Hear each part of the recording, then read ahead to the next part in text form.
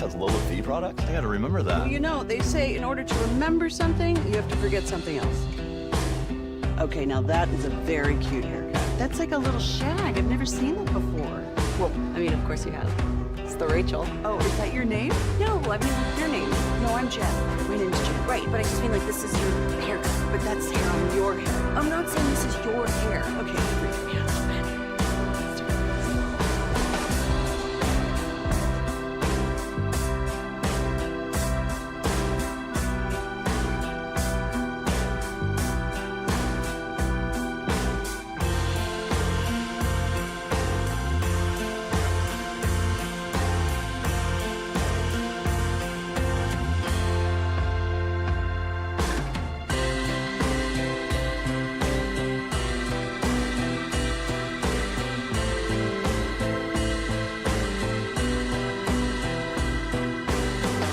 Driven by our D&M Leasing Studios, this is Sean and RJ on 105.3 The Fan. Happy Friday, Valentine's Day. And I'll tell you, my love for Micah Parsons, growing by the second. I love what he's doing. Apply that pressure, Micah.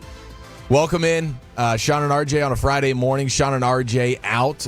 We'll get the details from Bobby about Chop Sr.'s funeral and Choppy's speech. Looking forward to hearing some of those details. I know we'll play the sound probably next week when Choppy is back in the building. But, yeah, it's a great day. I'm Eric Chiafalo, the G-Bag Nation. Bobby's in the building. We got Pepe producing the program, Carter on the Twitch and the YouTube. We're fan canning this bad boy. So let's do it. How you feeling? I'm okay, but I would say that, remember, Peyton producing, we are past 6:40 on Thursday. So we don't know. We still don't have break times on the sheet.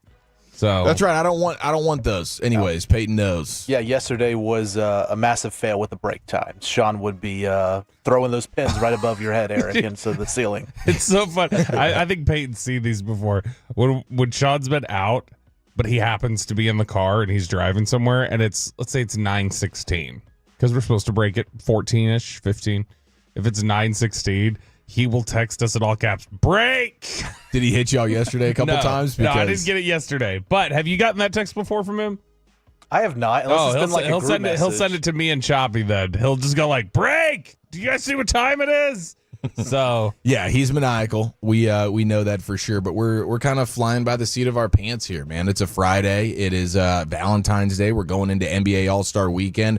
Bobby has some DFW Valentine's notes, some alleged love notes. Yeah, to our sports teams and people. And no, like if it's late. So if you're just looking for something a little creative to give your loved one for Valentine's Day, and maybe they're a big sports fan. Maybe your lady is a big sports fan, or this is the ladies out there who want to impress their guy.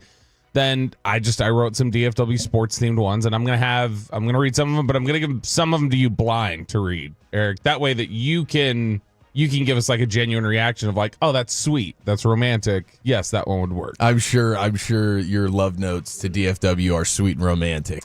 Look, I can write very romantic things. You've seen how much I outkicked my coverage. That didn't come without some level of game. That's a good point.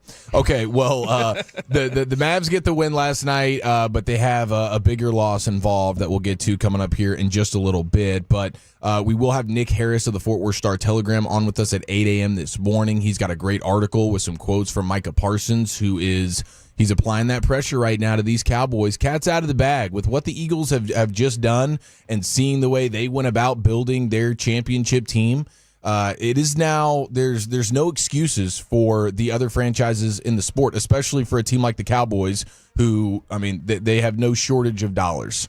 Yeah, absolutely. And these are some good quotes. And see, look, I came up with another Valentine right here in my mind because you said he's putting the pressure, so a good Valentine might be like, let me be your Micah Parsons because I want to put pressure on you, like that kind of thing. All right, so this is from. If that's any indication, he's going to be good. That's at 6:40. So this is from Nick Harris over at the Fort Worth Star-Telegram. With less than a month before the start of free agency, Dallas Cowboys defensive end Micah Parsons obviously won't be on the open market, but it serves as a key date for how the team around him could look in 2025.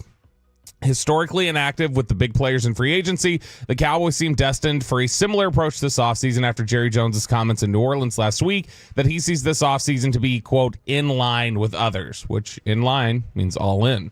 However, Parsons is hoping that Jones and the front office find some aggression in adding talent to the team around him. Quote, the talent is there. We just got to be aggressive the same way other teams did. I don't want to sit back and watch other teams build and us stay the same.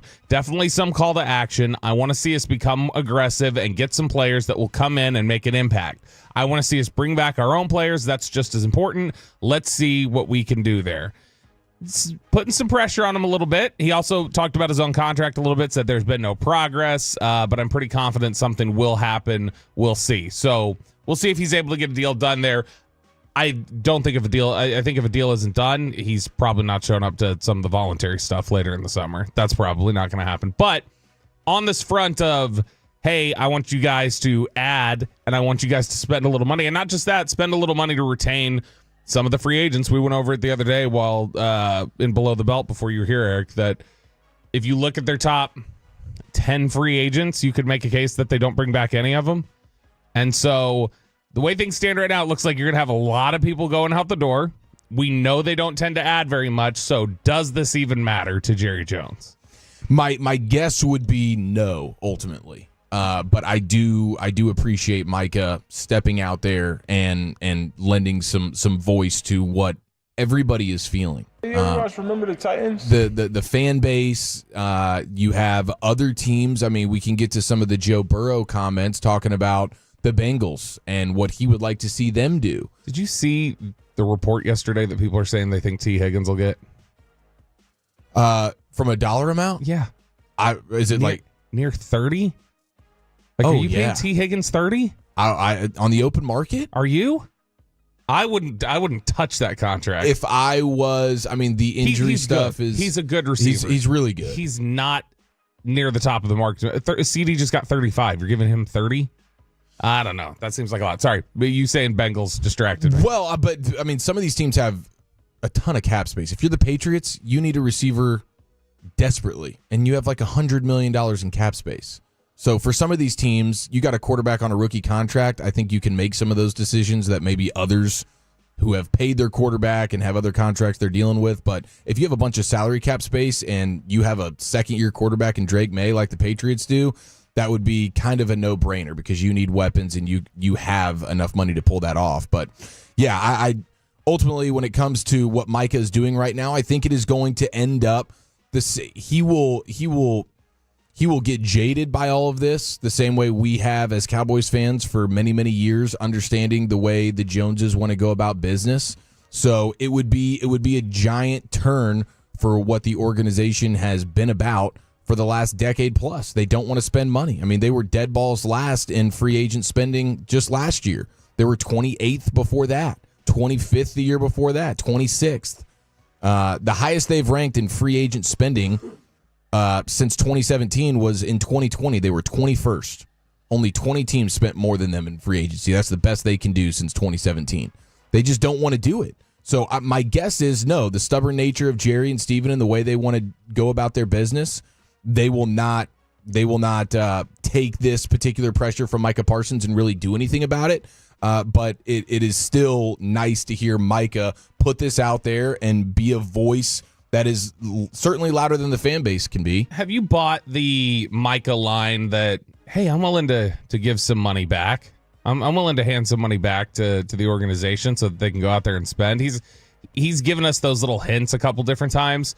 And then recently when he's asked about Myles Garrett, he's like, well, I don't know. Can you acquire him? Because then you have to pay two guys near the top of the market. Like, is that going to work? And it's like, okay, well, that sounded like you just tipped off that you actually are going to take him for everything they got. But have you bought the idea that Micah is genuinely that kind of a guy who will, hey, I can sacrifice a little bit of money because of other interests that I have, because of Bleacher Report, all these different things that I'm doing, I can sacrifice a little bit extra cash to make sure that we get a competitive team here? No, I think it's an easy thing to say, but once you actually get down to the brass tacks of it all, and who's his agent? Is he a Mulugeta guy? Mulugeta. Yeah, who is quickly becoming one of the most dominant agents in all of the sport. He's a shark. I don't think he is. I don't think he's going to be trying to acquiesce any dollars back to the Cowboys, especially with the Cowboys' track record of not doing anything. Like, how do you, if you're Micah Parsons, you would want to probably see an offseason of them throwing money around and bringing in as much talent as possible and then saying, okay, maybe now. But no, I think that's a very easy thing to say when you're just talking into a microphone. But almost no players actually do that. And you're seeing from a team like the Eagles winning the Super Bowl. It's not like all those stars had to come together and say, hey, we're going to take a little bit of a pay cut so that we can all be together. It can be done. Have you seen the meme before of it's like the guy standing in a corner at a party, this stick figure, and he's looking all put out while everybody's dancing at the party, and he's like, they don't even know what this song originally samples or whatever. It's just the guy who's like crapping on whatever's going on at the party, and he's just looking like down in the mouth. Right after the Eagles won the Super Bowl, there was one that got retweeted a million times on Twitter of they put Steven's head on the guy sitting in the corner, and they put like Jalen Hurts and Nick Sirianni and stuff, and they had Steven there holding the drink and go, yeah, but their cap situation's hell. And like, I mean, look, I understand that's just a funny simplification of it, but it is. Realistically, like, aren't you willing to say, all right, well, let's F it up a little bit. Let's F it up a little bit if we think we're close. If you're very close, like Dak said the other day, which maybe Dak is fluffing it up a little bit, but if you're very close, like Dak tells everybody he thinks they are. Well, and Jerry does too. Spend like it. Trade like it. And when I say trade like it, I don't mean go trade a fourth for Trey Lance or go trade a fourth for Jonathan Mingo. It means go be active. Go actually contribute to this team. Now, you were mentioning the aspect of it's an easy thing for people to say that, like, oh, I'll save them some money, different things like that. I do want to point out one of the things that I think is at play here whenever people start freaking out at CD going for everything or Dak or Micah. There is so much pressure on those guys from the NFLPA to no, you don't give a discount. You don't do that because that like Great point. Like let's look at it from this perspective. Let's localize it a little bit here, Eric. When you come up for a contract at some point, are you going to be happy if like other guys in the building who come up for contracts are going to be like, you know what? I'm going to give Odyssey a break. I'm going to cut them a deal so they could add more Paytons up here. I want them to add more Paytons. That'd be good. Give me a team of Paytons, man. We'll go win the championship. Yeah, we will. But aren't you going to say to yourself like, bro, I'm about to go sit in there and ask for mine. What are you doing laying the foundation of like other guys at similar positions saying, nah, you guys keep some of that cash. I don't need any of it. Yeah, that's a great point. It's not good for the market. And same sort of thing. It's not good that when there are other younger players who are coming up, they're going, Micah, don't do that to us.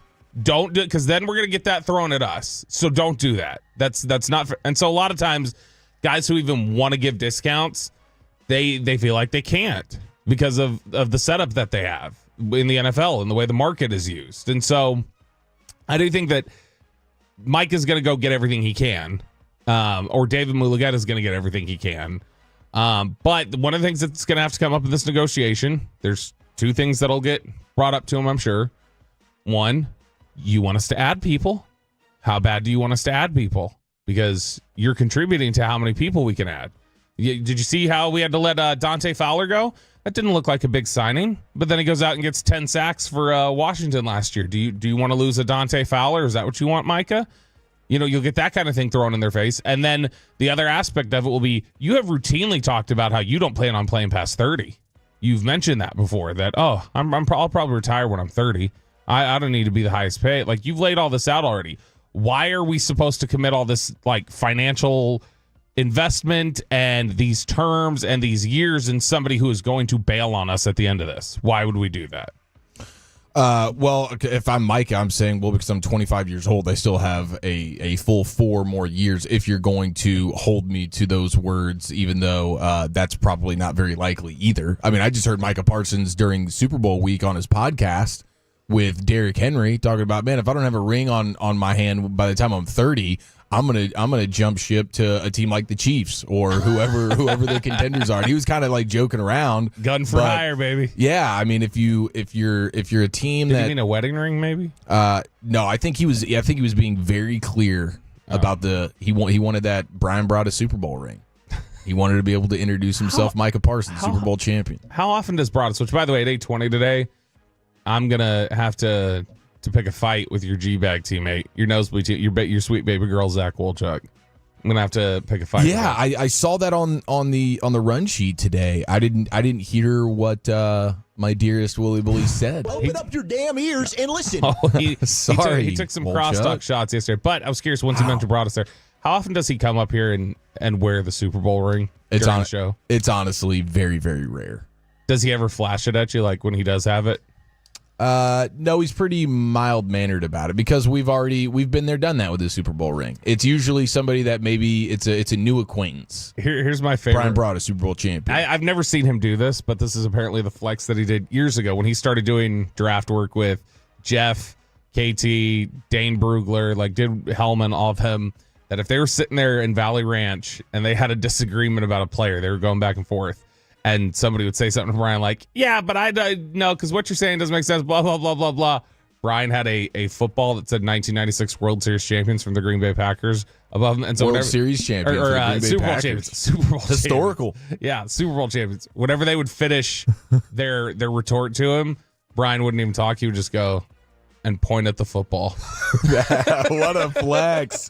The GOAT, Brian Broadus. All right, it's a Friday morning here in the 6 a.m. Club. Eric Chiafalo with the G-Bag Nation in with Bobby and Peyton.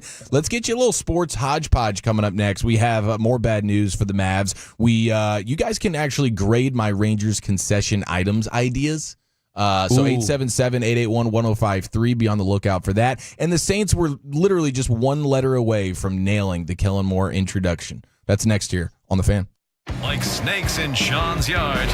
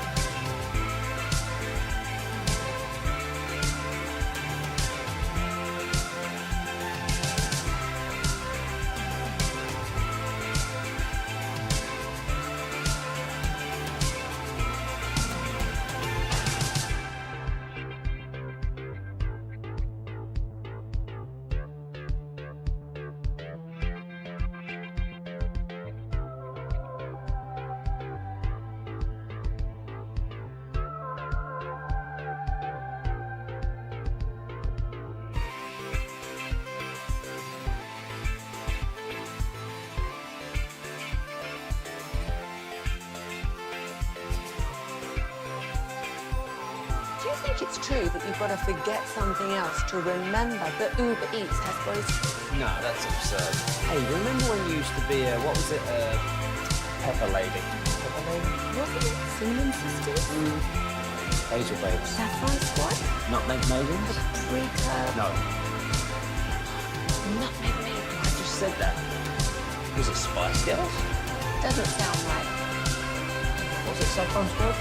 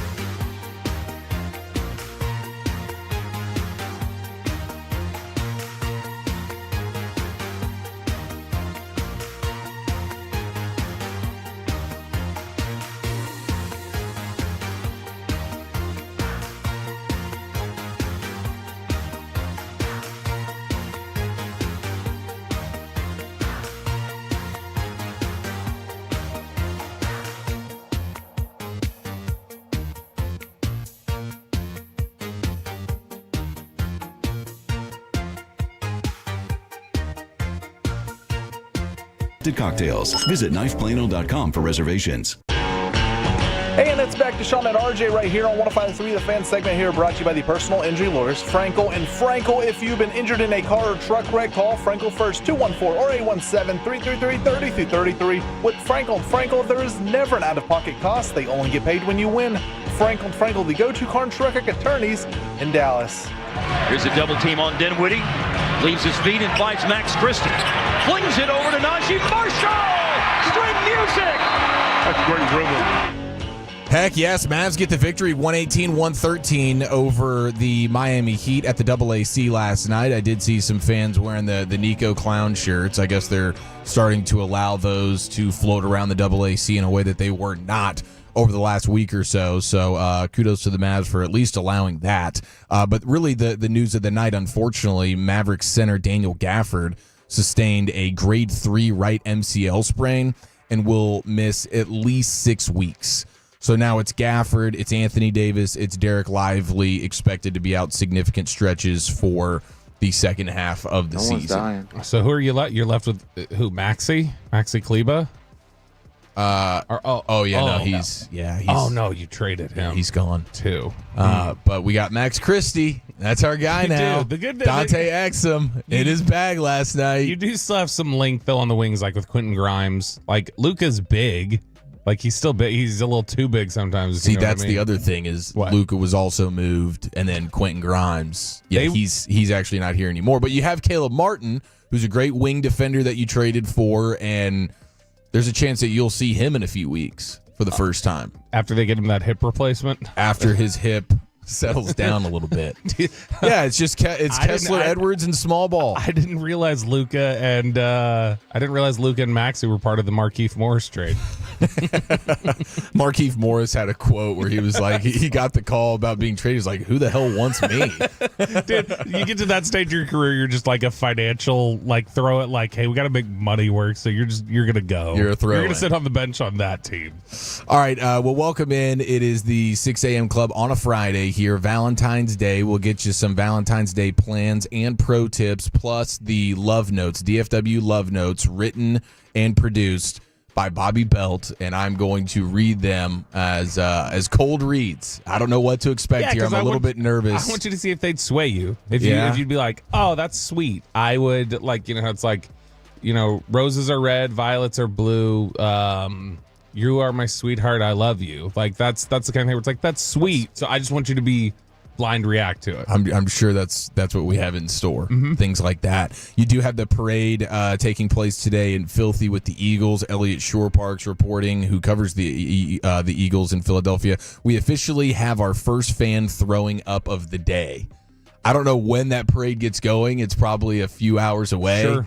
But we already have a filthy vomiter on the parade grounds. I can imagine Elliot's already out there just, there are 2 million people lined up here. Jalen Hurts is out here kissing babies, and everybody is so happy. The crime rate has dropped to 0 here in Philadelphia. Just fluffing it up as much as he can there in Philadelphia. Shore Park should tweet out at some point. He's good, but he is the biggest homer. No interceptions for Jalen Hurts today at the parade.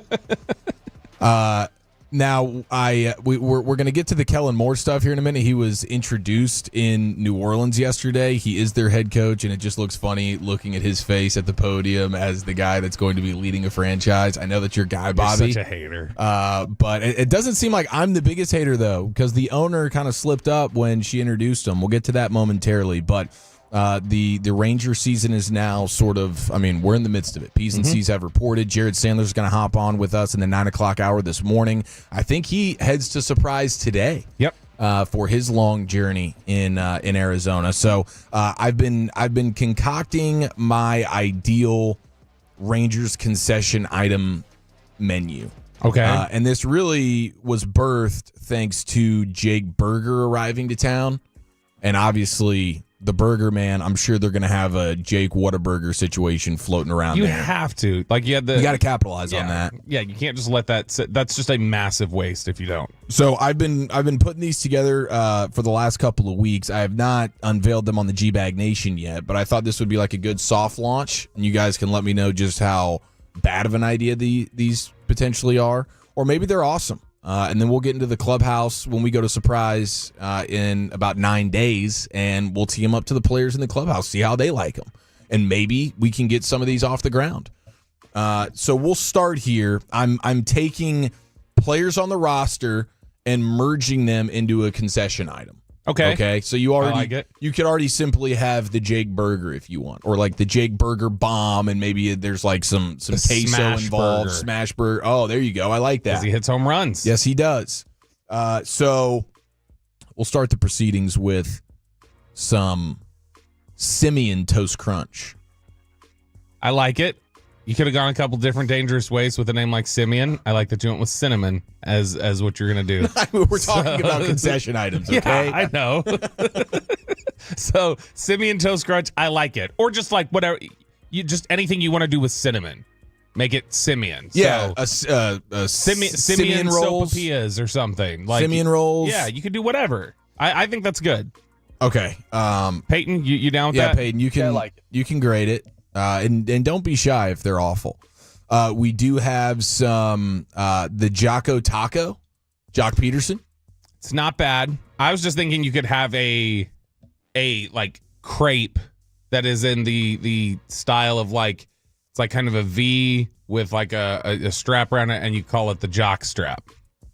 Ooh, hey, dude. The fact that you've only been thinking about this for the last like 5 minutes since I brought it up. You're dialed right now. I like what you're doing. The 817's trying to do some baby back ribs. Rocker by baby back ribs. I do have a Kamar Rocker one. What do I have for Kamar Rocker? This is a Kamarshmallow pie. Oh, that's a good way to see. You're already. I'm looking at a lot of these names on the roster. I'm like, I don't know how you work these in. but that works. Little some like a marshmallow fluff sandwich, maybe. I'd try it. You'd try that. Yeah, I'd try that. We have what if you did like Rocker Road ice cream? Or is that too much of a stretch? Rocker Road. Ooh, no, that's really good, dude. Throw that into the Bluebell line. Yeah. Some Rocker Road ice cream. Good stuff, Bob. Yeah, $4.69. The Simeon rolls will be heavily glazed. You don't have to worry about that. You can order it on the side too if you want. Maybe make it a little dipsky. The 817 keeps peppering us with us trying to make the plea to bring Janko back. Lifetime deal for our guy El Blondie. That's your guy. It is my guy. That I felt like you guys had a really strong relationship every year in the clubhouse. He's one of my favorite clubhouse guys for sure. Do you have a built-in question you've already got ready that you're going to ask everybody this year? I could scroll through some of my notes. I do intend on asking about the golden bat. They're gonna all crap on it, and then I'm gonna make him do like a Mary F. Kill with like golden bat, golden sombrero, golden shower, and just pick your poison. But yeah, I got a handful of those that we can potentially look through. Now we also have the corny Seeger, just a nice little corn dog. Corny. Okay, so that's good. I like that. Because I'm trying to think of if there's any way to like take Seeger and do something with sea salt, but no, I think you've got it right there. Corny Seeger is a good one. You get a corny dog out there and call it a corny Seeger. I think that's good. I think you've nailed it.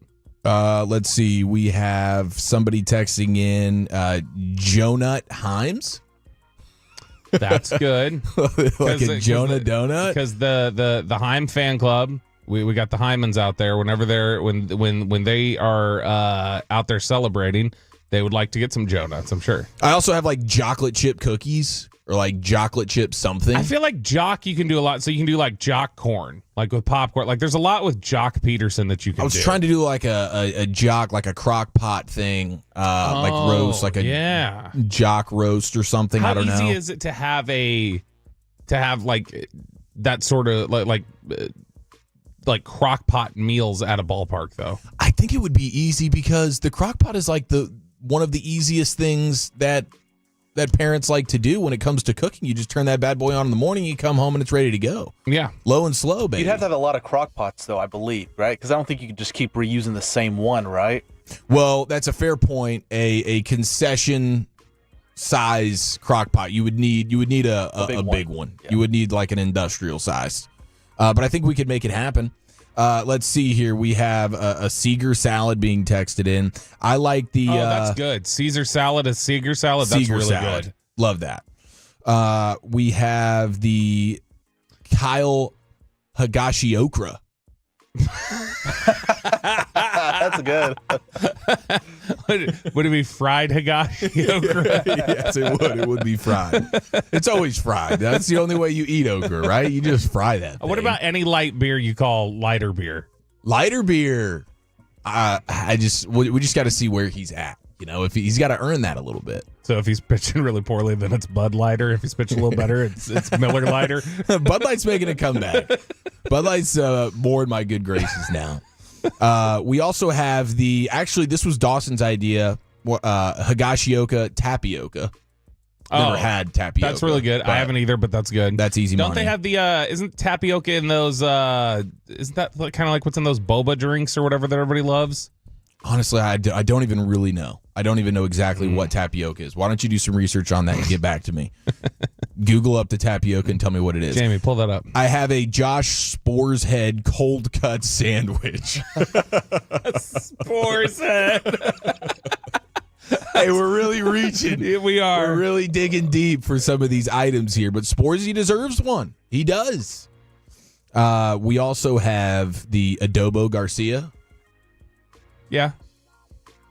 Or any. I thought that was going to hit pretty hard. It's not bad. Or you could just like in kids' meals, you could have like any apple juice. Just it's Adolis's juice. You could do that. Ooh, okay. We have. I'm trying to figure out one for Josh Young, the Jungle Cat. Trying to figure out one for Josh Young, the Jungle Cat. Jungle juice. Okay, so you've got. Not bad there. But the only problem is you have to mispronounce his name to do that. That's the problem. Yeah, so like. Yeah, but he's the Jungle Cat. So I'm like literally looking through the I know, but like his name, I thought you would want to work it in with his name, Young. Then say Jungle Cat. Or young gold juice. Young gold juice. Oh, we got Chicken DeGrom coming in. Jocko Taco, yes. The Garcia Growler. The Carter, the Carter Tater Tots. Loaded Bo Cheeseburger. Not the worst. I do like the idea of just naming chicken fingers after Evan Carter because he looks like he's 12. Hey, I'm pulling for my guy. I love him. He's awesome. We need a bounce back. Pasta DeGrom, not bad. Some Junion rings, not or Youngin rings. It's a little tough. It's not the worst though. So that's kind of where I'm at here. So that's how we're baseballing in surprise. We're gonna see if we can get any of these off the ground and get them on a menu at Globe Life Field. What about just the ability to like we get from the 817 here, like Wyatt waffles? Like, does it have to match, or can you just go like WW? Yeah, like we're gonna grab something like that. You can do some Wyatt waffles. I'm fine with that. We have a $4.69 DeGroom and onion. Yeah, it's just his name is not pronounced DeGroom. Yeah, but I mean, you have to be open minded with some of this stuff. That's true. We do. But yeah, Wyatt's waffles, I'm totally here for. But I'm glad we got this off the ground a little bit, and the texters can help us. But I would like to get a couple of these things, like some Simeon Toast Crunch, a Corny Seeger. Simeon Toast Crunch is a home. Anything with Simeon as cinnamon, I think, is a genius idea. Marshmallow pie. You know, I think Rocker's going to have a monster season. All right, we'll get to the Kellen Moore stuff and the failed introduction presser here in just a little bit. Sean and RJ, Friday, 6 a.m. Club. Great to have you in. Happy Valentine's Day. What are your Valentine's Day plans? What are some V-Day pro tips as well? And then I'm a little bit fearful of Bobby's DFW love notes. We'll read those next right here on The Fan. Coming up in the next G-Bag Nation, let's have a Football Friday. John Machota joins the show at 4 o'clock, talking Cowboys Nation 2 to 7 The Fan. RJ.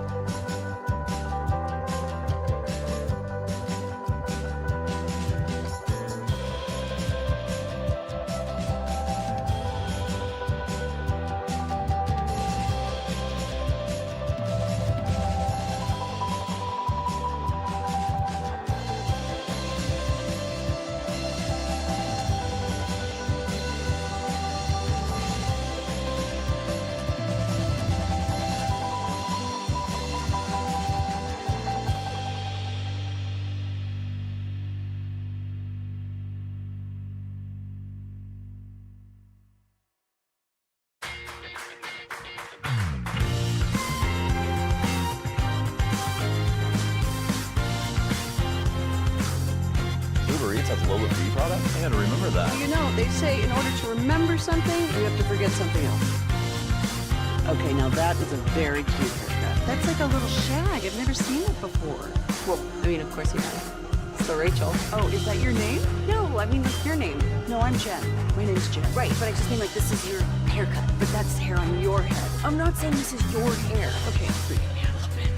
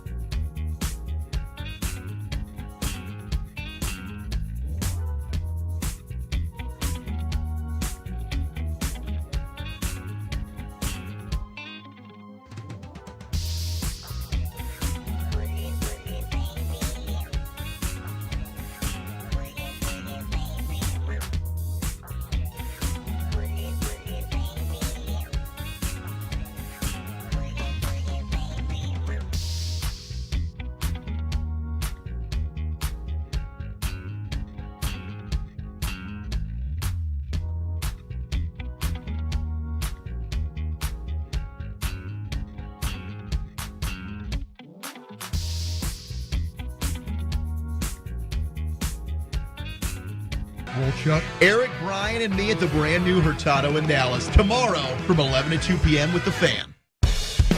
And it's back to Sean and RJ right here on 105.3 The Fan segment here, brought to you by Classic Chevrolet. If you're in the market to upgrade your vehicle, get to Classic Chevrolet in Grapevine today. The back-to-back #1 Chevy dealership in the world.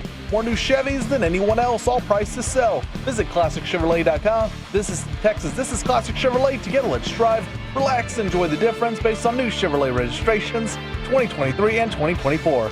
I am filled with fear right now as I have not read the Bobby Belt written and produced DFW love notes on this Valentine's Day. They're for DFW sports fans. Just to share with if you haven't gotten a Valentine for your husband yet, or your wife is a big sports fan and you haven't done it yet, these are just some hacks. You could use some of these and it'll be like, here's a clever DFW sports tie-in for a Valentine you could give her. I'm excited. I'm a little bit scared. I will be reading these here in just a few minutes. But it's great to have you in 6 a.m. Club on a Friday. We got Pepe producing, Cowboys insider Bobby Belt. I'm Eric Giafalo with the G-Bag Nation. We're live on Twitch and YouTube. And Sean will be back next week, as well as RJ. How was the Chop Senior funeral yesterday? It was good. I expected, and we'll have. He went for about 4 minutes and 45 seconds. Choppy did. It's impressive stamina. He did not go full on roast. So that did not happen. So he obliged his mom. Yeah, and sisters. It was still straight comedy. But he did not now, boy, I felt a little tense because his sister went first and then he went, and when his sister went first, she was talking about what headaches they all could be as kids, and she was like, some of us knew when to push it a little further. Others knew when to stop. I'll let you guess who likes to push it further. You might be hearing him talk next. And I was like, uh-oh, that sounds like a warning. That's a warning right there. She's prepping the crowd for whatever it is Choppy was about to unveil. But he did good. It was a very like sentimental but still funny speech. I think he did a great job honoring Big Ralph. And I think when we play it when he comes back next week, I think everybody will give him high marks. There was only one time during the whole speech where he dropped a joke and there was no response other than groans. Oh no. Yeah. And luckily that was at the very end, which I think was on purpose, but he did find his black suit. So he talked about he wasn't sure where he was going to find a suit. He did find his black suit, but he did wear the cowboy hat. So we'll have him update the rest, but it was a very lovely ceremony and a lot of great stories about Chop's dad. And was he welling up with tears? One time he got a little choked up and then he gathered himself and kind of like, and just kind of brushed it off. But otherwise he did good. I bet he was killing it. That suit, that cowboy hat, just a total specimen. It was what a beast. It was he would have 100% been like the obvious crowd favorite winner on a Kill Tony set with what he did. Oh yes, he was impressive. I don't doubt that for a second. All right, Valentine's Day plans. You got Rezzy's Pepe where you doing a little Olive Garden Applebee's deal? No, did not get the reservation at Olive Garden. I'm going to be a single man this weekend for Valentine's weekend. My fiance is she is babysitting this whole weekend. So, which you gave her clearance for, and now you're mad at her about? No. You do seem like you're a little ticked off. No, sorry, I was trying to get the music up here. Didn't know why I wasn't playing, so I was trying to buy time. But your ability to multitask is impressive. Yeah, no, she's going to have the whole weekend of babysitting. So she'll be making money, and I'll be doing whatever I do on this Valentine's Day weekend. So you might look back on this Valentine's Day as the best you've ever had. Yeah, a lot of alone time. You're just going to be chilling. Worried. I'm worried, man. Yeah. Alone time. Maybe hit the casino with the boys. I mean, well, that's the thing is all my friends, all the homies are taken. Oh, they're tied up. They're wifed up or girlfriend up, and so they're gonna have the plans. So I don't think I'm gonna go with anyone. Respect to your girl though, man. She's out here hustling, trying to just put food on the table for you. Keep those hungry men stocked in the freezer. We're down to our final two, Eric. So we got to go back to the store. She's putting aside her love for love and romantic evenings on Valentine's Day to go make money. That's the ultimate respect. Look at that. She's just the man of the house. Does she come home at night sometimes and she tries to get things started and you just tell her like you're too tired or something, Peyton? I'm usually napping when she gets home, so I've been doing housework all day. I'm just so tired. Right. Mackenzie. Yeah. And Mackenzie's like, fine. Picks up a magazine, goes to the bathroom. Wow. Yeah, that would be fantastic if that were true, and I think it might be. 100%. What do you got going on tonight? I've really nothing happening. I did order. So usually I've actually done the thing. I've kind of forgotten about Valentine's Day the last few years, and I've had to do the Hail Mary thing, which this is a PSA to the boys right now. If you're waking up and you're kind of shell shocked of what today is.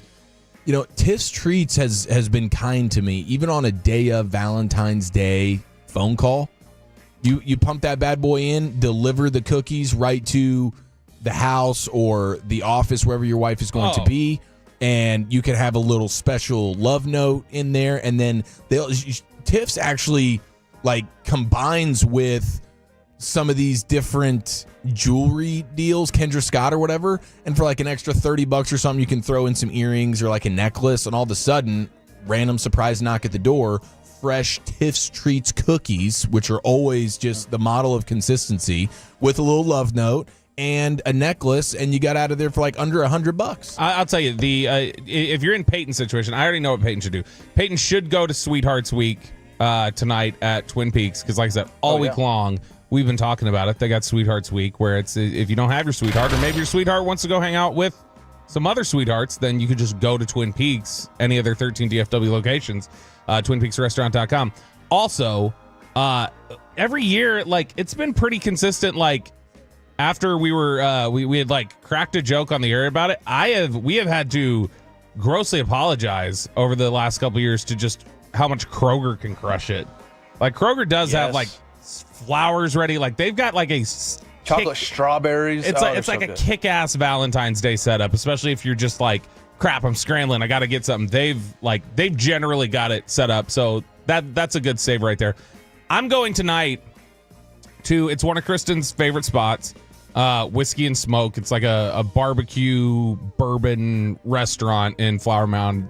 It's great. And we've got it set up. I was trying to book reservations. I found out that what they have tonight is like, it's not your normal reservations. It's like a 5-course meal they're serving tonight, which I am a very picky eater. So this is dangerous to just get involved and go like, all right, I'm buying the ticket. But I've got it set up, the 5-course meal. So I'm going to run through the courses really quickly before we get to these love notes. And I want you to tell me what you think I should go with for my meal, okay? Perfect. First one, we get to pick to share shrimp. Boy, I'm going to out myself bad. This is going to be a Cynthia Izageta situation here in a sec. Shrimp ceviche. Ceviche. Oh, I don't know. that's ceviche. Whatever that, yeah. It's fantastic. Fig and prosciutto bruschetta. That'll be dominant. Or Valentine's charcuterie board. I'm out on the shrimp, so we're down to either the bruschetta or the charcuterie board. I mean, Whiskey and Smoke and getting ceviche there, it doesn't sound like the place that you would be getting ceviche, so I can understand, even though ceviche is incredible. I mean, it's about shrimp. It's just, I'm not about shrimp. Charcuterie is maybe what you would do here. I was thinking charcuterie. Peyton? Maybe some Spores Head cold cuts. Spores. Course 2, lobster bisque, which we can't do. We found out Kristen is allergic to lobster. We found that out while we were in New Orleans, and she almost had to get an EpiPen dose because she was almost going into anaphylaxis eating lobster in New Orleans. Okay. So that's out. French onion soup, strawberry field salad, or a wedge salad. I think I'm going to go with the French onion soup. Go with the soup. Gotta go. 10 out of 10 go with the soup. All right, here's the main course. 6-ounce filet, 14-ounce ribeye, or a smoked pecan-encrusted salmon with your choice of 2 sides. But I'm not going with the salmon. That's fish. It's always ribeye. Okay, so we're going with the 14-ounce ribeye over the 6-ounce 14 filet. ounces over 6 filet. But the filet is obviously going to be a better cut, I would imagine. Yes, but I mean, the reason why I've never had filet is because it's always like 6 ounces. I'm not here to snack. I'm here to walk out of here. Exactly. All right, very, very You good. always go with the 14-ounce ribeye. All right, okay, so that's what I'm going with tonight. And then the last two are just, you get champagne with chocolate strawberries, and then at the end, you get either a creme brulee or a 5-layer chocolate cake. I feel like for this dinner, I would normally go with the chocolate cake. I feel like that has to be a creme brulee order, though, for a 5-course meal. That it feels like if you end a 5-course meal with, like, give me chocolate cake, like, you're cheating the process, I feel like. I'm still caught up on the ceviche situation that you walked us down. What do you want me to do? Ceviche, What do baby. you want me to do? This is like, what did I call that place, Peyton? Venetian? Yeah, what I called the Venetian, the Venetian. How much cereal are you going to eat tonight? Oh, probably one bowl. Some Simeon Toast Crunch? Just one bowl. The bowl will last longer. All right, let's get to these love notes. All right. I've got a couple in front of you. We're just going to alternate these ones. These are DFW-themed sports notes that you can read to your loved ones. Peyton, you can tell us if you think this is a good way to do it or not. So like if you think this is a good Valentine to give to your loved one. So, Eric, just pick up the first one that you see there and read it. Okay, I'm reading these for the first time. I have no idea what I'm getting myself into. These are written by Bobby, read by me. Here we go. Roses are red. This weather's cold. I'm Jerry Jones. Be my glory hole. There you go. Solid? That's a good one. It's about 8 out of 10. I'm taking this one home tonight. I think it's good. Let's go with another rhyme when I got this one. Roses are red. Violets are blue. Unlike Nico, I'd never trade you. Ooh. Hey, that's really good. There's the 1 seed. I think it's solid. Go ahead. Give us the next one. You're 2 for 2 right now, Bob. If you're Rob Pelinka, I'm Nico Harrison because I want you to bleep me in a Dallas coffee shop.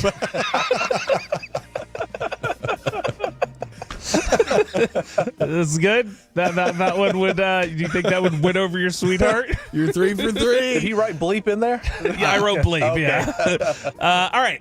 If I'm you were falling in love. If you were a pitch, I'd be Corey Seager. I want to hit it. I want to hit it out the park. Yeah, absolutely. He's a first pitch swinger, baby. Oh, that's incredible. All right, these are good. Here we go. Be my Patrick Dumont because I'd like to marry a virgin.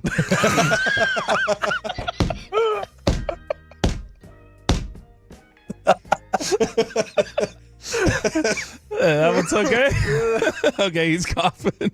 All right, we got two more. Wow, that's good. All right, we got to speed through. We got two more. Last two. Let me be your Tyler Guyton so I can hold you. I'm here for it. And finally, be my Tony Romo and let me break your back. All right, there we go. As romantic as it gets. Thank you, Robert. Cowboys Insider, bringing it strong. DFW Love Notes on a Valentine's Day Friday as we wrap up the 6 a.m. club here. I'm Eric Chiafalo with the G-Bag Nation. Let's dive into the 7 o'clock hour. Let's prep our bodies for NBA All-Star Weekend and the Mavs' big problem next year on The Fan. How about some commercial-free Sean and RJ? And now that's some quality breakfast for your brain. It's our commercial-free Expressway, mornings at 7:20, right here on The Fan and our Odyssey.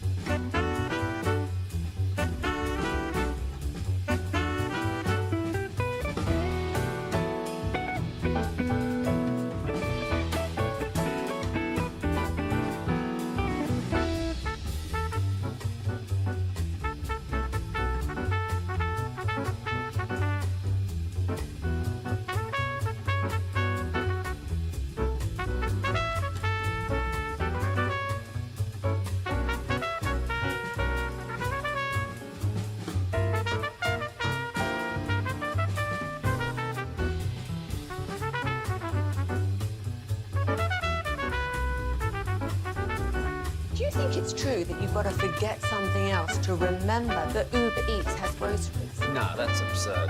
Hey, remember when you used to be Pepper Lady? Pepper Lady? Wasn't it Cinnamon Sisters? Basil Babes. Saffron Squad? Nutmeg Maidens? Pre-Club? No. Nutmeg Maid? I just said that. Was it Spice Girls? Doesn't sound right. Was it Saffron Squad?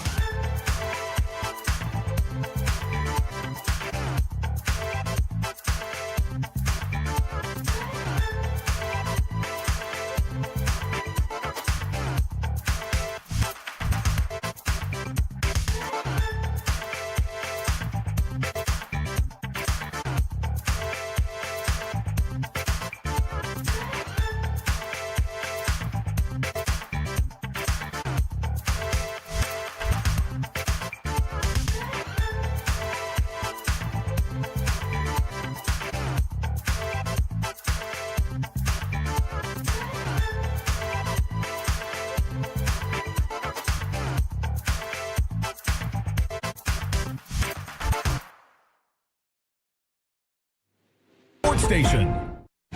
Driven by our D&M Leasing Studio, this is Sean and RJ on 105.3 The Fan. Here's Marshall. Great defensive play. On the run out. Exum waiting, finishing. Dallas up by 8. Despite the win, the Mavs continue to take some L's in the injury department. Thanks for waking up with us here. Sean and RJ on a Friday. Happy Valentine's Day. Sean and RJ back next week. I'm Eric Chiafalo with the G-Bag Nation. We got Cowboys insider Bobby Belt. We got Pay running things in the Pimp Cup. And we are on Twitch and YouTube live there on the Dallas Fan Cam. Now, we got to get ready for All-Star Weekend. And the Mavs with basically everybody in street clothes. Second night of a back-to-back. No Kyrie. And they're just trying to piece something together here. And what do? They rise to the occasion. Max Christie. There was some Dante Exum. There was an awful photo yesterday. You say everybody in street clothes. It's like AP photo. The Mavericks bench celebrates. And you just see like their whole roster wearing just like t-shirts and like jeans. All their good players. It was like Kyrie, Daniel Gafford, Derek Lively, like all these people like, yeah, PJ. And they're like in like the outfits they showed up to the arena in. It's like, gosh, that's sad. Like normally you'd cut to like you'd use a photo of players on the court celebrating, but you got to go to the guys who are in their street clothes. Yeah, exactly. Recognizable faces, and they're all on the bench. But Dante Exum was in his bag last night, 27 points. Max Christie continues to impress with 19 points. The defense is fantastic.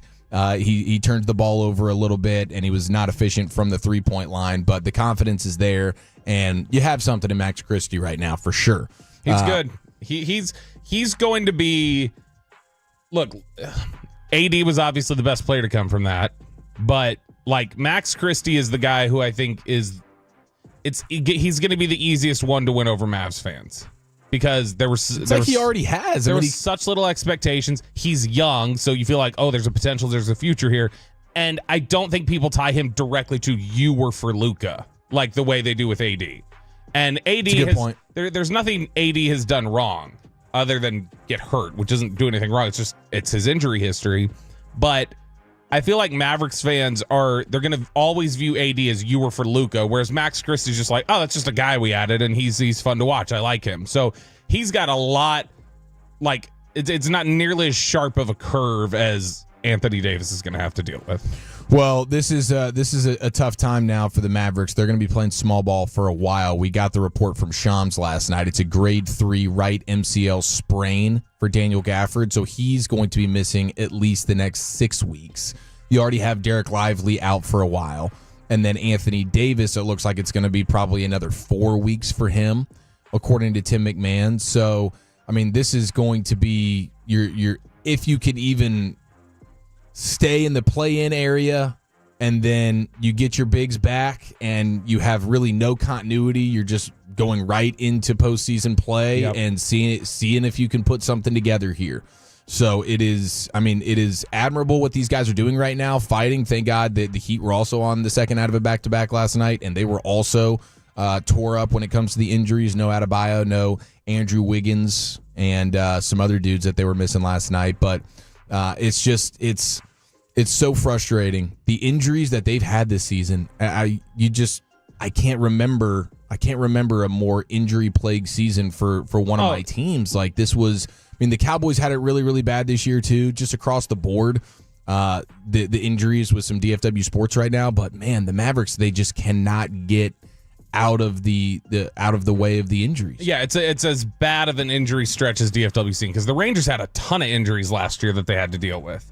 Like, they were decimated all year long. Yeah, that's true. And then the Cowboys had all their injuries that they had to deal with, and then you roll into the Mavericks and all the injuries they had to deal with, and it's been overwhelming this year. And look, I'll give them credit for, I know a lot of people aren't happy right now. It feels like the Mavericks the last 2 days they've finally learned, just shut up, stop talking, don't try to explain it anymore, don't try to tell fans how to feel about it, just shut up and let them be upset, and it'll be over quicker.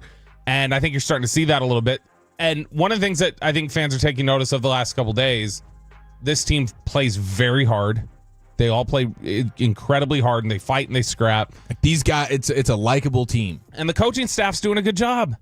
The coaching staff has done a good job the last couple days. That's one of the things that I think, those are the two overriding things you're hearing from fans right now that are the only positives you're hearing are, man, they fight, and man, the coaching staff's doing a good job, cobbling together some competitive basketball along the way. But I did see our good buddy Calvin Watkins from the Dallas Morning News. I know you're a Calvin Watkins fan. Who isn't? Awesome dude. He's probably smoking a cigar right now for breakfast. Probably with his little Tolo flask. He told me when we were giving those out at the Firehouse tour, he's like, you need to snatch me one of those. And he did. He'll take photos with it. He'll tag us in it when he's drinking out of it. A little bourbon and stogie breakfast. Absolutely. So he's awesome. But Calvin caught the ire of Mavs fans yesterday. Oh, did he? 11 o'clock last night. He tweets, Mavs fans need to move on and root for this team. Bunch of fighters. It's like, yeah, they're a bunch of fighters. I don't think Calvin knew what he was walking into with the, y'all need to move on. Or then again, knowing Calvin, he knew exactly what he was moving into, and he just went, who cares? All right, come for me. I mean, the AAC has reflected a bunch of Mavs fans who are rooting for this team. Yeah. They are rooting for them, but you're also still fed up with the front office. Brad Sham replied to it. Oh. Yeah. Oh, well, Sham's in favor of this. No. Right? Really? He said, you can root for them and not move on. He said, hold the hate if it makes your heart happy, but compartmentalize. These guys playing, you just can't ask for more of them. Wow. I mean, very rational. I think Brad so. Sham. I think Sham hit it out of the park there. Yeah, it doesn't have to be either or here, but the Mavs injuries continue to pile up. They're going to be playing with no bigs. Caleb Martin, if and when you come back, get ready to learn the center position. What is this? This is going to be like 22? When Kevon Looney was picking up 30 rebounds a game against them in the West Finals. Yeah, that's pretty much what we're in store for here until we get our big man Avengers back. Now, I think that the play in the NBA last night, though, took place in Minnesota with Anthony Edwards posterizing old Chet. Keep the ball moving. Edwards drives in on Wiggins. Anthony Edwards! A serious rack attack! Iron Eagle. That's perfect. It's either Iron Eagle or it's Kevin Harlan. Those are the men for the job in a moment like that. The T-Wolves beat the Thunder 116-101. Anthony Edwards with an absolute facial on Chet. Goodness, that sounds aggressive. Choppy, have you heard Choppy's awful take on this? On Iron Eagle and Kevin Harlan? No. He said their intensity is too much for the regular season. He doesn't ever want to hear them call in a game unless it's a big play, unless it's a big game. Because he said, I don't need you to get all worked up for game 47 of the NBA season. It's too much intensity for me. Throttle it back a little bit, bub. Unbelievable. Awful take. That is a bad take. Awful take. Of all the bad Choppy takes, that's right up there. Now, with some of the worst. We had the, it was mentioned that they were trying to get Anthony Edwards from the Minnesota Timberwolves for Luka. Do you think that trade, we were talking about this with Mike the other day, do you think that trade goes over better if you get Anthony Edwards instead of Anthony Davis? Even though Anthony Davis may be a better player right now? I do think it probably goes over better because of the youth factor, and you still have... he would be a star. He would be embraced here. Yes, but it also wouldn't have made much sense. You're seeing the Timberwolves struggle this year without Karl Anthony Towns. Their offense, it's been really, really bad. And Anthony Edwards has been super frustrated about it. Do you think Karl Anthony Towns has wiped the tears from his eyes enough to look up and notice that they're struggling? Oh, yes. I'm sure he checks the box scores every single night and loves it when they barely reach 100 points. Who has shed more athlete tears, Caleb Williams or Karl Anthony Towns? I'm still going to go Caleb Williams here. I watched him cry in his mom's bosom after a college football game. It's embarrassing. Bosom's such a good word. But the thing with Anthony Edwards, too, though, it's like we just watched Luka take down Anthony Edwards and the Timberwolves, Right. and Luka was the difference in the series. Mm-hmm. And you saw Anthony Edwards huffing and puffing in the tunnel in the fourth quarter of some of those playoff games because he had the oxygen mask on starting five. The Netflix series, they have that clip of him going like, I shouldn't have called Kyrie out. I was winded. Yeah. I should not have called Kyrie out. It's actually it's a good transition point. Starting five is where we get our next good bit of audio, Eric Chiafalo. Because Starting Five, which is the ongoing NBA documentary that follows around different players, Anthony Edwards, LeBron is one of them.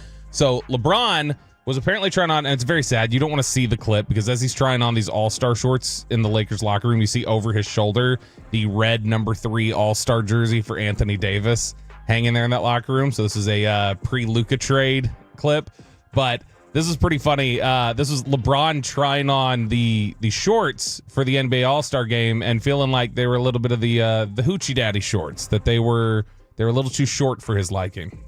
Damn! In the 80s? The f***? Who gave me these shorts? Come on, Ron. No, listen, I'm not like these younger guys. No, I need some longer shorts. Who I got? I can't walk. I'm not like this. This is for Bronny, not for I'm senior. I can't hoop like Clyde and them used to do back in the day. I need a little flow of my.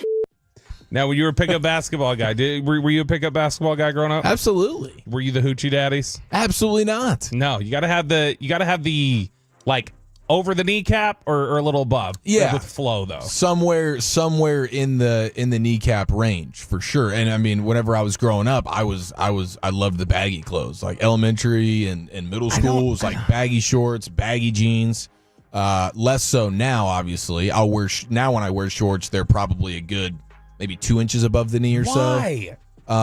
Just because you're going with the times?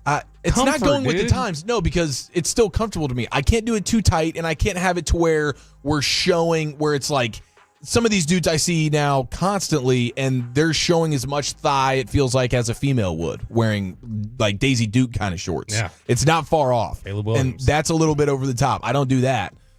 Peyton does. Peyton and Choppy will both wear the Lululemon like 10-inch shorts. These are 5s. These are 5-inch ones. Whatever they are. 5? 5, yeah. Dude. I think I have some 3s, but yeah, it's got to be above the knee. Did you ever watch Reno 911? Yes. They are dangle shorts is what he's got. And by you know what I mean by dangle too. Lieutenant Dangle. There's a double entendre there for these shorts that he's got. You can't comfortably sit down and be in anybody's sight lines. I don't know, man. These Lulus are nice. They got some extra padding. Okay. I mean, it seems over the top with some of these shorts these days. But I'm glad to hear LeBron's not trying to do the overly short and tight. And hasn't LeBron typically we've thought of him as like kind of a he's got to fit it, or he's a little bit of a pick me at times, we feel like. Yeah. And so for him to just go counterculture and go like, not doing it. I need the baggy shorts. I'm not doing this. What was Shaq doing last night? We gotta hear this. TNT crew getting ready for All-Star Weekend, and Shaq just kind of crashed out a little bit. In the words of Marshawn Lynch, I'm tired of shit, America. You're getting fired anyway, Ernie. I'm tired as ass. We're getting fired anyway, Ernie. F it. I don't know. And I have no idea. Like, I have no context for what happened. This just clip was getting passed around last night of him crashing out at the very end. He's laughing about it, clearly, but when he said the tired as ass, Ernie like shot him this look, and that's when he just goes like, "We're all getting fired, F it," which that's got to be a nice feeling to be able to have that approach if you want, like to just say it's liberating. Yeah, just say screw it. I'm going to say what I want, or I'm going to do what I want. Maybe he's just emboldened by all the praise Patrick Dumont gave him as like an all-time NBA work ethic Oh my guy. gosh, dude. Dumont, what a schmo. Okay, what do we have? It's Caitlin Clark, your arch nemesis. Is she ruining things for us this weekend? So Caitlin Clark is, she's brave. She's awesome or whatever. But Caitlin Clark she had bowed out of the 3-point shooting competition. That duo competition they did last year where Steph Curry and Sabrina Ionescu were doing a 3-point competition together, and they were going up against another NBA player and another 3-point shooter. So Caitlin Clark had bowed out of this event. She's like, nah, bro. I want my first 3-point competition to be WNBA. I'm loyal to the brand. I'm not going to do this. I'm not going to jump in on any NBAS. And because of that, they are now canceling the 3-point competition, the duo 3-point competition. So in her attempt to nope, I'm gonna set things forward a little bit, she's now just completely scrapped the female presence at the NBA All-Star Weekend and the 3-point shooting contest, because that has been canceled now because they don't have another opponent to go across from. So Steph Curry and Sabrina Ionescu, the one-time and only time champions of this duo competition. Caitlin Clark went ahead and got it canceled. So. Wow, no battle of the sexes, and it's at the Oracle. This was supposed to be Steph's cool. They were going to do Steph and Clay versus Sabrina and Caitlin. Yeah, would have been really, really cool. I get Caitlin though wanting to kind of. I mean, they need her more than she needs them. Let's be real. This isn't ESPN. You don't have to justify the existence of the WNBA. All right, let's go commercial. and Reggie left. Commercial free to the top here, Expressway style here on a Friday. Happy Valentine's Day, everyone. Sean and RJ back next week. I'm Eric Chiafalo with the G-Bag Nation. Is CeeDee Lamb being too honest? That's next here on The Fan. But first, you guys, we've been talking about it. It is Valentine's Day. It is a special day, but maybe you are...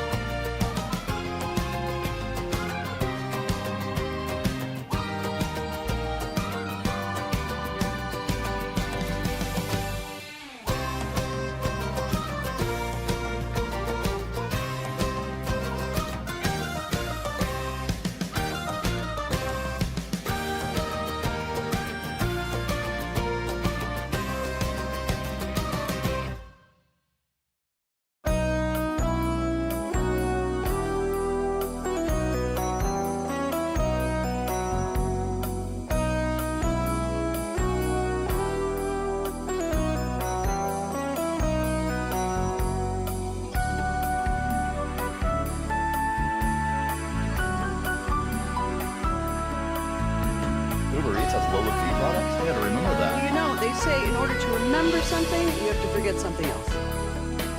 Okay, now that is a very cute haircut. That's like a little shag. I've never seen that before. Well, I mean, of course you have. It's the Rachel. Oh, is that your name? No, I mean like your name. No, I'm Jen. My name's Jen. Right, but I just mean like this is your haircut. But that's hair on your head. I'm not saying this is your hair. Okay, freaking me out a little bit.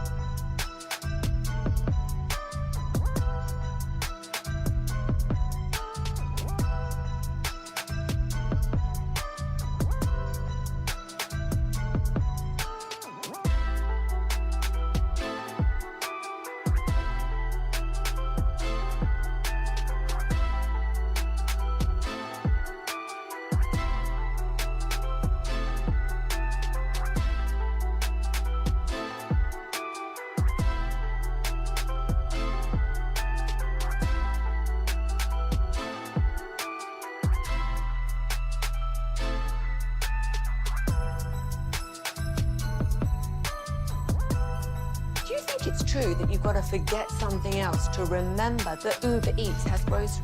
No, that's absurd.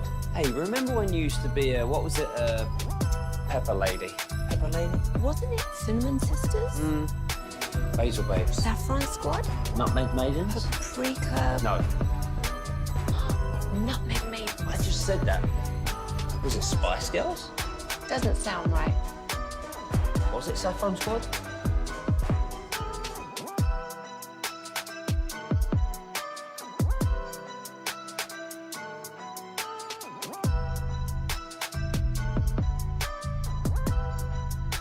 Beginning February 27th, right here on The Fan.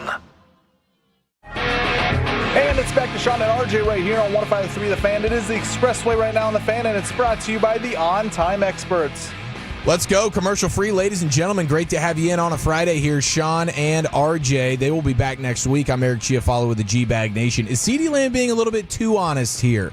877-881-1053, and then we'll get you to the junk drawer and a Peyton surprise as well coming up here in just a few minutes. We also have the college baseball ticket giveaway, so be on the lookout for that at 877-881-1053. And friendly reminder, myself along with Zach Wolchuk and Brian Broaddus, tomorrow we will be at Hurtado Barbecue in Dallas, their brand new location, grand opening fan appearance from 11 a.m. to 2 p.m. We'll be recording a Love of the Star live from Hurtado, and we'll be talking ball, drinking some good drink, and eating the best barbecue in town. So what time will you actually be doing the podcast? Because 11 to 2, that's a big window. So what, are you going to be doing a 3-hour show here? No. We're just going to be fellowshipping, having a good time throughout the majority. I think we'll probably spend 45 to 60 minutes doing the podcast, maybe from noon to 1. Okay, so yeah, because I don't think I can be there till noon, and I want to be there to boo. You want to be able to heckle. I want to be able to, just like, I gotta. Nobody's gonna come boo on it. Like nobody's gonna come ask for me back on my behalf. So I think I got to go to represent and pretend like I'm somebody else. Go on be the a voice for yourself. A voice out there. And just like really not for you so much, mainly for Wolchuk, which we'll get into at 8:20, but mainly just trash Wolchuk's takes right there. Wolchuk poked the bear that is Bobby Belt yesterday. I didn't hear the sound, so I'll be hearing it for the first time in 1 hour. Yeah. And we'll see just how serious this beef is. By the way, Peyton, I'm going to be sending you sound here within the next hour. But yes, Hurtado Barbecue, Dallas tomorrow, 11 a.m. to 2 p.m., and Broaddus is ready to give you all the draft takes, man. I mean, he is itching to let him fly. So you just go over there and pepper him with questions. He's going to appreciate every single one of them. Dude, there's nothing better than getting Broaddus at one of these events and getting a couple drinks in him, and then hitting him with just some like, hey, give me your like unfiltered thoughts on XYZ football topic, and he'll give it to you. Yes, he will. It's a treat. This is going to be well worth it. Not to just mention the burrito tacos; they're fantastic. And everything else that they do at Hurtado. That's right. Dominance. 10 out of 10. What's your order there? I'm all about the birria tacos. They're good. Or the birria tacos. I don't know. I never say it right. I know Tolo, Lori Brown, she's she's corrected Sean on this a number of times. Like, he's not saying it right. So I don't think I just said it right. B-I. But no, there's like you're supposed to say it a certain way, and I didn't say it right. I know I didn't say it. So, Lori, if you're listening, Lori, tell us what it is, because I know I didn't get it right. Okay, CeeDee Lamb being a little too honest here. This is some sound from the Super Bowl that is starting to show up on the internet. Cowboys fans, I think, are a little bit upset. Here's CeeDee Lamb being asked about who has the more passionate fan base, Cowboys or Eagles? Who has a more passionate fan base, the Eagles or the Cowboys? I can answer that. Eagles. Eagles? They're crazy. Our Cowboys, our fans are deep, but they not. I don't want to say nothing crazy, but the Eagles got it. They're deep. That's probably not. Look, I love CD as an interview because CD will just he told us this at training camp a couple years ago. He was doing really great during our interview, and Sean was like, dude, I gotta be honest, you've become like a great interview. What, like, have you worked on that? And he's like, yeah, I actually have. And he was like, what changed for you? And he's like, I realized like the best thing to do is just tell the truth. Like, just tell the truth to whatever the question is, and don't sit there and try to think about what's the right. Just like give the answer, like tell people how you feel. And that's usually the best approach. And it is, and it gives some direct answers. This one, that's how he feels. And look, I mean, That's 100% true. He's right. They're insane. The Eagles fans are insane. I saw there was local filthy news last night. It was like 8 p.m. and they already had some fans sitting in lawn chairs on the parade route waiting for the parade to start. That doesn't even start until sometime later today. They were out there at 8 p.m. last night. It was freezing. Already vomiting. Jalen Hurts hasn't thrown an interception. Like, Elliott Shore Parks was all over this parade coverage. And there's already people like getting sick. They've been out there drinking so long. That's not Cowboys fans. No. It is not. And I don't think Cowboys fans should be offended by that because, I mean, there's something awesome about the Eagles fan base and their passion, but they cross the line far too often and let that team suck a little bit, and all of a sudden the fan base turns on their own team. So they border on insanity, psycho, rabid, and that's definitely not the Cowboys fans. So I don't have any issue with CeeDee Lamb acknowledging this. Cowboys fans are deep. There's plenty of them. But there is a different level of, it's like the only thing that matters in an Eagles fan's life is the quality of their football team. Yeah, 100%. Look, I mean, and let us know on the Frankel & Frankel Injury Attorneys fan text, 877-881-1053, 877-881-1053. Do you have an issue with what CeeDee Lamb had to say here? Is that a problem? I do wonder how much of that inspires the organization to be as aggressive and passionate about winning as their own fan base. It's a good question. I mean, that's a good question for Broadus. Like, Brian, did you feel when you were there making decisions, did you feel like, I don't want to have to answer for this to this fan base? Like, he was in Philadelphia for you. Did he feel the heat of like, they're nuts, and if I do the wrong thing, I'm gonna feel I got to go out there and I've got to do something different. I got to do something that falls in line with we're being competitive. Here's some of the answers on the Frankel & Frankel Injury Attorneys fan text. Difference between Eagles fans and Cowboys fans. 817 says we have jobs. You got that? That's true. There's a lot of unemployment going on there with these filthy fans. 214, he's right. It's not that they're better. We're just dead inside, is what the 214 says about Cowboys fans. 903, didn't Eagles fans want Sirianni fired last year? Yes, and that's where it swings the other direction where they're over the top. They're absolutely insane, and when they're doing well, it's all wonderful. When they're not doing well, you don't even want to play for the Eagles because you feel like you're in enemy territory for a home game. 214, nope, CD is telling the truth. Eagles fans are bleeping nuts. 682, he's right. It looks like people are saying CD's right, and CD didn't say anything offensive, I don't think, about the Cowboys fan base. He talked about we're super deep. We're not on. We don't do that though, and I don't think he's saying he wants them to do that. I don't think he wants them to be like. I don't think that's a call for like, hey, can y'all be a little more like Eagles fans? I don't think he wants that. No, this season would have been so much more miserable for CeeDee Lamb and every other Cowboys player if they were on the Eagles and they had this type of season that the Cowboys had. I mean, put them in filthy uniforms, put them at Lincoln Financial Field, getting absolutely obliterated at home from the start of the season. That would have been miserable. Oh yeah. 682 in Dallas, you don't need a mitt to catch batteries. See, that is the other the other benefit here is that you don't have to worry about that sort of issue. Yeah, it's a hazardous environment with Eagles fans. When it's going well, it's something to sort of appreciate and admire. But man, when things go south, that is a disaster. But again, does that help keep the Eagles front office on edge and making sure that they're doing everything in their power to put a winning team together? And the Cowboys, they either don't feel that pressure enough from the fan base or they just simply do not care. Because I don't know if it would move the needle for Jerry and company if the Cowboys fan base acted like the Eagles fan base. Over on the YouTube, Tejano Boy says, y'all would be the same about McCarthy. I mean, to be fair, we were kind of the same about McCarthy as they were about Sirianni. Now, Sirianni got them to a Super Bowl. Yes, thank you. It's completely different. But in terms of, like, he was having consistent success, and then the first year where they didn't, people wanted him fired. I mean, I wanted him fired. I wanted him fired in the middle of the success. Yeah, but even the unsuccessful Sirianni Eagles they start the season like 10-0. Yeah. And then the bottom fell out for him. But give me a break, dude. You can't compare Sirianni and Mike McCarthy right now. Sirianni, despite all the reasons why he's pretty unlikable, you can't really argue with what he's been able to do.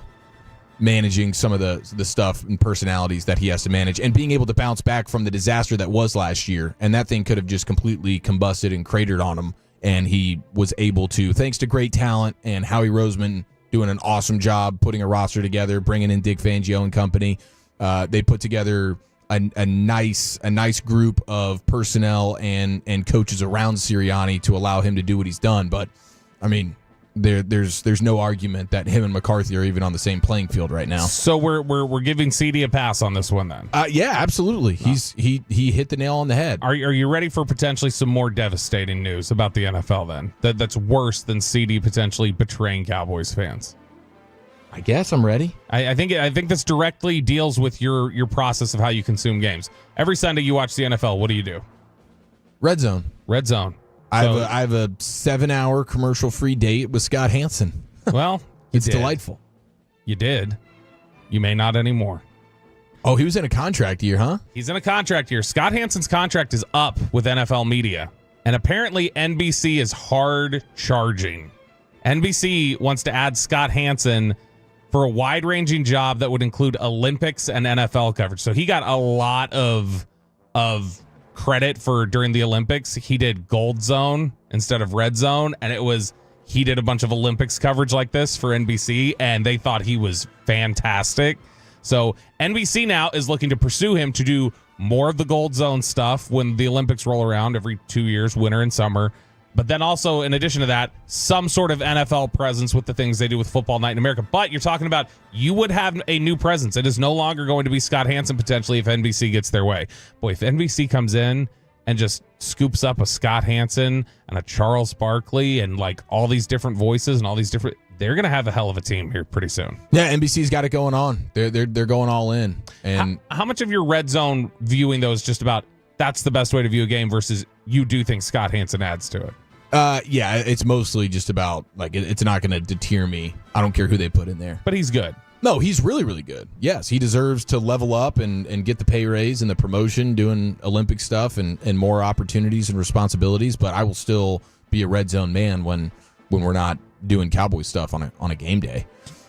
You had we were talking during the break. Do you think we're going to have angry Cowboys fans about the latest Detroit Lions hire? Yes, I think Cowboys fans, rightly so, are frustrated. Tashard Choice, right? Tashard Choice, the running backs coach, the former Cowboys running back who was the running backs coach at the University of Texas. He has accepted a job as the Detroit Lions' new running back coach. And a lot of people I think there were a lot of folks who were very much in favor of bringing Tashard Choice on within the Cowboys organization. The problem I think they felt like was, it's a lot of money to have to pay him. He's making a lot of money there at the University of Texas. And this is something we can get into with Nick Harris a little bit later because I think he was plugged in on that coverage pretty close. But it's something where I think they felt like we can't pay potentially upwards of $1 million a year for a guy who's going to be just a position coach. He's not even a coordinator. Well, he's going to be reuniting now with Jahmyr Gibbs, who he coached for a couple years there at Georgia Tech. He was the Georgia Tech running backs coach, which is where Jahmyr Gibbs was before he transferred to Alabama. He's taking this job with the Lions now. So maybe you weren't ever going to get any sort of that kind of a deal because it was just a unique opportunity for Tashard Choice. But I know there were people in Austin who were concerned for the last couple of years that they were going to lose him if that job ever came up with the Cowboys because they thought he wanted so bad to be the Cowboys running backs. I would love to know what the money difference was between whatever it is the Cowboys offered him and what Detroit was willing to offer him. Because we know the Cowboys, Jerry in particular, just doesn't really want to pay top dollar for coaches. So I think that has a lot to do with why the Cowboys weren't able to get him. But how big of a loss is it for Texas? Massive. He is considered. That's a guy who people think is going to be a head coach one day.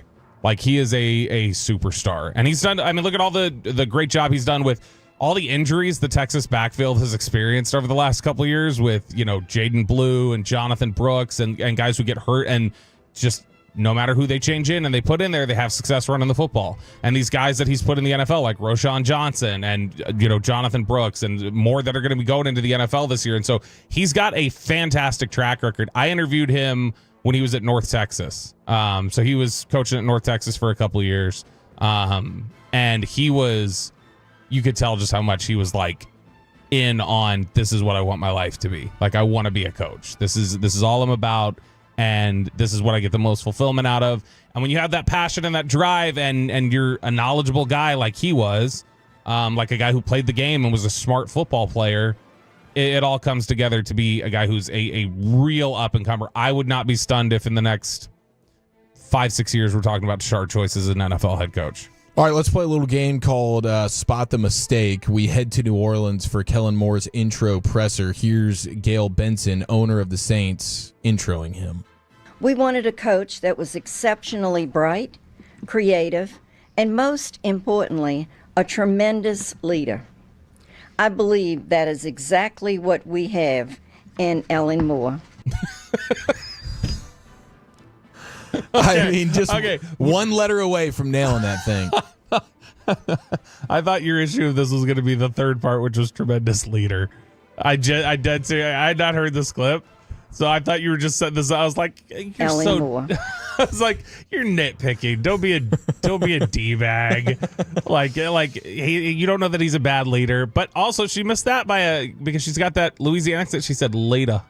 Like, play it back. She didn't even get leader.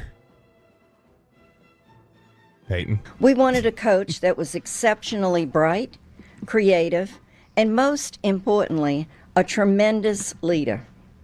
I believe that is exactly what we have in Ellen Moore. Is he going to do like Ellen and like he's going to come at every coach's meeting dancing like she used to do on her show? I don't think he's ever danced a day in his life. Okay, it is Sean and RJ here on a Friday. Sean and RJ back next week. We are going commercial free to the top of the hour. It is the Expressway. And before we get to the junk drawer and before we get to the college baseball ticket giveaway, we do have something special in store. Take it away. 60 seconds of trash radio with Preston Russell. We got Peyton Hillis. I'd go finger in the peanut butter. Really good trash here, guys. Really good trash for about 60 seconds only. This is an old nosebleed Staples. This feels good. Yes, this feels nice. It's too bright outside to be doing this, it feels like. Give it to me, Peyton. I mean, Preston. Yeah, exactly. I think Mike Bassett calls me Philip now, so there you go. Guys, I don't know if you've seen this story. The video has surfaced the last couple of days off the coast of Chile.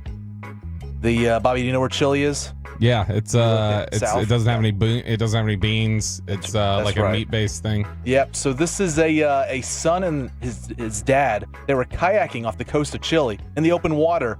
The dad's videotaping the son just kayaking. And this is a son, not a young boy, but he's in his 20s. And all of a sudden, out of the water, a humpback whale, the greatest whale of all time, the humpback whale, swallows the son up. Shots fired at the beluga. Swallows the son, goes underwater, submerges, and disappears. And I mean, if you're a father, or your friends out there thinking, okay, did my son just get eaten alive here? And then shortly after, the whale spits him out. So the son is alive. And this was a sperm whale? No, this was humpback. Oh. Sperm's a 2 seed here. Humpback is 1, in my opinion. Okay. We disagree? Sure. I'm really a fan of both. I like the orcas. So in real time, a human being gets swallowed up by a whale and then shortly thereafter gets spit out? I'm not an expert on the ocean. Do we have a video? Do we have footage of him being We do. spit out? It's all over the Twitters out there, Instagrams. You can find it quickly. But yeah, all of a sudden, just out of the water, this whale swallows the son with the boat and then spits it out. I guess he didn't taste good or anything. So, but yeah, I mean, at that moment, it's like you gotta just accept death at that point. I mean, you get swallowed up, and I mean, you don't. He got spit out. Yeah. So he didn't have to accept death. Well, I mean, but if you're swallowed up in this humpback whale, you're thinking, okay, he's probably going to eat me next. Haven't you seen Finding Nemo? Like, you can hang out in that mouth for a little bit. Oh, my Lord. Yeah. So, very bad situation, but everyone's safe here. But as the dad, I mean, he's still recording the whole time. He's like, hold on, I got to get this on footage. This thing is huge. Yeah. Wow, dude, that is incredible footage. I like the water, but I do not like going out that deep. I'm more of a beach guy. Wow, man. What an incredible... Hey, that was fantastic garbage. Thank you, Peyton. Woo. All right, before we get to the junk drawer, it's time for a ticket giveaway. All right, Tolos, that's right. Caller number 10 at 877-881-1053 wins a pair of tickets to the College Baseball Showcase at Globe Life Field in Arlington on Friday, February 21st through the 23rd. That's caller number 10 at 877-881-1053. By the way, thank you to John Frank on the YouTube. They missed the whole sperm whale joke Bobby laid out. Thank you for catching it, John. I appreciate it. I did not miss it. I was just sort of trying to glaze right over it. All right. Now, see what you did there. Now on a Friday, we're going to get Jared Sandler. Top Jared of the Sandler hour at 8 o'clock. Yep. Talking Rangers. He heads to Surprise here in just a few hours. But first, it's time for this. Did you know that Benjamin Franklin invented the junk drawer? Junkin! All right, Eric, I'm going to start us off here because I've got a pressing question. We were talking about this on the phone the other day, and this is something that's come up on the show before. And I have a strong disagreement with RJ Choppy on it, and it sounds like I'm going to have a strong disagreement with you. And I will set it up after we read this story. So a recent scientific study, I'm trying to see, let me see exactly who put this one out there. This is Breaking Science News in Australia is the one who put this out there. So it's just a website that puts out like peer-reviewed research and different topics like that. So new research from Australia says that after relations, Eric, as we sit here on Valentine's Day, we leave a unique microbial fingerprint on our partners. Both men and women have unique populations of bacteria around their region there, dubbed the sexome, like a genome. This signature, and this is the positive aspect of it, this signature could be used to identify the perpetrators of assaults, even in cases where, other DNA hasn't been left behind. But this topic here about the unique bacteria, populations of it that exist in both regions, triggered a discussion. Or reminded me of a discussion we've had on the show before, which is Choppy says that after he's done with his intimate time, he will basically let it sit on him for the course of 24 hours.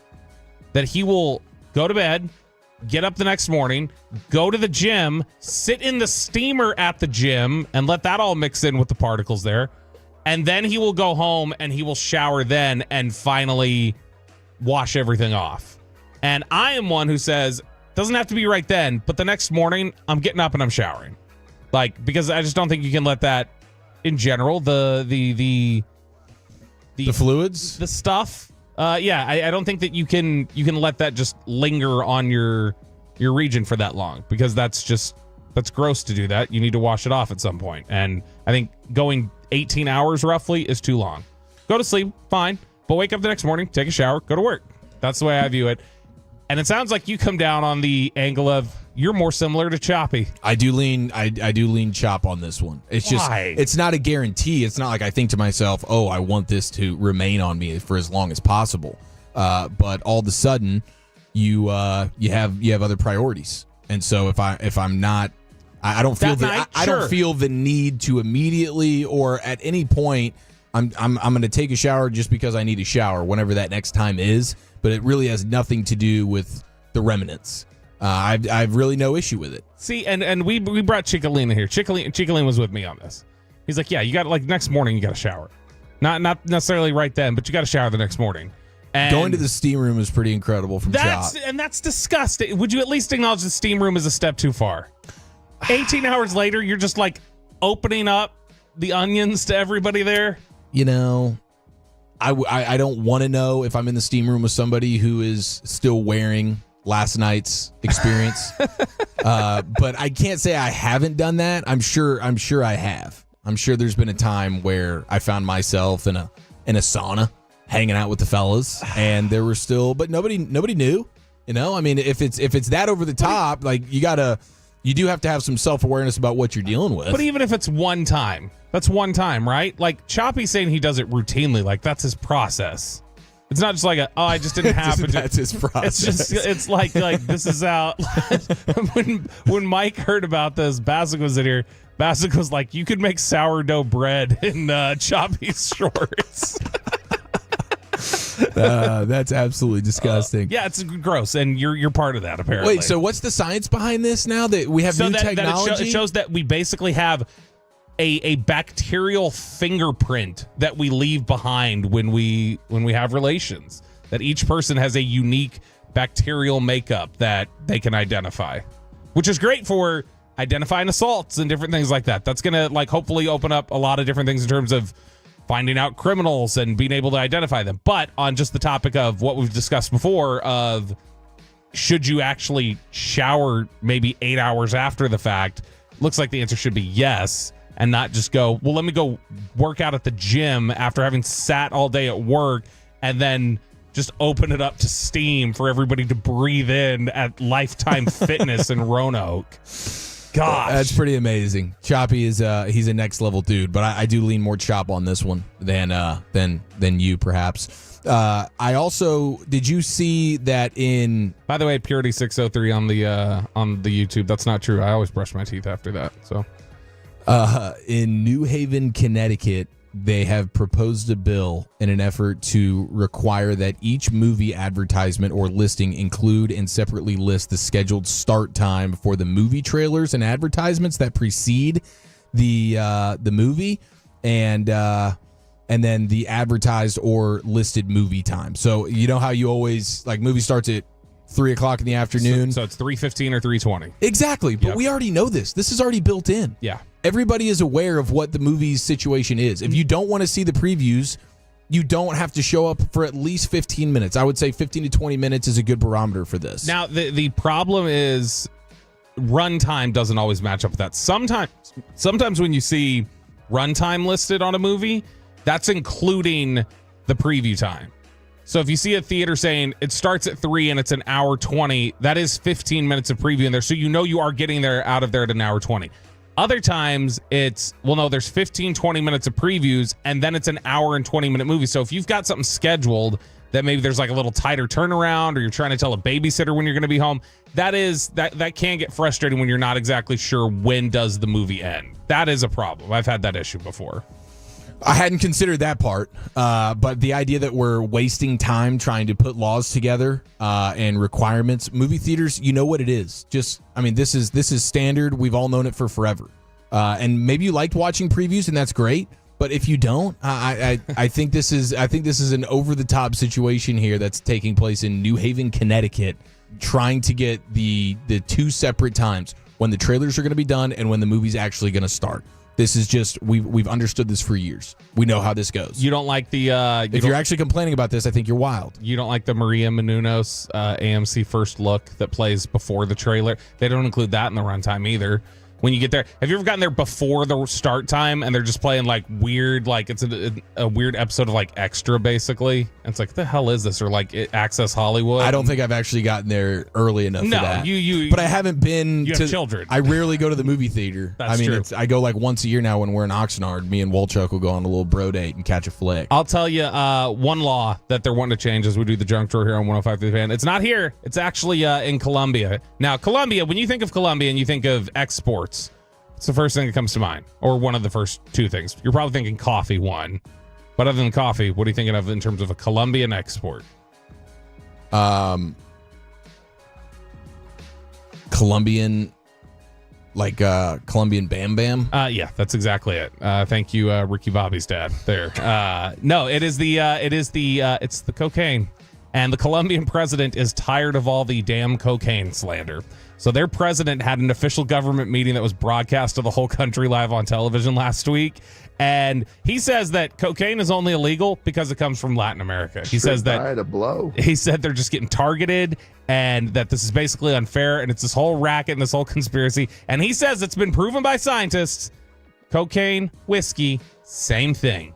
They do the same thing to your body. They're both equally detrimental. So if you're going to legalize whiskey and you're going to make that a normal thing, then we need to have Jack Daniel's cocaine. Like a Jack and Coke needs to take on a new meaning, according to the president of Colombia.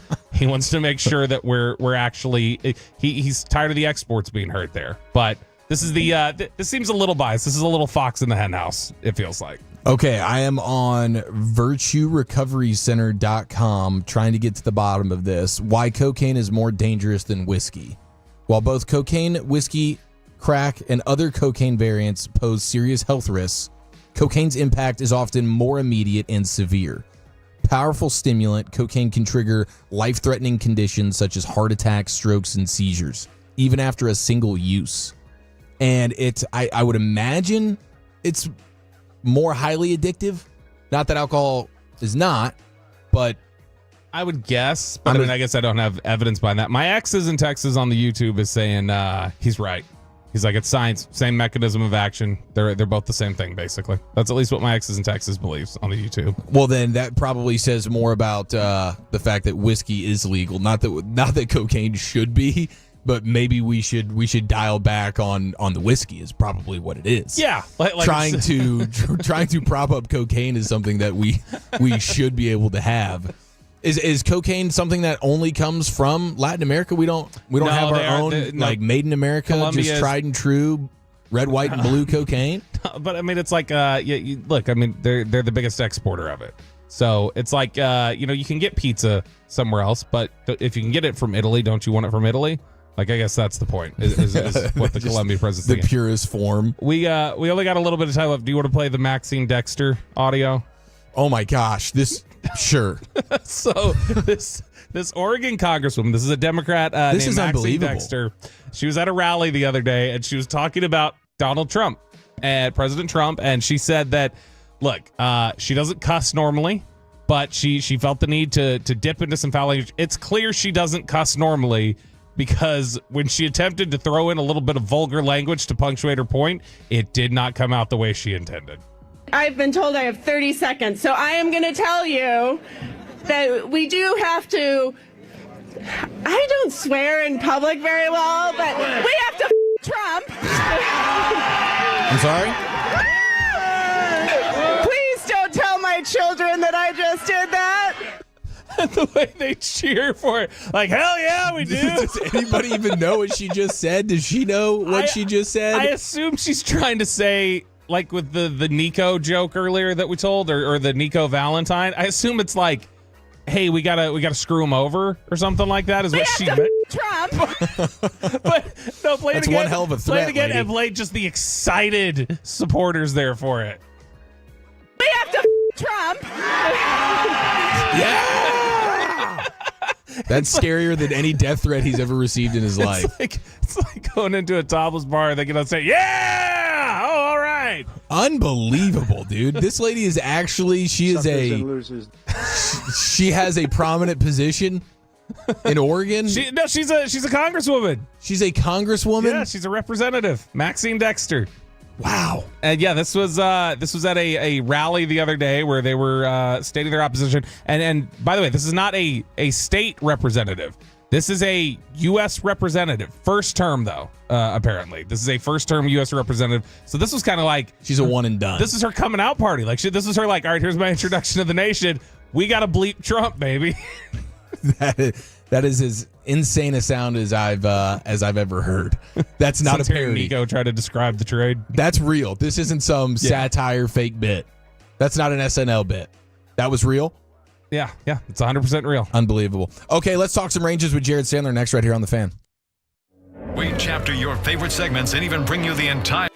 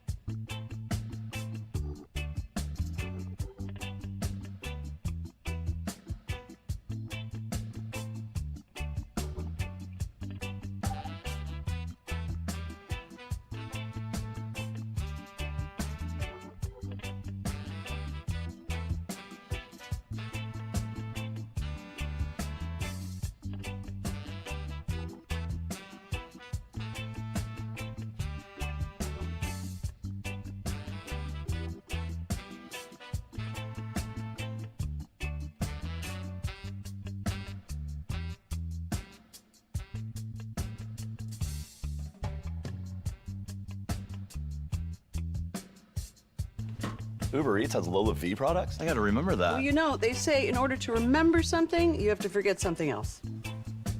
Okay, now that is a very cute haircut. That's like a little shag. I've never seen it before. Well, I mean, of course you have. It's the Rachel. Oh, is that your name? No, I mean like your name. No, I'm Jen. My name's Jen. Right, but I just mean like this is your haircut. But that's hair on your head. I'm not saying this is your hair. Okay, freaking me out a little bit.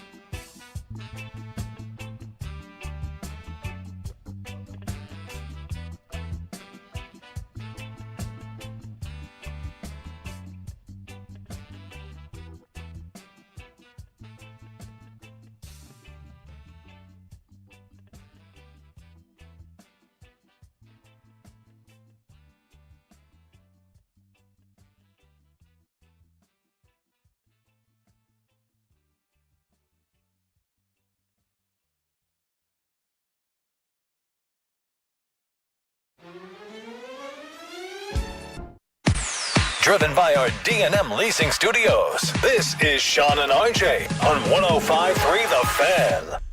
Rangers P's and C's have reported to surprise Arizona. Jared Sandler getting ready to hop on a plane and head that way as well. The KNC masterpiece of the G-Bag Nation will be meeting him out there in under 10 days now. So it's a very exciting time with the Rangers season about to get rolling. And Jared Sandler joins us now here on the D&M Leasing Hotline on a Friday morning with Sean and RJ. Sean and RJ back next week. I'm Eric Chiafalo. Jared, good morning. How are you, brother? I'm good, man. So would you be more Sean or RJ, you think? RJ, probably. He's Italian. Yeah. And yeah, he's not like sending Peyton 20 audio cuts to pull. So probably more RJ. Playing like 7. Yeah, that makes sense. Yeah. That makes sense. Not throwing pens at people and whatnot, you know? Does that mean I'm more Sean, Jared? No, because you're just Bobby. Yeah, I that's don't fair. think anyone. That's not. There's no sense in trying to make any kind of comparison. There's no comp for Bob. You might be more like Orlovsky. But Hey. Otherwise, you're. Wow. Oh, am I not? Yeah, is that? I don't like that. That's the most offensive thing you could say to him. That's a low blow. Yeah, I don't like that. Hey, do you want to hear my before we get started? Do you want to hear we did Rangers or we did DFW Sports Valentine's cards? Okay. Do you want to hear my one that I did for the Rangers? Sure. Okay. If you were a first pitch, I'd be Corey Seager because I want to hit it. That was pretty good. It's good, right? Thank you. I like that. Yeah. I have a better one I can read. Oh yeah, read one of those. These are all written by Bobby, by the way. If you're Rob Pelinka, I'm Nico Harrison because I want you to bleep me in a Dallas coffee shop. I like it. It's good. Jared, be by Patrick Dumont because I'd like to marry a virgin. Oh, jeez. Jared, when do you get on the airplane? Why'd you throw that one in him and throw him completely off? Yeah. The flight's in a couple hours.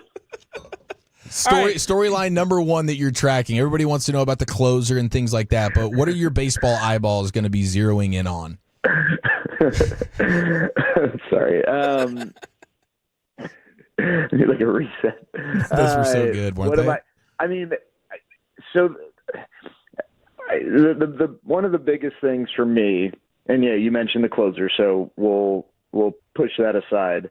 And this is not something that we're going to be able to like notice in a day or in a couple days, and I'm not sure that we'll get a definitive answer from the Rangers, but I'm just curious what their plan is with Kumar Rocker, and to a lesser degree, I'm curious what their plan is with Jacob deGrom.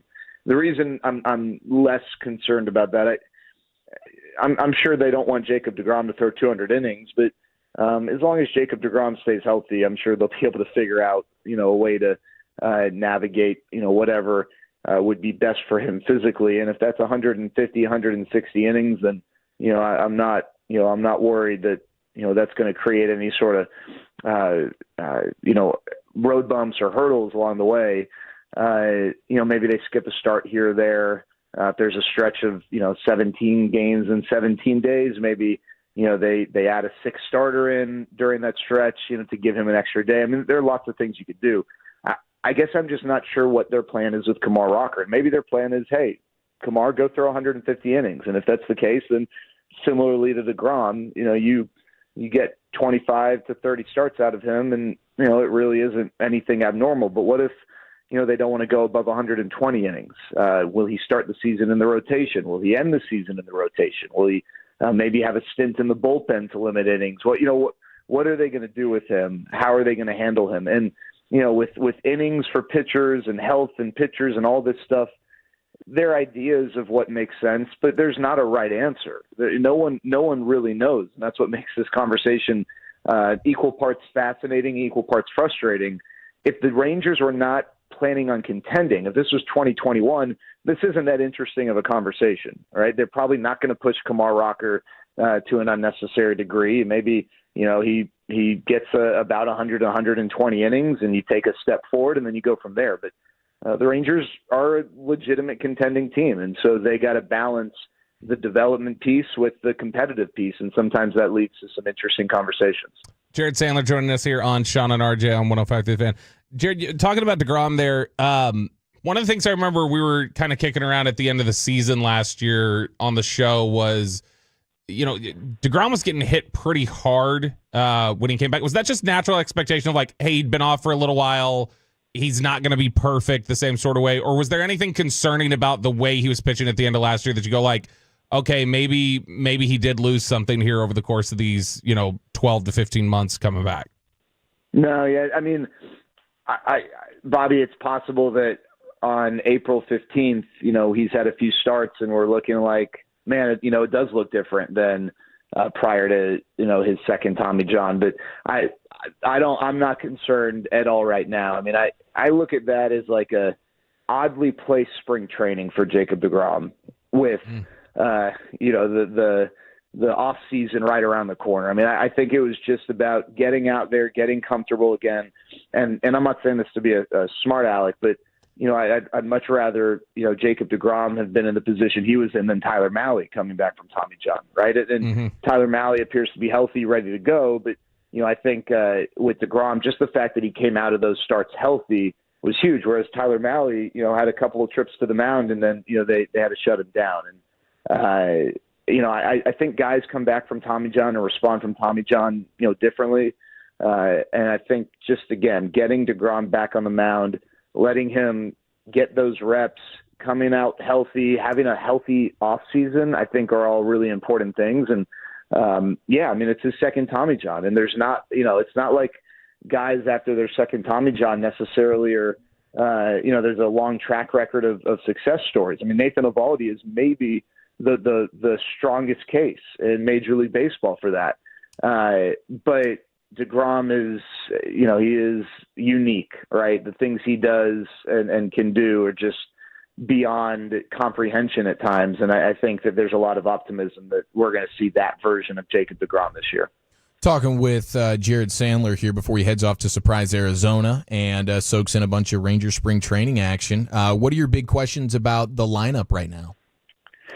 Well, I guess I'm curious what Bruce Bochy's going to do at the top. My guess is Marcus Semien is this team's leadoff hitter when the season starts. But if Marcus does not look more like 2023 Marcus, then, I'd be curious if they reshuffle things. And, I think Marcus is a very routine-oriented guy, and I'm sure, first of all, he wants to be the leadoff hitter. He takes pride in that.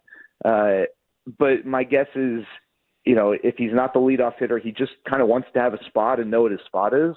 And the reason I bring that up is, Marcus last year in a down year against lefties still had, good enough numbers where you're like, yeah, this guy can be the leadoff hitter. But it was against righties, in which he really struggled. And I don't know if Marcus is the type of guy who wants to lead off against lefties but then hit somewhere else against righties. I think he likes to have some consistency in that regard, but I guess we'll find out. But that to me is a big question. I mean, just starting right there, because I do have questions about where Evan Carter will hit or Wyatt Langford and what Bruce Bochy will do with those guys, but it all starts with the leadoff spot. And, I think that Again, if Marcus does not get off to, it doesn't need to be like a player of the month type start, but if he just doesn't get off to a good start, I think that you're going to have some conversations early on and some chatter about, hey, what should we do at the leadoff spot? Because last year's version of Marcus Semien was not the type of guy who, you want leading off or need leading off in front of someone like Corey Seager. I think what's going to be exciting is what's after Corey.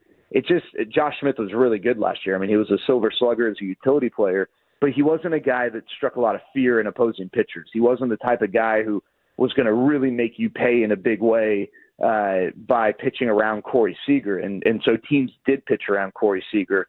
I think the Rangers are going to be way better equipped to at least make teams think how they want to handle those matchups. Corey Seager is one of the best hitters on the planet. You're not going to just say, well, Wyatt Langford or Jock Peterson or whomever is sitting behind him, let's just serve him up a fastball first pitch. But, I think the Rangers are going to be better positioned to make teams pay for pitching around Corey Seager.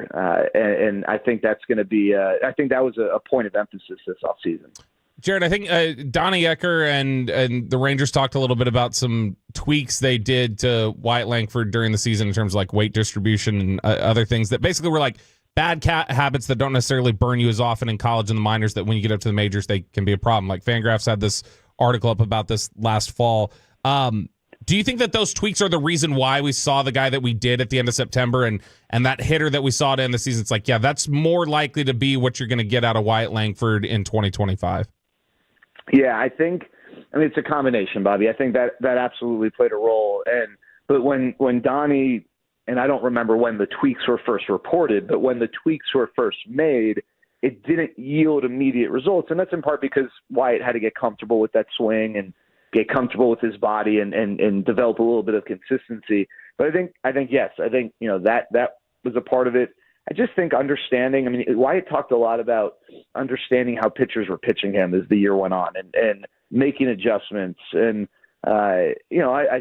obviously there was, I don't remember at what point in the season it became a little bit of a story, but he was getting hosed on a lot of calls too. There were, I think Wyatt and Mookie Betts by far and away at one point in the year had the most strikes called against him on pitches that were outside of the zone. And I think Wyatt had the most strike three calls on pitches that were outside of the zone. But I just think what we saw was your standard, I shouldn't say standard, there's not a lot standard about him, but what you'd expect from a young player who had barely even touched the minor leagues with some of the ups and downs. Remember, he had a really rough April and then got hurt in May that gave him an opportunity to reset, player of the month in June. July and August weren't necessarily dazzling, and then, rookie of the month in June, and then player of the month in September. And, the cool thing, from my perspective, Bobby, talking to opposing players, and one conversation in particular with Jose Trevino, when Wyatt played the Yankees, before he had the walk-off grand slam, the day prior to that game, Jose's like, I don't care what this guy's numbers are. This guy is going to be a stud. Like you can tell with the strength, the athleticism, the way, his approach in the plate. And he was like, it's not even about what I've seen these couple games. It's like just watching film on him. And that's really cool. When you get compliments like that from players around the league, they know, they see things, they see players and hitters every single day. There are a lot of people who are running to just compliment Wyatt Langford, even if his batting average is like 220. They're like, no, this guy is going to be a stud. It's Jared Sandler with us here on The Fan, getting ready to head off to Surprise, Arizona for Rangers spring training. Jared, I have pieced together a couple of potential concession menu items to tie in Ranger players to some concessions. So I'd like to tee some up for you, and you tell me if you think these would belong at Globe Life Field for Rangers fans to consume. Yeah, have you sent these over to our pal Casey Rapp? I'm going to. I'm going to workshop them in the clubhouse with the players, make sure they feel good about them.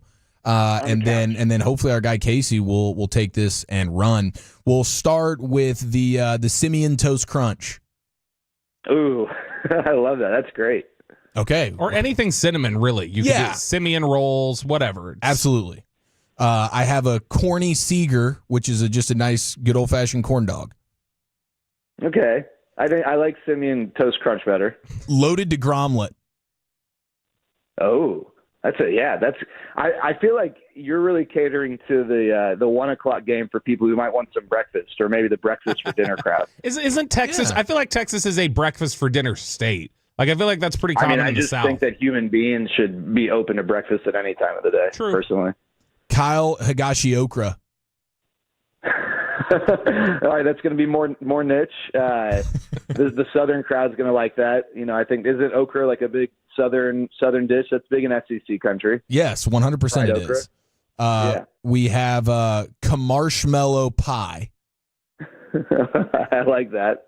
We have Josh Spore's head cold cut sandwiches. That's interesting. Maybe a little more of a stretch. But I appreciate the effort on that one. I think, let's see. My stomach literally just growled. I don't know if you guys could hear it, but it's making me hungry. What about a smash burger? A Jake smash burger? Oh, okay, that's good. But you know what? I feel like you've got to be that one's just put on a tee. Like that's a tough one to get. Like wow, like the Simeon Toast Crunch. That's great. Chocolate chip cookies. What's that? Chocolate chip cookies. Okay, I like that. You know what you should do? You should find a way to make a Jake burger menu item that actually like has nothing to do with a burger, and that's going to get people like, oh my gosh, like I didn't even think of that, right? Because they're so you got to zig when they think you're going to zag on that one. I feel like. No, that's a great point. That's a great point. Yeah. We have Adobo Garcia. We also have Rocker Road ice cream. Throw that in the Bluebell line. Let's party. We like the Kamar items. Maybe some Dane dumplings. Texture wrote that in earlier. Okay. So can I tell you something? I was thinking about it with Higashioka, because Higashioka his family comes from Japan, Japanese heritage. Dane Dunning, his family from Korea. I don't know if dumplings are big in Korea, but I appreciate the tie-in to like an Asian cuisine there, given his heritage. Amen. Okay, it sounds like we're off to a good start here. We're going to get this to the powers that be at Globe Life Field, see if we can get these menu items. I want to say that you should capitalize on Dallas anger, though, right now, and just create like a 5,000-calorie nacho plate and just call it the Luka. I thought you were going to say like have like some item that you can just smash and like break like in one of those anger rooms, but like an item that gives you satisfaction. Name it something else. Yeah, that's a good idea. Jared, we appreciate your thoughts on all of this. Thank you so much. Have a safe trip, and we'll see you out there. G-Bag Nation, KNC Masterpiece in like 9 days, bro. Can't wait. Yeah, I can't wait, fellas. See you later. There he goes, Jared Sandler, right here on your home of the Rangers, 105.3 The Fan. What's up, Bob? And while you're there in Surprise, Arizona, we will be in the middle of that week. The morning show will be off in Indianapolis. We'll be live from the NFL Scouting Combine. Yes, coming up next, an opportunity for great, delicious barbecue and football fellowship tomorrow in Dallas. I'll give you the details on that. And Bobby has some issues with the Wooly Bully. Next, right here on the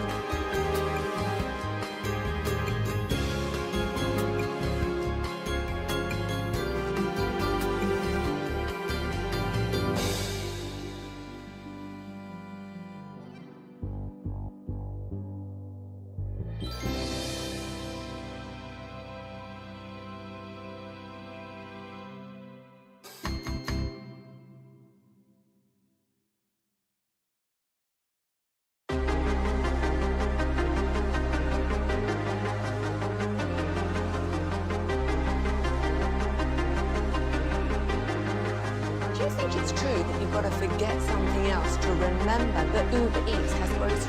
No, that's absurd.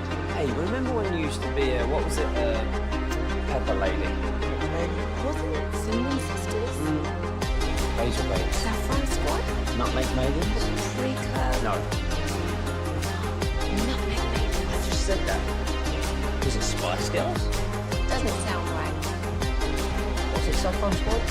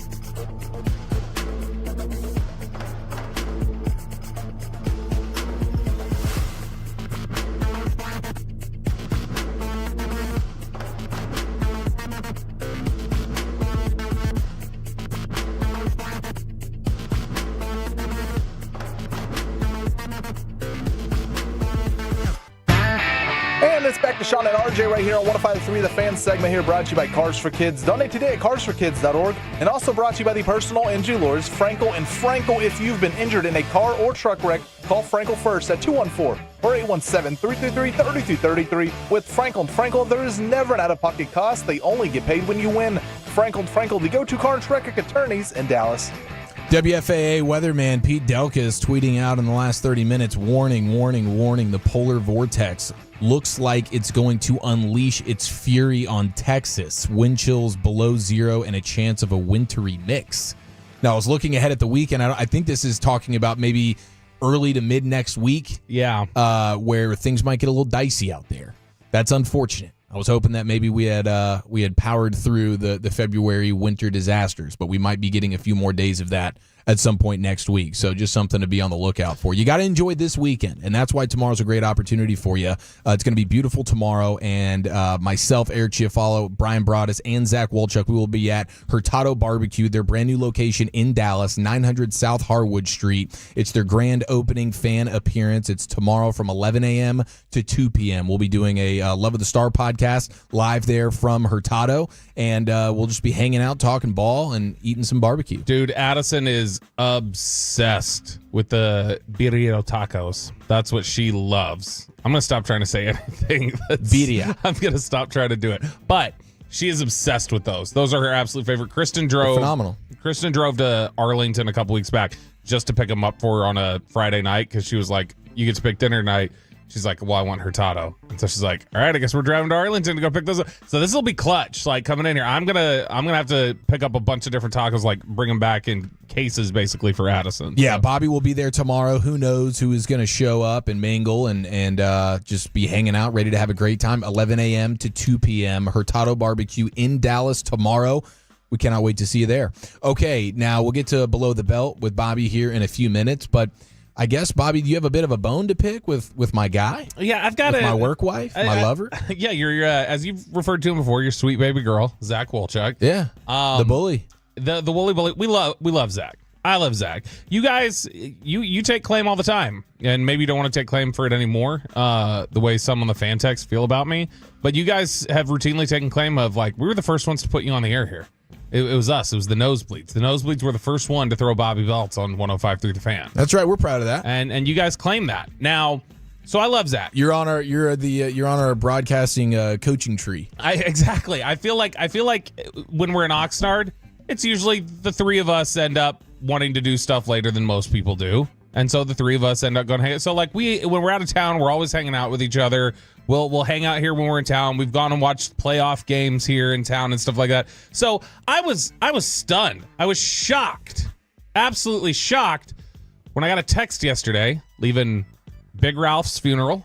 I got a text from Alec Medford, and it said, "Bro, about 145, 146, you're gonna want to go back. Just random shots being fired by Zach Wolchuk, going just full Kelvin Joseph." Just firing shots recklessly and hit and run, just coming after me. And so I went back and listened to it, and these were definitely shots. But I think it opens up a bigger question about maybe something you have to get off your chest about me, Eric. Oh no! So let's listen to this audio. Did you guys get the chance to listen to Chiafalo this morning? And if so, how do you think he did? Bits and pieces. I think he did well, of course. Wolchuk, you thought that was a bad performance? I talked to him about it afterwards. He was leaking a lot of confidence. It wasn't really him. It was more Bobby. You know, Bobby's takes. I could see that. Did he get caught in that vortex of confidence? I think there were just times where like he didn't want to battle with Bobby, but deep down I knew that he wasn't really in favor of what was going on. So and it's tough, you've just had 2 days off. Now I'm thrown into a show in the morning time with Bobby Belt, and I love Bobby, but there are times he can be very, very challenging. Like so man, it does. I mean, I do think he's a bit of an idiot when it comes to Dawson. sports. You get Dawson will do that. Dawson's really good at doing that to you. He's like, yeah, love Bobby, love but this guy, but he's one of the worst players I've ever seen in my life. Good guy. Good guy, but just a terrible human being. Super talented. Yeah. Love him to death, but gosh, those football things need work. I cannot imagine what it's like to work with somebody who you don't always agree with, and then just sometimes you let it go because it's not worth it. Was that why you kicked Mike off the show? Yeah. I did with that last That's little. a great mic drop moment right there. That last little editorial comment there. But I do love Dawson's. Usually he's like, that's my guy. My guy. That's his thing. That's one of his code He'll words. completely tear somebody down, but he's my guy though. Look, that's my guy. I love that dude. Yeah. And Brian pointed it out there. But yeah, I get the man, he's an idiot. Difficult to work with. Schmuckhead he threw in there. He called Schmuckhead I thought was a little violent. I got the Yiddish thrown in there. That's what you know. Zach is saying it from the heart. He's coming after me, but he makes the point there. I feel like Zach's pretty in tune with you, Eric, and I feel like he is. But he had a misread on this one. We chatted a little bit because I believe Dawson's out in G-Bag today, so he needs. He was looking for some biggest dub content. And I was basically like, my performance this morning with the morning show, that's an L. I didn't drive home feeling proud of my particular work yesterday, and I guess he took that as an opportunity to just take you out and blame you as the teammate. I feel like he's targeting me for one reason in particular. We talked about Matthew Stafford yesterday. We talked about Matthew Stafford, and I made sure to take a little sideswipe, and I said, or the greatest quarterback of all time if you listen to Zach. Because obviously we had that fight. we turned a Kenny and Quinlan memorial into a fight about Matthew Stafford. Just the way Kenny would have wanted it. That is, you know what? Your damn ears and listen. You know what? That is the way Kenny would have wanted it. Kenny wanted us drunk off rock and roll tequila, which is what we were, and just fighting about sports. That's exactly how you honor Kenny and Quinlan's memory. But we because of that fight, I made reference to it there. But it did make me think, all right, did Zach pick up on maybe a couple different areas, like when we talked about Dak, where maybe you wanted to dig in, you wanted to fight with me a little bit more, but you're like, you know what? This isn't worth it. I don't feel like doing this. No, I feel like I met your energy with it. If you were going to be offended with my thoughts on Dak right now, where I think there's a giant question mark of what the next 4 years are going to look like with him at that. No, you weren't. You were. I think you're starting to understand with the injuries piling up and the awful performances that he showed for us before he got injured once again this season. That this is gonna be a little bit of a scary time here as we project out what Dak is going to be for the next 4 years. Let me tell you about what a D-bag Eric could be when he comes to talking about Dak. We were on the post-game show after the Chicago game. Do you remember this? This was his second game back. Yes, when Chicago was wearing bright orange jerseys. He threw the interception, which we later discovered it was CD not going where he was supposed to go on the route. Anybody but Dak. I don't even know if it was CD, but it definitely wasn't on Dak. Okay. So he goes. I blame Kellen Moore and Mike McCarthy. At the time, you said, what happened on that interception? I said, I don't know. I'm guessing didn't see him for some reason in the progression, blah, blah. And Eric cuts me off and goes like, yeah, it's really difficult to see a bright orange traffic cone in the middle of the football That's field. what it was. He threw it right to the safety. It broke my heart. I did take one other bit of information out of this that this audio made me chuckle. Now, we didn't get a chance with Sandler that last segment. I was going to ask him at the end, but we were running out of time. I wanted to ask him just like, hey, this might be a question more for Gavin Dawson, but what should we expect from Jack Leiter? So I was going to hit him with that to try and trigger him. But in this audio, if you'll play the beginning of it again, Peyton, is Dawson fibbing here? Did he listen to any of the show yesterday? Did you guys get the chance to listen to Chiafalo this morning? And if so, how do you think he did? Bits and pieces. I think he did well, of course. That's a totally made up. He was not listening a second, was he? No, I don't think so. I don't think for a single second was he tuned in to our P's and C's conversations. But yeah, you know why though? It's because I think he does believe we are the most toxic show on the station. He continues to hammer home that point with us pretty routinely. It's a fair. I don't think it is. You don't think it's a fair accusation? No, because here's the way I look at this. We definitely are a toxic show, but I feel like it's more for sport. I feel like the toxicity that exists on G-Bag at times is a genuine pouring over of emotions that have built up over time. Whereas ours is more just like, it's sport, it's fun. Whereas like when Broadus is telling you like, you've never lived this, and then Zach is telling us, you sure like to remember or remind us that you were on a Super Bowl team, Brian. Or you like to say my favorite line in the history of this, which is when you guys were talking about Sean Payton and he said, you've never lived this. You said, you're right. I have no idea what it's like to tank an organization with bad drafts for 3 years, which is... Yeah, we do get angry when we have some blowups. It's personal. There's some serious wreckage involved. It's personal. There are bodies strewn across the studio here when you guys get done. My favorite was when you guys were arguing that one time during a break, and Lucius saw it, and he was just like, I'm gonna pop on the fan cam just so they can get the visual. That was when I upset Broadus in the biggest way possible. Wasn't that a Genty fight? It was a Genty fight that led to me saying, if that's who you want at 12, then we need a new draft show. And I regretted it the moment I said it. But yeah, we went to break and Broadus let me have it. And it was good. It was therapeutic for him. I just sat there. I took it. I took my licks there, and we moved on. I will say, I do think we can. We close the book. And we move on very quickly as a show. I will say that's what I love about this station is that we can have our knockdown, drag it out fights, and then as soon as it's over, it's just like, all right, well, we're past it now. Except for Sean, I guess, and then Mike, as it sounded like at the end of that clip with Corey and Hagee go like, yeah, that's why Mike's off the show now. So, yeah, we understand. Is a joke, guys. No, it's all good. But yes, I think the G-Bag Nation, we have like a quarterly sort of fight, and it's explosions and all sorts of damage. But you guys here on the morning show, carnage is a good word. Yeah, carnage. You guys have weekly fights. I mean, we've played them. They're G-Bag of the Day nominees all the time. They're hilarious. Yeah, weren't we the first 5-time status this year? Yes, yeah, you guys are one of the first one. Absolutely, you versus Sean is just an epic battle, and that's a day in day out grind. Eric, I was really disappointed that the one that I sent Lucius from the Super Bowl didn't win.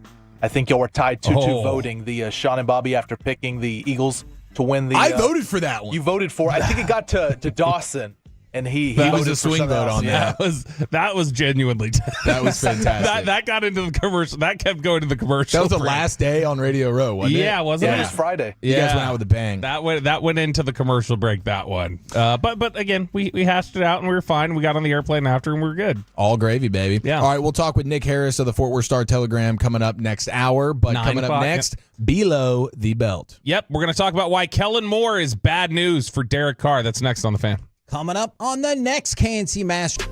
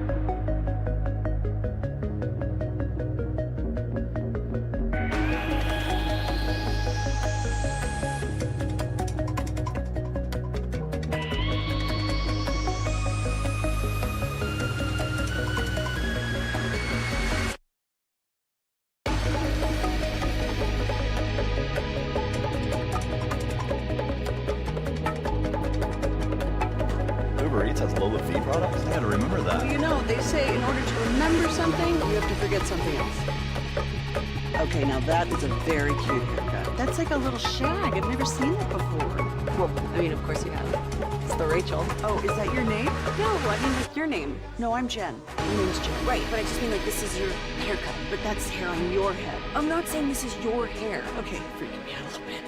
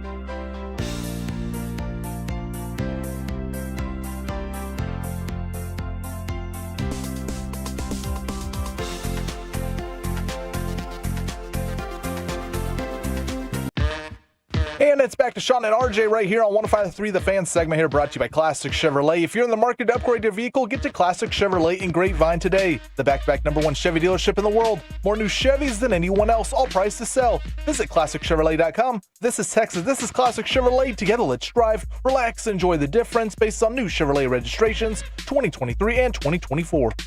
The great Bobby Belt. Bobby Belt is an idiot. Don't make me take off my belt. Don't make me take off my belt. We're not. Over to you, Bobby. Oh, this Kellen Moore hire. It's bad news for one Derek Carr, or at least it sounds. More on that in just a second. First, we're joined here in the studio by Corey Majors. What's up, Corey? Yeah. What's going on, fellas? Traffic was light heading south on 75, so I was like, I'm early today. Do your kids have school today? Yeah.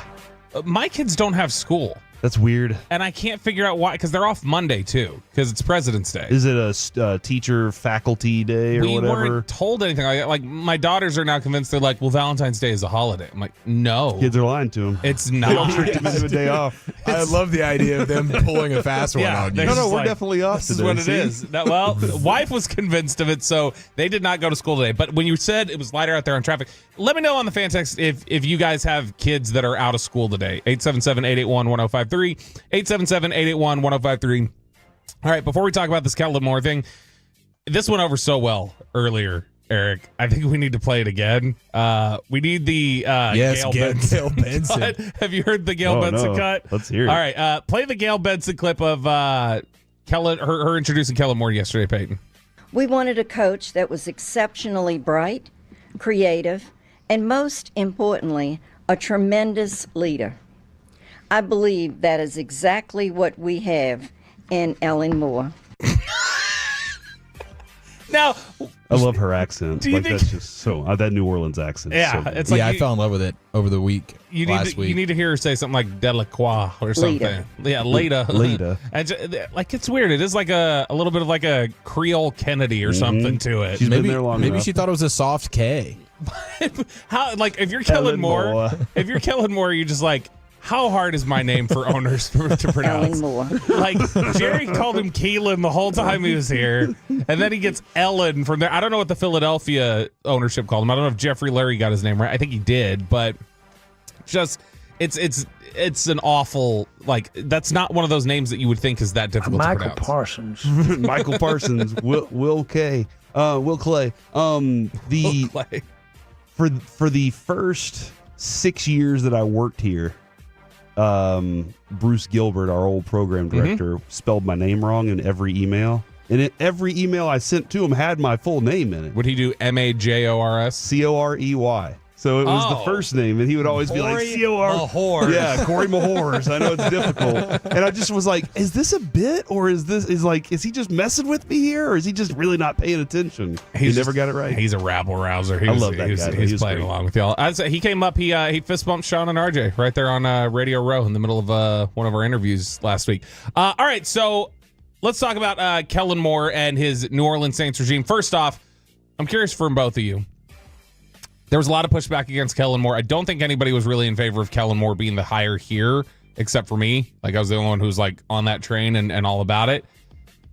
Brian Schottenheimer's had a decent first month in terms of PR, handling his press conference, the coaching hires he's made. Generally seems like he's gotten good reviews for the most part. Knowing what you know now and knowing how things ended for Philadelphia, would you have still preferred Kellen Moore, even though you were resistant to that? Would you still have preferred Kellen Moore over Brian Schottenheimer? Or are you saying, if those are my two options, I'll take Schottenheimer?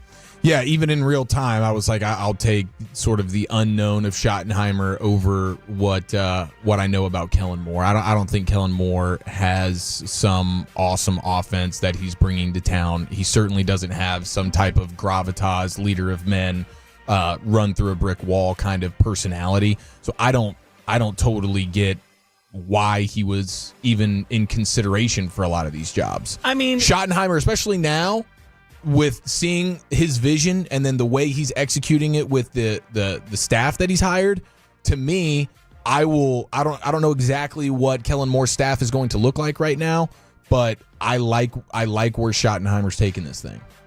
But real quick, just on the offensive front, the results were there. Like, when Kellen's been an offensive coordinator, he has put up results. Yeah, and he's had extreme talent when he's put up results. Yeah. Like, look at when he was at his best with the Cowboys, they were a stacked team. Sure. This team in Philadelphia, stacked. Chargers, not so well. Like, they were lacking some pieces. Sure. Now, when their quarterback still hasn't figured it out. When Kellen and Dak were together in all the games that they played together, because obviously there were times where Dak was out with an injury, but when he was calling plays for Dak, I'll go back to this one consistently. Patrick Mahomes was in the league at that time with Andy Reid and everything else. Dallas's offense was number 1 in points and number 1 in yards when Kellen and Dak were together, like over the course of 4 years. Like they were ahead of Kansas City, they were ahead of the Rams, they were ahead of San Francisco. So I mean, they did put up the best results of anyone in the NFL, and I don't think anybody would say that offense, that talent was the best in the NFL. Yeah, for whatever reason, it just flattened out in playoff games against the best defenses. Yeah, and that's something that he absolutely had to own, and something I think it looked like he learned from and adjusted with in Philadelphia. I think so too, because as I was listening throughout the week to national people last week, they kept using the same line of Kellen Moore. We know he is allergic to running the football. They kept throwing that out there, but over the season, he has run the ball better and more effectively. And it looked like he did with Jalen Hurts and with Saquon even throughout the playoff run. He was running it to help the team. There was a lot more balance than what we saw. They wanted to score. They wanted to strike big. They still did in Philadelphia, but they also knew the balance of being able to run the ball. I think that's something that he learned that he's going to take to New Orleans, and they're going to benefit from. Yeah, and the question will be about his quarterback. And that was one of the first questions he was asked yesterday. Hey, Derek Carr, you guys committed to him? What's the plan at quarterback moving forward? Tell me this doesn't sound exactly like a guy who worked under Jason Garrett. I'm going to read this quote. Derek's a tremendous quarterback in this league. I've had so much respect for him, the journey that he's been on. He's a starter in this league. He's a premier player in this league. Really excited to team up with him and go through this process. And so just like any player on this roster, I just got here a few days ago, and I'm excited to go through this journey with all of them. That is the most Jason Garrett answer. If you want to just talk about winning press conferences, Brian Schottenheimer beating Kellen Moore at this point. I can't wait to have a couple lemonades with him after practice, see how things go. Maybe we'll go to Cafe Du Monde and get a beignet. That was Jason Garrett as it gets. That being said, I've never had any faith in Derek Carr, like ever. Never have. Maybe around 2016, I thought I was a believer, but that right around the time he broke his femur. Yeah. That looked like a team that was going to be very good. Yeah, and then they fell apart. And he looked like, all right, this is going to be part of the next wave of big time quarterback play. Kellen Moore, by the way, the youngest head coach in the league now taking over, but they're in a tough situation. Like if you want to talk about Dallas and the situation that they're in, where people are like, well, they're financially strapped. They got this, that. They're a financially strapped team with a great core, though. Like they've still got big time core players who are like, you like Tyler Smith, you like Micah Parsons, you like CeeDee Lamb. Even if you don't like Dak Prescott, fans out there, you can say those are top premier players at their position. Deron Bland's here. When you look at New Orleans, that is a financially cash-strapped team that has a lot of bad players on their team. And so if you're going to tell me, are they like negative 60? Where are they? Yeah, they're like last in the league in cap space. So when you look at the way that New Orleans and Dallas went through their hiring process, Dallas had said to themselves clearly their biggest line item was culture. We need a leader. We need somebody who's going to instill discipline. We need not necessarily a drill sergeant, but we need somebody who is we want Tony Robbins or something out there. We want somebody who's just going to get you go. John Maxwell. We need the leadership guy. That's who we need running this football team. And that's probably going to be more Brian Schottenheimer than it is Kellen Moore. On the other side of it, when you're looking at New Orleans and you go, we're financially strapped. We have a pretty weak core overall. It doesn't look like there's a whole lot of hope for us to be contenders anytime soon. You're probably more concerned with who's going to give me an X's and O's advantage. Mm-hmm. Who's going to give me a design advantage? Who's creativity? Yeah, who's going to help me take advantage? Whereas Brian Schottenheimer's probably not going to be that guy compared to Kellen Moore. I know, Eric, you were just saying you don't think Kellen's a massive advantage, but just track record-wise, if you're looking at the two of them, Kellen Moore has put up, obviously, more prolific offenses. So if you're a team like New Orleans, you would say, yeah, we would like a Kellen Moore type more than a leadership guy. Like, we want the guy who's going to X's and O's his way to hopefully scheming us up some advantages that we don't naturally have as a football team. So, like they're the Little Giants in the movie Little Giants. what's the play they ran there? The annexation of Puerto Rico. Yes. Yeah, you got to come up with stuff like that. That's what that one was. Okay, real quick, we'll close up here before we wrap up this segment here below the belt on 105.3 The Fan. We talked about how much money Nevada Sportsbooks won. They won an S-ton, $21 million was their profit this cycle on the Super Bowl. Oh, just for the Super Bowl. Yep. Pennsylvania Sportsbooks did not have that fortune because, of course, you got a lot of Eagles fans there who are going to say, screw what people say is inevitable. Yeah. We believe the Philadelphia Eagles are going to win big time. And Philadelphia is not the same sports betting market that Vegas is. Right. And yet, Pennsylvania lost $6.5 million on just the Super Bowl because of Eagles fans. That's fantastic. So if you're a little upset about you hate Philly, as Wolchuk will consistently call them even on the postgame show, the Philadelphia Eagles. If you hate that city, you don't want anything good for Philly, just know that their economy took a pretty big hit, or their sports books did, by losing $6.5 million. That's good for Eagles fans, too. Most of them not having jobs. They need that money in their pocket. And that's why the fries have to go on the sandwich. They can't afford the plate. So at Permante's, that's what they got to do. Corey Majors in the building. He hated that sandwich, by the way. Zach had it. He thought it was super overrated. The Permanente sandwich. Yeah, he wasn't speaking very He's a highly sandwich of it. snob, though. Everybody knows that. Is Zach a sandwich snob? Yeah, he always has been. Yeah, that's tried and true. Everybody knows that about him. Do you like the idea of a Spores head cold cut sandwich? I did like that one. I'll tell you what, though. Although when I hear spores, I think mold spores too. That Dumont Valentine. That threw Jared off. The Seeger one made my wife laugh. The Dumont one made her blush. Yeah. Sorry, Adrian. We're going to have Hagee read those in crosstalk. Great. I'm looking forward to that. All right, let's barrel into the power hour here, the final hour of the week. Sean and RJ back next week. Micah Parsons putting the pressure on the Cowboys to spend big. Nick Harris of the Star Telegram has the scoop next right here on The Fan.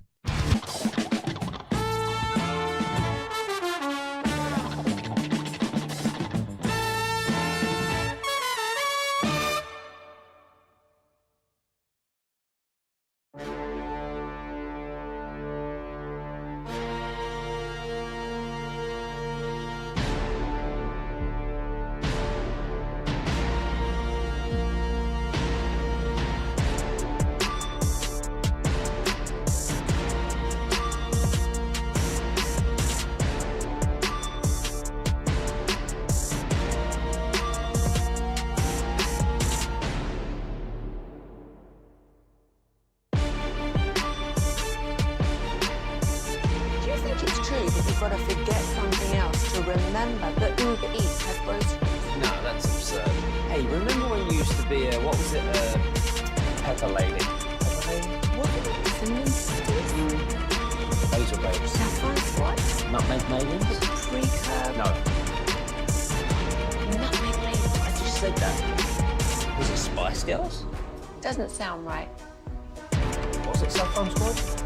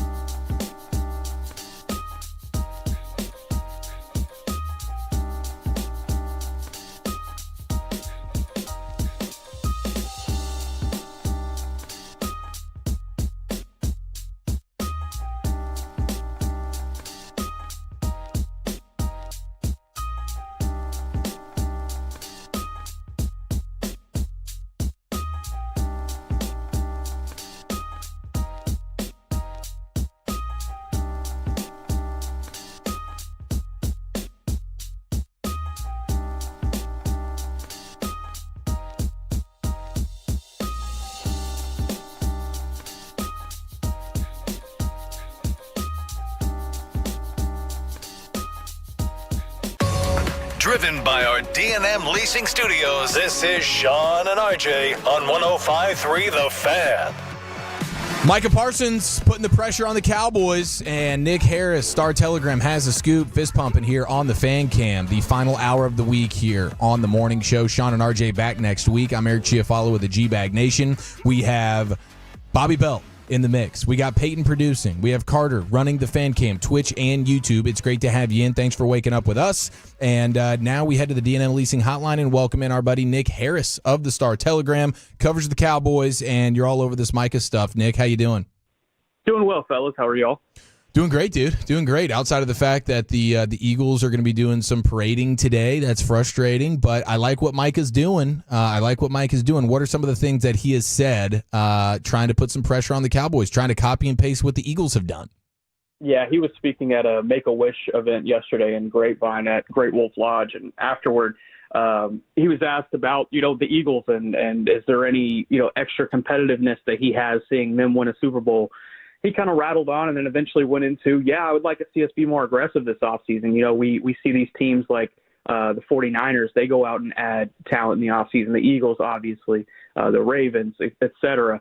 He said, I don't want to sit back and watch other teams build and us stay the same.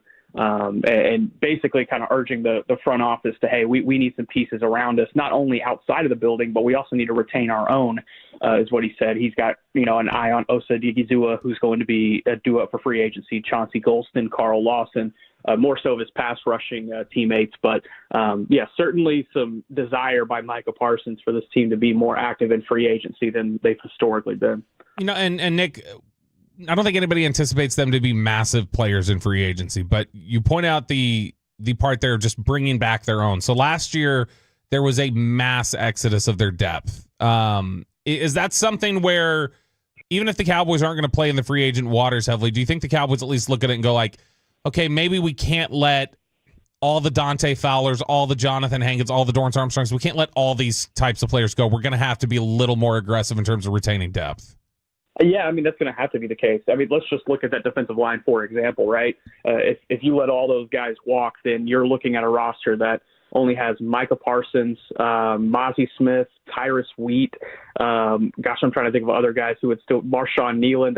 There's not much depth there already, and the depth that you do have is young, aside from Micah Parsons. So they have to be able to invest on a couple of those guys. I think Osa Odighizuwa should obviously be priority number one.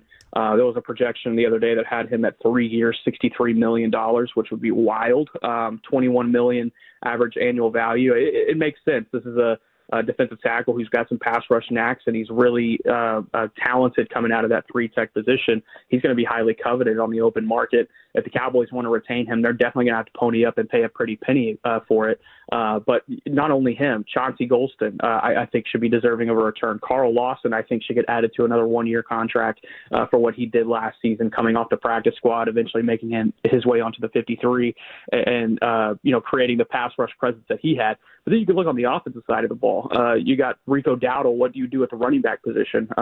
Zach Martin, if you expect him to move on, do you go add more offensive line in free agency? There's going to be a lot that has to pan out. But I think defensive line more than anything is probably where that conversation comes into play. Nick, you talk about the 3-technique defensive tackle position there that Osa's occupied. Is bringing in a guy like Eberflus, who is so heavy on the 3-technique and that being such an important position in his defense, did that boost potentially the chances that Osa Odighizuwa comes back, or does it just maybe change the Cowboys' perspective on, okay, well, Osa was always going to be more expensive. Maybe we need to get more creative. Maybe we need to look at more of Golston inside doing some 3-technique work. Maybe we need to prioritize this higher in the draft. Is that going to have to be a bigger focus just by the nature of hiring Eberflus? Yeah, I think the position as a whole is going to be a bigger focus. I think is what you were asking there. Chauncey Golston, in my opinion, is not a 3-tech. Keep that guy on the edge and let him use his power off the edge. We saw that finally get used to 100% maximization this past season, and we saw what that did for Chauncey Golston. I say keep him there. I wouldn't try him again inside. just because, again, he was limited at that spot. But if you can't bring Osa Odighizuwa back, then you're looking at this really talent-rich defensive tackle class in the draft, and you're probably going and getting one or two guys. You definitely need depth in that middle. You're letting a guy like Linval Joseph go as well, who's a veteran, didn't play a whole lot when it comes to snap count, but he was really important when it came to rotating in and out off the field with Mozzie Smith. So you might need another one tech there to not only help out Mozzie, but potentially compete for his job. Do you feel comfortable with that one tech spot in the middle of that defensive line? And then that's before we even get to three tech. And if you don't bring back Osa Odighizuwa, then you're probably looking at a guy like Anais Peebles out of Virginia Tech. That's a really interesting pass rushing three tech who showed some run game knacks at the Senior Bowl. You could look at some other guys as well for that spot. I think this is a really interesting defensive tackle class, and if they want to add young talent to that spot, then this is certainly the class to do it. But it would be a lot easier to fill that hole when you have Osa Odighizuwa there to lead that group. Nick Harris, Star Telegram, with us here on the Fan. So these comments from Micah, and he's trying to apply some pressure to the Cowboys. Call to action. Let's spend some money and let's get more talent in here. How do you think that lands with the Joneses? And will they have any type of reaction in terms of, you know what? Yeah, maybe we should listen to Micah. Yeah, that's where it's you would like to get the other side of the equation and want to know what the other side of the coin looks like. But one thing I can say is that Micah and Jerry Jones have a really good relationship, and it's only gotten better since the conclusion of the season. In that same interview, I asked him, hey, how did that talk with him at the Cotton Bowl go, where he went up to Jerry's suite, and they stayed in that suite until about 2 hours after the game had concluded, just talking. And they weren't even really talking about contract stuff because obviously he's due up for an extension. It was more so just talking about the state of the team, the future, what it could look like, what's his view of it, his vision of it. Obviously, they talked to coaching staff a little bit, and that was before the coaching staff was hired. But they have a good enough relationship to where if Micah says something, such as, hey, Jerry, we need to go out and get free agents, then Jerry will at least listen. Now, will he act? That's the other question that, will probably have to be answered once March 12th rolls around and the start of free agency. In my opinion, I think it's going to take a little bit more. Talking to Jerry Jones on the red carpet last week in New Orleans, it sounds like that their top priority is getting Micah that extension rather than figuring out what to do in free agency. Now, if they got that extension done before March 12th, then there would be a little bit more flexibility to do some things in free agency. And, it's definitely been Micah's prerogative to get that done sooner rather than later. Asking him about that yesterday again, he said, yeah, there's been no progress, but I'm confident we're going to get something done. So, when does that come? Does that come before March 12th? Does that come before training camp? There's a lot of questions that go into that. But Micah is at least making it seem in the public view that the ball is in Jerry's court at this point. Is the Micah contract the number one thing that you're going to be trying to get the scoop on when you head to the Combine in Indianapolis? What's the top one or two things that you're going to be trying to chase down? Yeah, that's a good one. Also, just draft strategy, overall draft strategy. What exactly are they going to be going after on those first couple of days? And do they have an idea of what that could look like already before free agency rolls around? Are there a couple of positions maybe that they are looking at in free agency? I mean, I know last year didn't have a whole lot when it came to being active in that department, but they did go out and get an Eric Kendricks at linebacker. That was certainly a nice veteran presence to have. Is there a similar type of ad that they would be looking to make this year at a specific position group? But yeah, Combine's going to be interesting. It sounds like Brian Schottenheimer is going to have an open presser at the Combine, so there's going to be even more to grab off of him. Obviously, the Jerry interview is always a good one in Indianapolis, so it sounds like we're going to get quite a bit down there. Nick, this 3-4 weeks now that Brian Schottenheimer's been the head coach of the Cowboys, just from the press conference optics, the coaching hires, different things like that, how would you grade this first month or so for Schottenheimer, just based obviously on the things that he can control and some of these coaching staff hires he's made? Yeah, I'll say this with the preface, is that I don't think there should be any concerns about what Brian Schottenheimer can do off the field. And I think that includes building a staff. I mean, this guy was a 25-year-plus assistant in the NFL, and he knows what good staffs look like, and he knows what bad staffs look like. He's been on both. And I think he's taken that experience and really applied it to putting the staff around him. And I really like, specifically on the offensive side of the ball, the influx of college blood, bringing in Connor Riley from Kansas State to coach the offensive line, Junior Adams from Oregon to coach the wide receivers, toying around with some running back names such as Tashard Choice and Rashad Samples. But the influx of that college blood, I think, will just add additional opinion in that offensive room. Schottenheimer is a guy who loves a collaborative effort on the offensive side. Sure, he's going to be the one calling the plays on Sundays, but it's going to be a collaborative effort during the week, and he's certainly got that in mind whenever he's been building this staff. It's going to be an interesting staff. I'm very curious to get to talk to them whenever that comes, whenever their availability comes around. There's a lot of interesting personalities, and I think there's a lot of key development guys that have developed at previous spots that could really help out this squad. But if you're asking for a grade, at this point, again, it's really tough to put a grade on it before they touch the field, and I can't give an A if they haven't touched the field, so I'll go ahead and give it a strong B. I think Schottenheimer's done everything that he can do here in this first month to show that, he's ready for this task. Yeah, I'm with you. I like the staff that he's building right now, but what happened with Tashard Choice? Yeah, that's a situation where, Tashard was wanting a little bit more money than the Cowboys were willing to offer at that position. And, that's philosophy. And some philosophies are different from other teams. And obviously Detroit Lions, they said, hey, we'll pony up and pay that price. We'll pay him more to bring him over to Detroit. And not only was it an opportunity for a raise for Tashard Choice, but also an opportunity to reunite with Jahmyr Gibbs. He coached him at Georgia Tech before he transferred to Alabama. So it's a fun opportunity for Tashard Choice. But if you had told me before the offseason that Tashard Choice would be taking an NFL running backs job, I'd be like, man, finally he comes to Dallas. But it's just not the case. Talking with Nick Harris here from the Fort Worth Star-Telegram on Sean and RJ on 105 through the Fan. Okay, Nick, you mentioned draft strategy a little bit there. Cowboys picking at 12 right now. Obviously, a lot still to come. We haven't even gotten through the combine yet. They just finalized the list of invites this week. But as you look ahead to the draft, your betting favorite right now for pick number 12. Yeah, I've been sticking with this Genty idea just because I don't think Genty's going to be there at 12, and I think it's going to open up a huge amount of possibilities if Genty is picked. And if Genty is picked before 12, I think this team moves back a few spots and picks up some extra picks.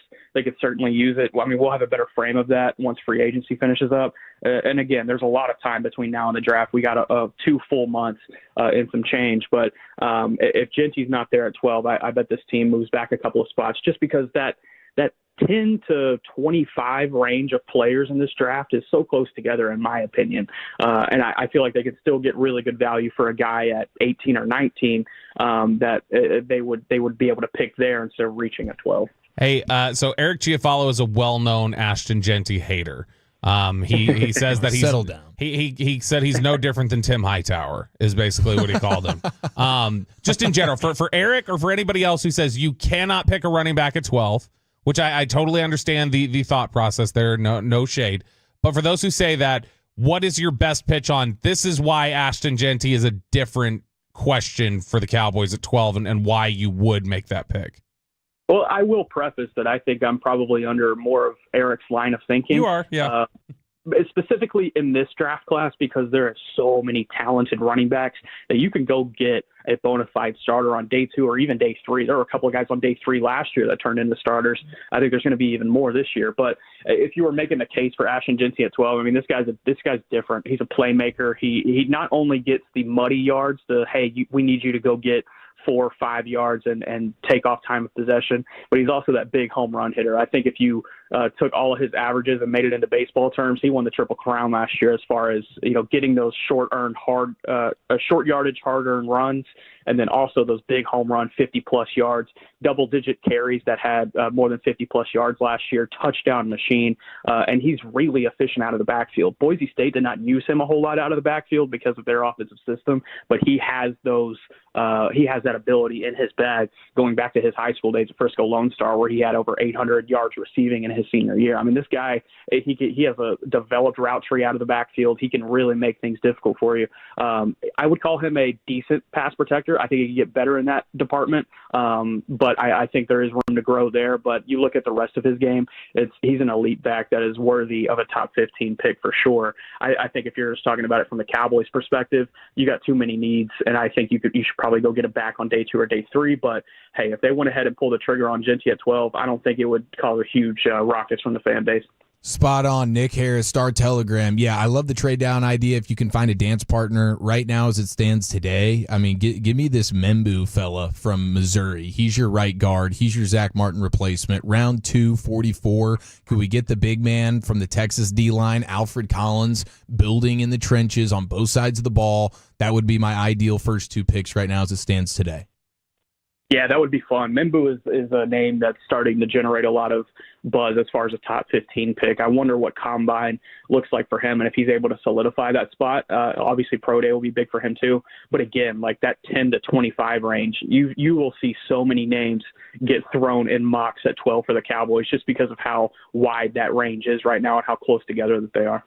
Nick Harris, who is the favorite Dallas Cowboys reporter from our buddy Zach in Frisco, according to the text right now. Nick, you're a beast. We appreciate the time, man. Enjoy your weekend. Yeah, I really appreciate it, fellas. Thank you, guys. Yes, sir. There he goes. All right. It is the morning show. Sean and RJ back next week. Bobby in studio. Peyton producing. I'm Eric Chiafalo with the G-Bag Nation. You have a football and barbecue opportunity tomorrow. I'll give you the details on that. A little football's finest for you. Schefter's top 5 most interesting teams of the offseason. Shedeur Sanders laughing at a mock draft. And what are we doing with Travis Hunter? That's next right here on the Fan.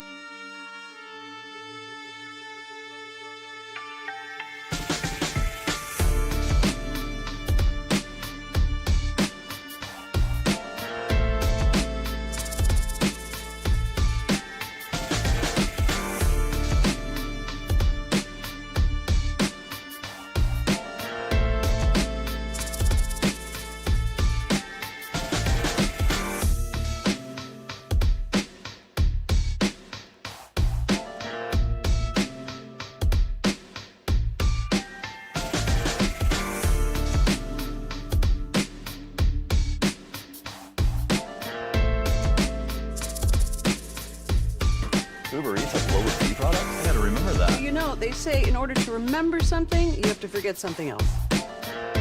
Okay, now that is a very cute haircut. That's like a little shag. I've never seen it before. Well, I mean, of course you have.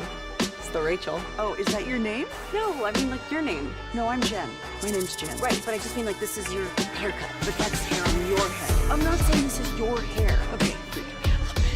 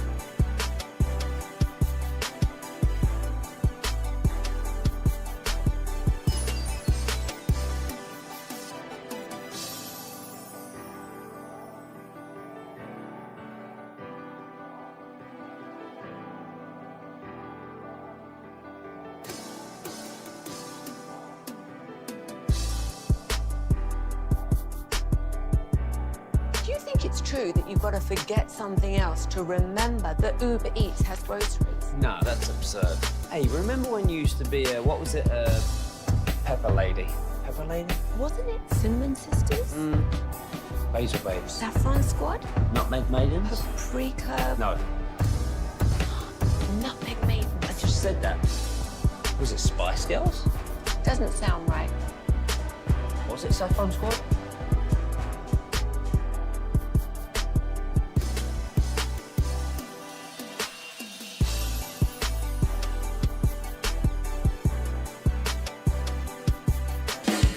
And it's back to Sean and RJ right here on 105.3 The Fan segment here, brought to you by Cars for Kids. Donate today at carsforkids.org, and also brought to you by the personal injury lawyers Frankel and Frankel. If you've been injured in a car or truck wreck, call Frankel first, 214 or 817-333-3333. With Frankel and Frankel, there is never an out-of-pocket cost. They only get paid when you win. Frankel and Frankel, the go-to car and truck attorneys in Dallas. Crosstalk with the KNC Masterpiece coming up here in about 20 minutes. Great to have you in on a Friday. It is the morning show. Thanks for waking up with us. Sean and RJ will be back next week. I'm Eric Chiafalo with the G-Bag Nation. Bobby Belt, Pay, producing the program. We're live on Twitch and YouTube. And tomorrow you have an opportunity to hang out with Brian Broaddus, Zach Walchuk, and myself at the grand opening fan appearance at Hurtado Barbecue in Dallas, their brand new location from 11 a.m. to 2 p.m.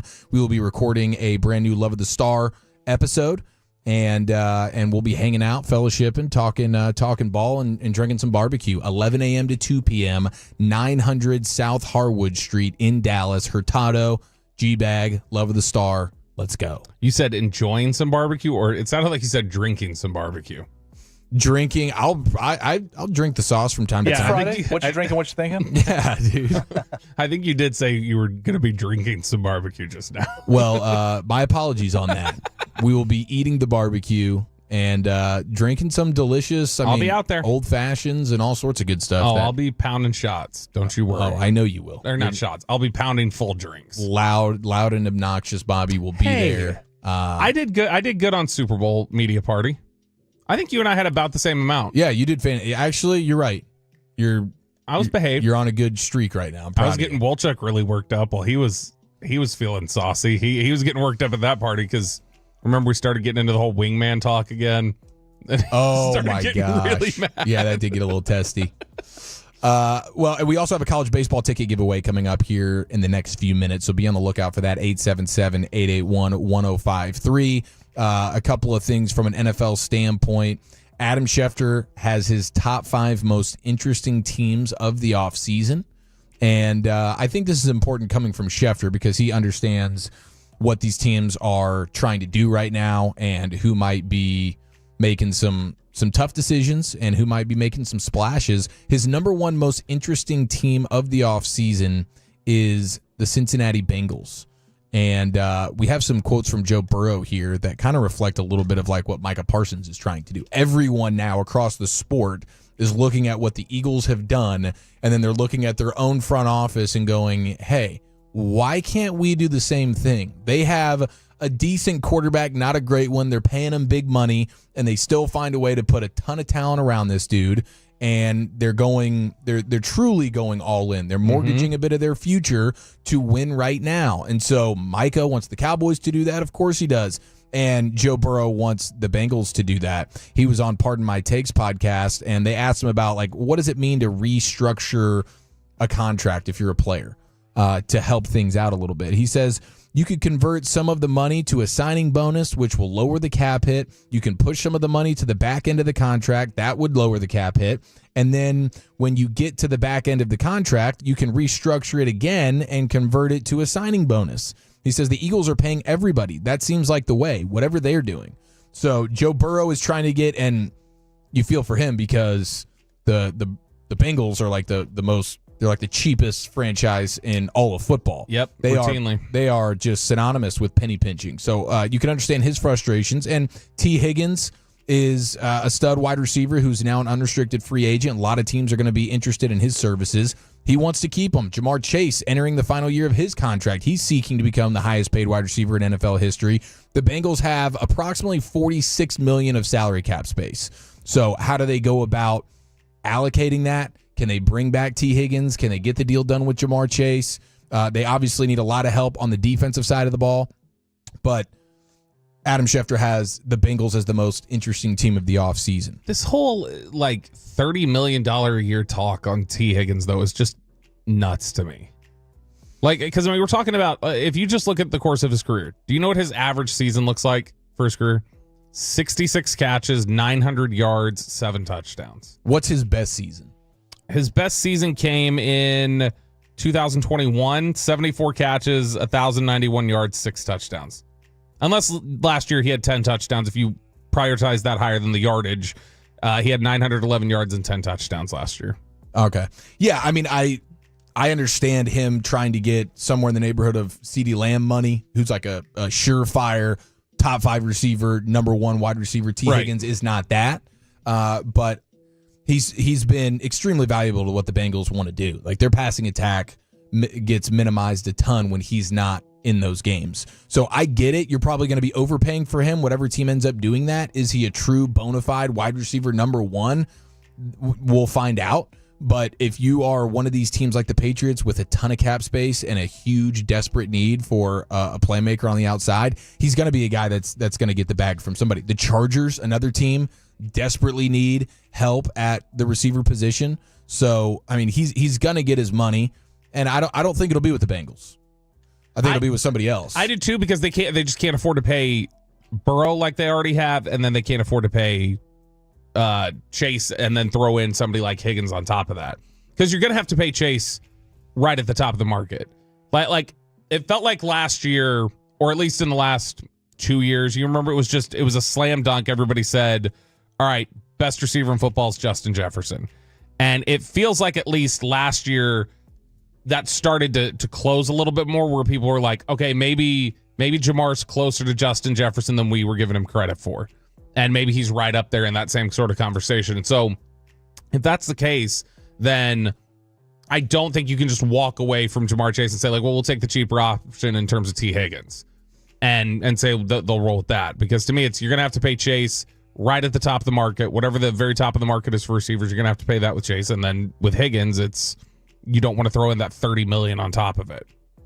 A17 wants to know the difference between a restricted free agent and an unrestricted free agent. So a restricted free agent can sign an offer sheet. You basically get tendered for a round value that says, all right, I'm going to tender you as a first round restricted free agent. So what that means is if a team signs them, the team would have the option to either match the contract offer or give up a first, or just take the first round pick and allow them to sign that player away. And so you can have that with first round tenders, second round tenders, or an original round tender. So an original round tender is if a guy was picked in the 5th round, for instance, you would get a 5th round pick back for him signing away.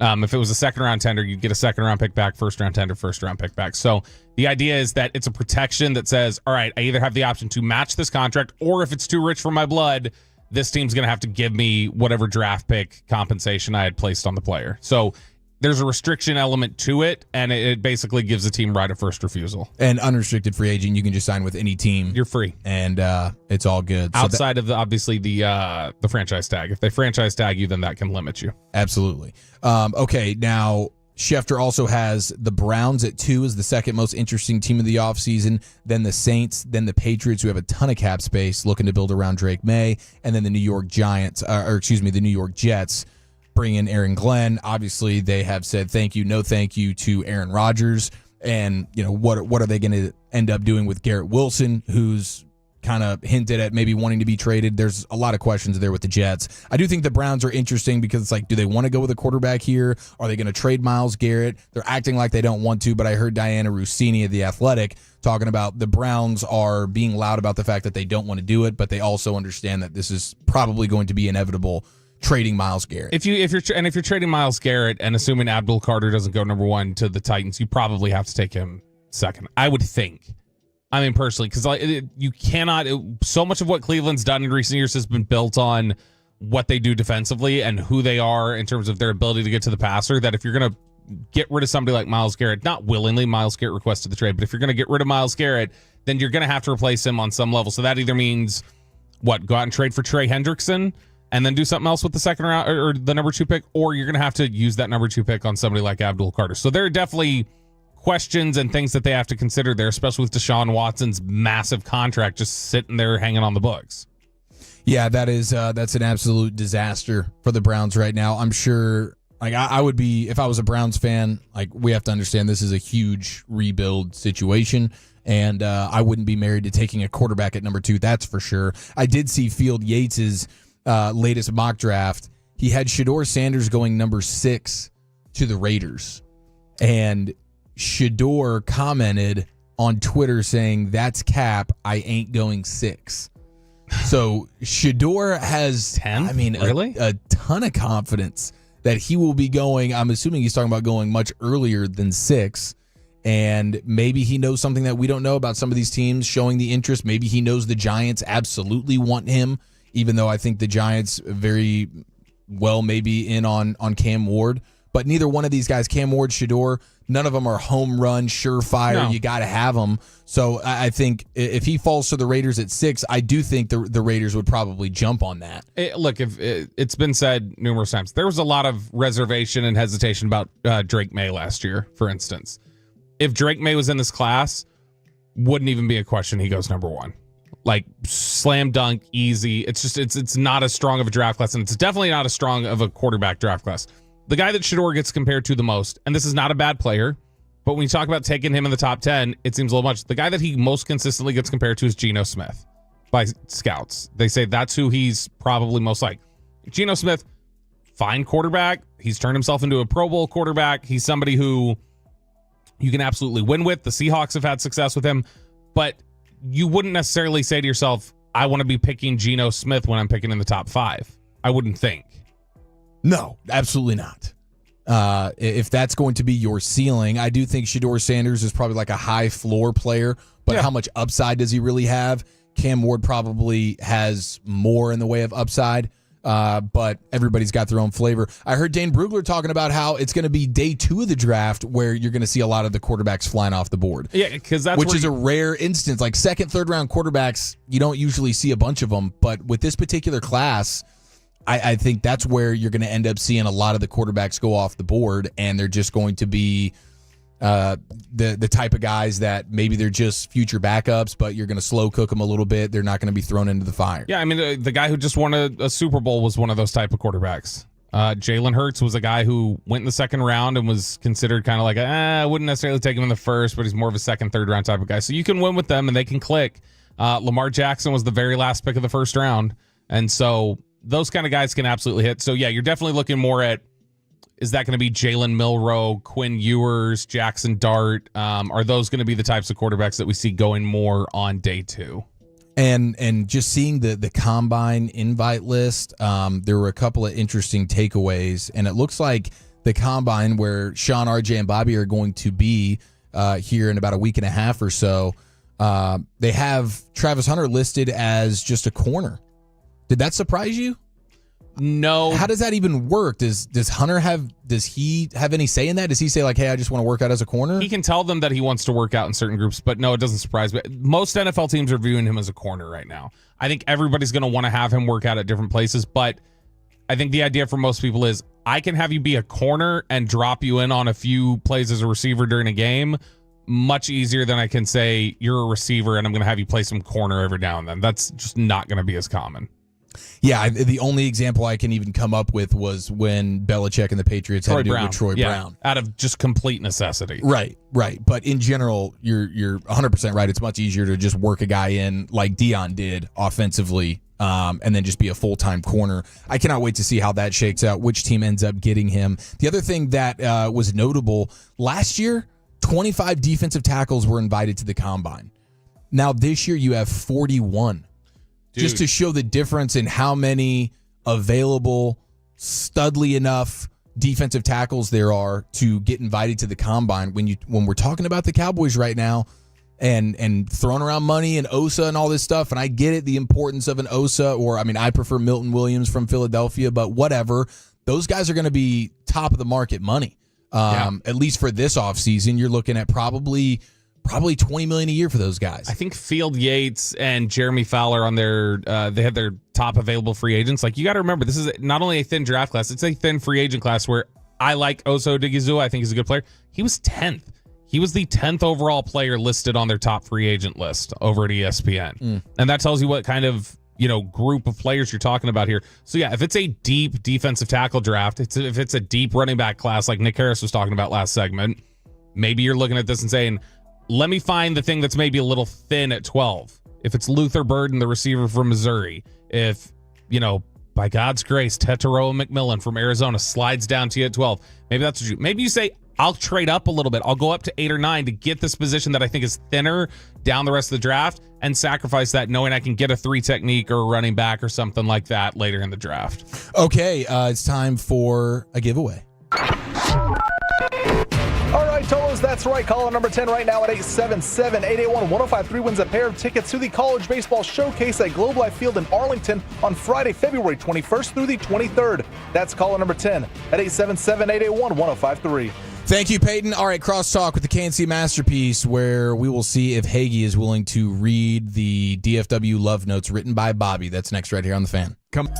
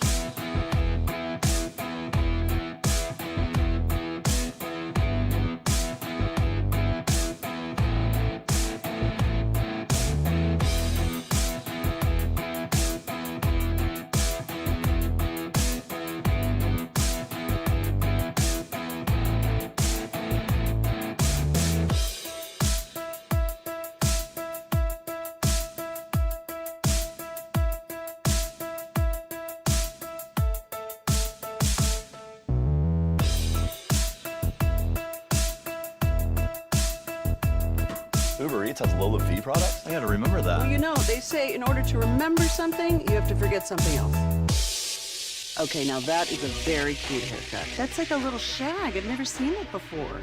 Well, I mean, of course you have. It's the Rachel. Oh, is that your name? No, I mean like your name. No, I'm Jen. My name's Jen. Right, but I just mean like this is your haircut. But that's hair on your head. I'm not saying this is your hair. Okay, freaking me out a little bit.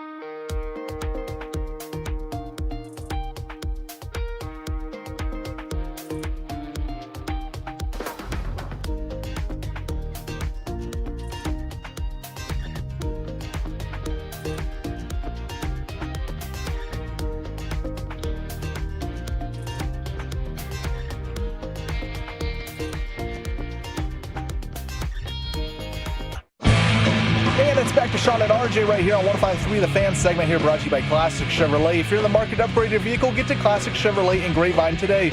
The back-to-back #1 Chevy dealership in the world. More new Chevys than anyone else, all priced to sell. Visit ClassicChevrolet.com. This is Texas. This is Classic Chevrolet. Together, let's drive, relax, enjoy the difference based on new Chevrolet registrations 2023 and 2024. Friendly reminder, tomorrow, Hurtado Barbecue, their new location in Dallas. We will be doing a live recording of the Love of the Star podcast, 11 a.m. to 2 p.m. Myself, Eric Chiafalo, with Brian Broaddus and Zach Wolchuk in Dallas. New location for Hurtado. Come hang out, drink, eat, and talk some ball, 11 a.m. to 2 p.m. Now it's time for Crosstalk, gentlemen. Happy Valentine's Day. Happy Valentine's Day. Good VD right here. If I come down there, Oh my God. I can eat barbecue? You actually, yeah, you're allowed to. Awesome. You get the green light. I'm It'd be excited. pretty bold if they're like, no, you can only come and watch the recording of the show. No one We're is not allowed selling to anything. You eat. can't spend any money in our establishment. I want some barbecue, man. Yeah. Barbecue sounds really good right now. Eric, you have an astonishing amount of writing on your cut sheet. What do you think about that? And drawings. Yeah, and I'm a doodler. That's a lot. Yeah. Whatever helps you pass the time, I get it. I can't help. I can't help myself. I have it on. I do a Bible study with some guys, and every week they're always like, "Oh, back at it with the doodles."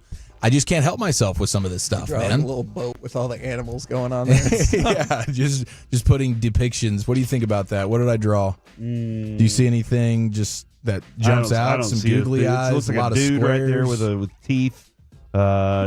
This guy's on a cross, I feel like. I love drawing just weird faces Could and be stuff. Jesus. Yeah. I'm a big fan of the Ticket doodles. giveaway, college baseball, Hurtado. Yeah, there's lots of stuff. I always in want to there. just leave some notes for myself. That's good. I'll leave them for you, Hagee, as well, to help you Thank for your program Thank today. you very much. What kind of notes? Just like he just said. Are the only notes reminding that make myself of the sense? ticket They're only giveaway. notes that make sense for you, though. Like, is it like just shorthand words where it's like no one would know what that means except Eric because he wrote it? No, I think. Well, I mean, no, I think all these are pretty clear. That is weird that you asked that because for some reason this morning when I woke up, I thought about Mickey Spagnola taking notes. Have you ever seen him take notes? Yeah, and Mickey does not. It's in shorthand. Everyone else will be sitting there with their recorders. Mickey still to this day has the little like I reporter respect flip book, that. and he'll sit there with the ear leaning and just like He's jotting it shorthand. down. It's shorthand. I can't read it. No, I have of no course not. clue how to read shorthand. I find it. There are two people that I see do it consistently.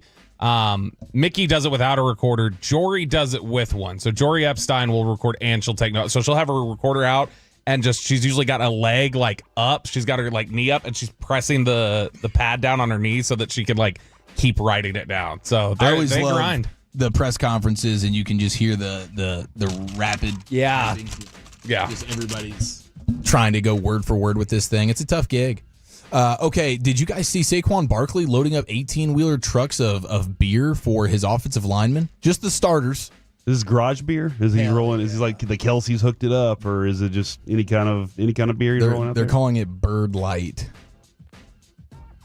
See, I hate that they won. Sounds disgusting. I hate when other teams win and they get to do whatever they want, and you're like, well, they're winning. They won, so you can't really say crap about it. Over under. Tastes like poo. At the parade today, half a horse gets punched in the face. Half a horse? Yeah. I'll go over. Okay. I think that's. I think you're winning no matter what. I mean, with the night they won the Super Bowl, there was a bunch of people on horseback celebrating in the streets of Philadelphia. I was surprised to see it, but they've been known to punch horses there. What are those mythical half horse, half man creatures? Manitars. Yeah, so I used to love y'all's KNC Masterpiece Centaur shirt. So I still love it, Best shape actually. I was ever in. Yeah, so that one, that like if you get one of those, like would that just be a Vegas push then? If that guy got punched in the face? I think so. It's kind of like the fantasy where people are like, "Oh, that mermaid," and you're like, "But how would that work?" She has the. You'd figure it out. How are you going to figure it out? She'll let you know.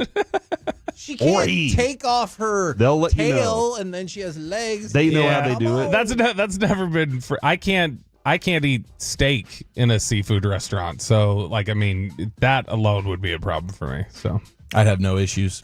Where would it go? Again, you ask her or him. You just say, "How do we do this?" And they let you know. But if it was the alternative, that way you've also asked for consent. And it was a giant fish thing on the top. That's smart, and Corey. then the other parts on the bottom, you probably wouldn't want to do that, right? About the fish thing on top. Well, I don't know. That's the only way anatomically it would work. Maybe those legs are, really nice.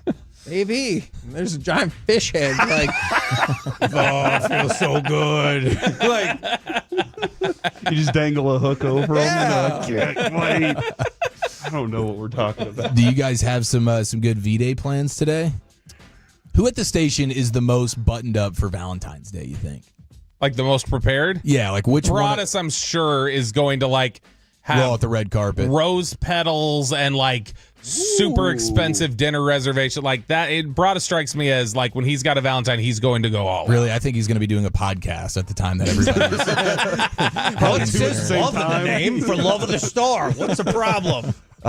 Yeah, I would assume Broadus. I mean, if you're dating, you're probably trying to be impressive, right? Because Adrian and I have kind of agreed to not celebrate Valentine's Day. We celebrate March 23rd, which was the first day I asked her out to it on a date. So Aww. that's the day we. You guys went for ice cream that But one? this morning, she actually went to a wedding that night. It was her grandmother's wedding. You were her date to the wedding? I was not her date to the wedding. She just Hold went. on. Did you just say it was her grandmother's wedding? Yeah. Her grandmother got remarried. She was hot, dude. You know that, Hagee. It probably still is. It probably is Sean. Now that I think about it, because Sean always does. It feels like we'll have the big time dinner Over the top, reservation. yeah. Let's be fair, He's in Mexico right now. Yeah, he took her to Mexico. Yeah, Yeah, so it's he's probably the one. Sean. Sean for the win. But I think that's for her birthday too. So he's probably got to he's probably got to double them up and really come through in a big way. I always roll through Tom Thumb or Kroger and get some flowers on the way home because they always hook it up. They're fantastic florists over there. I got lectured hard this year. Oh no! She was like, how far in advance? About 4 days ago. Oh. I got lectured with the look, if it's gonna be let me go run to the store and grab some crap, just save your time and don't give me anything. And you said thanks, honey. Okay, all right. Message received. Let me ask you this: what does she do for you? I mean, I don't think we can get into that on bowl here. of cereal, you know what I mean?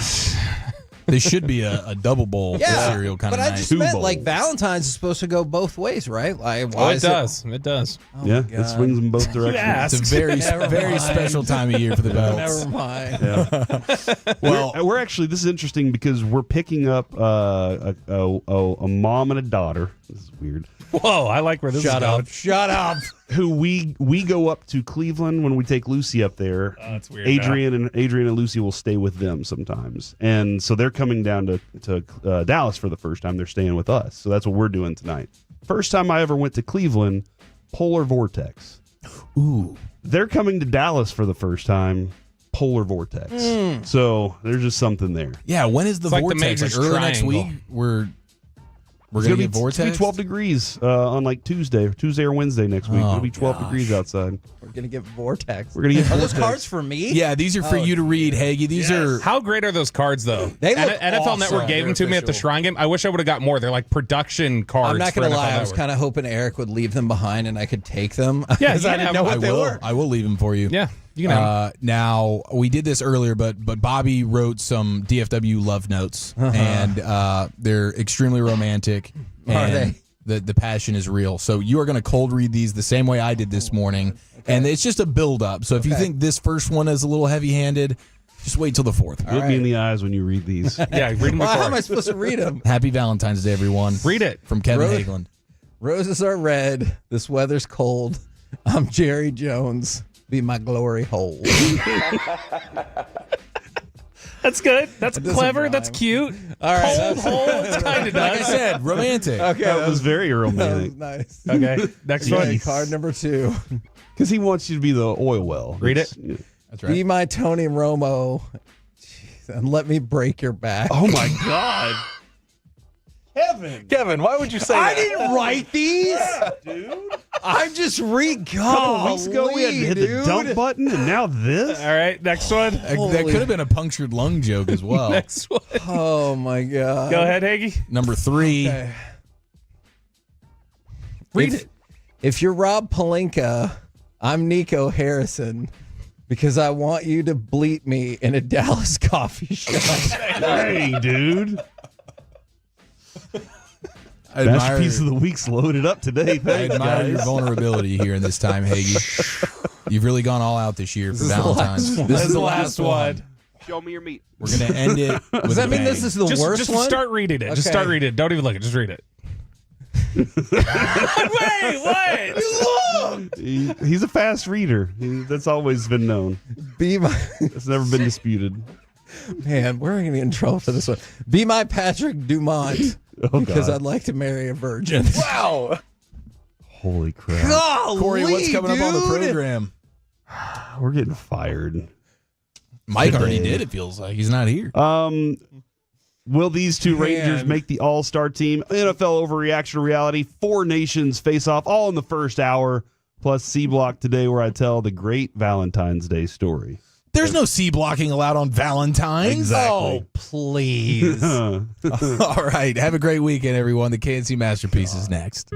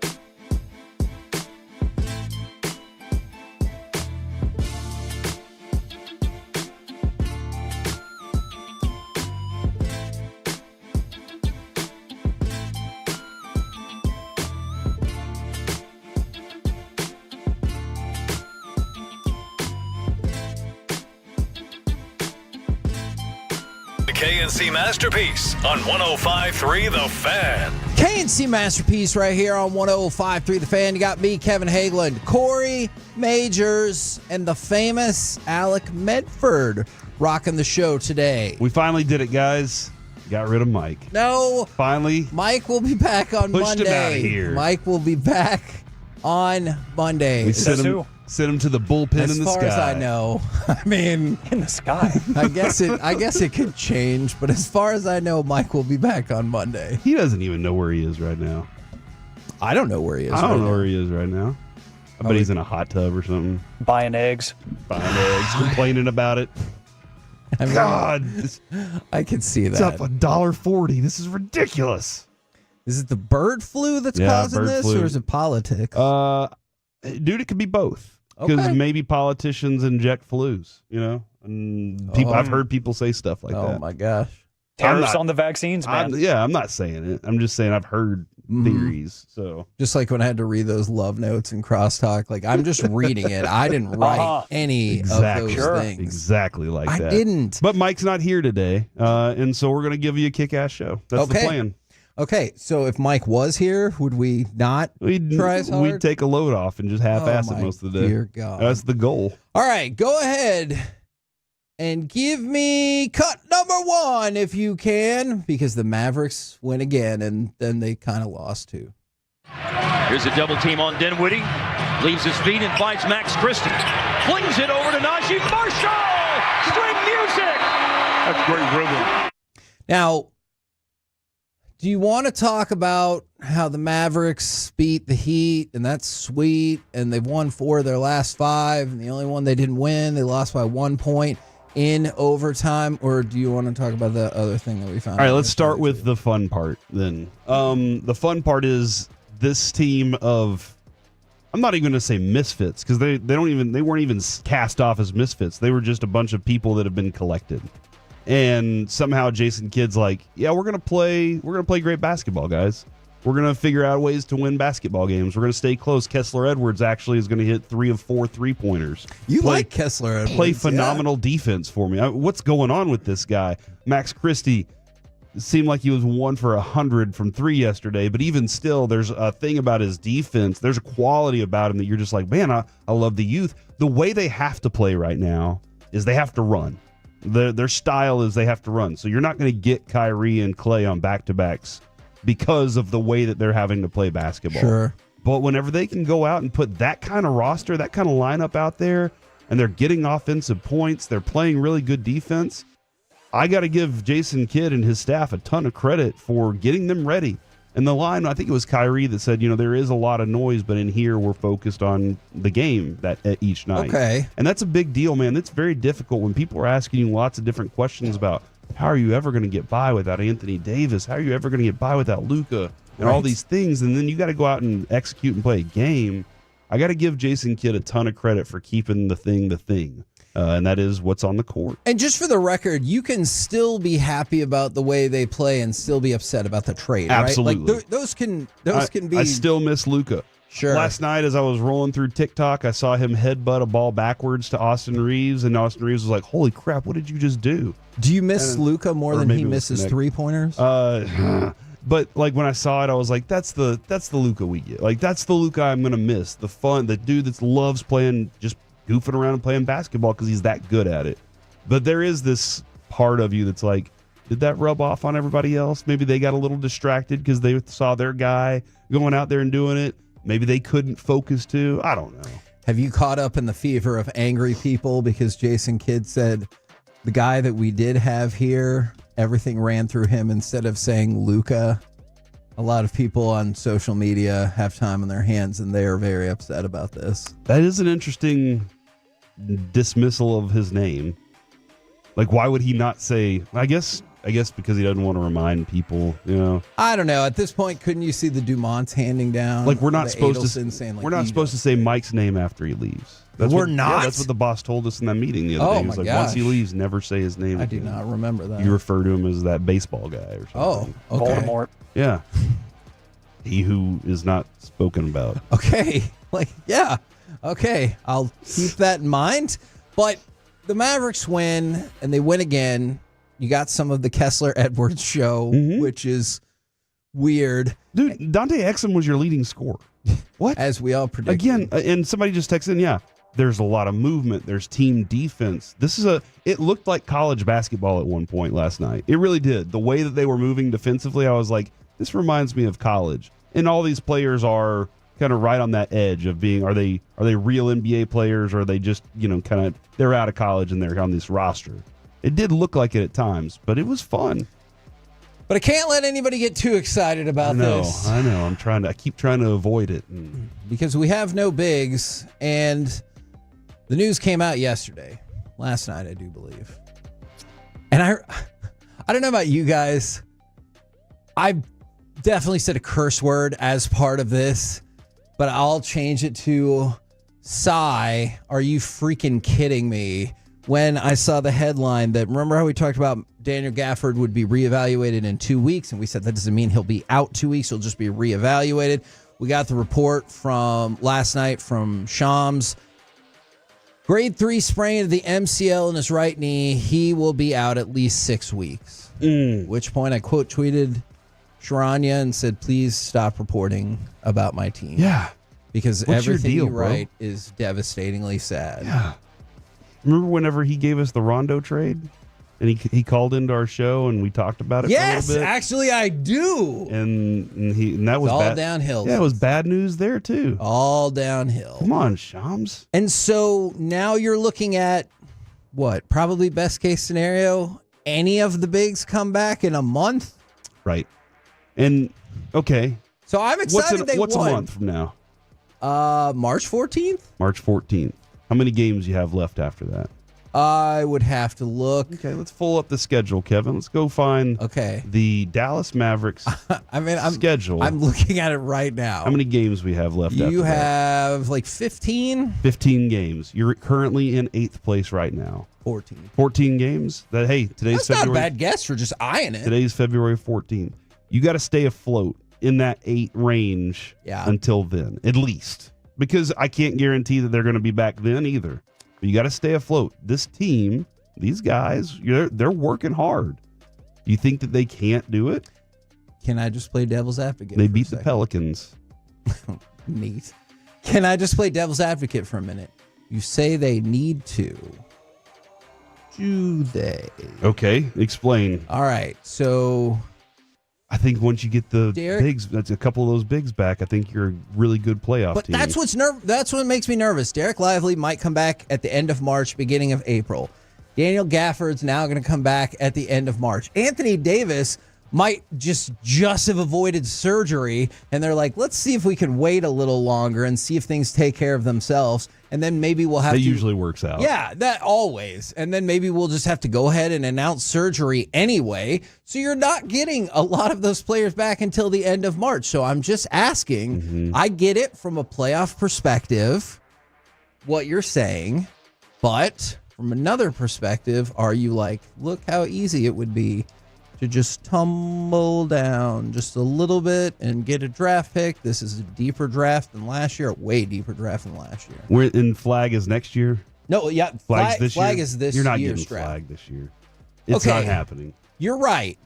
Except for that tiny 2% part of me that believes, hey, if the person I'm not supposed to speak about, whose name is Mike, is allowed to believe. You can wait until 2 weeks from now. Okay. Yeah, you're fine there. If he can believe in the conspiracy theory that the NBA, not like forced, but kind of wanted the Mavericks to do this, and the Adelsons don't really care, and they just want to get gambling accepted and all that. I can believe in the conspiracy theory that the NBA really wanted this to happen for the Lakers, and they said, but if you can miss the playoffs, we'll take care of you with Cooper Flag. All right, and if that's the case, I'll accept it. Yeah. If that's the case. I just don't believe that Jason Kidd's not going to try his best each night to have those guys ready. And the way that these guys are, they're looking at it as this is their chance. A lot of them are G Leaguers that are like looking at it, like Kessler-Edwards was a G Leaguer. Brandon Williams was a G Leaguer. You see that play he made last night, that pass that he made? That was awesome. And so these guys are looking at it going, this is my opportunity to shine, and I got a coach that's giving me the freedom to do it. Yeah. And so I think that's where I think see more of a run of Omax. Yeah, I think that's these guys that are athletic and long and bouncy are very excited to be out there. Now, will people pick up on what they're doing at some point, and good teams pick them apart? Probably so. You go up against a Denver, that's going to be a struggle. You go up against a very talented Oklahoma. Well, I mean, you go up against the Celtics. Maybe it's a different story after. We saw what happened when we were in New Orleans. They look pretty good. But I'm very interested to see what they can do to keep this team afloat until they get their serious pieces back. And you know how we can have fun with stats. And then your depth. When you get those guys back, your depth looks amazing. And see, this is where I'm conflicted. And somebody texted in, to be fair, Anthony Davis is going to be back in 3 weeks. I don't know if I think that's the case. When you hear rumblings that he might have just avoided surgery and they're going to wait it out a little bit, it feels like, is he? Yeah. Or do they know deep down he probably needs surgery, but they want to space it out from the trade as far as possible as to not take the massive PR hit that's inevitable.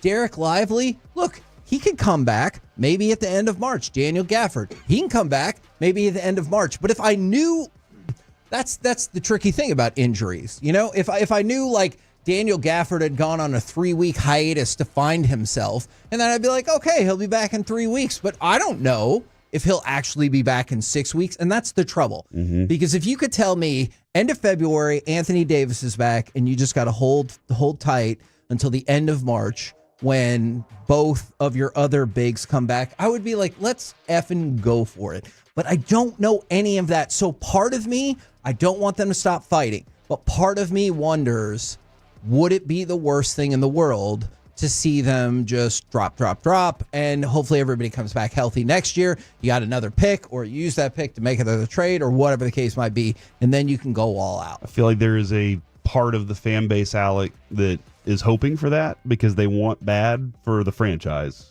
They're upset with the franchise. Can I make clear I am not in that category? I just want this for the draft asset and the ability to make your team better, because you're 100% right. I still love the Mavericks, even if I'm really mad at them right now. They're like a family member to me, you know? I'm so mad at them, but they're still... I'll welcome you back in my home. They're still my brother, so I'm still going to root for them. So I'm just saying I would be okay with that strictly from a draft perspective, not from I want this team to fail because I hate the trade perspective. Yeah, I think that there is a group that's in that mindset, another group that is all right, let's start looking forward. And I think there's another piece of them that's a group out there that's saying, let's hold on to this as long as I can. We got an all-star break to relax. How many of our one guy's going? So yes. You the rest of the group take a breath and let's check this whole thing out. Jason Kidd's going to be sitting there trying to come up with a new plan, for the next month or so to see how things go. All right. Somebody texted in that Max Christie needs more love. So let's have some fun with numbers here. Are you ready? Ooh, fun with numbers is not as fun with flags, but I like it. Ooh, I might be able to change your mind about that. All right. So Max Christie, going back to his last game with the Lakers, has now scored at least 15 points or more in 7 straight games, and all 6 of his games with the Mavericks. There we go. Since the trade of Luka Doncic, Max Christie is averaging more points per game for the Mavericks than Luka is for the Lakers. And that is a stone cold scoregami. Oh, I thought it was. Man. My bad. I missed that one. But that's a fact. Dude, that's awesome. So who really won the trade? We did. Obvious. I'm just kidding. People, relax. Not only did we get Anthony Davis, and we moved on from Markieff Morris, who said, hold on, somebody wanted me? It's a money thing. Yeah, we got to move on from that. Now we got a future star, who I think is actually going to be around for a minute, man. And actually, I'm with you on that. Again, this is the thing. I always like the way Reggie phrased this. 2 things can be true that almost seem like they're kind of at odds, and you're allowed to be like, I don't like the trade still because I think you could have gotten more assets. But then you look at Max Christie, it's a small sample size. I get it. It's a really small sample size. but you look at it and you're like, hey, he could be like a legitimate player with us. He's worked his way up. I know he's a second-round pick, but 3 years in, he started half the games this season for the Lakers. Now you see he is entrenched as one of the main guys for the Mavericks, and it seems like he's really doing a good job with his opportunities, both offensively and defensively. If you want to tighten up the three-point shooting a little bit, I hear you on that. But they have a lot of freedom, though, to shoot like that. So, and he turned 22 earlier this week. So that doesn't mean I have to like you got one draft pick. And back. he's not Luka. Like that is a reality. For sure. That is a reality. For sure. But he's a blast to watch. It's one of those things where I'm not saying it will play out like this, but at least you see like, hey, do I feel good about Max Christie? He's super young. I know he gets hurt, and we're still worried about that. But could you feel good about Derek Lively? We've been up and down with Hardy. You're starting to see more from Omax. Not saying anything bigger than that, except for while you do have older players like Kyrie, like Anthony Davis, maybe they are trying to build the underneath with some of the younger talent to be able to pick up the ball. From the 817, Kevin and Corey, this is your old friend Merlin. Stop giving me fake Mavs hope and let me be sad. It's time to be happy again, all right? We got a polar vortex coming in. We need some of that heat coming off of us, all right? So, hey, let's get happy. I told you it would be fun with numbers. That just kind of goes to the idea that, like, you can use numbers to prove whatever you want. Pretty much. 87% of people know that. Yeah. I just made that up. It's actually closer to 90, I heard. It could be. We're the KNC Masterpiece right here on, this is a great point. I'm sorry. I'm not supposed to do that. Brunson was a second-round pick, too. Brunson is a great example of what we talked about either yesterday or the day before, that, like, it takes time sometimes for people to become superstars. Mm-hmm. Like, I know Anthony Edwards rolls right into the league and you're like, holy crap, he is amazing from the word go. But then you look at Jokic, like maybe the best player in the league, and if not, no worse than the second best player in the league. Got to click. It took a while. Jalen Brunson, it took a while. Max Christie, not to say he'll be on that level, but he's looking like he could be a damn fine little player for you. Mm-hmm. Not little player. We're the KNC Masterpiece right here on 105.3 The Fan. Coming up next, NFL overreaction or reality right here on The Fan.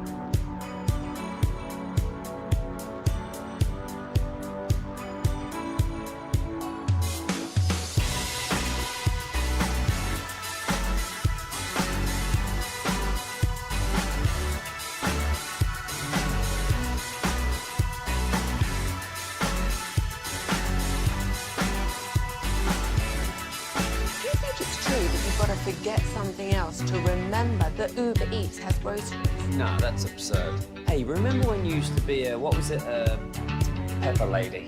Pepper Lady? Wasn't it Cinnamon Sisters? Basil Babes. Saffron Squad? Nutmeg Maidens? Paprika? No. Nothing Maidens. I just said that. Was it Spice Girls? Doesn't sound right. Was it Saffron Squad?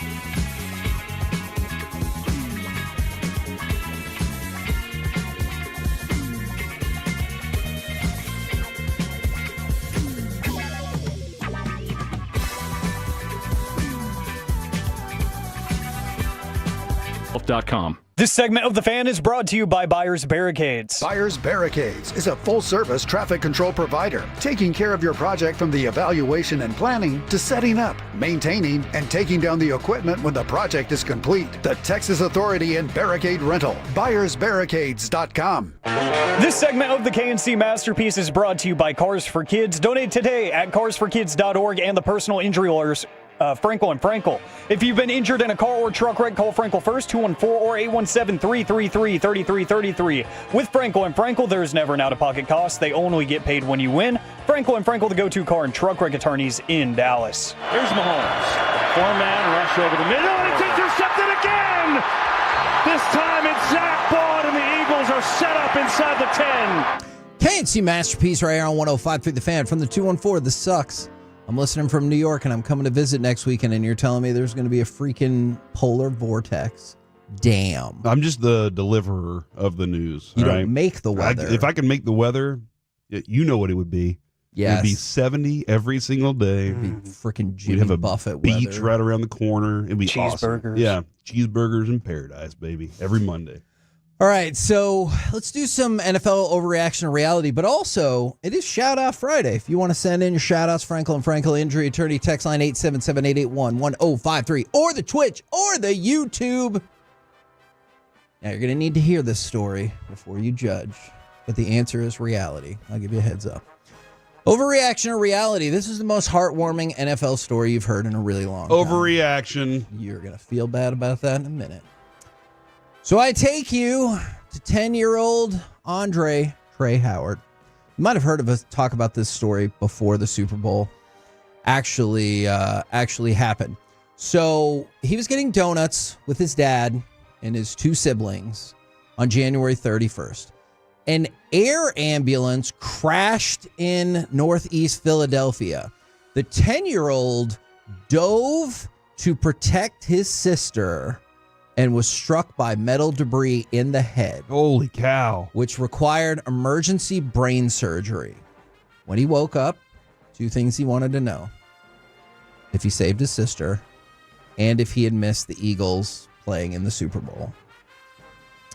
So this gets posted. It makes its way around. A.J. Brown sees it, because it's always A.J. Brown. Quote tweets it and said, "Speedy recovery. You're a hero, young man. I'm going to come see you when I get back, hopefully with some hardware. I'm playing for you on Sunday, my man." Did he send him a copy of his book? Oh, man. Here's the book I wrote. You know what? He might have, but even better, he brought the Lombardi Trophy. That's awesome. To the kid in the hospital. Also, while they're there, they FaceTimed with Saquon Barkley.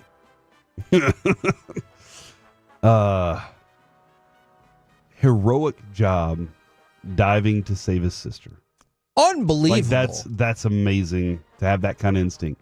One time I saw a bunch of bees on the ground and I took off running and left Avery in the field. No.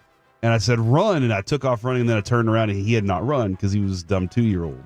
And so I ran back to get him and he got stung in the hand. So this kid, far more courageous than me. So his mom, the kid's mom, not A.J. Brown's mom, she's busy dealing with the Swifties, I guess. Or wait, was that? That was Charles Gardner Johnson. Yeah. So A.J. Brown visited that kid's mom, and he's still got stuff from the surgery and everything. And it said, "What a great surprise. It caught us all by surprise. For somebody like my son who usually talks so much, you had him smiling from ear to ear and mute. I felt his heart pounding through his chest. The amount of love and support you gave while being so patient and calling Saquon was beyond appreciated. So humbly want to say thank you. We love you and hope nothing but the best for you." Overreaction or reality? This is the most heartwarming NFL story you've heard in a really long time. Okay, there you go. In a really long time, yes. It's a wonderful story. And like the whole thing, everything about it. And yes, the sister is okay. I hate it that it's A.J. Brown and he's an Eagle and Barkley's an Eagle and everything, but A.J. Brown's NFL becoming players, harder and harder to dislike. You're isn't right. he? Yeah. First off, the book, and then his approach to mental health. This You got to love it. Then finding out he was a great baseball player too, that was wild. It's good job, AJ Brown. Yeah, lose a Super Bowl next time. Absolutely. All right, I'm gonna give you that opportunity. That's not what they were saying about Dawson. Is that he's one of those guys that he compliments you, but also tells you, yeah, hey, man, for sure. Yeah. You're like, oh, that was worst human that being nice? out there. But I love the guy. Yeah, he's my guy. NFL overreaction or reality? The Eagles and Chiefs will meet again in a Super Bowl, and I mean kind of like these versions, the Jalen Hurts, Patrick Mahomes version. I'm not saying maybe not the Travis Kelce version. Yeah, maybe not the Travis Kelce version. But I'm not saying in the history of football. I'm saying kind of these versions will meet again in the Super Bowl. Somebody did ask. The sister was okay? Yes, the sister's okay. I'm going to say overreaction. Okay. I think it's such a tough road to get to this point as many times as Mahomes already has. True. And I don't know how much longer this Eagles team is going to be, and the version of itself that it is. But the other thing is, everybody starts in your conference starts to go, how do we beat that team? And then they start building their teams to beat your team, and it becomes more difficult to overcome. So I'm going to say that's an overreaction. Alec, do you want to correct him on the error of his ways or not? I'm going to say it's an overreaction, too, honestly. Because I think this version of the Chiefs will live on for a very long time. I think this version of the Eagles will start to kind of fall apart just because, like we've been talking about, not so much with Jalen Hurts, but with other pieces and a lot of the veteran free agents that they bring in on one-year deals. You're going to see some turnover in the next few years. And I feel like the next time they meet, you might see a different-looking offense led by Jalen Hurts where maybe there isn't an A.J. Brown on that team anymore because the football side of A.J. Brown is a lot more difficult to deal with than the personal A.J. Brown. Off the field, he's awesome. Admire the dude.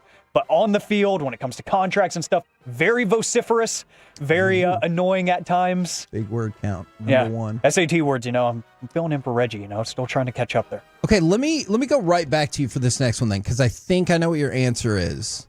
Overreaction or reality, Jalen Hurts will win another Super Bowl. I'm going to say overreaction on that one because and I don't know if it's his own fault. It might be one of those things where the contract extension that is looming and about to kick into place, that's going to expire. Not as bad as you might think. It's really not as bad, but I think it'll get to a point where that's going to start to run out. Maybe you get into the last year or two of it and they say we have to make that difficult decision. We don't hate having him as our quarterback, but do we want to pay him again kind of thing? Yeah. Let him go off. So, with the Eagles, no, maybe with another team, but it might be one of those where he says, let's try to get one final payday with an okay team after the Eagles. Okay. So I'll say overreaction. What say you, Corey? Whew. I'm looking at this team right now. It looks like they have about 20 free agents this year. Josh Sweat being one of them, Brandon Graham, Zach Vaughn, Mekhi Becton. So, some pretty big impact players. For the most part, their offensive line is going to be intact. Mekhi Becton's an interesting story there, but for the most part, their offense is going to be intact. They have a very good young core in their defense. And I think that's the key factor is what you saw. Now, Josh Sweat, I feel you got to bring that guy back. Zach Vaughn was an essential part to their defense this year, but he's 29? Okay, 29. Brandon Graham's 37. They're done with him. I mean, he did come back. I'm impressed. But I think that Hurts definitely has the opportunity to do it again, being surrounded by that team. Now that he's gotten over the top and done it, I feel like once you've done that, you have a little more calmness about you when you go after it the next time because you've been there, you've done it. I mean, he even looked better than he did the first Super Bowl. Yes. So the calmness and the presence that you saw in him this year, I think he's learned a lot, and he's got the type of poise I think that can carry the team the next year, another year. NFL overreaction or reality, we will not see a Super Bowl three-peat in our lifetime. Reality. It's been 60 years about now. Reality. Okay. It's too difficult.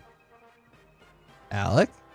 I'm going to play devil's advocate. Oh. I'll say overreaction. I feel like I'm going to be like laying in my deathbed and we're going to see that third one finally happen. He's younger than us, too, though. Yeah, That's a good point. I've got a longer, I've got a bigger hourglass to play with here, so I think point. that I might see it, but I think it's not going to be anytime soon. I think you're going to have to see another Patrick Mahomes come into the league to the right situation with a great GM and a great, future Hall of Fame head coach. It's got to be perfect, so I think it's going to take at least, 45, 50 years before we even entertain the idea again. You know what I just heard in that is, I think I'm going to see it, but definitely you guys not are dying. you guys Yeah, are going to sirs. see it. That's fine. That's totally fine. Huh. NFL overreaction or reality. Ooh, you know what? Can I ask you one side bonus question real quick? Nope. All right, fine. Fine. Fired on It's a me. Friday, why not? Yeah, Do you take a think load off. the idea of the Super Bowl three-peat is overrated as a first, since the Packers won the first two Super Bowls and won the championship right before they started the Super Bowl, and they're like, dude, we won 3 in a row. Come on. No. Okay. Is that the right answer? Overreaction? Whatever your answer is. No, I mean like overreaction Oh, yeah. is what I'm Overreaction. rocking with here, because who were those guys? You know? Bart Starr's pretty good. They barely knew, like they were still figuring out football at the time. What was the offensive lineman? Forrest Gregg? Yeah, the Mad Dog. I was like, not the important. It's not one. Forrest Yeah, Gregg. the Mad Dog would get all mad about it. He's like, You all gotta right. find that. You gotta find that drop Yeah. at some point, Alec. It's hilarious. But yeah, no, I don't because Okay. I'll also keep those separate. Those are two different things. NFL overreaction to reality. This one's tough. Nick Sirianni is a top tier NFL coach. Reality. And I'm not saying he's one of the most brilliant minds when it comes to play calling or whatever, but whatever he did to get a bunch of very talented players to all put their egos aside to be a team. Yeah. He did it. And I think that's a huge factor whenever you have that many people in a room and you're trying to get all of them pulling the same rope. You've done something right whenever you've accomplished the goal. So, and he's done it. He's been there a couple times now. I'm not putting him up there with Belichick. Okay, yeah. But he's made his way into the conversation of, man, what's that coach doing, and how do we mimic what he's done? It pains me to say that this is a reality. Oh my goodness. But it is, and there is an art, there is some sort of like jealousy that comes into play for me whenever you do see, even in the Super Bowl, the biggest game of the season, where legacies are created, all the cliches you want to throw out. AJ Brown is, yapping at him on the sideline and really unhappy about some sort of miscommunication, maybe not getting the ball on a drive that fizzled out. What happens the next drive on offense? He scores a touchdown. They get the ball to the playmaker that is unhappy in that moment. He goes back to the bench, pulls out his book, and starts reading again, and everything's fine. They win the Super Bowl. Like, it takes it takes a lot to manage those egos. Like Corey said, X's and O's, I don't know what Sirianni really knows when it comes to that. But you see Dan Campbell get all the love for all the same things, so I feel like it's unfair to love Dan Campbell and hate Nick Sirianni for the exact same reason. Man, this is the kind of text I want today. This is a genius text from the 832. Kevin, every year at worst, you're 33% of the way to completing a three-peat. It's a good point. That is a very good point. Math. At worst, 33%. And at most, teams have gotten 66% of it. It's true. Except if you want to round up 67. How were they? Were the Chiefs? The Chiefs got 90%. The Chiefs got further than anybody, and then the game started, and then it was over. All right, one more for you, real quick. Overreaction to reality. Andy Reid can surpass Bill Belichick. As the greatest coach of all time. Reality. Okay. I definitely You think said he that can. really quickly. Yeah, well, because again, I give a lot of credit to what he did with the Philadelphia Eagles before he even got to Kansas City. I mean, he was already in multiple NFC championship games. He was already in a Super Bowl. He hadn't quite gotten over the top. Right. And I also, do credit Mahomes and him in this conversation because he was never able to do it without Mahomes. But hey, he recognized the talent and he's been able to nurture that talent along. So yeah, I think he can definitely be that. And as far as the respect around the league, you hear Broadus.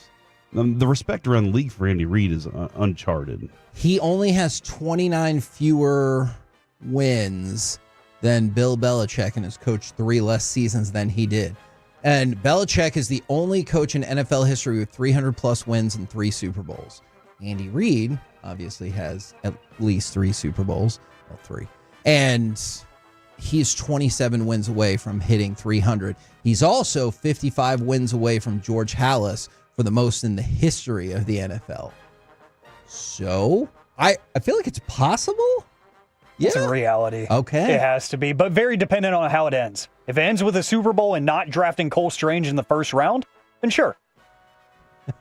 I like that. We're the KNC Masterpiece right here on 105.3 The Fan. Everybody at my Pluckers was like, who is this? What? So was Sean McVay. Yeah. Coming up next, and I promise we will get to hockey at the top of the hour, but coming up next, Deal Breaker. In honor of Valentine's Day, what's the worst way you've ever broken up with someone or were broken up with? Let us know. We'll do it next right here on The Fan. Coming up.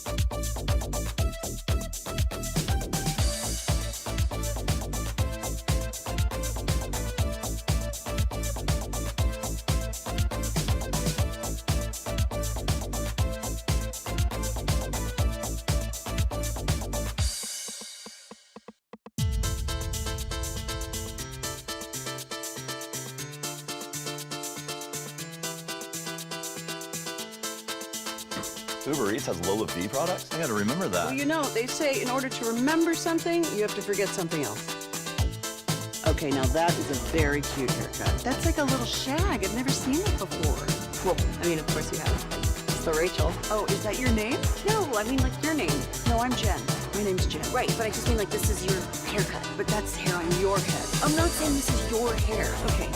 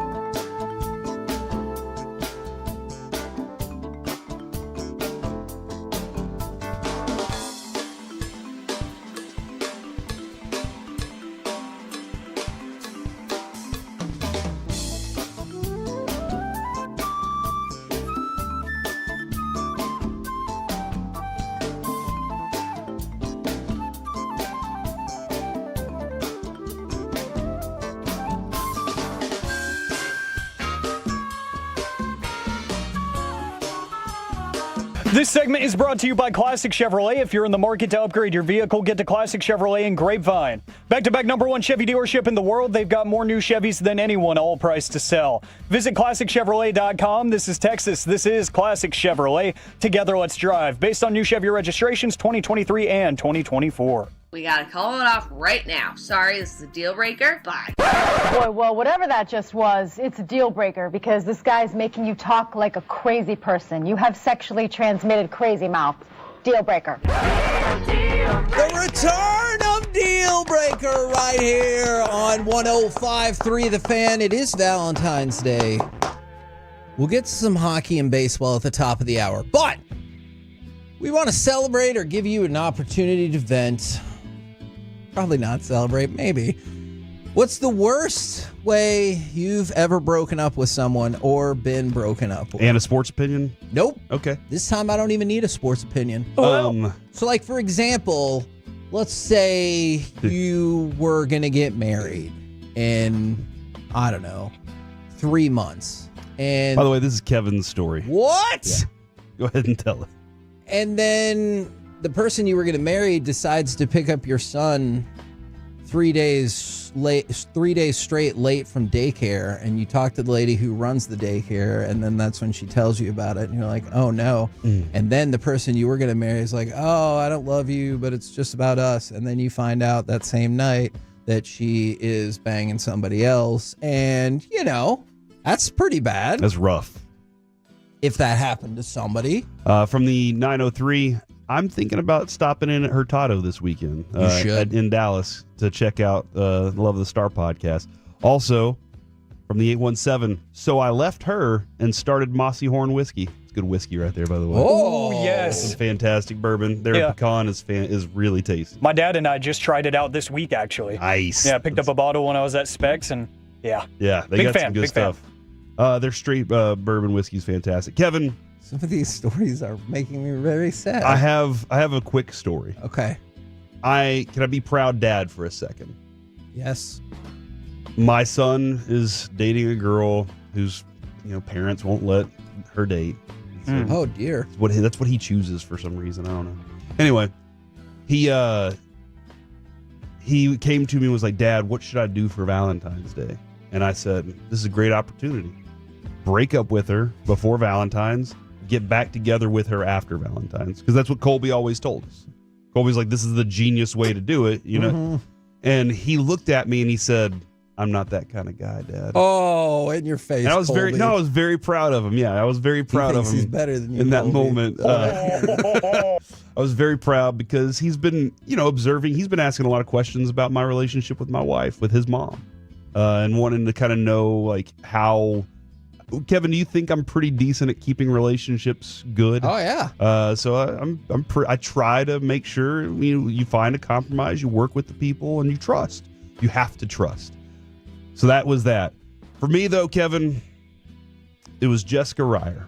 All right. Oh, yeah, I'll say her do we last need name. She to knows me. Say her whole name. She it was Valentine's Day. Even I just said Brandon's mom. It was Valentine's Day. I know where she is too. So it was Valentine's Day. I don't know. Threat. Oh, that's not a threat. Valentine's Day. I had a heart ruler for her, and she looked at me from across the hall and said, "Hey, I think we should break up." And I said, "Okay."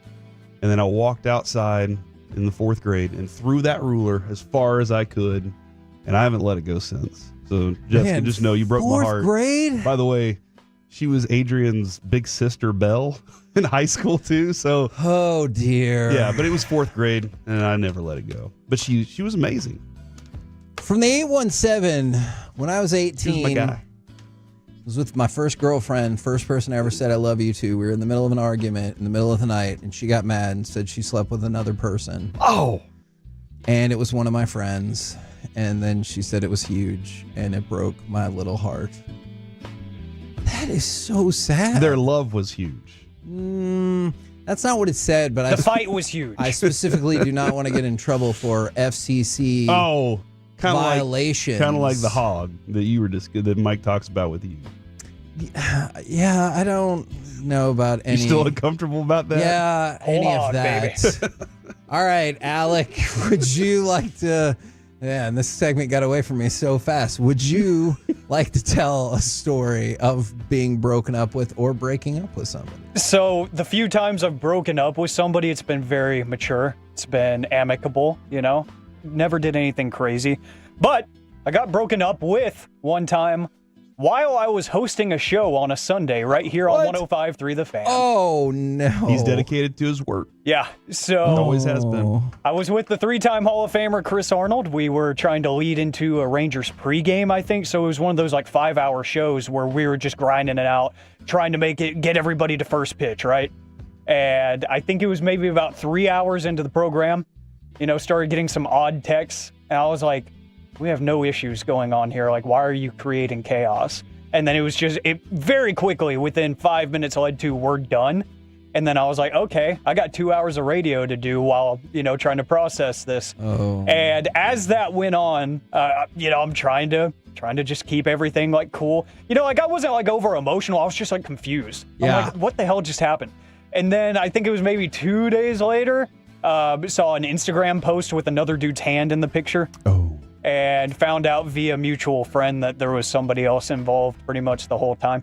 So, yeah. And just be a grown-up and say, yeah, that's what's happening. So, a message to people out there that are my age, if you're in early 20s, don't date people in the military.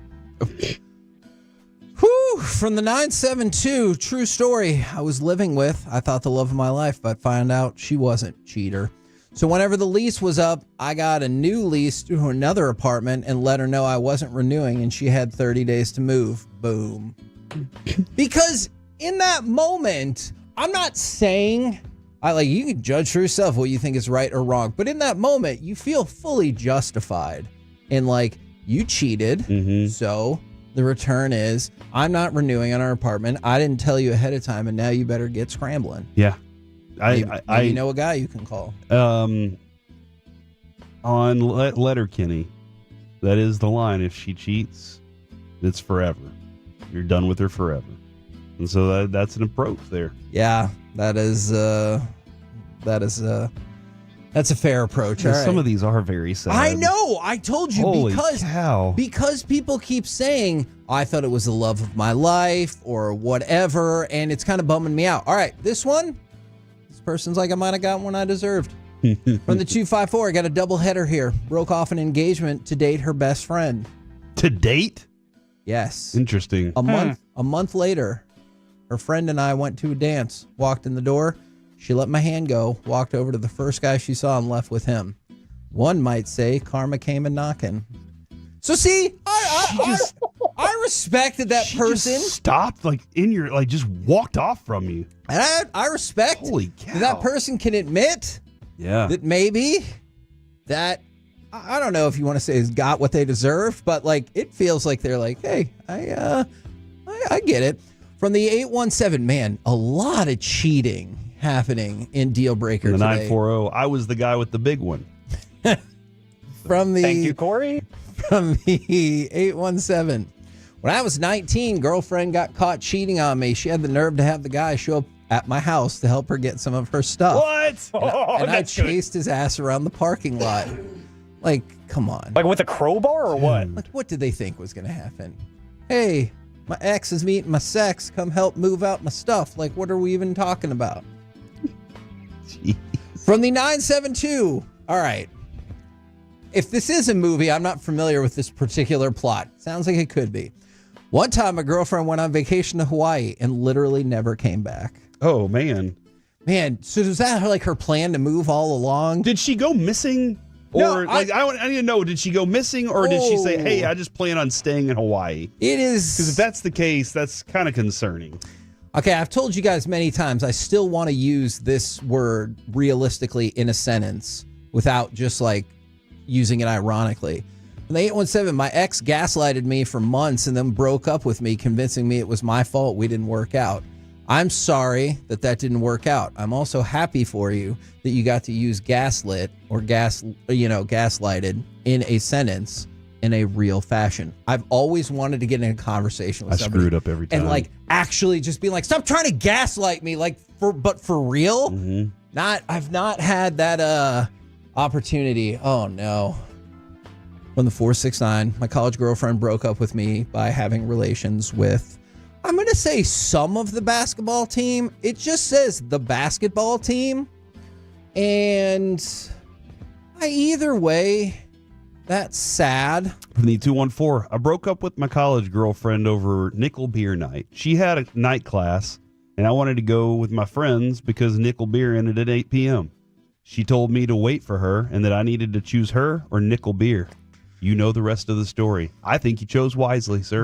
Oh, no. Until you get married, you need to find out what she's like okay with and stuff. And if she's going to make you choose like that, you between your friends and you and her, that ain't how it's going to work. All right. We got at When least. you get married, then you got to compromise a lot more. At least two more. One person was in the wrong. The other person, they got wronged. From the 972, high school sweetheart, 2 years. She went to go study abroad in Spain. A week before I was going to go fly out, she broke up with me by changing her Facebook relationship status to in one with me to in one with somebody else. Oh, man. No warning. Damn. From the 817. Oh, jeez. I got my girlfriend's best friend to break up with her for me under the false pretense that I wanted her instead, when in reality, I didn't want either. Dang. Man, so you're like, I'm really probably going to blow up this friendship too, just so I don't have to deal with it. Y'all are creative, man. I like this. I like this from real quick. I know we got to go. 469. I went to Hawaii for a wedding for my friend's sister. The entire wedding party was made up of Hawaiian guys who were all married to girls who stayed in Hawaii after visiting. Okay. Could this have been a direct outcome for that other person's story? This is like, hey, while we're here, let's go check out the scuba. I don't know. You want to scuba today? Oh, somebody had a girl break up with him at the prom? All right. Look. Valentine's Day is a day for... Man, it is a day for sadness. Sadness, and maybe something great could happen for you. Go buy some of those Reese's Hearts. Hang out at a Starbucks for a little bit. Do you like Galentine's Day better as a phrasing or Palentine's Day? I don't. Come on, what are we doing here? I was just curious. We're trying to help people out there who maybe don't have a significant Just other. enjoy it. Just put on a red shirt and go out and see what happens. Okay. Out any particular place? Just to the club. Where do you find people now? You go I out, don't know. Ask Alec. Go out to Hinge or whatever. You can just do that at your house. Yeah, you can do that. Oh, is that how you don't have to go to like a bar and get your Hinge app out? No, I don't think that's the whole purpose of Hinge whatsoever. You'll go to is the, to you'll go to the avoid that. local Target and Hinge around. Is Hinge a place? No, it's a dating an app. Yes. So I guess you can go to Target and Hinge. I don't want to infringe your Hinge, all right? You do it wherever you like. We're the KNC Masterpiece, I guess, right here on 105.3 The Fan. Coming up next, will these two Rangers make the All-Star team? Plus, the Four Nations face-off is awesome. Yep. Let's talk about it next on The Fan.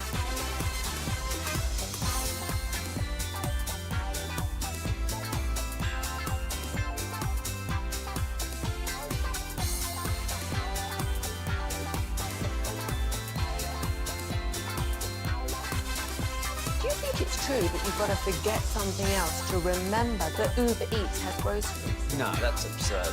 Hey, remember when you used to be a, what was it, Pepper Lady? Pepper Lady? Wasn't it Cinnamon Sisters?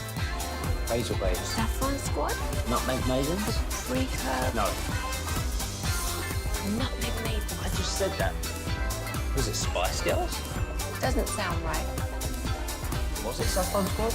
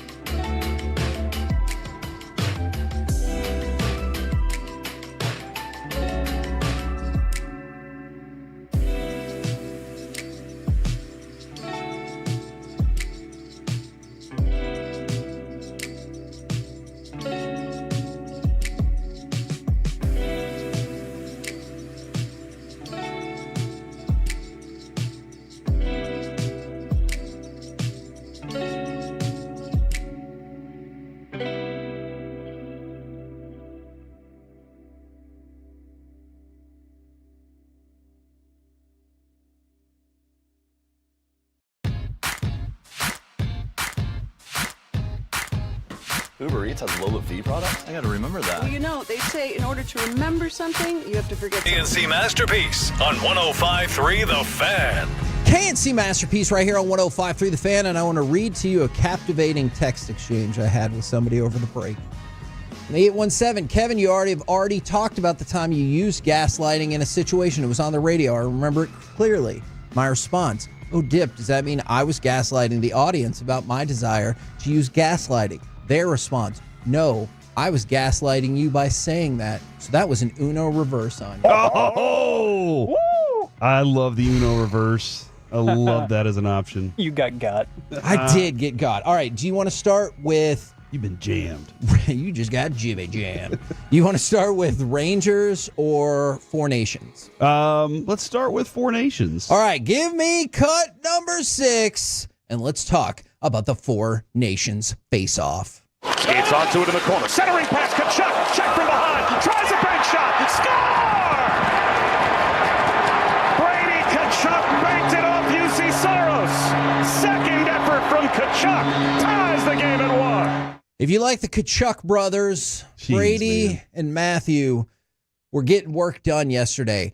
I know we talked about the Four Nations face-off yesterday, and we had the conversation about, like, are people excited about it? Are they going to be fired up? So I started watching it, and it took 1 minute. I have to admit, I wasn't really locked in on Canada-Sweden the night before.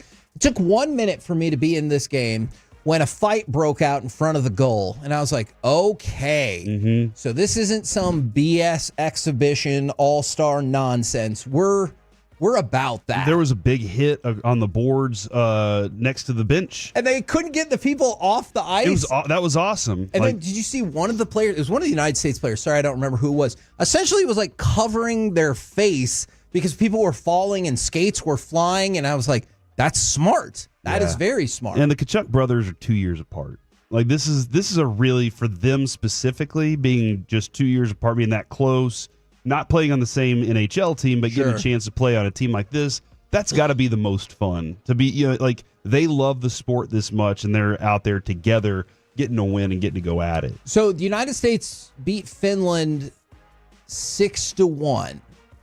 The United States, which is not an expected score, and I don't think. And not really indicative of how most of the game went. So, like, it felt early in the first period that the United States was in control. But then Hellebuck's supposed to be the best goalie on the face of planet Earth. And Finland scores kind of a soft goal on him. So you're losing. Obviously, the United States ties it up. And then they take the lead in the second period. But it is still just 2-1. And Finland is showing more life than at least I thought they did for a big chunk of the first period. And then, if you like goals, boy, the third period was for you. But if you missed the beginning of the third period, the United States scored twice in 30 seconds, and then they scored their third goal 3 minutes in. And so, let's take you to the last goal. This is Kachuk, the other Kachuk, with the last goal of the game. Gets a return. Orensky shoots.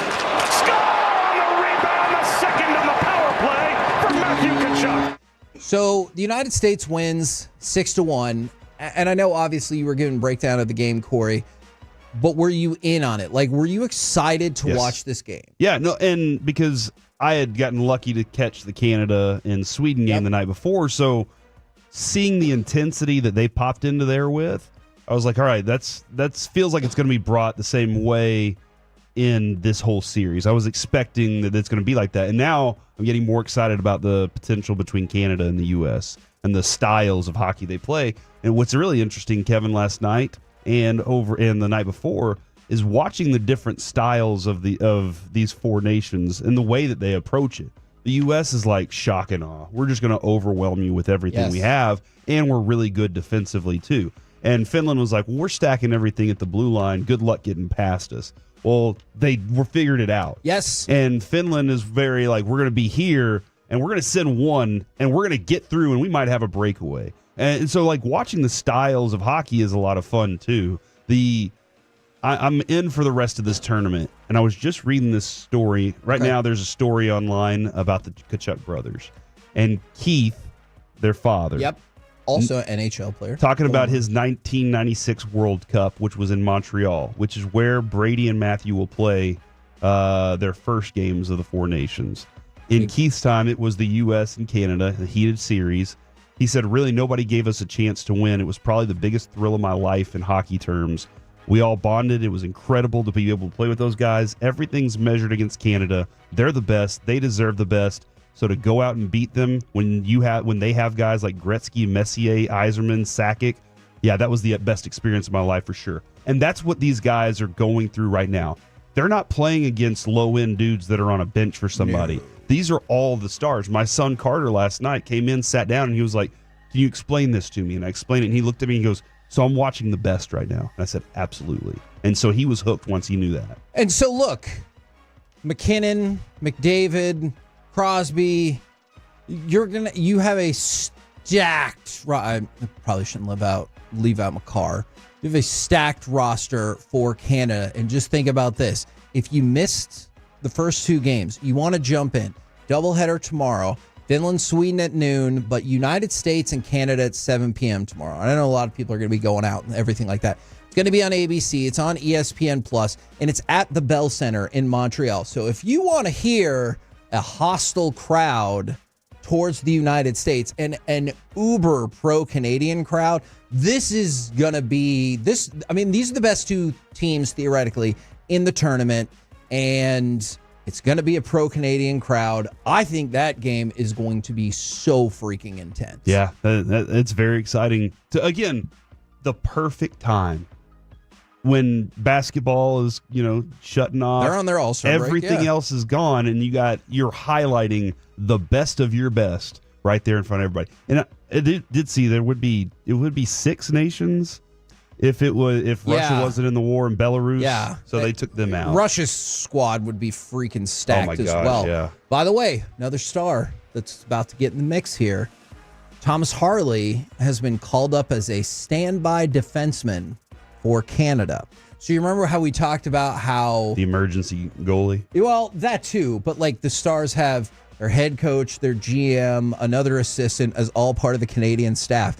My son Brandon was like, why? And I go, well, I guess for this reason, talent acquisition. And they were like, hey, we got this dude on our team. Yeah. Thomas Harley would really help you out. So just keep an eye out on that. And then I was really glad to see that the opening night of the Four Nations scored a big rating. So again, it was Canada against Sweden. You brought it up. It was on TNT, True, all of the TBS. Exactly, sports platforms. Jackie Redmond was right there in your face. It had more than 1 million people watched it to average. Whoa. That was the highest rating of a game on TNT this year and their highest rated non-playoff hockey game ever. That's impressive. And that was for Canada-Sweden.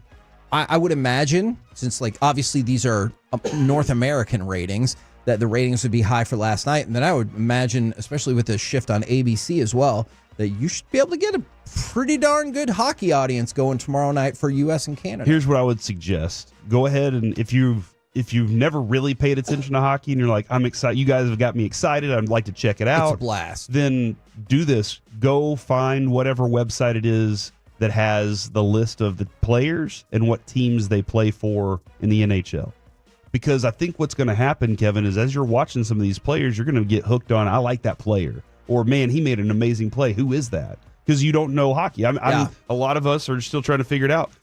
And what that will do is then you're like, I'm going to go follow that team. I think this is going to expose a lot more people to the NHL. And no, I do not know if there's any truth to the rumor that we're playing tomorrow for the rights to Canada. I do not believe that is factually accurate, but then I feel like even more pressure would go on there. All right, let me throw this out there real quick. Give me cut number 3, if you will. Will this fine gentleman make the MLB All-Star team this year? Woo to Langford, and there's a drive into deep left field. Arozarena back on this. Nothing he can do. It's over the wall. A 3-run blast for Wyatt Langford. He brings the Rangers back to within a run at 5-4. So ESPN has their way too early 2025, all kinds of predictions, but I wanted to focus in specifically on the American League All-Stars. Okay. And so you go down the list, and the Rangers have 2. One of them is Wyatt Langford as a backup outfielder. So I want to start with that. Do you think Wyatt Langford reasonably has this season all-star team potential? Yes. I think I do too. Yeah, I mean, I know last year we were very hyped and we were looking at the highest end of Wyatt Langford to start and rip through the season that way, and it didn't quite happen. But we saw a very good version of him, and if that's the version we're going to get, I mean, just listening to Jared talk about him this morning, even as he was going through his rough patch last year, other people around the league were saying, no, you can tell. Just wait. You can tell. Just looking at the player, seeing what his body of work is, knowing who he is, he's going to continue to be a star. So, yes, I think he has the potential to do that. Now, if you gentlemen only got to pick one more all-star for the Texas Rangers this season, who would you pick? Oh. So it's Wyatt Langford and who? Now, this is not my list. This is what ESPN is calling. I'd lean Jacob DeGrom. It's good. That's a good selection right there. Okay. That's a very good selection. Does that mean you're going to agree with this selection? I want to, but I'm going to go with Corey Seager. Corey Seager is the answer, and you could tell by that reaction from Alec. He feels kind of stupid for not saying that. Yeah. By the way, ESPN even goes out of their way to say one of their key omissions at pitcher is Jacob DeGrom. So they acknowledged what you said, Alec. So they acknowledge that they're stupid. It's okay. Yeah, I mean, kind of by saying key omission. But the other one listed is Corey Seager. And as we've talked about, shortstop is loaded in the American League because their starting shortstop would be Bobby Witt, and then the backup would be Gunnar Henderson and Corey Seager. I mean, you're talking about, 3 of potentially the top 10 players in the league? Yeah. All at one position? All in one league? Yeah, and I mean, as Corey Seager, when it comes to hitting the baseball, like that's what separates him because of the power he hits with. Right. And that was something, I believe it was Dave Raymond was on with G-Bag yesterday, and he was talking about Jake Berger. I mean, I know we're talking all-star here, but he was talking about Jake Berger and how much that should help Corey Seager. Yeah. He was like, because I think he said Corey Seager had like 15 hits over 110 miles an hour, which means you really squared up the ball. Berger had 31. Wow. And so, like, you have somebody with this power. You had Josh Smith last year, but it wasn't like I'm terrified of whoever's following Corey Seager right now. This lineup looks like it's going to be that way this year, and that's positive for sure. Yeah, so wanted to throw that out there. Hopefully it'll be more than that, but just wanted to give you an early preview as we are just about a week and a half away from being out in Surprise for our spring training coverage. Remember, the rest of the Rangers roster will report on Monday. Pitchers and catchers reported on Wednesday. So we're getting closer and closer to baseball right here on your home of the Texas Rangers, 105.3 The Fan. Coming up next, Rutgers basketball, Scott Van Pelt, and Saudi Arabian soccer. Do any of these entities deserve forgiveness? Do you? Forgiveness Friday next right here on The Fan. That is a very cute haircut. That's like a little shag. I've never seen it before. Well, I mean, of course you have. It's the Rachel. Oh, is that your name? No, I mean, like your name. No, I'm Jen. My name's Jen. Right, but I just mean like this is your haircut. But that's hair on your head. I'm not saying this is your hair. Okay, freak me out a little bit.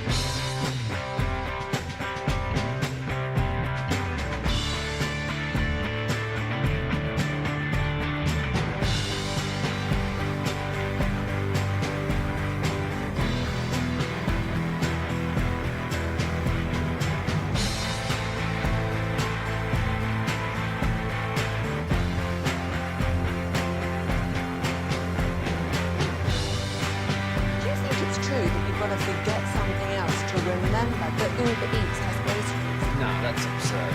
Hey, remember when you used to be what was it, Pepper Lady? Pepper Lady? Was it Cinnamon Sisters? Basil Babes. Saffron Squad? Nutmeg Maidens? Paprika? No. Nutmeg Maidens. I just said that. Was it Spice Girls? Doesn't sound right. Was it Saffron Squad?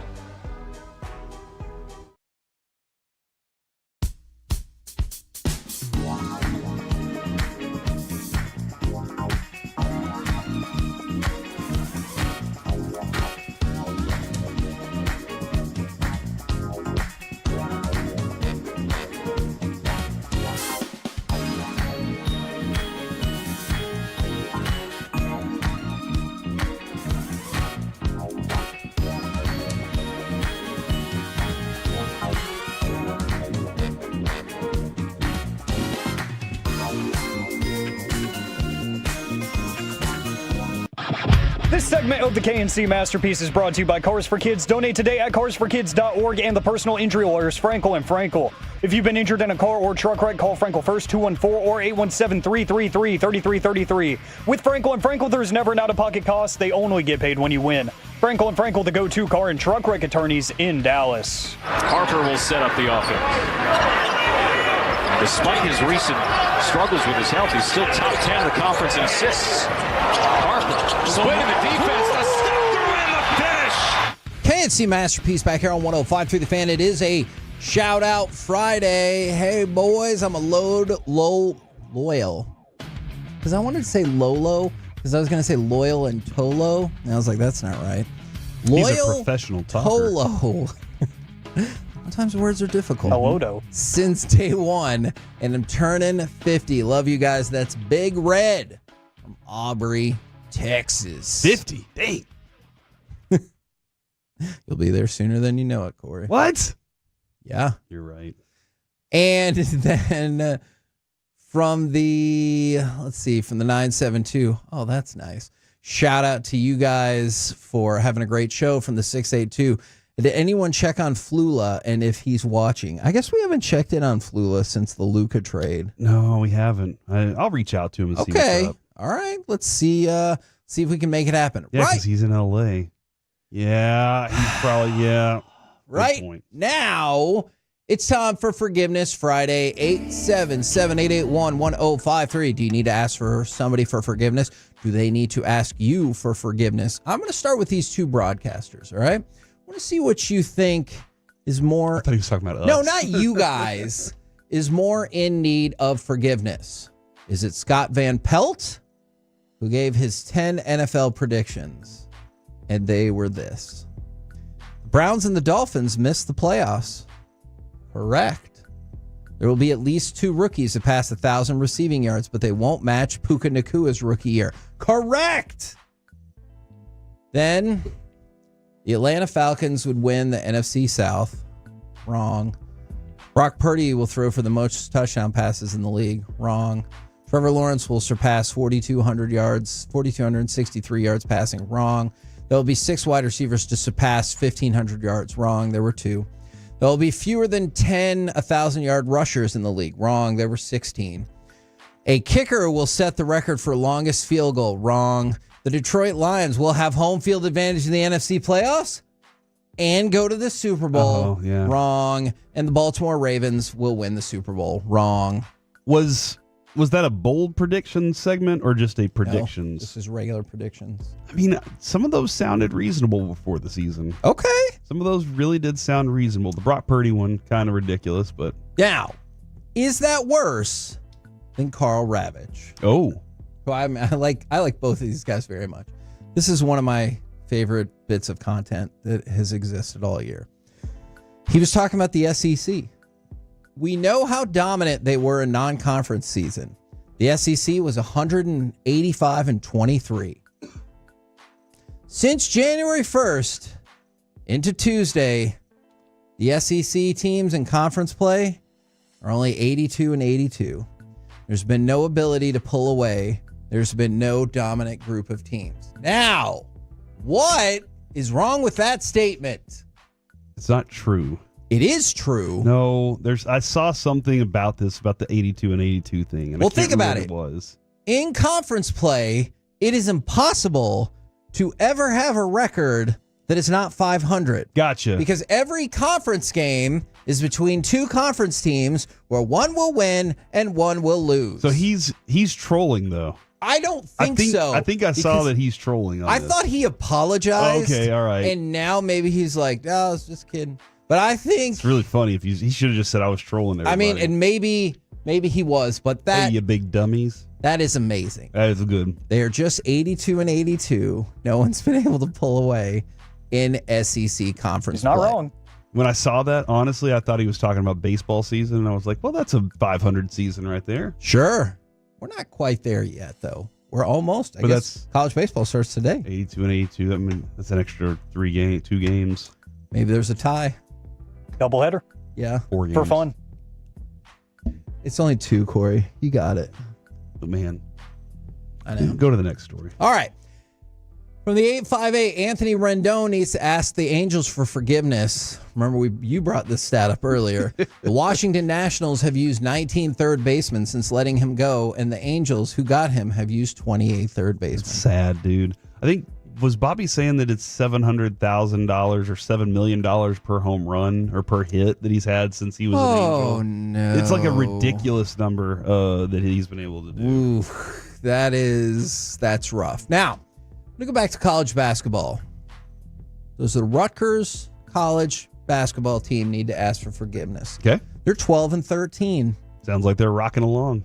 Is that what you took from that? Mm-hmm. Okay. They've won 12 games. That's positive. They've lost 13. They get to play a season, though. All right. That it's true.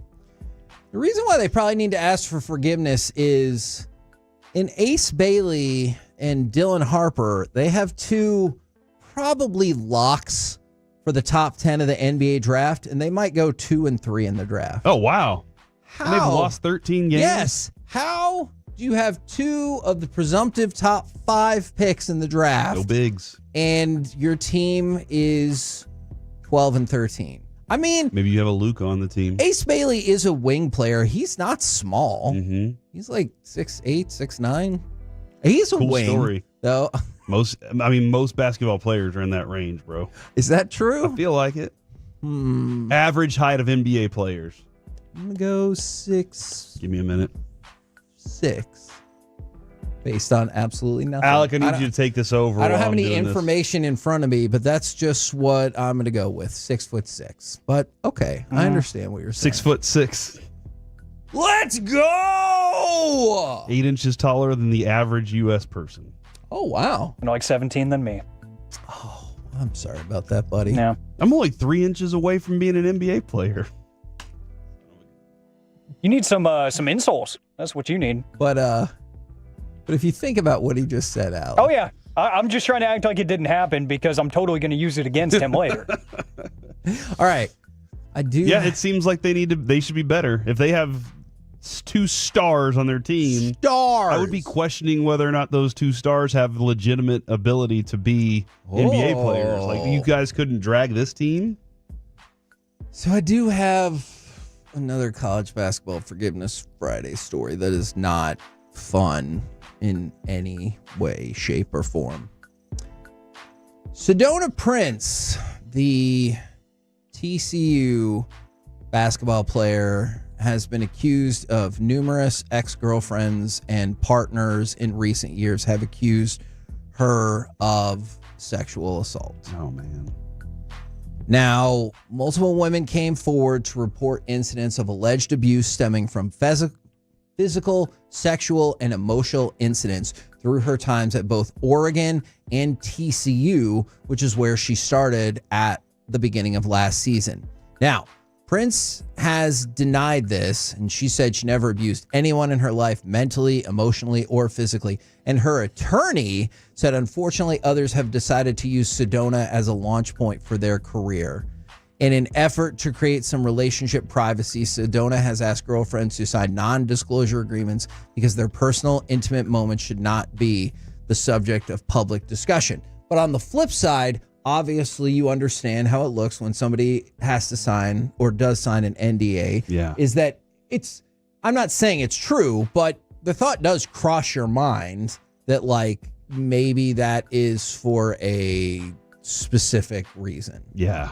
And I'm not going to get into any more of the details, but just trust me, there are very graphic details out there that probably like we just don't need on air, and especially at 11:30 in the morning. But if you feel like reading the report, it's out there. Yeah, email Kevin, he'll send it to you. I might not, but there are some shocking accusations in this. And again, accusation does not mean guilt. And Sedona has already come out, her attorney has already come out and said not true, but just keep an eye out on that because it is a very sad story. From the 469, forgive me Friday, Forgiveness Friday. Mm-hmm. I was mad at the Rangers for not signing Anthony Rendon. I was wrong. I'm sorry. Okay. I would like that if that happened more often. We need to bring that segment back. What were you wrong about? Yeah, maybe once a month. Yeah, it's maybe a trust once tree. every couple of weeks. Yeah, nobody's judging you for that. Look, I did not love when the Texas Rangers signed Adrian Beltre because I thought he popped some huge numbers on a 1-year contract, and I was like, Never won a World Series with us. Okay. Guess who did? Boch. That's true. I mean, I supported when Boch came here. Mm-hmm. You want me to lighten this up a little bit, Kevin? Because I have some Texas Rangers Valentines that I found from the Texas Rangers. Yes, I saw these. Yo, these are just as long as they're not the Bobby ones that I'm gonna have. You don't want me to read the nightmares Bobby about. ones? No, Okay. I don't. This is Corey Seager, Kevin. Okay. I love you down to my Corey. Okay. Yeah? You like that? All right. This is for Wyatt Langford. Like is a strong word. You're a grand slam. Okay. All right. Future All-Star. For Jake Berger, we could be quite the combo. I like it. That's a good one right there. I'm do. okay with Ivaldi. My feelings for you have evolved. Ooh, let me ask you, can I step back one more? Mm-hmm. Just one back to Jake Berger. Yeah. Is there any chance if he gave somebody a Valentine, he could say, I'll bring the burger, you bring the shake? Hey, I think that's perfectly fine. Okay. I like it. Josh Young, you make me feel forever young. Okay. Good song. Marcus Simeon. This is from the Rangers Facebook page, by the way. Maybe it's on Twitter as well. I don't know why I was really hoping that all of these players like wrote these Valentines and they were like, you better put a pun in it. Marcus Simeon, my love for you is simiering. That one's kind of Don't tough, care guys. for that. Yeah. Put that on the edit. All right. Yeah. But I think that this morning they called him. I think Chiafalo's going to ask the players at spring training if they like these names, food items. Simeon Toast Crunch. I like that one. I like that. That was the clever. That's good. Bruce Bochy. You've managed to steal my heart for Bruce Bochy because he's manager. Which is ironic because he doesn't love to steal bases. Oh, okay. I'm sorry. Yeah, that doesn't add up. Misunderstood. Edit. Seriously though, if Marcus Simeon steals second base, now first base is open and you can open it up for Corey Seager to be there, and you want Corey Seager to hit it over the wall. Jacob deGrom, you're the best. Jonah Heim, you're a catcher. You're a catcher.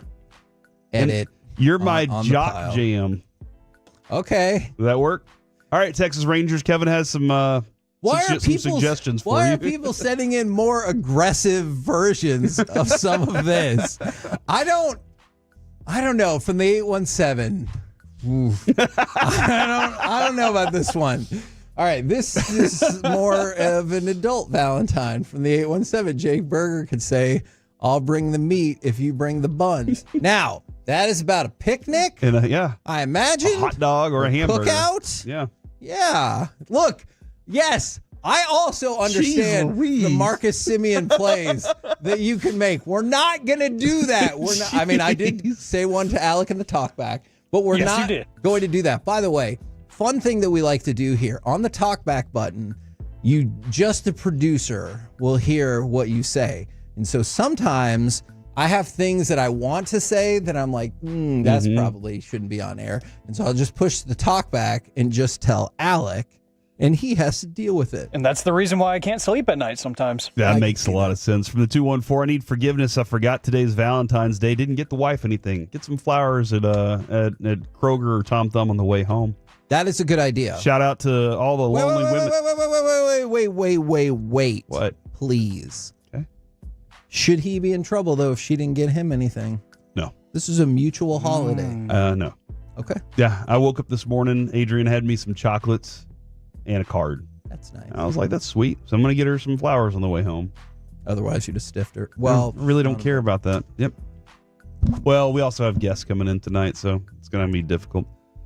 Shout out to all the lonely women in DFW on this day. I hope your degrees are keeping you warm tonight. Like he said, smart women are lonely. Oh, man. Wow. I did not, educated women. I did not qualify for that joke because I was like, because it's cold outside. Yeah, no, he's talking about I didn't qualify in the smart category. I guess that's why I got married. I'm not entirely sure. That feels like a really mean-spirited joke. Oh, okay. Look, 940. That one that you sent in, all of them are fun. that is about Drake and the Texas Rangers, You can't is do that one. objectively hilarious. Can't do it. But I can't read that on air. I just want you to know I see how clever you are. Let's see if everyone else can piece it together. By the way, does Saudi Arabian soccer need to ask for forgiveness? They said there will be no alcohol sales at the 2034 FIFA World Cup. Ridiculous. Do you panic about this, or do you think that's 9.5 years away? I'm not going to deal with that for like 9 years. Didn't they do this months. already? Like in one of the World Cup countries, they said no Qatar? alcohol. Is it I can't Qatar? remember. I Yeah, still Qatar. can't get that right. And it seemed fine. Everybody seemed like they were all right. Just smuggle in some beer. I'm sure you'll be fine. Oh, okay. Bottle of whiskey. Okay. Well, there's the advice on how to circumvent the rules by Corey Majors. Get one of those flip flops with the flask in them. You'll be all right. Reefs. Flip flop in a flask? You wear Or the a flip flask flop. in a flip flop? It's in the sole of the flip flop, and there's a little screw top on the side. Wow. Do you think people look at you if they see you drinking out of your shoe? Probably not at a soccer Yeah, but they're match. not going to talk to you about it. They're going to be like, I don't want to talk to that guy. He's drinking out of his shoe. That's a good point. We're the KNC Masterpiece right here on 105.3 The Fan. Coming up next, it's time for Gridiron Gravy. NFL teams poised to make a jump next season. We'll do it next right here on The Fan.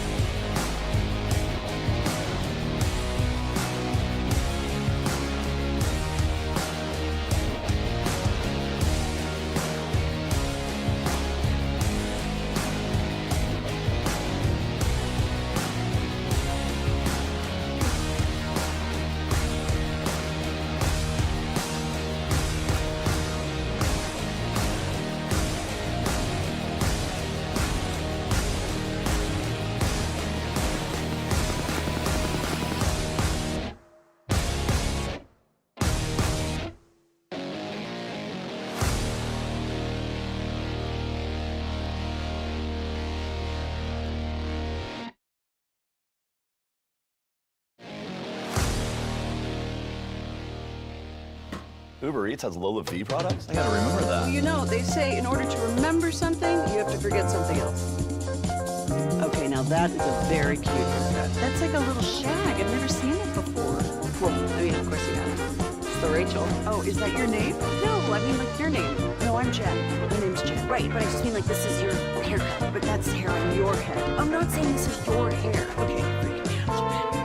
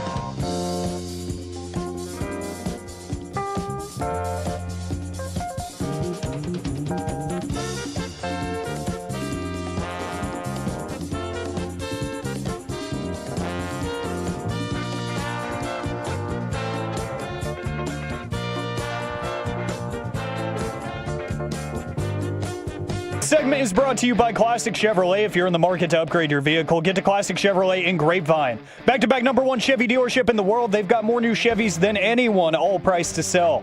Visit ClassicChevrolet.com. This is Texas. This is Classic Chevrolet. Together, let's drive. Based on new Chevy registrations 2023 and 2024. Coming in motion, Warner. Next to Kittle, tight right. Juszczyk goes right. Purdy takes it, hands off to McCaffrey off the left side. Breaks a tackle. Touchdown! San Francisco! Why? Hey, why did you what are you doing here? Just because he told you, hey, play this audio, doesn't mean you have to play San Francisco Christian McCaffrey audio all the time. I mean, you have free will. I do, but give that a try. Yeah, last time I played the wrong cut, you saw that. Oh man. We're the KNC Masterpiece back here on 105.3 The Fan. Right now, it's time to go around the entire NFL and dip into some gridiron gravy. Here we go! Chocolates. And I wanted to... That's fair. Reese's. I wanted to start with that highlight because CBS Sports had an article out, 5 NFL teams poised to make a leap next season. Wanted to see how you feel about this. New England Patriots. 4-13 last year. They think they have their quarterback and they have all of the money in the world to spend. Could you see them, like even a leap could be, I don't know, 8 and 9? I have a programming question. Oh, sure. Are you doing 5 teams poised to make a major fall? That thought had crossed my mind for later, but not. It might be in the C block. Okay, today. that's fine. Patriots. I think they can. I think it's going to take time for Vrabel to put together what he wants, but I think the foundation's there. They got the quarterback. Now, the leap is a good question, though, because they're division. Yeah. And Buffalo, I don't think you're going to overcome them. Miami's weird because they should be better, but they aren't. It all hinges on Tua. Like, everything about their playoff chances hinges on Tua. So I think it is very, very. They have a very big chance of making that leap this year. Okay. Because I don't believe anything about the Jets. What about the Carolina Panthers? No. They played better at the end of the season last year. Okay. And Bryce Young looked more confident, more comfortable in the pocket. But I still feel like they have too many other things they're still trying to figure out. That being said, another year with the head coach, another year of continuity there should be helpful for them this offseason. The San Francisco 49ers makes a lot of sense, right? Like, obviously they had a ton of injuries. Or do you think... I don't know, man. Okay. If Debo wants out, Ayuk was out for most of the season this year, and replacing him's different. Juwan Jennings, he's good and everything, but I don't know. I have questions about them. Is McCaffrey going to be healthy? Now, one of the questions I have, too, is their defense didn't look as physical this past season. It just didn't look the same. The Niners are right in front of the Cowboys in the draft. Okay. Yes. How furious would you be if they went and got Genty? They don't they just put anybody behind the line and they're good. If they put him behind the line, I think they're going to be that much better. 0%. 0%. Because we're not going to make that pick anyway. You don't think they're getting Genty? No. 12. Cowboys are not making pick number 12 anyway. Oh, they're going to trade down and get somebody else? Nope. Trading up? Nope. Stick around. In about 11 minutes, I'll answer that question for you. They're going to miss the pick. No. And then somebody's going to beat them. No. Okay. You're miles away from the answer. Oh. All right. Let's call it a tease, The Corey. Seattle Seahawks and the Los Angeles Chargers. You see them as teams that could make a big step up. I'm particularly intrigued by the Chargers because at times they look phenomenal this year. Defensively, stout team. I think they're going to play. I think that Harbaugh really needs to step in and say, I know that Herbert has this live arm, but we have to be just a better play action run the football team. They can't. He's not capable of really spreading it out and going. It just doesn't look like that. Their offense just doesn't work that way. They have a tremendous offensive line. Their investment in offensive line was huge, so they should be better. Run the ball. So if they do that, if they approach it that way, then I think they definitely could make that look. Seattle is interesting because I don't know. Sometimes that division is always a coin flip. All right, some winners and losers from the media season. Now, I know we talked about a couple of those, but I wanted to throw out Netflix and Amazon. So there was a lot of concern that Netflix stream wouldn't be able to handle the Christmas Day games after the problem they ran into with Jake Paul and Mike Tyson. However, totally fine, attracted 65 million viewers for their 2 games. So just keep an eye out on Netflix as obviously a player, potentially next level player in these broadcasts. And then Amazon. Do you think people have finally thought Amazon is my Thursday Night Football? Amazon is my Thursday Night Football. I love it. Their audience year over year went from 11.8 million to 13.2 million. And the Thursday Night Football numbers were the best in the 19-year history of the Thursday Night Football package. This despite them being streaming only. So and some of the games stunk. You know, like some of the Thursday Night Football games weren't great. Fair. But I think the way that they put it on air is fantastic. Plus, you have 3 different options to watch it. You have the regular version. You have I'm going to call it the Madden version, but it's called Amazon Vision. Ooh. But I call it the Madden version because they give you different angles. Sometimes I get confused by the angle way up behind the quarterback, but I still like it a lot. And that adds some extra betting elements to it that they have conversations about. And there's the Spanish broadcast. But I do like the options to go back and forth from it. And like I said, there's just the visual of it is they did a very good job with it. Now, I know some people were really kind of surprised, and I like the way the headline was done because it's factually accurate and it intrigues people. Chiefs give Travis Kelce March 14th deadline to decide playing future. That feels aggressive. And then you find out that March 15th, the very next day, Travis Kelce is due a $12.5 million roster bonus. So you get a month, figure out what you want to do. Does that feel like a fair amount of time? Absolutely. Especially since you have the roster bonus due the next day. You probably already have some vacation plans with Taylor, and they're going to be extravagant because, it's what it is. But she doesn't take 1 week vacations. I feel like her vacations are a month long, Yeah. So about a month is a perfect amount of time for him to go, I kind of like this beach. Yeah. Would also argue she's like $12.5 million. I'll give that to you out of the Taylor pile. Yeah. There's just a big pile of money there, kind of like the Joker had. And you can just go get it. It's just sitting in a dish at the front door. Yeah. And you're just like, oh, we don't give mints around here. Yeah. We give mint $100 Stacks of mint $100 Bam! Need to be friends with her. Geez. Yeah. I mean, if you could make it happen, you should. So remember how we talked about how people gambling in Nevada are terrible because they lost $22.1 million on the Super Bowl. However, people in Pennsylvania are good at it because their team won this year. So I'm guessing a lot of people bet on the Eagles, and Pennsylvania sportsbooks lost $6.5 million just on the Super Bowl. That's part of it, right? Like if you're going to be a Sure. sports book, you got to know that you're probably going to get hit with that one. And Yes. you're trying to aim for zero. They always so that talk you can about get your 10%. Yeah. They always talk about their liability. They're like, hey, we really need these teams to not win, and then we're good to go. All right, a couple more quick things. Travis Hunter will be a cornerback for his position at the Combine because they said that you can't do both. For the Jets, they're going to be facing $49 million in dead money on the Aaron Rodgers contract. So what they can do is they can still post June 1st it, hit $14 million of dead cap this year, $35 million in 2026, or they can be like, hey, I think our team's probably going to suck. Let's absorb the entire $49 million hit right now. And finally, did you see the Steelers fan bought billboards calling for Mike Tomlin's firing? Why? Ooh. Because they gave him crummy quarterbacks? Okay. That's a good question. So the billboard reads, standard is mediocrity.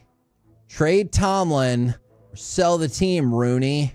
We've had enough. Wow. The word enough is underlined on the billboard and all written in uppercase letters. Now, Kevin Adams is the person who took out the billboard on Twitter. Brother Steven.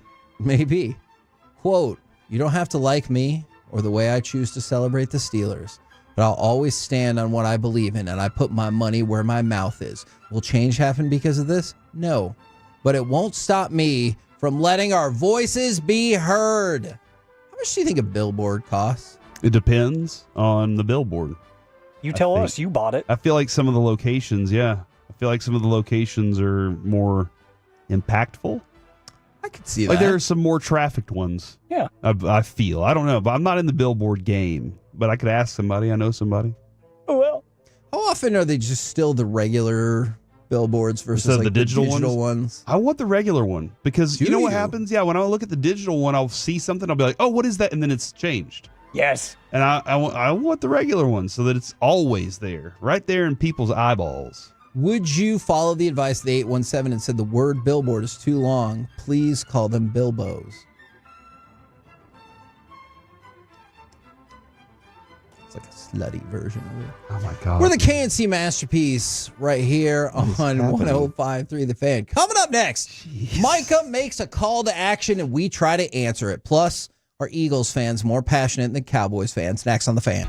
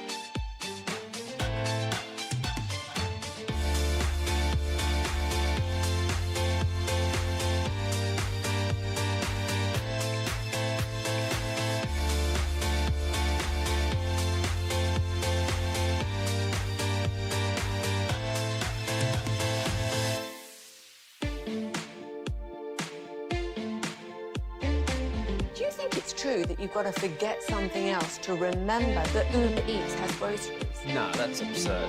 Hey, remember when you used to be What was it? Pepper Lady. Pepper Lady? Wasn't it Cinnamon Sisters? Basil Babies. Saffron Squad? Nutmeg Maidens? Pre-curb? No. Nutmeg Maidens? I just said that. Was it Spice Girls? Doesn't sound right. Was it Saffron Squad?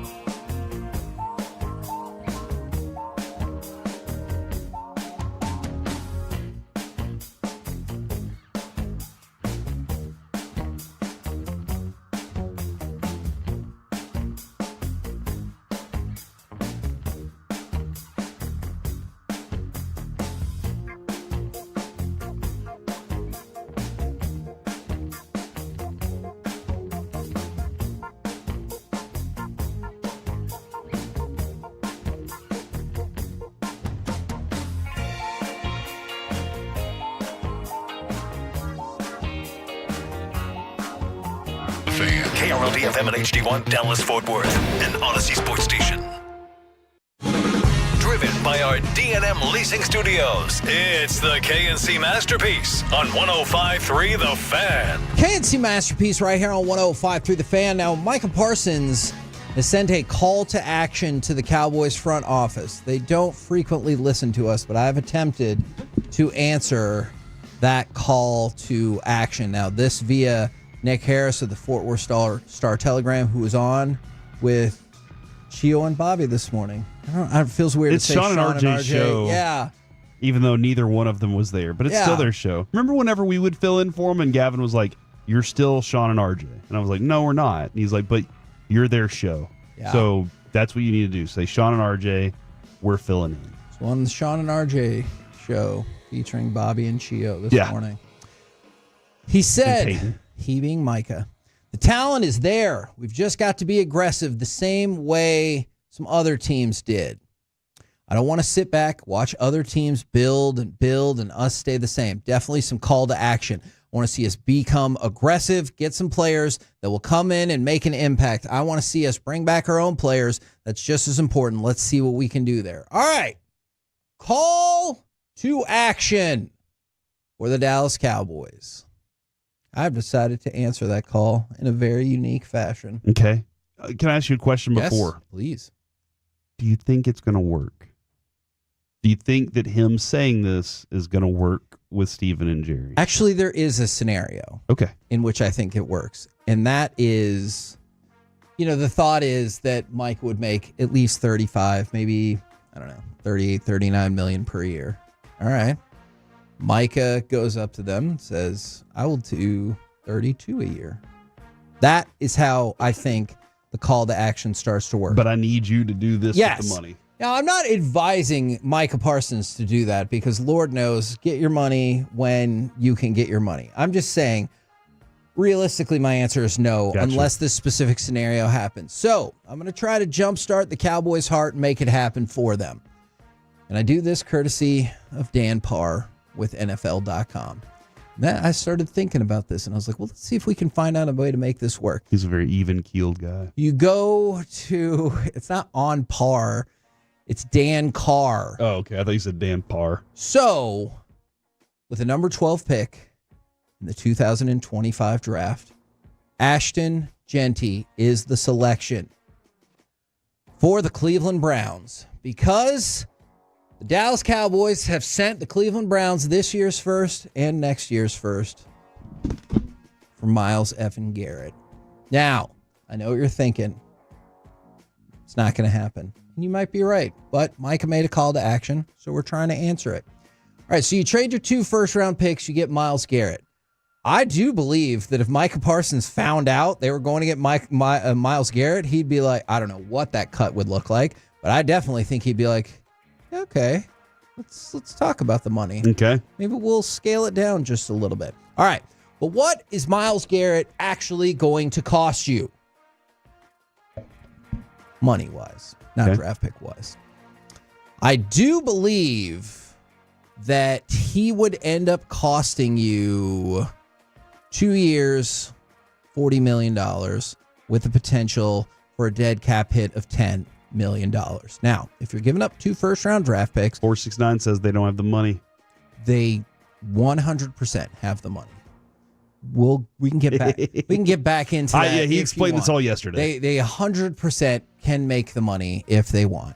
And if you're like, they have negative $2.6 million on the cap. I hear you. Yeah. Yesterday, he unloaded it yesterday. You got to $65 million in 2 minutes. So if you wanted to make that happen, you're looking at 2 for $40 with a $10 million dead cap hit on the backside of it. However, if you're giving up 2 first-round picks, surely there would be some restructuring of that deal. I don't think you're going to end up, obviously, with any dead money outside of the 2 years. I think it would be closer to 2 years, $35 million that you're taking on for Myles Garrett. And so now, for Myles Garrett, you're paying him $17.5 million per year. Okay. Which is obviously it's a nice number for that guy. For a player of his caliber is really low. Now, in reality, he's getting more cash than that. But on your cap, which is all we really care about. Well, before we go any further, what would you guys think of that? Because clearly this team has a lot of holes, and this kind of works against the idea of, hey, let's not give all our money to just a few people. And I'm like, hey, I'm going to instead bring in another huge money person. Is there any way, shape, or form that I can get away with not giving up 2 ones? I think so. Okay.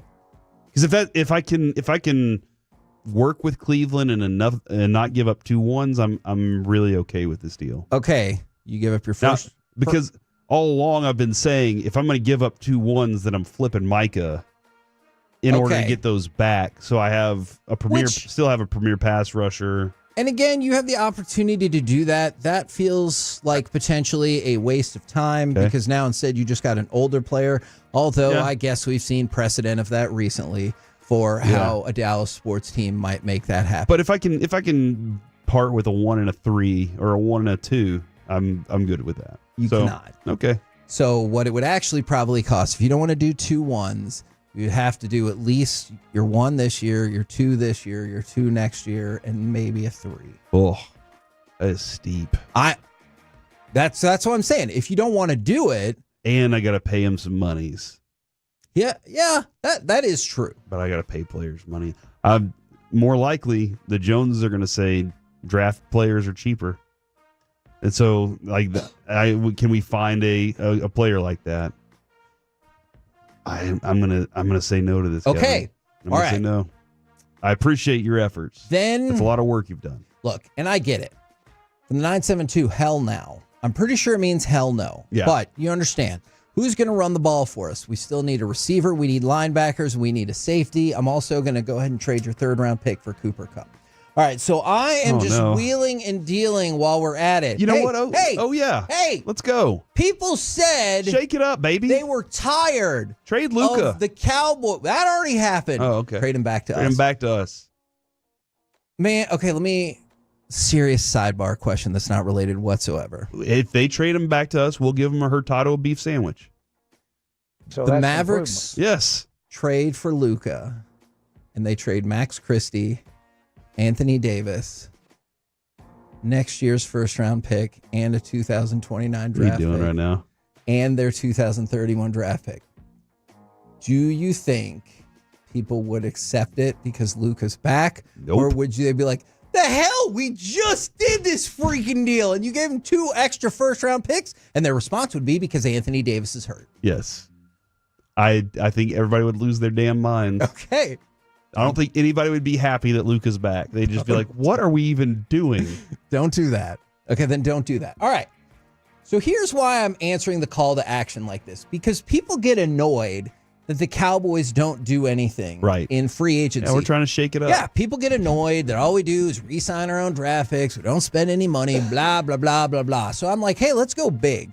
Because Cooper Kupp would have to rework parts of his contract as well. I think that will be facilitated for when he's traded. But I'm like, you know what? Go get Myles Garrett. Go get Cooper Kupp. Because the question or the discussion was, who's going to run the ball? You need another wide receiver. All right. I just got you the most dominant pair of defensive ends, maybe, probably not in the history of the NFL, but like it's pretty high up there in the history of the NFL, the reigning defensive player of the year. I know you have injury concerns about Cooper Kupp, but I just got you your other wide receiver. Now you still need a running back. But again, I've facilitated a lot of open money for you. Yeah, bring back Rico. And the reason, and I do kind of wonder if that could happen. Here's the reason why I wanted to bring it up, Corey, because this is kind of an extreme version of the opposite side. Because like people really don't like the way the Cowboys do business. So I'm like, all right, let's go all the way the opposite. I'm trading away your first for Myles Garrett. I'm trading away another pick for Cooper Kupp. I'm flipping switches on the salary cap that could hurt you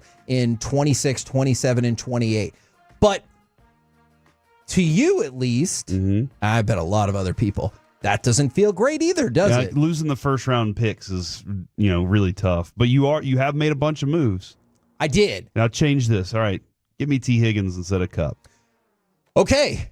Can you do that? I can. All right, I'm happy now. I can make that happen. We'll go re-sign Rico for $6 million, and we're ready to rock. And from the 4.69, Kupp won't cost more than the 5th rounder. That is strictly dependent on how they restructure his contract. Yeah. Because if they don't restructure his contract, well, then you're right. It'll probably cost even less than that. But if they do, I think it has the potential to cost more than that. Now, for T. Higgins, that's the direction that you want to go? Yeah, let's make T. Higgins happen. All right. T. Higgins. I want him and CeeDee Lamb signed to massive contracts. Okay. I can get that done for you if you're willing to live with the potential repercussions in the future. Do you think you are willing to live with those repercussions? Without knowing them? Blind nil? Let's go. That's right. All right. Great. I can get T. Higgins on this team next year for $10 to $12 million. Wow. I love it. Now, I have no clue how you're doing this. I love it. Here's the issue. And here's what drives people crazy about the way the Jones family does business.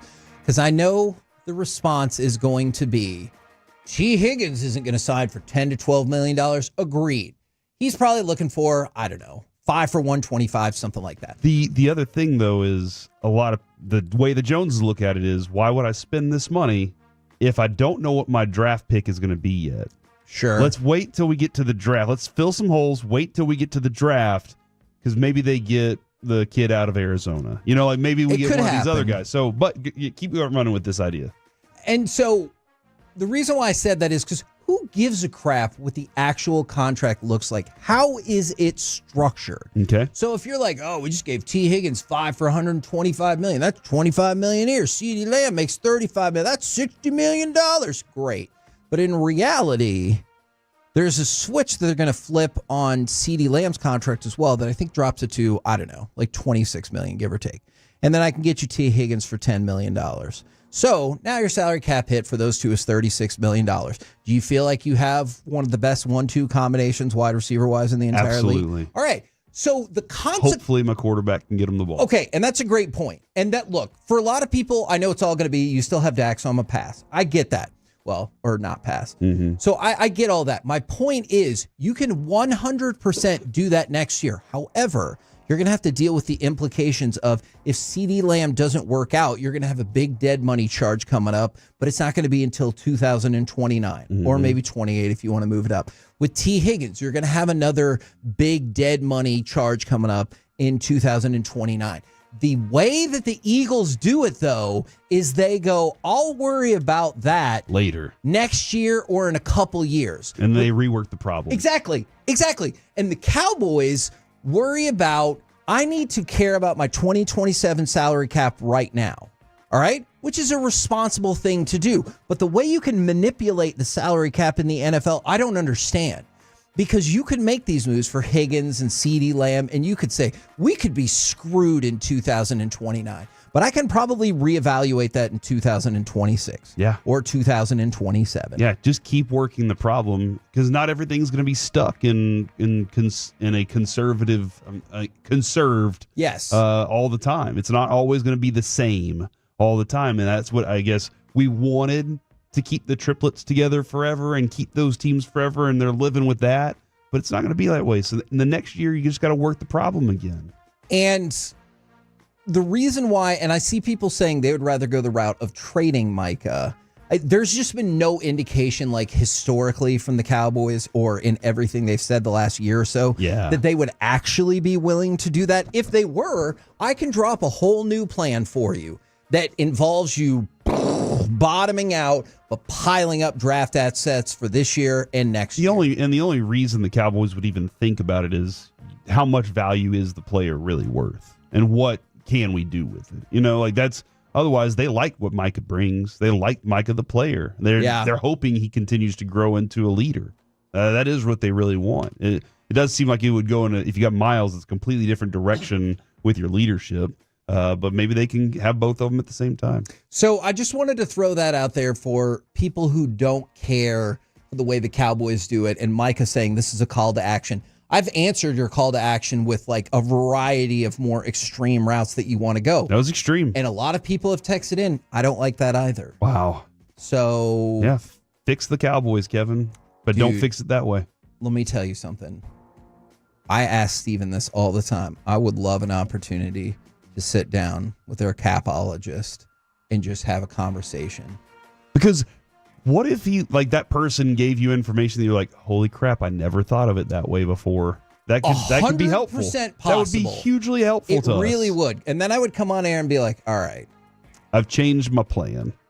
Here's why that plan doesn't work. I have learned new information, which I have no doubt exists. Or he comes back and goes, just like I thought all along, they're idiots and I'm smarter than them. Is that, I mean, I'm not taking that shot, but I'm just saying, it sounds like something you'd say. Could happen. Yeah. We're the KNC Masterpiece right here on 105.3 The Fan. Coming up next, let's move back into baseball. We've got the spring training survey, including questions and answers about Rocker, DeGrom, Berger, and Schumacher. Next, right here on The Fan.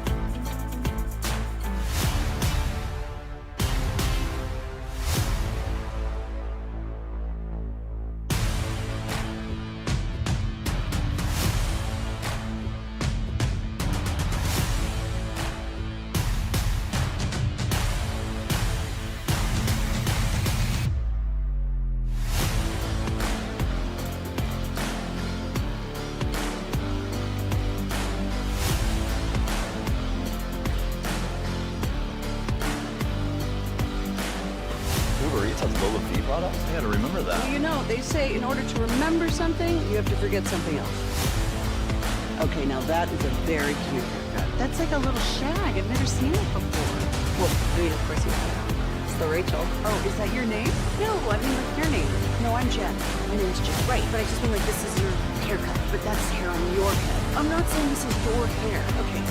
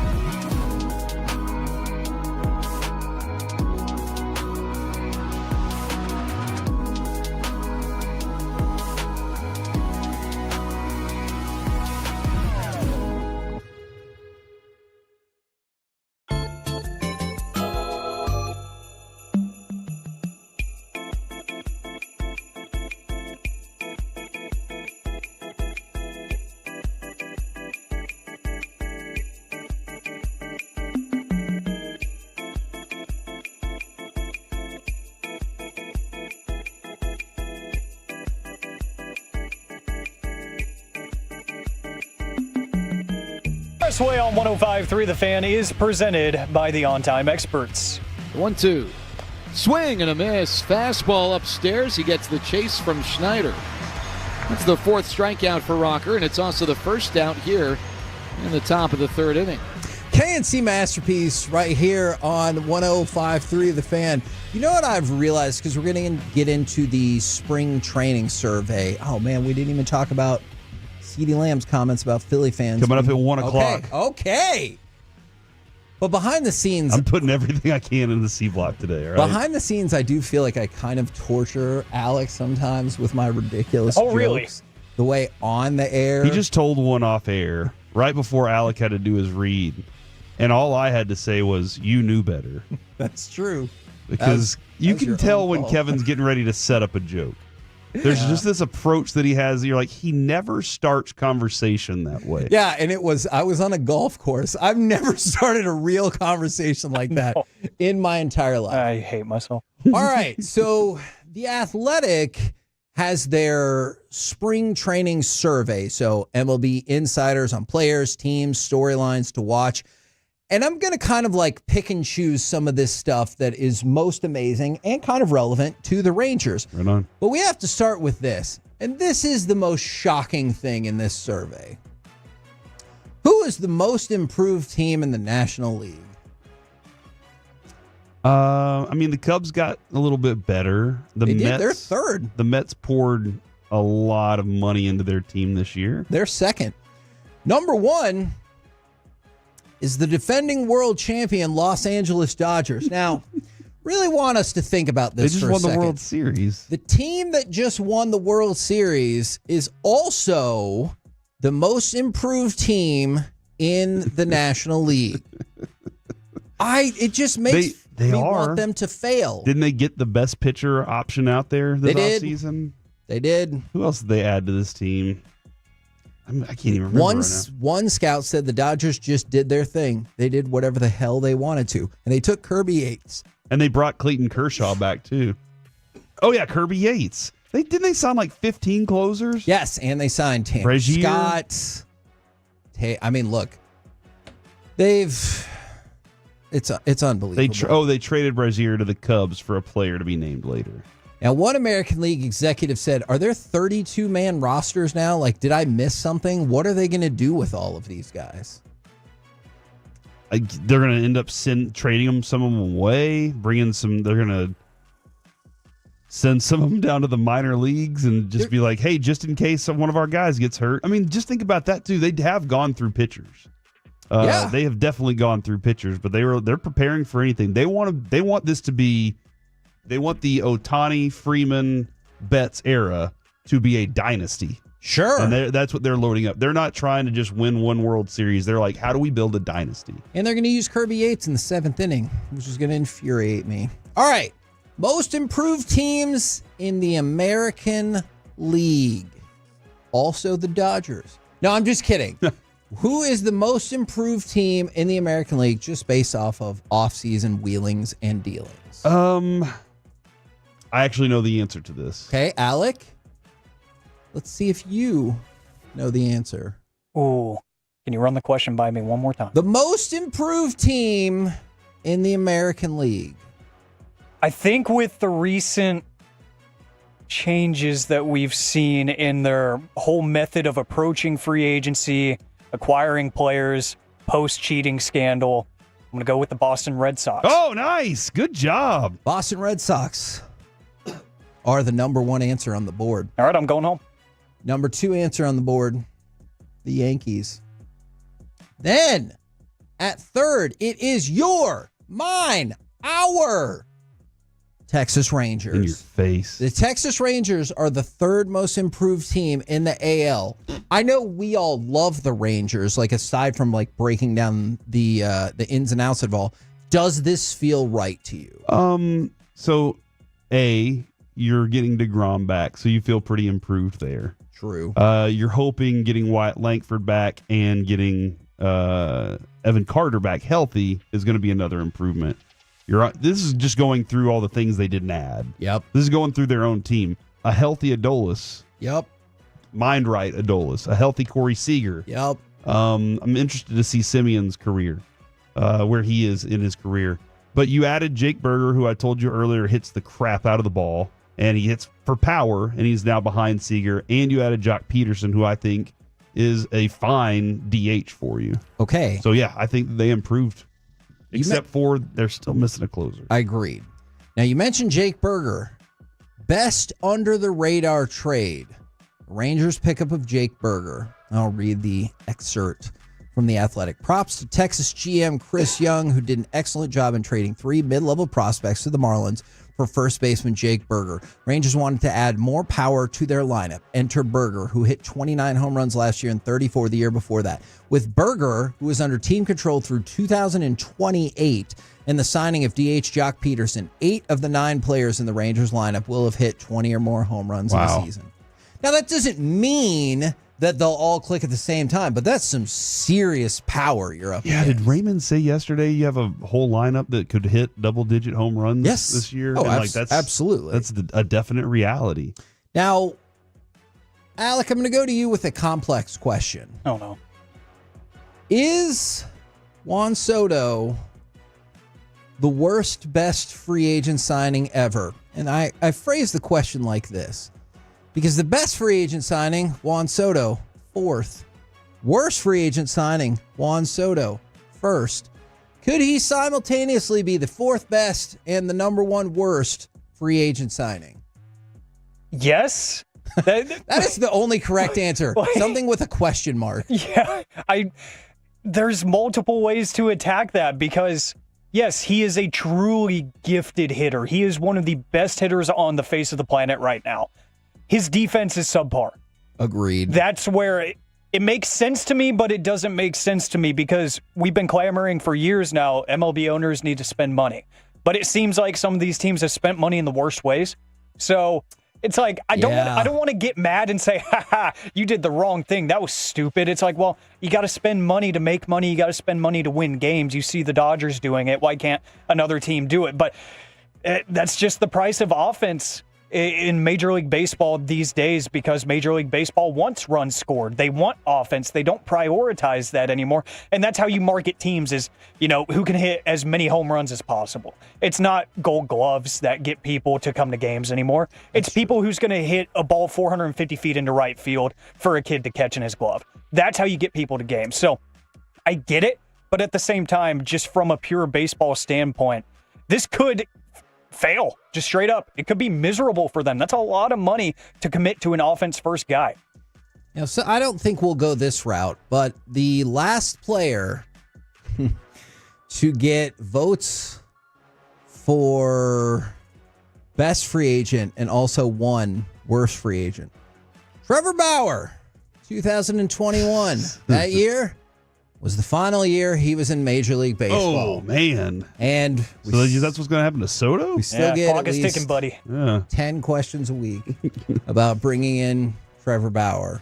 It's not going to happen. It's been years. Yeah. And again, where he's dominating, I understand people saying where he's dominating. You've also seen some of those guys have crushed him. Sure. But where it is a step below minor league baseball. Yes. So who is the least recognizable team in all of Major League Baseball? Like, you're looking at the roster. Who? Because remember, Mike said the White Sox, but the White Sox are just bad. They're only 2nd on the list. I would say the Rockies. Rockies, 3rd on the list. Does anybody know a Tampa Bay Ray player? Tampa Bay Rays, 4th. Oh my gosh. On the list. Am I missing this? So still, name 3 Marlins position players. Yep, that's where I was thinking. Livan Hernandez. No, first of all, that is not a position player. Pudge Rodriguez. Okay, still Mike Lowe. Incorrect. D. Gordon.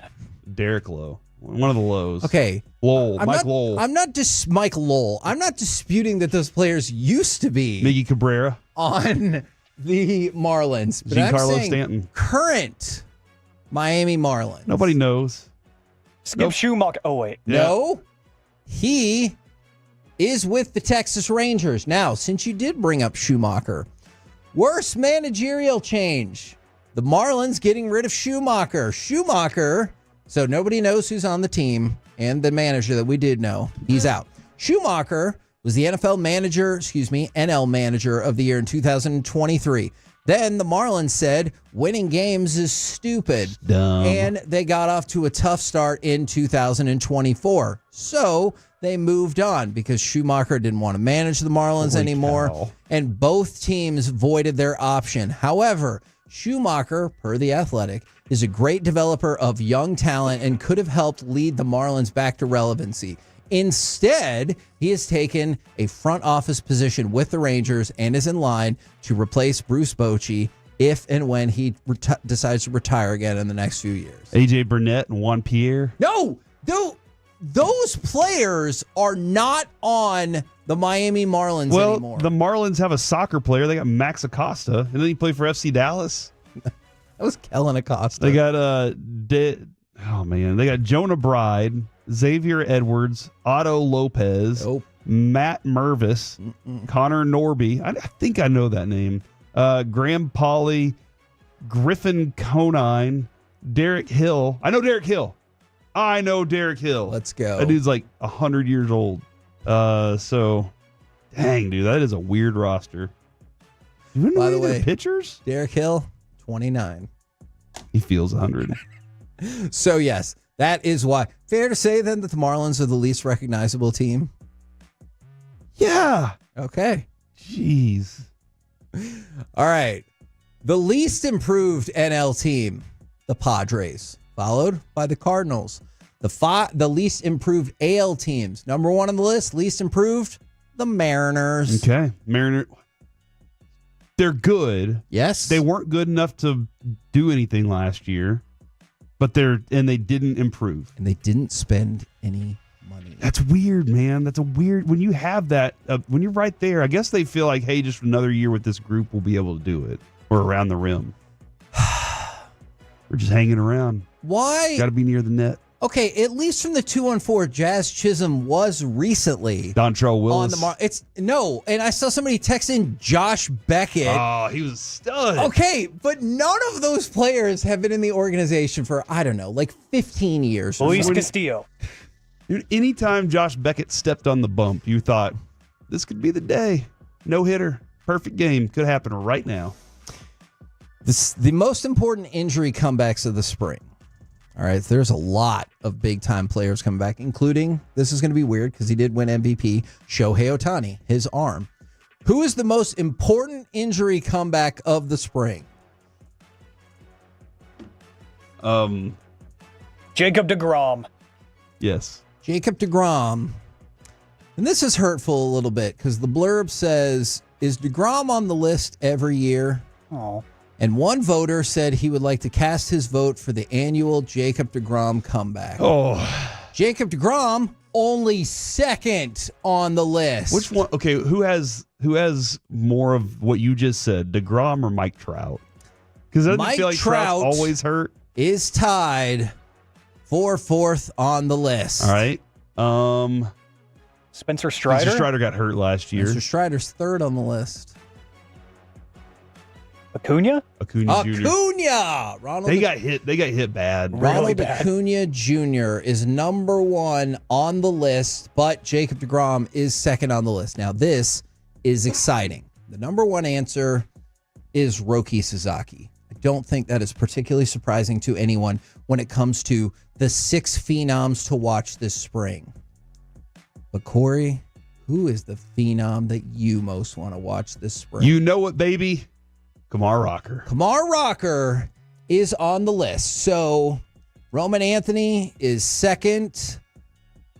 Andrew Painter and Dylan Cruz are also on the list. Dylan Cruz is going to be fun to yes, watch too, yeah. I agree. And obviously that's one of the contemporaries that we've talked about with Wyatt Langford for the last couple of years. But Kumar Rocker is number 6 on the list, and I think we're all really excited about watching him. If you watched him last year and you just kind of observed how he likes to if he keeps things around the knee, what he does there so well is with his fastball, the way he mixes up his fastball and what he calls his curveball, which really looks like a sinker. It just drops straight off. And then he's got his cutter. He's got a couple things that move side to side low. And that's a real positive because you're keeping it out of the guy's eyesight. If he can keep the ball down, he's going to be an exceptional pitcher, man. He has out pitches. He has good velocity. He knows how to pitch. And he has there is a presence that I think you have to have on the mound that we were talking about. Jack Leiter didn't have that presence early because he looked nervous. Rocker, when he walks up onto the mound, he looks like, I belong here. Y'all get ready to watch the show. And then one more baseball note for you. The Chicago White Sox, they're taking a shot. Edgar Renteria. With one of the hottest names of 2017. Joey Gallo has signed. But no, he didn't. With the Chicago White Sox. How excited are you for this? They're trying to be bad again, aren't they? Hey, last season for Washington, he had a 161 batting average and 613 OPS. How many home runs, though? He had 10 in 76 games. Dude, that's impressive. Is it? I mean, the 196 is bad. No, remember, it's 161. So even 196. Jeez. 196 would be 35 points higher. Is that the lowest batting average last year? Ooh, I'm going to have to check that. For qualifying. Kevin Brown was a Marlin? No, stop naming old Marlins. Why does everyone keep texting in Derek Jeter? Derek Jeter is not going to play for the Marlins. Jake Berger, yeah, he used to be a Marlin. From the 817, finally a legitimate question.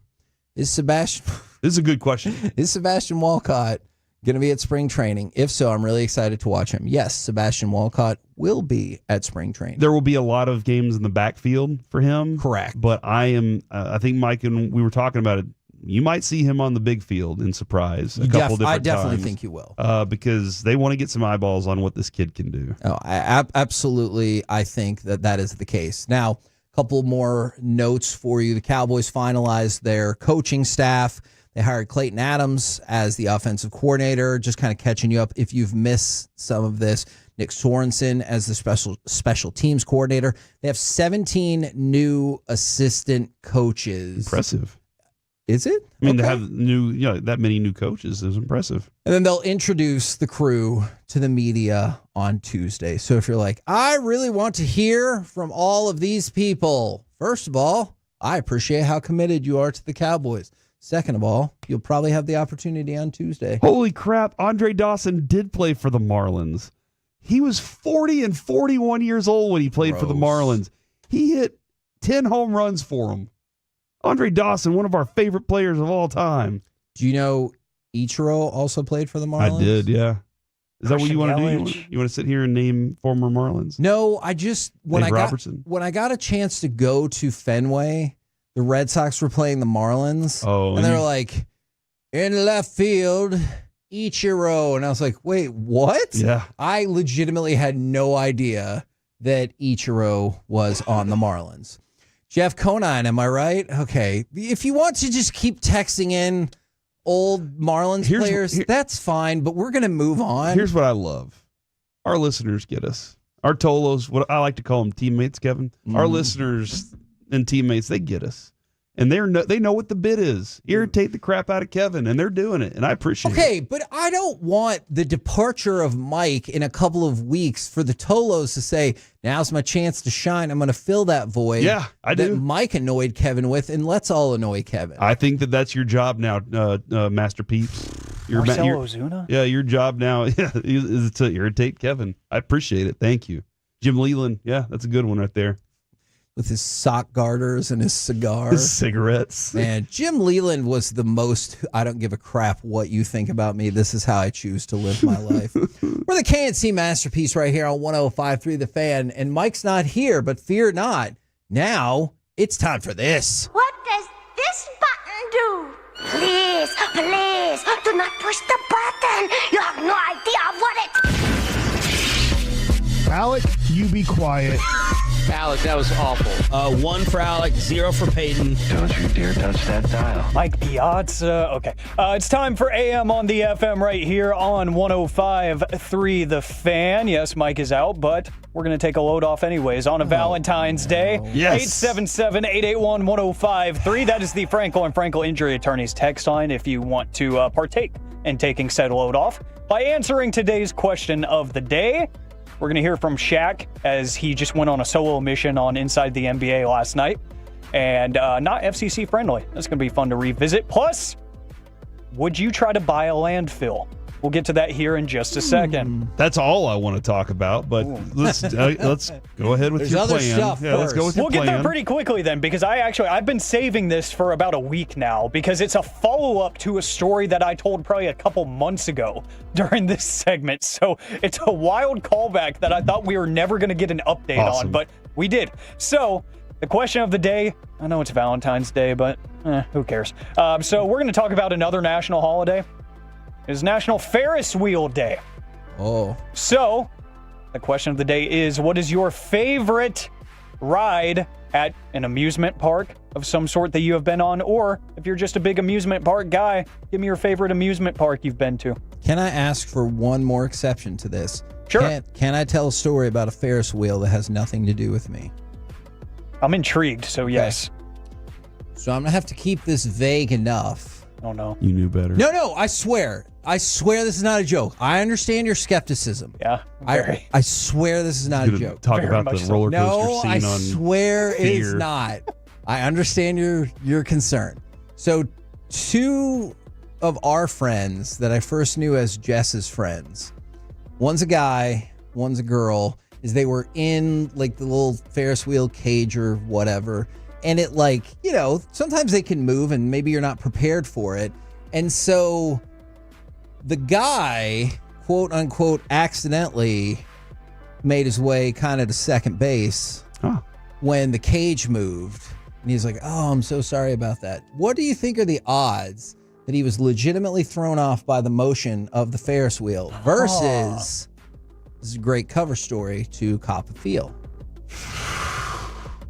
It's actually a great question. See, I told you it wasn't a joke.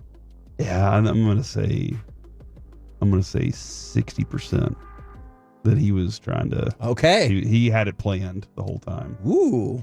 He was like, this is a good opportunity. I'm going to say 70% because dudes are creative.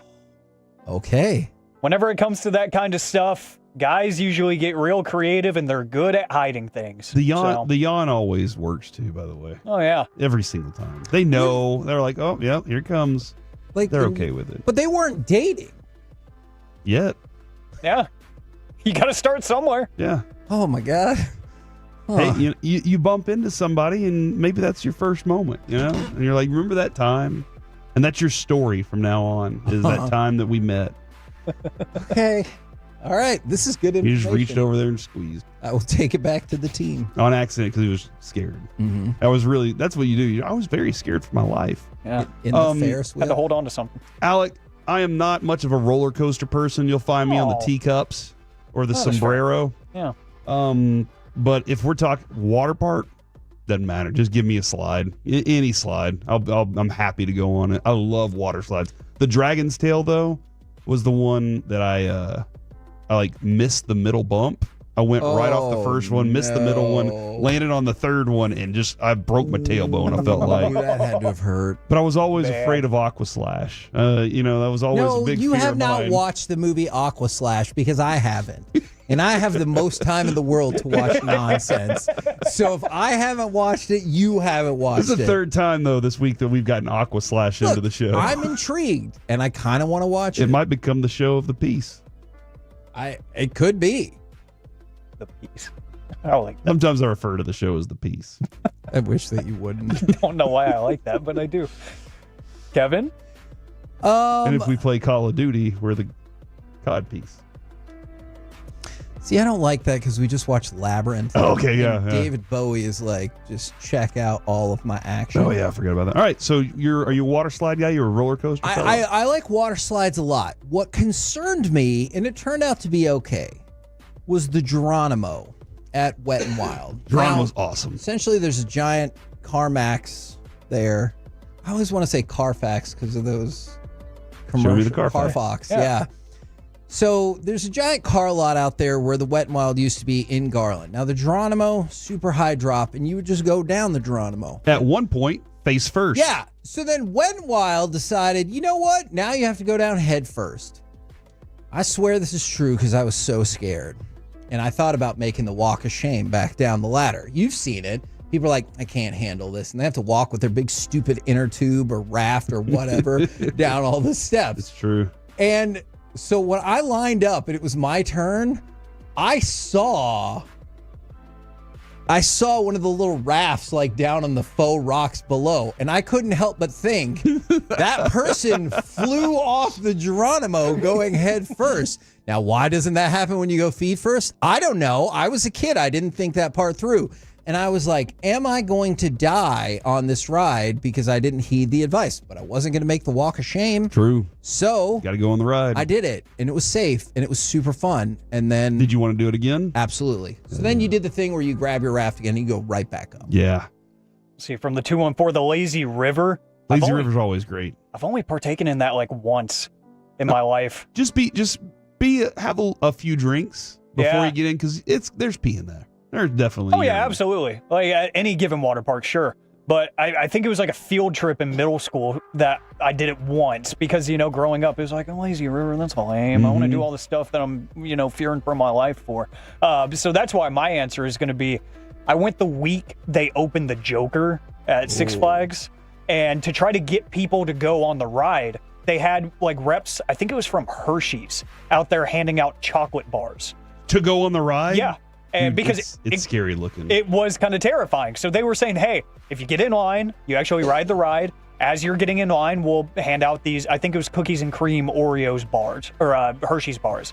And I was like, okay, cool. Yeah, I already wanted to go try it out. So free chocolate, why not? So I went with my buddy Aaron and his little brother David. And we're getting on the ride. And they had like the little cubbies to put your stuff in so it doesn't fly out of your pockets. David took the chocolate bar with him. And the Joker, it's like a giant loopy-loop thing, but the seats are free spinning. And the operator can spin your seat at will. So he leaned over and he told me, as soon as they spin me at the top, you know what he told me, Corey? He said, I'm going to yeet this chocolate bar as far as I can. Yes! And he literally, as soon as we got to the top, they spun his seat. And right when he got facing forward again, he used that momentum to launch that chocolate bar into the street. And there was no cars there, so nobody got hurt or anything. Trying to hit the highway. He was trying to hit 360, and he failed. Oh but my gosh. It was hilarious. In middle school, it was the funniest thing ever. So that will forever be my favorite ride just because of that dumb incident. Dude, when I went for Carter's birthday recently, and Avery's birthday, Lucy wanted to go on that ride so bad. She was like, I want to go on the Joker. And I was like, why? And she was just like, it looks awesome. Yeah. She has zero fear. She went on that one that goes in a circle upside down over and over. She went on that. I don't know, but I was like, I can't go on that with you. Avery went with her. She loved it. She loved it. It's awesome. Yeah. It really is. I need to go back sometime soon. Maybe this summer. I haven't been since like middle school. It's been forever. From the 214. Just do it already. Stop talking about it. I mean, money's tight, man. Dang, dude. Just kidding. Yeah.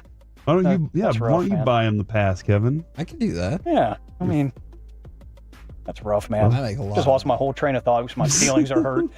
From the 214, the Mr. Freeze. Nope, that gave me whiplash. I'm not doing that ever again. From the 214, the Superman. Because my friend didn't tell me that they changed it to the reverse blast. So I didn't know we were going backwards. Because the only time I had been on it before, it went forward. Mm-hmm. So I wasn't ready for that. Yikes. And it was a prank. He was laughing hysterically. From the 214, the Superman from the 903 Haunted Mansion in Disneyland. Yes. Yeah. I loved the Haunted Mansion so much so I keep watching all the versions of that same stupid movie that they put out just because I love that ride so much. Dude, the thing is, I loved the pirate ship until the time I went on it with Avery and he started to float at the top. And I was like, oh my God. And I had to hold him the rest of the time. That is awesome. So terrifying. That was terrifying. That is awesome. Ooh, I just got an offer on a card on eBay. I'll check that out. Stay focused. But let's see. I'm going to run this Shaq inside the NBA last night. I don't even need to give you context. This is just hilarious. In the words of Marshawn Lynch, I'm tired of America. We get fired anyway, Ernie. Wow. And they went to break. That's hilarious. Yeah, that happened last night. He's right. And fired anyway. He is right about that. And he was walking off the set as he said that. It makes it even better. Holy moly. Yeah, so Shaq continues to be a national treasure. I love that show so much. Do they give me any basketball knowledge or help my basketball IQ? No. Do they entertain me? Absolutely. Yeah, that's... And most of the time, that's all I want is to be entertained. Exactly. And then real quickly, Would you buy a landfill? I brought this story up, I want to say probably 2 or 3 months ago. The story about a man who had, back when Bitcoin was first created, invested a ton of money in Bitcoin, had thousands of them. And he lost a hard drive that contained all the Bitcoin. Oh, no. He assumed it got thrown away. Well, said man is now trying to buy the landfill. Oh, my God. So he can investigate it himself to try to find the estimated $760 million of Bitcoin that is being contained on that hard drive. Wow. That is a lot of work, but it's a lot of money. My God. What if you never found it, though? Yeah. Like, you what buy if the you right spent landfill? all that time and never find it? Yeah. So, and as of the writing of this article, Bitcoin was worth around $95,000 a piece. And just for a fun factoid, there was a dude that bought a pizza back in 2010 to mark the first ever purchase mediated by that digital currency. That is now, if you count this, the most expensive pizza ever bought on the face of planet Earth. He paid about $950 million for that pizza. Oh my God. In today's Bitcoin. So there you from go. the 682, I design landfills for a living. Trust me, you'll never find that hard drive. Oh yeah. Oh man, I From actually the kind of want to 214, talk to that person a little I drive a bit more. roll-off dumpster and go to all the landfills around DFW. He'll never find it. Oh Wow. man. And I believe them. It's lost, brother. You just got to take that L to the grave. I don't think I could handle that for $760 million. Oh, I couldn't either. That would keep me up at night for the rest of my life. But at some point, you got to realize, like these people are saying, those things are designed to not be navigated. Yeah. So, yeah, it's gone, man. It's over, as Mike would say. We're the KNC Masterpiece right here on 105.3 The Fan. Coming up next, it's time for the C Block starring Corey Majors. We will talk about what CeeDee Lamb had to talk about and the great Valentine's Day story. Next on The Fan.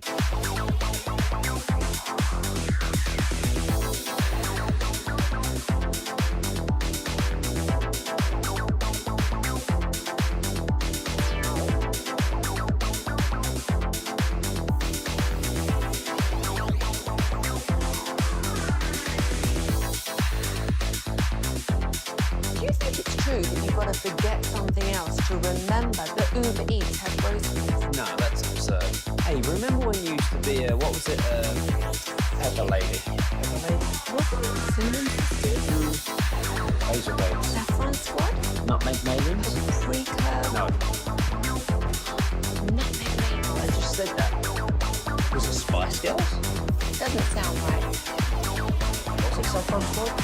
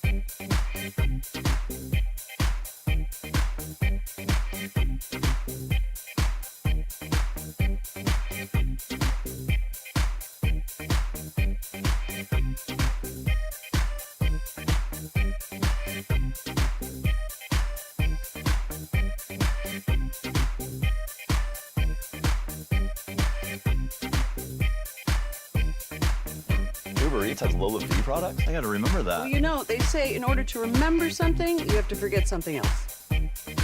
Okay, now that is a very cute haircut. That's like a little shag. I've never seen it before. Well, I mean, of course you have. It's the Rachel. Oh, is that your name? No, I mean like your name. No, I'm Jen. My name's Jen. Right, but I just mean like this is your haircut. But that's hair on your head. I'm not saying this is your hair. Okay, freaking me out a little bit.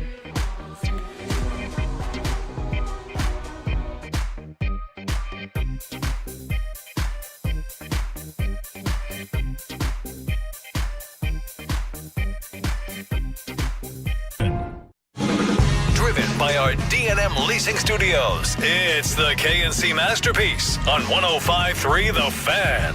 KNC Masterpiece right here on 105.3 The Fan. You got me, Kevin Hagelin, Corey Majors, Alec Medford. I'm excited. This is one of my favorite segments. You just did, though, what you accuse Mike of doing all the time, and that is talking right up until the moment that by the way, somebody hit Howie Roseman in the head with a beer, it looks like. Because he's got this, unless it's, I don't know, that looks terrible. Do you think he was that person was probably aiming for like his ex or something? Look at his forehead. Man, there is a straight up indentation of the bottle of that the bottom of that beer bottle, it looks like, doesn't it? Yeah. Yeah. I remember one time when I was a kid, I was in the lake and my friend's dad was like on the dock and he said, "Hey, anybody want a Coke?" And I was like, "Me."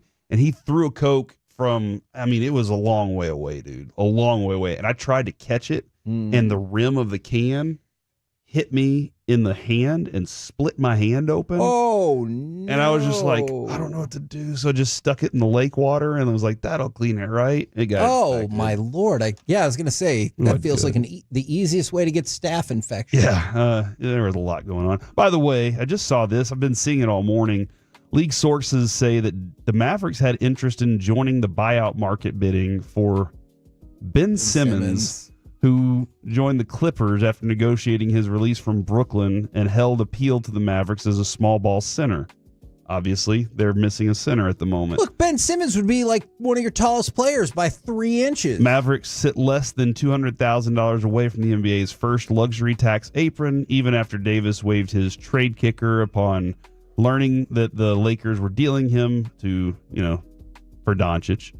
Caleb Martin's trade kicker hiking his salary from 9.2 to 10.4, creating sufficient wiggle room to try and beat out the Clippers, Rockets, and Cavs for Simmons was not mathematically possible. So they were interested in getting a guy who doesn't like to shoot and may not like basketball. And quit on his college team.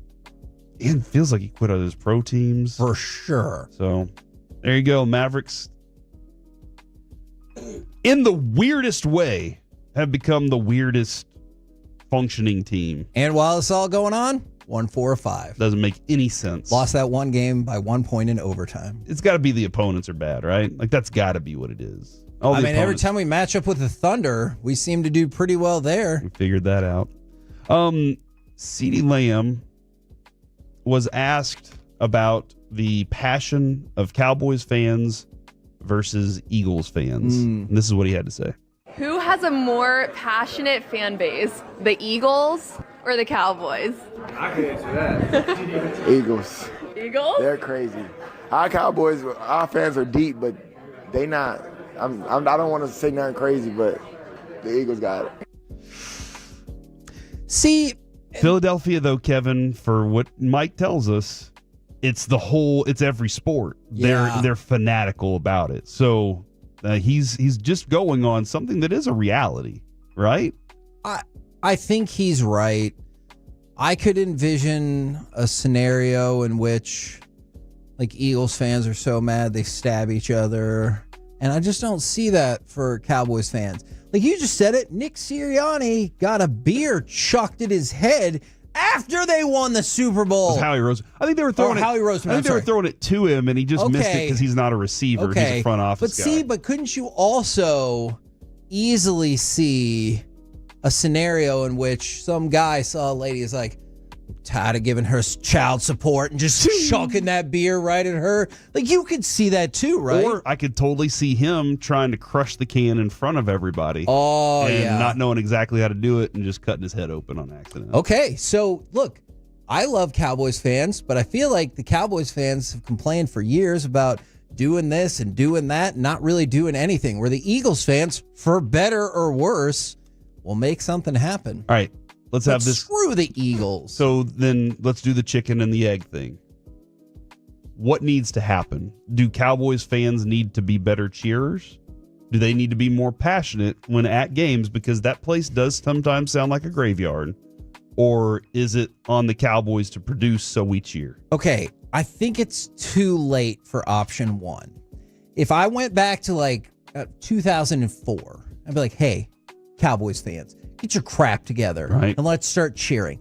But we're born 20 years beyond that. I think it's too late. I think they're going to be just like that until you make Give it us to the something Super to Bowl. cheer about. Yeah, exactly. Give us something to then be I excited think they'll about. be really fired And up. how many times, Alec, do you hear players say that after a game when they're like, hey, I mean, the fans were really quiet in this one? They're like, yeah, we need to give them something to cheer for. I can say the first 2 Cowboy games that I've covered professionally here with the station were this past season, the Saints and the Lions.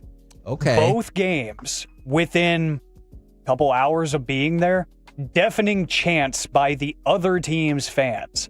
Like when you have Jared Goff chants ringing throughout the stadium after halftime when he runs back out of the tunnel, that's just embarrassing. If we're being totally honest, it's just embarrassing. And it was sad because it was like, hey, I finally got the credential and everything. I'm going to go start covering these games. And I'm like, nobody is showing up. People are leaving at halftime. Yep. And it's just getting overtaken by the other team. And then New Orleans decided they were going to have a Super Bowl parade down Cooper. It was incredible. Like in the worst way. Incredible in the worst way.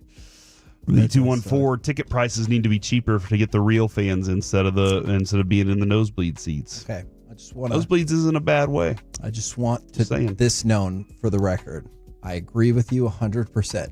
This is on my list of things, along with Jerry should stop being the GM. That you just can't. It's just a futile argument or futile because it's never going to happen. I get what you're saying. I don't disagree with you whatsoever. It's just never ever going to happen. And unfortunately, what makes it even worse, Dallas, I know it's in Arlington, but the Metroplex is an area where people are there to be seen at the event. Mm-hmm. They're not there They're to there make to sure. do business. Yeah, I feel different about the Stars fans and sometimes Rangers fans. But Stars fans are there to watch the hockey and do the things.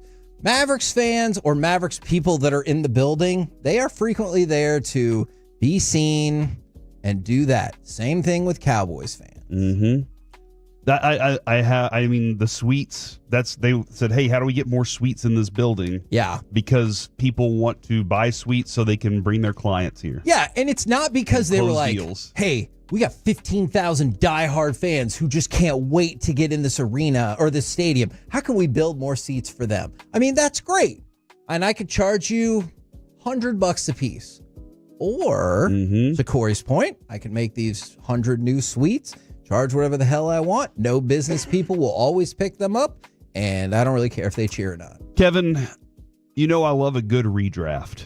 I do. CBS Sports has redrafted the 2024 football team draft. Oh, I was like, our team? Yeah. Great. This would be number 1 overall. Who do you think it would be? It's got to be Jaden, right? Jaden Daniels, ladies and gentlemen. Because if it's not, I'm like, oh, I don't know what we're doing. Number 2 to Washington. I say Caleb, and maybe I'll be wrong about that. And do you think that if he was drafted, that they still would have been as successful this year? No, I don't. Interesting. Do you? Yeah, I do. Oh. I think that Caleb, along with Cliff Kingsbury and the way that they built that team this year and the way that the coach allowed them to do what they did. That being said, Jaden Daniels is a different cat. And so him being in that locker room was probably another factor in their success. Number 3 would be Drake May going back to the Patriots. Ooh, see, I would have moved away from quarterback, so I would not have gotten that. Jared Verse would have gone to the Cardinals. That makes a lot of sense. Joe Alt to the Chargers. And Bo Nix to the New York Giants. Okay. Would have been like a perfect thing for them. That makes a lot of sense. And I realize Except for they probably would have screwed it up. I really think Sean Payton is such a big factor in what Bo's success. You wouldn't get Malik Neighbors anymore, but you would hopefully have Hope at quarterback as opposed to now. Guess where Malik Neighbors winds up? Does he go like right after that? In Chicago with Jaden Daniels and DJ Moore. Oh, can you imagine? And Keenan Allen, how nasty that team would have been. I mean, having Rome Odunze is really nice, but like that Malik Neighbors proved he's a star. I kind of think that team makes the playoffs. Cooper DeJean goes to Tennessee at number 7. And that ahead of Quinyon Mitchell? Yeah, that would have been great because then he's not an Eagle. True. Jets take Brock Bowers, and then Quinyon Mitchell goes to the Vikings. JJ McCarthy rolls to the Broncos. Scroll down to the Cowboys though, Kevin, because we're just kind of scooting past some things. What did the Cowboys get? Bucky Irving, the running back. Oh, so say goodbye to the Boise State pick. He thought about taking Fuaga or Amarius Mims or the Cowboys' original pick, Tyler Guyton. Then he realized how much flashier a running back would be for the Cowboys organization. Said Bucky Irving was the sole rookie to go over 1,000 yards in 24 and also caught 47 passes. So then that's taken care of. Your offensive line's still trying to figure it out. Man, that would have been really nice. So that's that is the draft. Kevin, I'm going to leave that other topic for later. You can because I have the great Valentine's Day story to tell. Right. Many years ago, Adrian was trying to get me back. How many? Can you ballpark? 2. How many times you think y'all broke up? 2, 3, 2 or 3. Okay, or 4. Somewhere in that range. I thought it was like 5 or 6. Somewhere in the 3 range, I'm thinking. Yeah, something like that. Okay. So she was coming back from college, and she's kind of finishing up her last year of college, and she's like, I'm going to make an effort. She made me some brownies. And then she said, I wish you could tell the rest of that story. She said, I want to go on a Valentine's Day dinner date. And I said, I don't do Valentine's Day.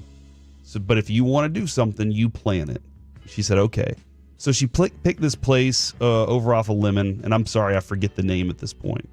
But it was a very dark room and a very large room, but it was over off Lemon, and it was the year that it had snowed, like on Valentine's Day. Oh, yeah. We just woke up, and it was quiet in the house, and I was like, what happened? I look out the window. I'm like, oh, crap, the power's out because it's snowing. So we roll over to this place. Alec, we get there, and it says fixed menu. So I only had certain things to choose from. That's how you know it's fancy. And I was restaurant week. And it was like $75 a plate. And I was like, what the heck are you talking about right now? This is when I'm working in IT. I'm making a lot more money than I make now. And IT was paid a lot better. But I was just kind of enjoying it, hanging out. Ordered some wine. I'm about $300 deep into this dinner. And I'm like, why did I even tell her she could pick this? Why did I tell her she could do this? All I had was $300 in my pocket. So that was it. So I'm mad. And she can tell I'm mad. And she's doing everything she can to like calm me down, make me feel better. And right around the time the dessert, creme brulee, by the way, I like me some creme brulee. Right around the time the dessert starts to come out, I look up and I see this couple sitting up. They're like in an elevated area right at the corner of the area, right behind Adrian. And this lady is just so interested in whatever her man is saying. And she leans in. Nice. And right around the time she puts her hand on her cheek on her hand, a lock of hair falls down. And I was like, wow, that's like, she is very invested in him. But it fell right over the candle. And her hair goes up in flames. And I see this guy take a glass of water and splash it on her and then start hitting her on the head to try and put this fire out. And all the while I'm sitting on the other side just laughing. And Adrian's like, what's wrong? Oh, my gosh. What's happening? That lady's head's on fire. You're laughing at her? Oh, my gosh. She was okay. But yeah, she was fine. But Adrian was like, what's happening? And I said, she just caught on fire. And she was like, oh, my gosh, is she okay? That dude got up, grabbed her hand, and walked out of the restaurant. I don't even think they paid. I think he just took off and left. And right there, ladies and gentlemen, was the moment that I learned passion is about fire. I don't know about that. I'm just joking. But, hey, man, things could go really bad. You could have a bad date set up, and then it turns out to be kind of funny. I'm sorry if you just said this. Did you Be careful around the candles tonight, everybody. Did you get some kind of discount for watching somebody catch on fire? I should have paid extra for that, honestly. You should have. This is dinner Should've and been, a I should have show. been like, thank y'all so much, but I only had $300, and it was already spent. What do you think of the odds you'll see someone catch on fire again? Tonight? Yeah. 1%? From the 214, that story's a damn lie, and Adrian needs another man. Look, you can get Adrian on the phone right now, and she'll tell you exactly what happened. Adrian didn't catch on fire. Yeah, she didn't catch on fire. It was a that dude other sitting by. lady. Yeah, it was somebody else. He's the one that was hitting her. Yeah. Well, I mean, to try and put the fire out, obviously. But again, be careful at dinner tonight. Agreed. Don't put too much hairspray in. Oh, good point. We're the KNC Masterpiece right here on 105.3 The Fan. Coming up next, what are you going to do with no football this weekend? I've got some suggestions plus Masterpiece of the Week. All of it next right here on The Fan. The North Texas Baseball Show of Record, giving you baseball.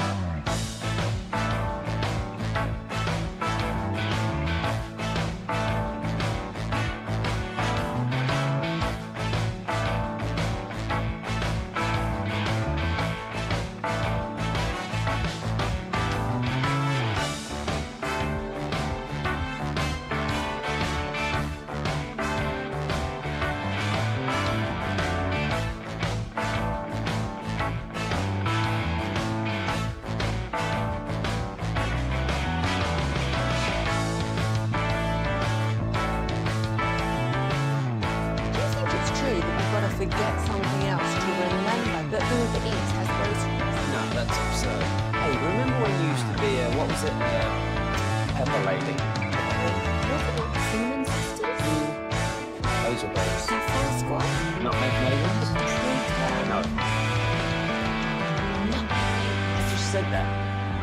Was it Spice Girls? Doesn't sound right. What was it, Saffron Squad?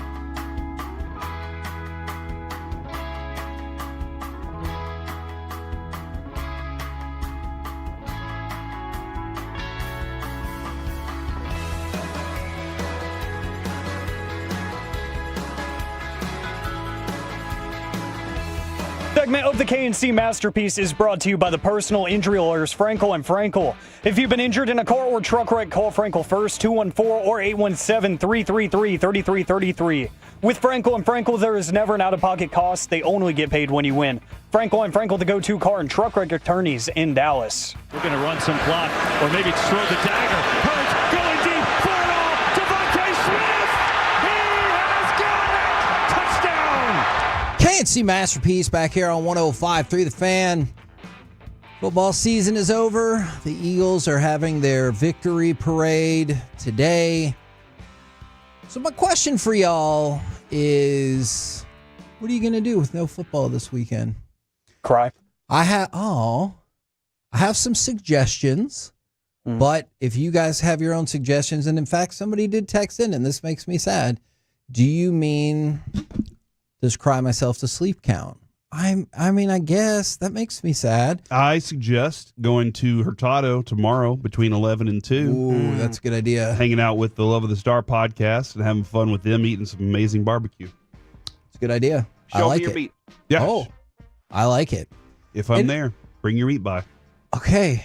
And you'll have the buns?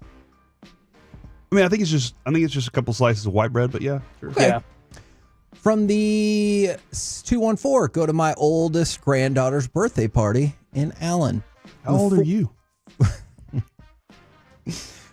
I was just asking. I wasn't. Kind of felt like a pickup line. I don't know. For the 469, probably play a lot of Madden 25 and some college football 25 and watch the new Severance episode. All right, just real quick, Corey, we should probably have addressed this off air. I did catch up and see the latest 2 Mythic Quest episodes, and you're right. I had not seen Rob McElhaney's butt when he was on the beach. Now, I have seen it, and then the next episode, the one that just loved it. The mystery Thought one? it was I told you would. Freaking tastic. And the ending got me, too. I was like, oh, crap. I did not expect that. That was great. I loved it. Multiple people said they're going to be in on the Daytona 500 from the 469, from the 817. Another 469 that said NASCAR and hockey. Now, we threw this out earlier.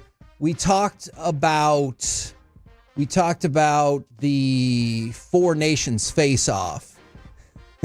I believe Brian Broaddus wants to talk about the Daytona 500. Not absolutely positive if about there's that. Somebody yeah. if there's somebody you want information from, hits him. It sounds like they're going to move it up an hour because they're expecting rain. So if you're planning your cookout schedules and thing like that, make sure you check the time.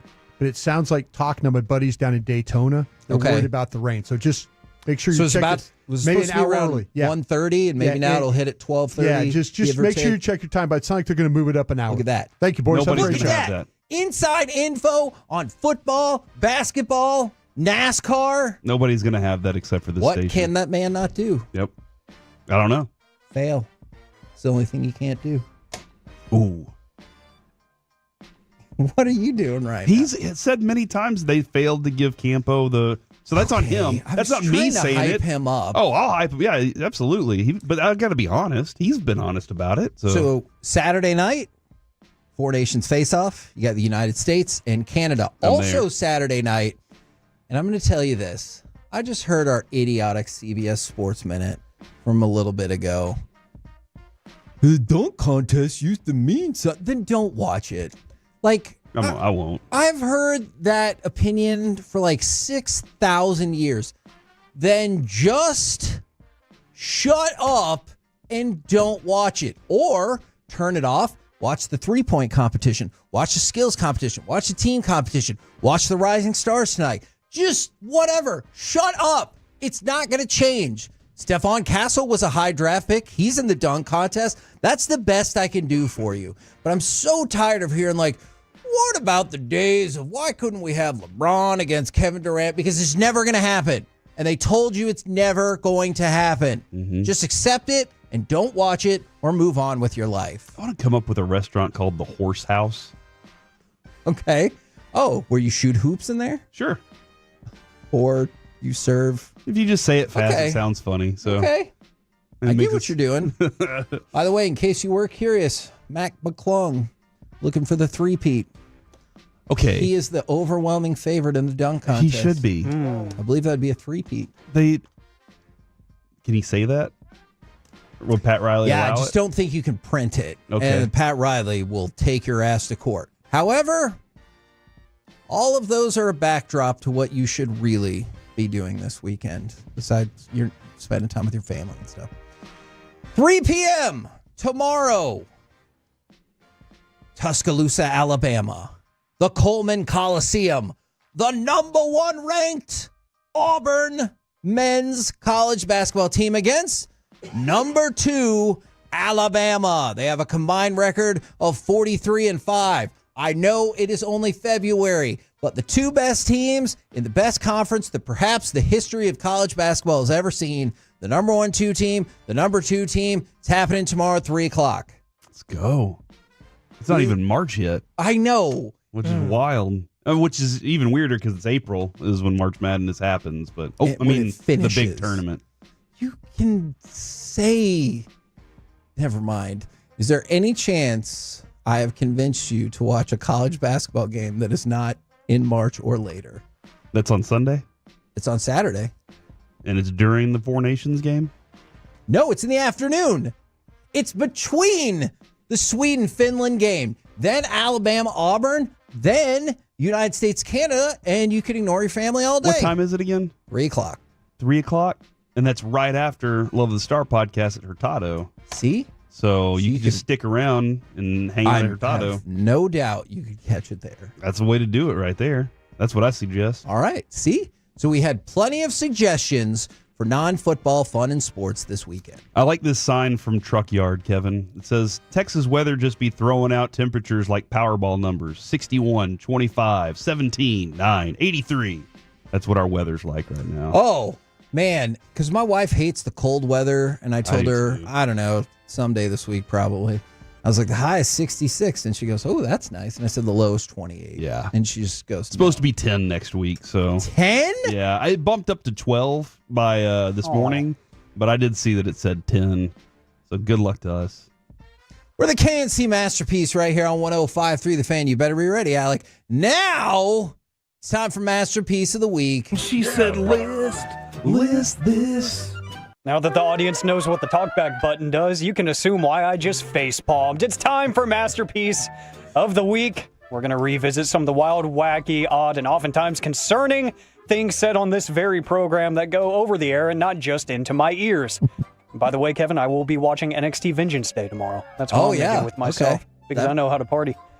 Hey, look, I'm with you. I also use my time in what some people would think is an unwise manner. I think it's great. That is the definition of my life. That's why we're playing funny audio right now. And we have a tradition of picking on people who are not here. So this is going to be a way of picking on 2 different people at once. We're going to pick on Mike because he's not here. We're going to pick on Kevin because you'll find out why. Oh, I want a cheeseburger in paradise. Dude, that was one of my favorite. Here's the great part about it too, Squirrel. The fact that since then you've asked every person what they think about. Oh my God! And everybody kind of says the same thing. He's fine. I asked Brandon. I asked Jess. I asked my mom when she came over last night to celebrate her birthday. Everybody loves parrot heads. I had no idea Jimmy Buffett had so much money. Estimated net worth before he died. $600 million to $1 billion. Ooh. Dude, and he has a Margaritaville. I know there's one in Houston. It's like a resort. Yeah. And then when we were in Mexico on our way back at the airport, they have a Margaritaville bar. Like that thing turned into, and Kevin, think about this. If we could get Master Peeps to be parrot heads, the commitment that they would make to us, they're not going anywhere. We need y'all to be more like parrot heads. So I'll tell you this. Whenever people ask how planned is your show, I always tell them the same thing. It's planned in terms of there's a run sheet. In terms of what's going to happen in each segment, oftentimes I have no idea. That's 6 to 7 minutes of Jimmy Buffett content. Literally none of us had discussed it. I don't think any of us had thought it through except for the little jab I was going to throw out there, and then you guys were ready. It was fun. We need a Margaritaville in DFW.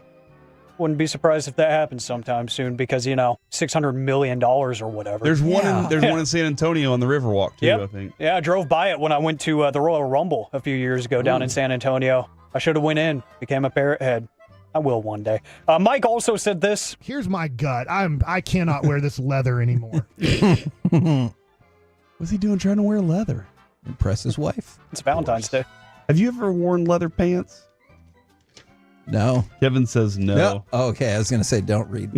Kevin says no. I've never worn leather pants either. I feel like I need to do that before I die. No, I'm fine. I'm never going to wear leather pants unless I get turned into an animal. Now, for Corey... Why would you wear pants if you're an animal, dummy? How do you figure? What covers your legs? Your pants. It's made out of You leather. don't need to cover your legs. You're an animal. But you have leather over your legs. You're in the wild. Yeah. Everybody's naked in the wild. Holy cow. But you say it with a disappointing term. Like, oh, I haven't worn leather pants. Yeah. All right, fine. Do it this weekend. I have to buy them. And it seems like they're expensive. Hold on. Is your contention that if perhaps someone were to buy you leather pants, you would wear them? See, this is the problem with having a rich friend. Is that your contention? I just need clarification here. I would wear. I don't know. I don't think I want to try and wear some leather pants one day. I don't want to have leather pants though. So once I'm done with them, they're gone. They're done. That's fine. Not my question. My question was, if someone were to buy you leather pants, would you wear them? Maybe. That's not. I need a definitive answer. Just get Chris Jericho back in the studio. He's probably got something. He's retired. That dude wears some leather He's pants. got a guy. Yeah, he'll probably get you the hook up there. Corey? Yeah. Yeah, this happened. And I said, okay. And then this happened, and I just had a stripe on my face, and I was like, well, I guess I'm going to have to do it. So here we are. I don't even understand out of context where the. I don't either. So somebody just texted in, and they said, hey, please bring the beard back. And I did. I was shaving. I was trimming my beard when we got back from NOLA, and the guard fell off. And so right here, I just... And there was just this stripe right there. So I was like, well, I guess we got to trim the whole thing down. So I'm trying to grow it back. Mm-hmm. It'll come back sometime, I promise. Okay. My wife likes it. Oh, does she? She does. That's all that matters. This came back to a great callback by Mike. Weird. But I love... Remember when your pickle leaked up there? I'm going to tell you something. I think that might be what Mike thinks is the funniest thing that has ever happened on this show. I'm not going to lie. Oh, my pickle leaked. That's hilarious. It was a hilarious moment. The video is amazing. That, I still remember, I was just looking in my backpack, and I remember I forgot I had a pickle in there, and the bag it wasn't a Ziploc bag. So it should have been a Ziploc bag, but I just went with the regular sandwich bag, and it just kind of started dripping. No way to know if it's sealed. No. It wasn't protected properly. Oh, man. Corey, if you want to respond, some people are asking for your pant size, so we can maybe... Yes! And somebody said, remember to allow for shrinkage. Thank you. I appreciate Good point. Yeah, it is cold outside. Mike said this. I keep going back and forth, pick up my thing. Oh, my goodness. This is going to be a tough one. Pick up my thing. And Corey with the Gremlins reference. Okay. Got it. Let's see. Kevin, we haven't heard from you yet. Good. Yeah, well, that's about to change, and this might be a strong one. I will chop off my boys.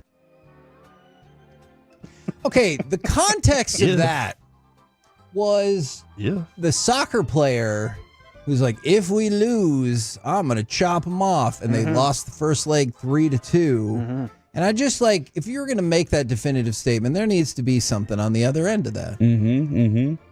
Let's see, Corey.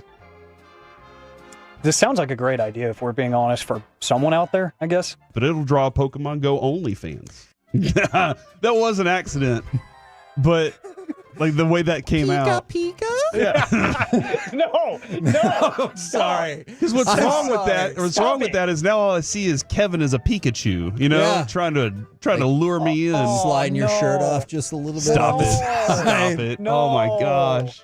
Oh yeah, isn't there one that says munch? There's one called a Lickitung. Yeah, that is true. Oh, there's some dirty names. There's some bad ones and dirty animations too. Let's see. Does that make it sound like on his free time, Alec looks at pornographic Pokemon websites?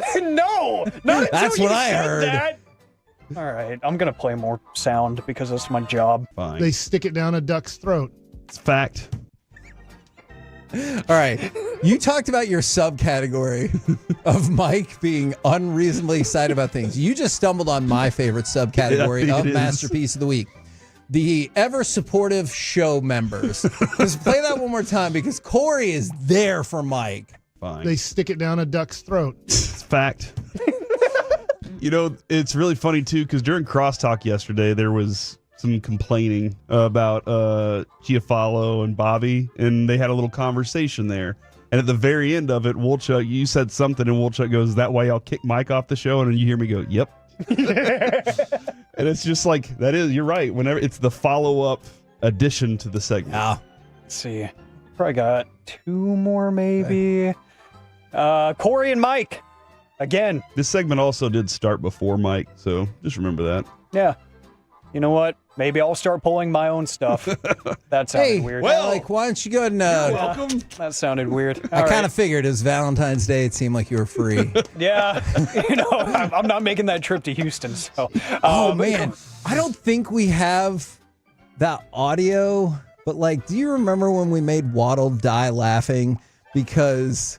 They said like Kobe Bryant had hurt his wrist. Yeah. And I was like, oh yeah, didn't he just separate from his wife? So maybe. And like. Waddle spit water onto the board. Oh, that's not probably good. inappropriate. That's why we to had to bring move up this here. story now. Yeah. I'm sorry. Well, this sounds kind of inappropriate too. What was wrong with it? It's too fat. Okay. That's why I can't wear leather pants. I just said, okay. That is true. Hog. Leather pants aren't going to work with this. Oh, man. This is difficult. Yeah, and You said one more? yeah, I think one more. Let's see. Yeah, we did not play this. Let's give it a test shot. So let's start. Tight. Those with- are tight. What are y'all talking about? I don't know. Can you play that one more time? Yeah. So let's start. Tight. Those with- are tight. We had to have been watching something. But it sounds like Mike is legitimately putting his pants on in that moment. One more time. Does it not sound like Mike is sucking in and trying to put his pants on? So let's start. Tight. Those are tight. Why do you know, Corey? Because I was looking. They were tight. Oh. Whatever they were. What was it? I'm going with that one. That's my vote. I like right. that one. So let's start. Tight. Those are tight. All right. I'm going to vote for a different Mike one when he said he has to pick up his thing. I thought that was a sleeper. I Get keep this- going back and forth, going pick up my thing. Oh, man. You know what? We're going to leave it up to the people because I'm going with this one. But it'll draw Pokemon Go only fans. All right. I So bet that's a Corey, thing. perverted Pokemon. Mike picking up his thing, or Mike and Corey commenting on shutting their pants. I'm not really entirely sure what that was. Go ahead and feel free to vote on the Twitch, on the YouTube. 877-881-1053, Franklin Frankel injury attorney text line. Coming up next, we will chit-chat with those fellas. There is a Pokemon only fans. Oh, no. Good. Oh, I'm sorry. I thought my mic was off. Next on the fan. Coming up Monday morning on Sean and RJ. RJ Choppy is back. We'll catch up with his time away. Also, Ranger spring training is underway. It is a Monday morning.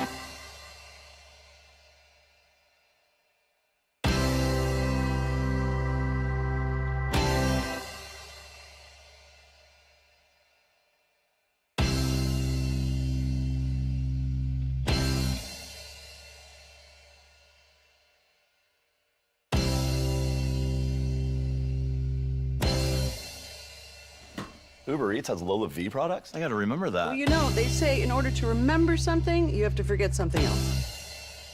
Okay, now that is a very cute haircut. That's like a little shag. I've never seen that before. Well, I mean, of course you have. It's the Rachel. Oh, is that your name? No, I mean, like, your name. No, I'm Jen. My name's Jen. Right, but I just feel like this is your haircut. But that's the hair on your head. I'm not saying this is your hair. Okay, freaks me out a little bit.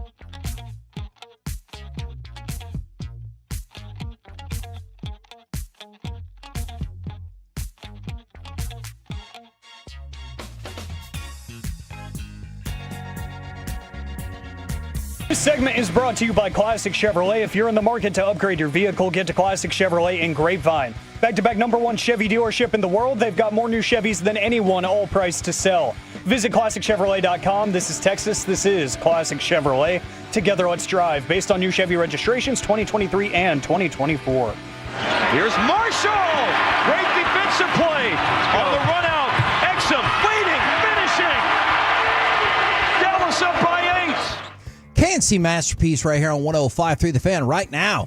Courtesy of D&M Leasing, it's time for our chit-chat with those fellas from the G-Bag Nation. And I want to hold off on what's coming up just real quick because, Broadus, you look intrigued or as if you have something to say. I just wanted to ask you guys, is there any more show more sensitive than that morning group? Oh, my gosh. Those guys. You could say, like, right now they're all probably huddled around the radio listening and waiting for us to say something like, boy, what a bunch of, I've pansies. They do segments. Mm-hmm. And like Eric is like, well, you guys are sensitive. Mm-hmm. You guys are kind of a toxic show. Yeah, you guys, Sean kind of drives you guys in a direction that you don't want to go to, And so I just wonder, is there any show that we have? Is there any show we have more sensitive than those clowns? Well, this show likes to make fun of everything, so if we're going to do it, we have to be able to take it. So no, we're not the one. Contemporary show? No. In the fan archives, it was rage for sure because you had two people that grew to like seemingly legitimately hate each other. And so like that would just spill all over every segment where you're like, yeah, I don't really think that's what happened. Well, it did. I was there. Were you? I hate you. Yeah. And they're out. They walk out all the time. Yeah. And you're like, the hell just happened on this segment? I just wondered because like Wolchuk and I were having our little meeting in there. Yeah. It's the first time that we've met in years. It's amazing how it's crazy. Wolchuk's like, hey, what are you thinking about doing today? I'm like, I don't know. For 4 years, I don't think we've really talked about this. Let's just go see if we can do a show. I mean, 5 hours of draft talk with that. Hey, perfect. Man, let's do it. It's the love of the star for 5 hours. And then we, Lucius is a big part of what we do too. So we have pregame show. But I was just, and then Wolchuk played me like Bobby, like him and Eric, and Eric is having to like Bobby's like, well, we're not the most, we're not that. We're not, we're not the toxic show. And Eric's like going, no, bro, you really are. You guys really are. You're toxic. You're sensitive. You're, all these things. So. I mean, granted, waking up that early for me, I would probably be in a bad mood all the time. I would probably be grumpy all the time. Oh, they're right, though, about our show when we fight. It gets personal. Oh, it's a good fight. It gets really personal. But y'all are able to turn it off real quick and be like, whatever, move on. Absolutely. Yeah, we got a show to do. No, there was one time it bled into the break, which was the Brian and Eric draft fight. When Brian was literally telling Eric, he stood up, he said, you know what, just don't come after the draft show. And from now on, whenever we're talking draft, just go in the other damn room. Just leave. Just go. You go sit in the penalty box over there, and then you can come back when we're done. The worst I ever went after somebody, and he went after me, was Mickey. Mickey and I dropped a bunch of F-bombs on each other, and then Bill Jones brought it back from break, and you would think that Mickey and I had never fought. Yeah. I mean, we went at it, and, but yeah, Eric and I, and then Zach and I, and Zach, I knew when Eric said what he said, I was like going, okay, he's making this personal. But so I tried to make it personal back. Yeah. But I love working with these guys. I'm going to say that's when we battle, it's fun. It's fun, but man, it gets Sean hears everything. Does Choppy care? No. Okay. Yeah, Choppy he's just probably seems the to one let it. that is the easiest to just like let things go. Yeah, Sean hears everything though, and that's what drives. Well, I will say, I think heard you the other day talking about our show. What gave you That the is right? not a bad impersonation. What gave you that right, man? You think you run this station? I run this station, Broadus. Don't you forget it. By the way, if you need a pool or some barbecue. Yeah. I like the idea of a hierarchy of who thinks they run the station. Sean does. From the on-air Sean talent does. Sean is like I'm the president of all of us.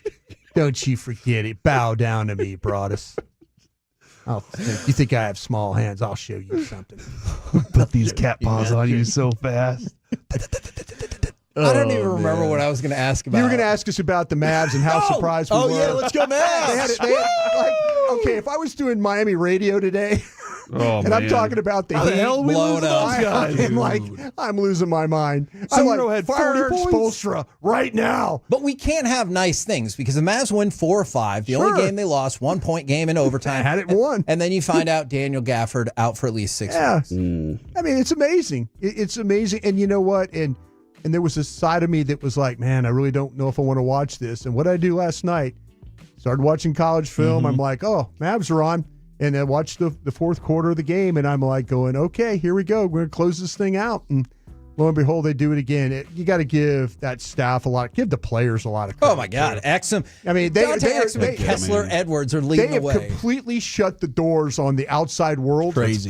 And just made it about them. And that's how it's like, listen, we got an owner that might be a little crazy. We've got people that really aren't happy with us right now. We got a general manager that's kind of, but Jason Kidd is to close the door and we're going to talk about what's going to happen here. Yeah. And he has got those guys playing for each other. That's and keeping playing the for thing that the thing. staff. Yeah. They are playing for each other and that staff. I'm guessing you didn't catch any of the Four Nations game. Third period, baby. They gave up an early goal, and I was like, I'm like, oh. Yeah, just wait around. Just wait around. This Yeah. is too many talented hockey players for the goal to be 1-1. Man, I can't wait for Canada and the U.S. tomorrow night. That is going to be epic. The Kachuk brothers were putting on a show, and I saw PK Subban. They showed the first goal. Oh, soft. I told you. He's like, I told you, Leaky. that guy's leaky. He's just shoot on him. He's leaky. I'm like, all right, play Otter. Let's go. We got the better guy. I'm glad they don't do stuff for us when you and I are watching games. Oh, that'd be bad. That would be bad. If they played what we say sometimes during these games, Yeah. it would be a little bad. What do you guys got coming up on the program today? That might actually be a good thing you can add for a Peace-a-thon. Now, Brian's probably not going to like that, but maybe you get an opportunity to come and watch a Cowboy game with us, a road game, just for charity. That would be awesome. I love it. You know, if y'all are okay, Man, I saw that look on Bryce's face. When He's it's- like, I'm going to buy that out. Brian's like, I don't want anybody here. I knew as soon as I said that, I'm probably putting him in a bad position, but that could be good. Maybe people will bid on that. I don't know. I'll tell you what, the one time when I threw my notebook at the TV. Oh, that was Jalen Tolbert lining up offsides against offside. the Packers. Yeah, I just literally threw my notebook. You as were all hard of as us. I What are we could. doing? You were every one of us. Yeah. It's the best. Pure Gold as always, Hagen. Thank you so much for asking. We do have some of our staples. We'll do Biggest L, Biggest Dub coming up at 2:40 for Friday. We have Mike Heika, senior writer for DallasStars.com at 3:20. We'll talk Four Nations there. John Machado of The Athletic at 4 o'clock as well. Jam-packed G-Bag Nation. Roll home with them. We will be back on Monday, KNC, 10 a.m. to 2 p.m. right here on 105.3 The Fan. They were all friends, Kevin.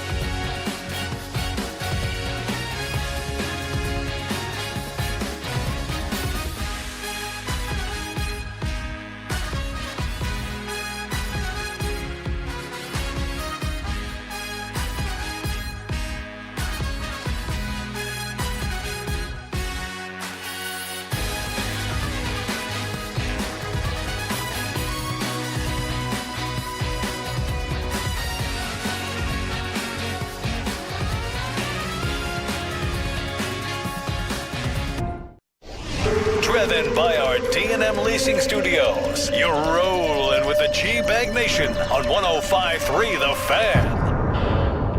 Happy Valentine's Day. Hour number 1 of the G-Bag Nation. Just saw that we have 2 people that have reportedly been shot at the Eagles Super Bowl parade. Police are searching for a suspect wearing a gray Eagles jersey. The condition of the shooting victims is currently unknown. This is the second year in a row now. Last year we had the shooting at the Chiefs parade. This year now in Philadelphia. And what seemed like it was quite the celebration. Well, you've got your GM, Howie Roseman, who just completely got hit in the face with, I don't know what it was, a beer can. He was bleeding from the head. I expected violence there. I really did. I don't think they know any other way to celebrate. But this is tragic, and our heart does go out to those that were the victims of the shooting. And hopefully the police find this dude who apparently is wearing a gray Eagles jersey. I imagine it's probably not going to be easy to find. I'm sure everybody's wearing jerseys at the parade. Yeah, that's because we were just talking about how much fun we had at the Rangers parade. And thank God that here in DFW, we know how to not shoot each other, I guess, at parades. I tell you, it was so memorable, being a part of that. I've been a part of a parade with the Green Bay Packers for the Super Bowl, which was really cool, and the Rangers one was like even better. It was amazing. It was an amazing day, beautiful day. Everybody just... Everyone was happy. Getting like a along. big family. It was big family, guys and gals, G-Bag Nation flags, fan flag, everything out there, and fans handing you cocktails, you're hugging each other. It's just such a great day, and to be marred with violence like that. You hate that. Yeah, you hate that. I mean, obviously, I can't stand the Eagles. I had to turn off the parade, to be honest with you. Yeah, I couldn't watch it anymore. Right. I don't want to see it I'm watching either. World Classic Baseball right now is what I'm watching.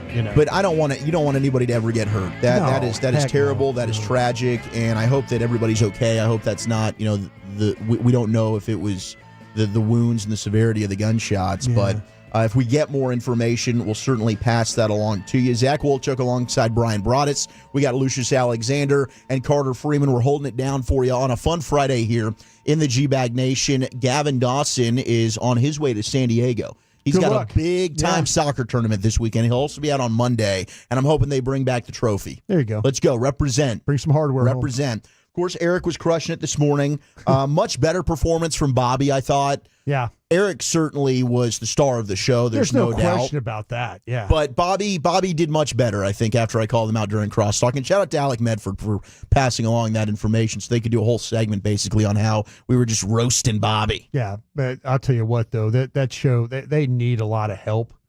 They do a great job getting the morning started, but that show needs some help. It does. And any kind of what kind of help you talking about? Just help along.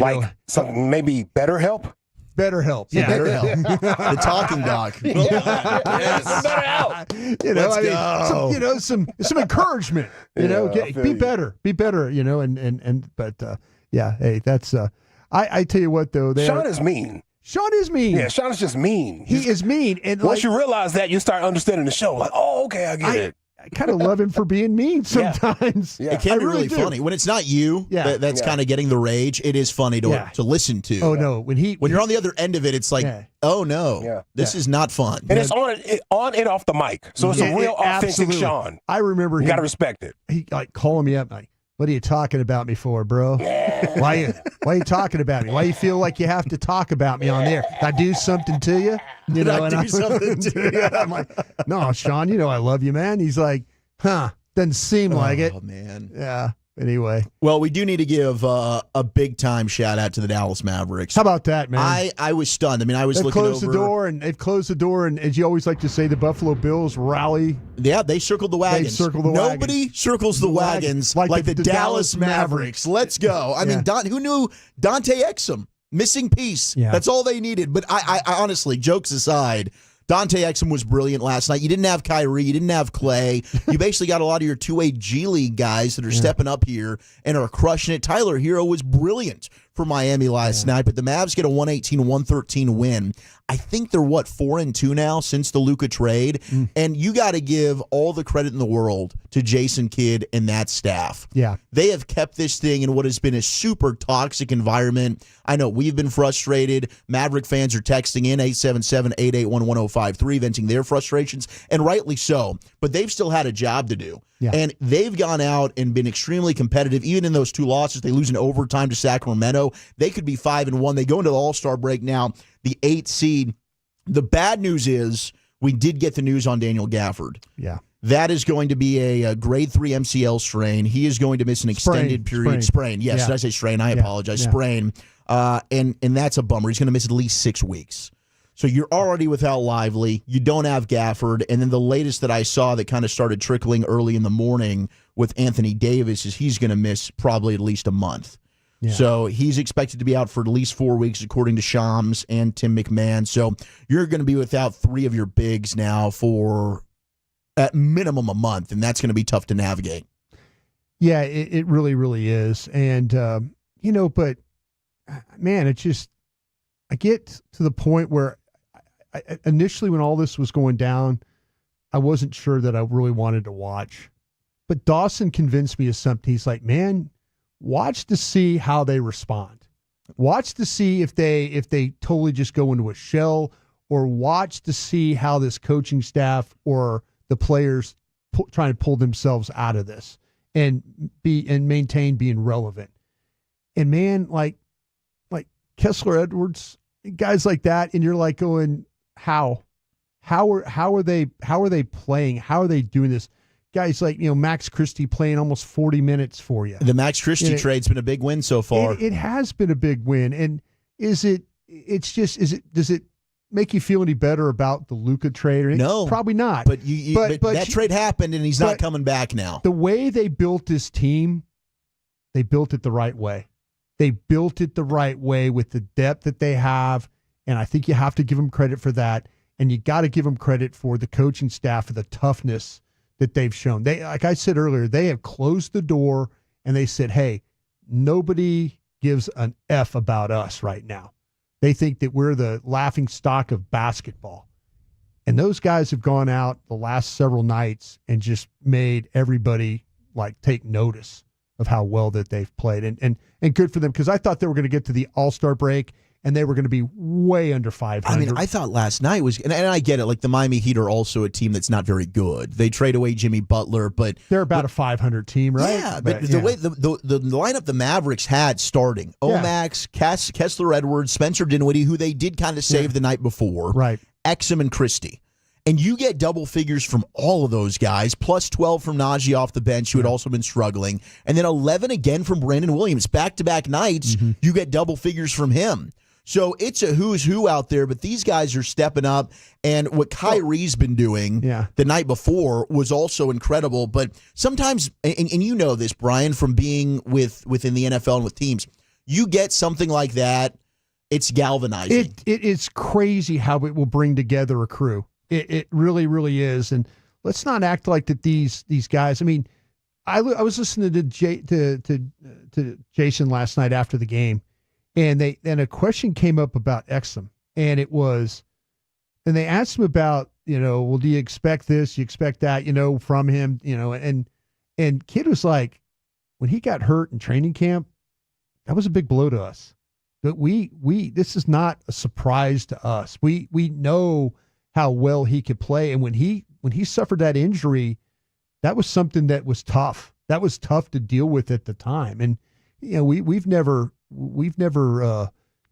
knew what we had in the player. It's just, you guys are now kind of understanding what the player is. We underrated his value. Yeah. We did. I mean, last year I remember we had Tim Cato on when he was with the Athletic. He's now with All City Dallas. He was referring to Dante Exum as the connector. The connector, sure was. Between Kyrie and Luka. See, the people that live with the team and cover the team, the Tim McMahons of the world and people like that, they know. They're getting far, far more information than you and I are. I mean, I've got some connections within the organization that have been really, really good to me, and they're like, no, man, we're just going to keep playing and see what happens, and we're really excited about. We're excited about having Exum back. We're excited about, with Kyrie and carrying the team and Edwards and Christie, and he goes, we're going to figure things out here. Young guns are fun, and they're playing with a lot of energy. Yep. And now they get a break. Now they get the All-Star break. We'll have Saturday. Will be, the 3-point contest, dunk contest. I don't know how excited you are. 877-881-1053. Not very. We'll get the game on Sunday. We will talk more All-Star game. Kevin Pelton, NBA and WNBA writer for ESPN, going to join us at 5 o'clock. He actually had a piece writing Daniel Gafford, one of the big All-Star snubs. Yeah. Now, obviously, he wouldn't be playing in the game either. Kyrie, I think, was a big All-Star snub. He's now in the game, playing for Anthony Day-to-Day Davis, who's hurt. And we love you, AD, but we need you back on the court, dude. I mean, that 3 quarters of basketball, if you could get that extrapolated over an entire season, it's like, yes, this team can win an NBA championship. Yeah, they absolutely can. Yeah, everybody that's been with that player realizes, he is a great player. I mean, we had Dave McMenamin on the other day. Mm-hmm. And Dave lives with the Lakers, and he's like, "No, man, you guys are getting a great player. Don't get that wrong." But unfortunately, the injuries have been a bit of an issue. We also got the report from Mark Stein, the Stein line. Mavs had interest in joining the buyout market, bidding for Ben Simmons. They were creating sufficient wiggle room to try to beat out the Clippers, Rockets, and Cavs to get Simmons, but it wasn't mathematically possible. Yeah. I don't know that would have really excited the fan base either. Ben Simmons has been a bit of a journeyman, but you talk about a guy who can defend, defense wins championships. Yeah. That's also another dude. You add to the length and the size that this team has, Ben Simmons fits right into what Nico's trying to build from a defensive standpoint. Yeah, and you kind of wonder maybe with this coaching staff a little bit though, would they get a guy to maybe shoot a little bit better? Sure. Would some of the opportunities he get? Heck, I know I'm kind of reaching a little bit on saying that, but you never know with coaching and what that could do. It might, being in a different environment might turn things around for him. Now, I did see we have some Cowboy news. This was from Sports Illustrated. There was a piece, and I know they ended up taking from other Cowboy bloggers, but Osa Odighizuwa projected to earn a whopping 3-year, $63 million contract, according to the 33rd team. Believe it. So he could earn a contract worth at least $20 million per season. Yeah. Given the lack of depth at defensive tackle in free agency, it wouldn't be a surprise if he earned significantly more. Okay, now, if that statement you just made, tell everybody out there how deep this defensive tackle draft is. It's probably the deepest you've seen it in years, ever. Right? Yeah, that I can remember. Yeah, the 1 and the 3. Like I'm talking 3rd round. You're getting a dude who I think can start for you day one. No question about that. So yeah, Osa has earned the right. Last year we've been waiting for Osa Odighizuwa to play more than a college season.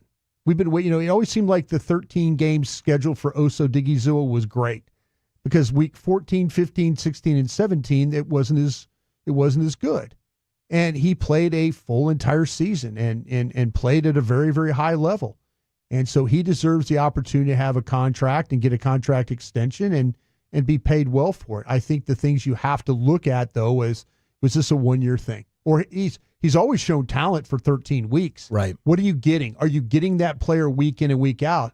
I think that's the thing he has to prove. But if I'm a team, especially the Cowboys, I'm probably looking at paying him $20 million and saying, I've got about 12 guys on that defensive tackle board. Yeah. That I really, really, really like. If I'm going to earmark $20 million from him, again, it goes back to our conversation yesterday. Go get me that linebacker. I'd rather spend that money on a Nick Bolton or a big-time linebacker because I feel like, okay, I got a starter here. Right. I can get a defensive tackle starter in the draft. That's how you team build right there. Yeah. That's where you're looking at, okay, trade market, free agency, draft. What's the best way to use my resources? Best way if you need to get a defensive tackle and your guy's getting overpriced, draft one this year. Yeah, this is the year to go out and get you one, and it could be, you could double dip on that thing. It could be the 1s and the 3s for sure.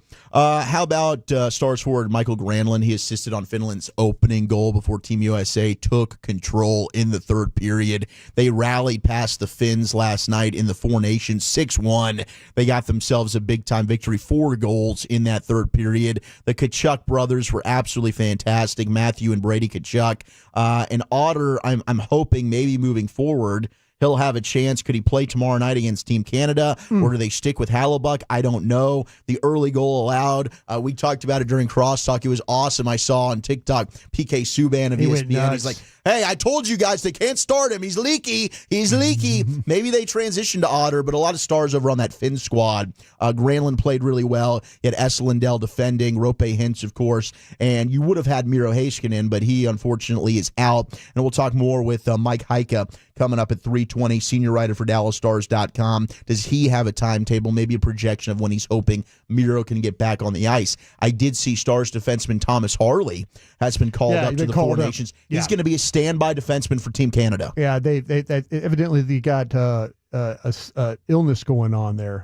Makar, I think his Cale Makar, Colorado Avalanche stud. I think he's dealing with an illness right now, and so he's just going to be and ready to go in case that Makar can't go. Stars also agreed to a 2-year contract extension with versatile forward Sam Steele, who's having a career year. He's on pace to finish the season with a career-high 20 assists right now. Yeah. Just 27 years old, 2-year, $4.2 million contract there. Our friend Leah Simakopoulos breaking that news is Jim Nill, again, finding a really good two-way player that's not overly expensive. Sam Steele, I remember, was just one of those pests last year, had some really big minutes for the Stars in the postseason. So there's some hockey talk for you, and we'll get more of that at 3:20. Of course, we have Biggest L, Biggest Dub coming up at 2:40. NFL News of the Day at the top of the hour. But up next, we got G-Bag of the Day at 2:30, and then let's do a 2024 NFL redraft, shall we? Do the Cowboys still end up with Tyler Guyton? That's next in the Nation.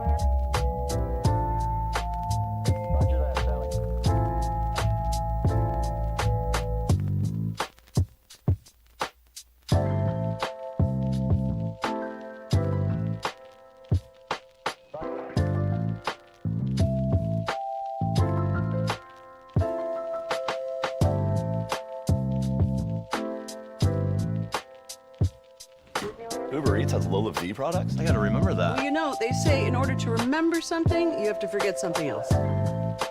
Okay, now that is a very cute haircut. That's like a little shag. I've never seen it before. Well, I mean, of course you have. It's the Rachel. Oh, is that your name? No, I mean, like your name. No, I'm Jen. My name's Jen. Right, but I just mean like this is your haircut. But that's hair on your head. I'm not saying this is your hair. Okay, freaking me out a little bit.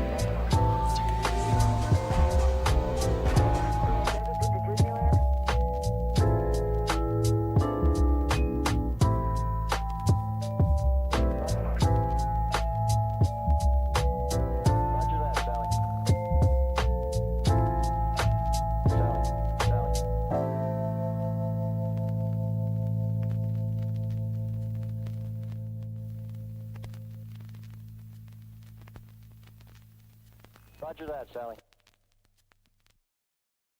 Do you think it's true that you've got to forget something else to remember that Uber Eats has groceries? No, that's absurd. Hey, remember when you used to be what was it, Pepper Lady? Pepper Lady? Wasn't it Cinnamon Sisters? Razor Base. Saffron Squad? Nutmeg Maidens? Pre-curb? No. Nutmeg Maidens? I just said that. Was it Spice Girls?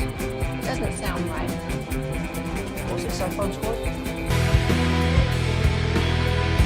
G-Bag of the Day coming up in about 8 minutes here in the G-Bag Nation segment brought to you by Frankel & Frankel. If you've been injured in a car or truck wreck, call Frankel first, 214-817-3333. With Frankel & Frankel, there is never an out-of-pocket cost. They only get paid when you win. Frankel & Frankel, the go-to car and truck wreck attorneys in Dallas. We've got NFL News of the Day coming up at the top of the hour, 877-881-1053. Biggest L, biggest dub coming up on the other side. Where have you taken some personal victories? Where have you taken some L's along the way on this Valentine's Day? Brian brought us, I saw ESPN put out a 2024 redraft. And I'd saved this because I knew you and I were going to have a solo show together. Yeah. We love the draft. 5 hours of draft talk. Figured you were going to enjoy this. And I wondered, okay, how did this change and evolve to where the Cowboys, do they still end up taking Tyler Guyton? So number one overall, the Bears don't take Caleb Williams. They take the Rookie of the Year, Jaden Daniels, which means at number two, the Commandos take Caleb Williams. Drake May still goes 3. Marvin Harrison Jr. still goes 4. Really not a big change. By the way, yeah, good job, Drake May. I mean, you want to? Yeah, I'm sorry. Just go ahead and. Well, I'm apologizing for Bo Nix. I was not the biggest Drake May fan for sure, but played well. He really, really did. I kind of had this, just watching him play. I wasn't really totally sure. There wasn't always the accuracy. I saw the toughness. Missed some guys. Made some guys work for some balls, but he did a nice job there with the Patriots. So my apologies to you, sir. Big difference is at 6, the Giants don't go Malik Neighbors. They actually take Bo Nix. Yeah. I don't know that Bo Nix has the same success. I think a lot of that is Sean Payton evaluated the guy, was like, that's exactly what I want, and the two of them together have made beautiful, beautiful music together in Denver. Yeah, Sean is one of the best quarterback evaluators, and I know people out there are freaking out right now, but guys that I've been with, I know I could give Sean a list. I did it in Philadelphia. And that was the draft where it was the Manning Leaf draft, and he had it going the right way. He said, listen, long term, he says, Peyton Manning's your guy. He's the guy that's going to play the longest. He's going to be the best player from this. I have some questions about Ryan Leaf, and everything that he was concerned about with Ryan Leaf was absolutely right. He was talking about Drew Henson. He told me about Matt Hasselbeck. He said, hey, listen, I know we're probably not in the market to draft a guy, but listen, if you get in the middle like the 5th round and you want to pick a guy at quarterback, Boston College has got this kid named Matt Hasselbeck. You might want to take a look at him. Matt Hasselbeck played, 13, 14 years, something like that. So, he knows, he understands his quarterbacks. I'm sure people are out there like, yeah, well, look what he did with, he's got, Taysom, Hill playing and all that. But anyway, I've always had a lot of respect for Sean and his evaluations. Sure does have an eye for the quarterback position. We get down to the Cowboys pick, which was at 24. Remember, they swapped and they traded. So they're still going with the trade here. They went ahead and said, okay, let's say Detroit stays. The original pick was Terrion Arnold, and the new pick would be Xavier Worthy, the wide receiver out of Texas. So the Lions would have taken Xavier Worthy at that position instead. So the Lions actually end up with Mike Sanders still. Okay, because they if they placed it to where the Cowboys stayed there, the Lions were at 29. So the Cowboys got Worthy. Yeah, so the Cowboys get Worthy. So what he writes here is, I contemplated Olu Fashanu and Troy Fountain, the two offensive tackles at this point to keep with the offensive line. Yeah. But kept coming back to the lack of explosive plays on offense. With CD and Worthy, the Dak-led offense could get back to the playmaking it had in 2023. Even if Worthy might not fit the size profile the Cowboys liked in receivers, Worthy had 59 catches, just over 630 yards, 9 total touchdowns with the Chiefs. That's Todd Archer making that redraft pick. So Xavier Worthy instead of Tyler Guyton would have gone to the Cowboys. I think I would have gone with the offensive lineman myself. I would have too. I loved Olu Fashanu, who ended up going to the Jets. I was a big fan of his. I agree with you on that. Guyton doesn't end up going in the first round in this redraft. Yeah, I can understand that. Didn't end up going in the first. A guy who does end up going in the first that didn't initially, Bucky Irving, the running back from the Buccaneers. Where does Bucky Irving end up? Tampa Bay still takes him, but they don't take Grant Barton. They end up taking Bucky Irving at 26. Wow. And I think one guy that we were all on last year is kind of being maybe overrated was Dallas Turner. Now, I'm going to say this. I disagree with you on that. Okay. I was not a Dallas Turner fan. I didn't think that Dallas Turner was going to. I had my concerns about Dallas Turner when everybody had. It's much like with Will Johnson. Will Johnson, yeah. It's every time I saw Dallas Turner, he was a top 3 pick. I didn't see it. I didn't see it at all. Now, was he a first-round player? Absolutely. But I did not think that he was this guy that should be taken in the top 5 for sure. I had him in the 3rd round. Yeah. I was really not into Dallas Turner's game. No.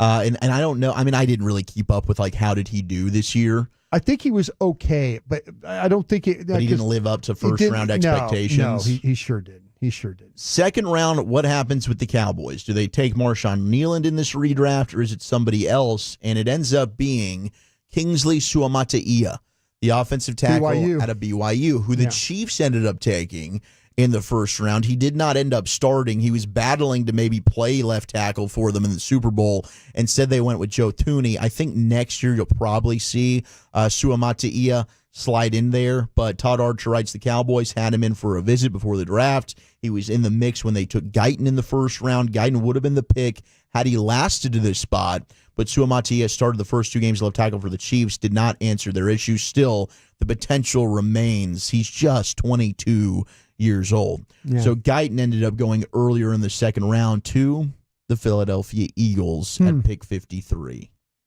Yeah. So there's a redraft scenario for you. Come away in this with Xavier Worthy and Kingsley Suamataia. Do you feel better about Guyton and Nealand?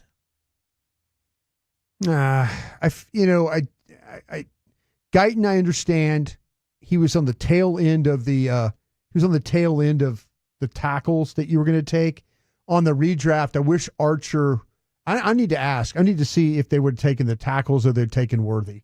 I need to ask that question. Be interesting to find out. Find that out. But I would have taken one of those other tackles instead of the one they took. We got a lot more draft content. Don't you worry. We got Krusty's Corner coming up at 3:40. At 6 o'clock, we'll do an Ask Us Anything big board report. So we'll take your questions via text, 877-881-1053. But right now, it's time to throw things back into the Pip Cup, where Lucius Alexander's got you back in the day. Happy Valentine's Days, boys. Thanks, sir. You celebrating? Huh? Does it feel like a festive holiday to you? It is. It's festive. I got my Valentine's on the shirt today. Seems like a very much of a one-way street. Hey, you know what? That's what I said too. But look, I got. Nah, man. I got. Oh, look at you. Chocolates. Yeah. Yeah. I got a freaking backpack, a new backpack. There you go. Cleaned up. Somebody did something. That's you know what I mean? Somebody probably spent a whole lot of money on themselves. Got to get you a little bit right there, so keep you quiet. Surprised you didn't get her some a bucket with some Lysol and some wipes and cleaning some other supplies. Some about 6 counseling sessions. She got you some cheese here, Broadus. Oh, she did. She There got you you go. some cheese. All right. I don't know if you want to eat Stagnonia or something like that, whatever it's called. I don't know. I'll tell you what, man. He loves I cheese. will find a use for it. Yeah. Thank you. Yeah. All right, our winner and champ right here is WSFA weatherman in Alabama. He was broadcasting during a live event during his station, tornado watch or warning. I don't know which one it was, but they had the station feed going and the Facebook live feed going. There was a troll in there wearing him out. That new tornado watch includes all of Alabama except for the wiregrass. Here, I'll show it to you. Josh Nichols says, why your hairline goes so far back? Damn. Oh. Yeah. Because I have to deal with idiots like you on a regular basis. Every single day that the good Lord wakes me up, and I'm so appreciative that he does, I end up encountering someone with an IQ south of room temperature who gets on these Facebook Lives and trolls people. But don't worry, Joshua. I'm going to block you as soon as this is over. So that is one less receding hairline millimeter that I'll have to worry about next time. By the way, 99% of the people on this Facebook Live are not like him. They're awesome people. Thank you for being awesome. Clean it up a little bit. But Yeah, the you trolls, gotta the circle back. know-it-alls, jerks. Yeah. So Josh Nichols, head on to bed. Yeah. Mom's going to be mad at you if you don't. Two things. Block Josh Nichols, coming for you, and the guy who keeps posting about anyone looking for a work-from-home job. You are going to have one less Facebook page to post on in about 30 seconds. One less. You yourself are going to be looking for a work-from-home job. Say what, Lucius? I don't think the tornado was really totally severe because he was not really. He got distracted. Clearly, he got distracted. He probably felt like that we were going to be okay in Alabama. He's heard enough of the jokes about his hairline. He's heard it off. That was it. That was it. It was that. Was Didn't the last matter one. if we're going to have a national disaster. No, it don't matter. I'll get to that in a second. First of all, my hairline is none of your business. Yeah. Union College. You guys know where Union College is? Wow. It's Division III, so I don't really expect you to Mount know. Union? Is that It's just Pennsylvania? Union. Pennsylvania, maybe? Unless I'm like totally wrong. No. You probably No not. clue where Union College is, but a Googles can help. Little Valentine's Day vibes with Stevie. I've heard of Mount Union. Yeah, I've heard of Mount Union. Where's Union College? Is that Kentucky? Ooh. This is in Kentucky? We got multiple Union College. See, that's the issue. We got one in Nebraska. We got one in Kentucky. We got one in New York and I think California. this might be the New York vibes. Okay, this is New York vibes. Yeah. We'll go New York here, boys. Yeah, Union College, Division III. This guy named Matthew Garside, basketball. He's clutch. He's hitting a whole lot of game winners, and he's been doing them back-to-back lately. And the broadcasters lose their mind to the point where they break the equipment. Listen to this, dog. Throw it in. Garside. Up the court. Garside. Puts it up for the win. For the win!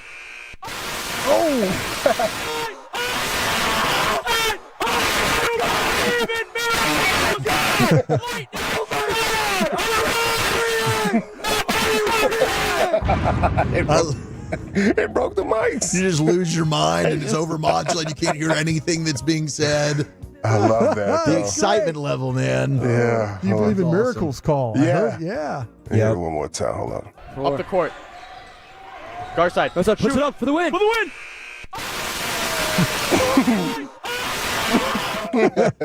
It's like he's getting electrocuted. For the win. Did he make it? You think he made He it? got hit by lightning. Here he is. Oh, he made it, yeah. Yeah, oh yeah, he definitely made it. He made that bad boy. Here's another game winner by him. They're losing their mind and break the equipment. Oh. Our side. For the win.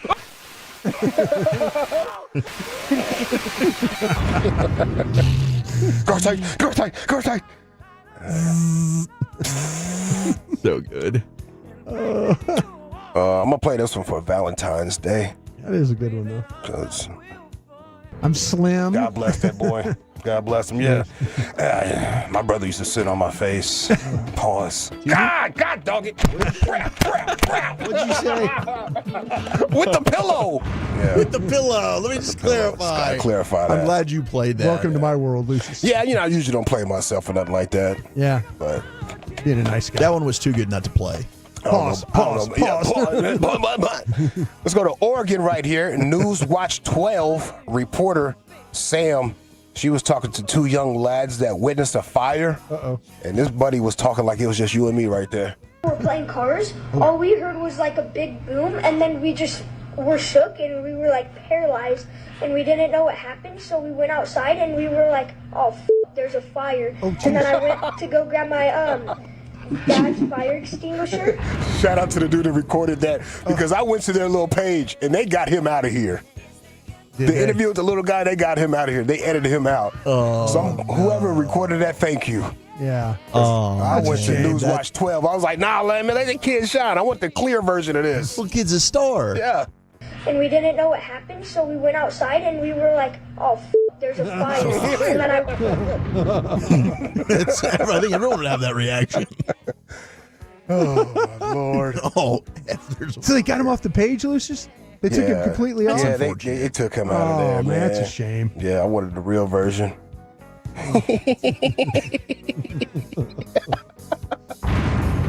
It's a 4. This one right here, too, is for... We'll get out of here real quick, but this is for Valentine's Day. I played this earlier this week. Grady Dick, who got hurt on that last transition opportunity. Yeah, somebody got Dick in the face, Craig. See if he's okay. That's egregious. That's an old dude like me doing it, just not egregious, not thinking. I think that guy had to initial an apology for that. It's like, I'm sorry, guys. I probably should. Did he really? Yeah.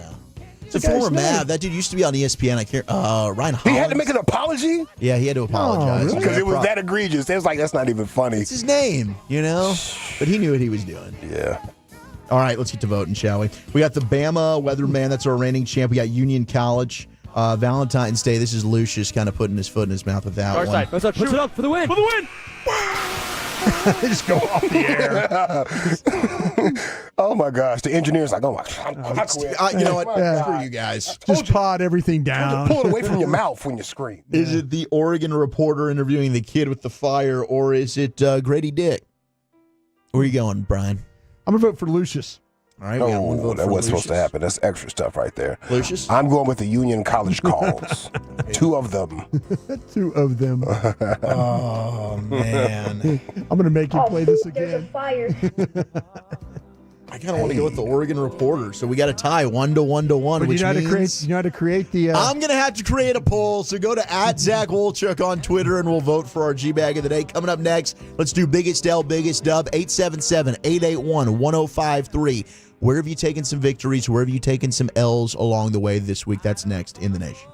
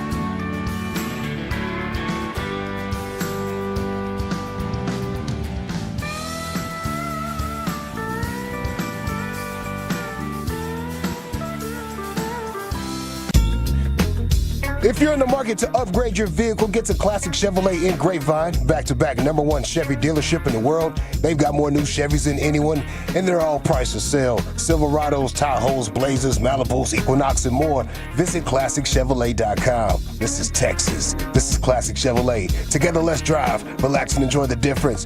Based on new Chevrolet registrations 2023 and 2024. Thank you very much, LA. We got NFL News of the Day coming up on the other side. Mike Heika, Dallas Stars reporter, coming up at 3:20. We'll talk Four Nations. You can go to @ZachWolchuk on the Twitters to vote for G-Bag of the Day. Right now, it does look like, Lucius, you are in the lead, but I'll let this thing breathe through the segment. Come on, bro. Yeah. Come on, man. We'll breathe through the segment. You can go with the Union College call, the kid about the house fire, or is it Lucius about whatever he let his brother do to him when he was a kid? just craziness. But right now, it's time for Biggest L, Biggest Dub. Oh, yeah. Now listen here. It's time to toss things over to that silly twit, Zach Wolchuk, to give us this week's L takers and dub makers. On and off the field, no one is safe from this imbecile's tongue. It's Biggest L, Biggest Dub. 877-881-1053, the Frankel and Frankel Injury Attorney text line. Where have you taken some L's? Where have you taken some dubs this week? Woody texting in Biggest L this week, had to go to the hospital for severe back pain. Biggest dub, though, got a signed helmet with Witten, Novacek, and Roy Williams. Also some signed footballs of Tony Dorsett and a signed pick as well. So you cleaned up there. Yeah. Also, Wednesday marked 14 months clean and sober. Okay, that's what I was worried about right there, Woody. Yeah. That back pain, you got to have something for it, and it might trigger you somehow. I'm proud of you. Stay strong, dog. I'm proud of you, bro. Good for you, Woody.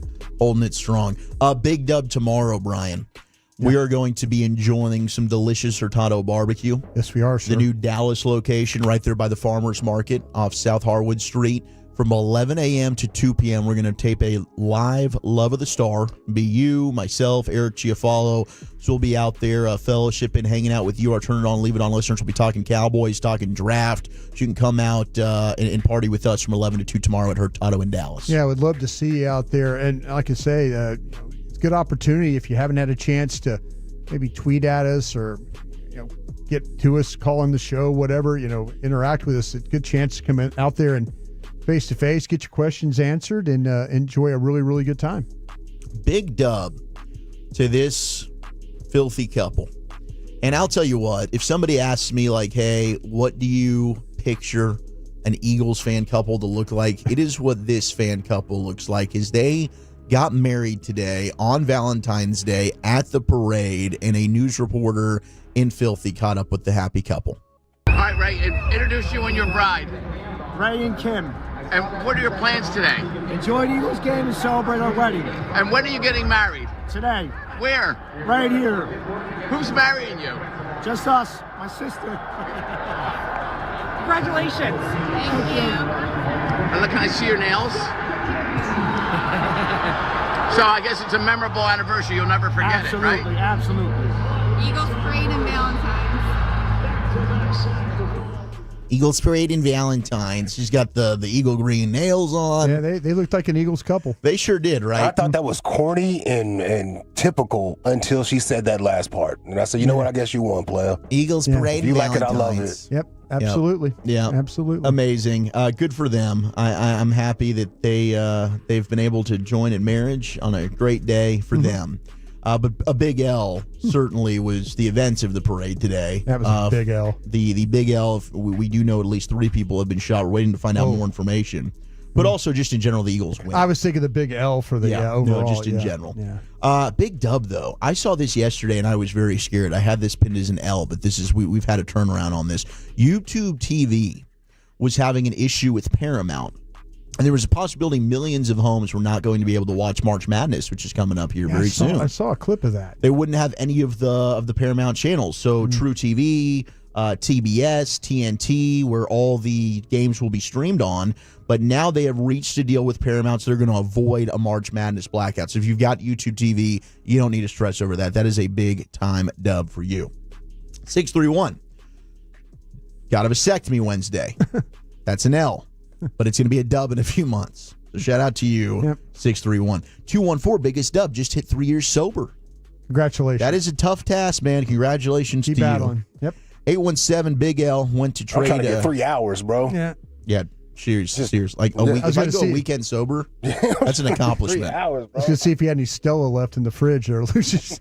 What you drinking? What you I didn't polish off those last ones. I did have some help. Yeah, no, you did. I did have help. You did have help. Yep. I don't know, 321, if that couple ended up being one of the people that got shot at. That is, geez. I have no idea. Oh, I don't know. Gosh. 817, Big L went to trade a car in. Uh-oh. 8,000 upside down due to a previous accident. Oh, sorry. Car depreciated in value.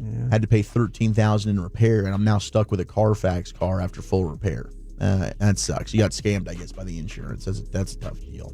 877-881-1053. Where we taking some L's? Where we taking some dubs? I saw this video. I see you take a dub on your shirt today. You like it? I do. I do like your shirt. Yeah, I got it. It's I felt like for Valentine's Day I might as well represent. I got the baby girl. Oh, is that your old lady on your shirt? My old lady's on the shirt.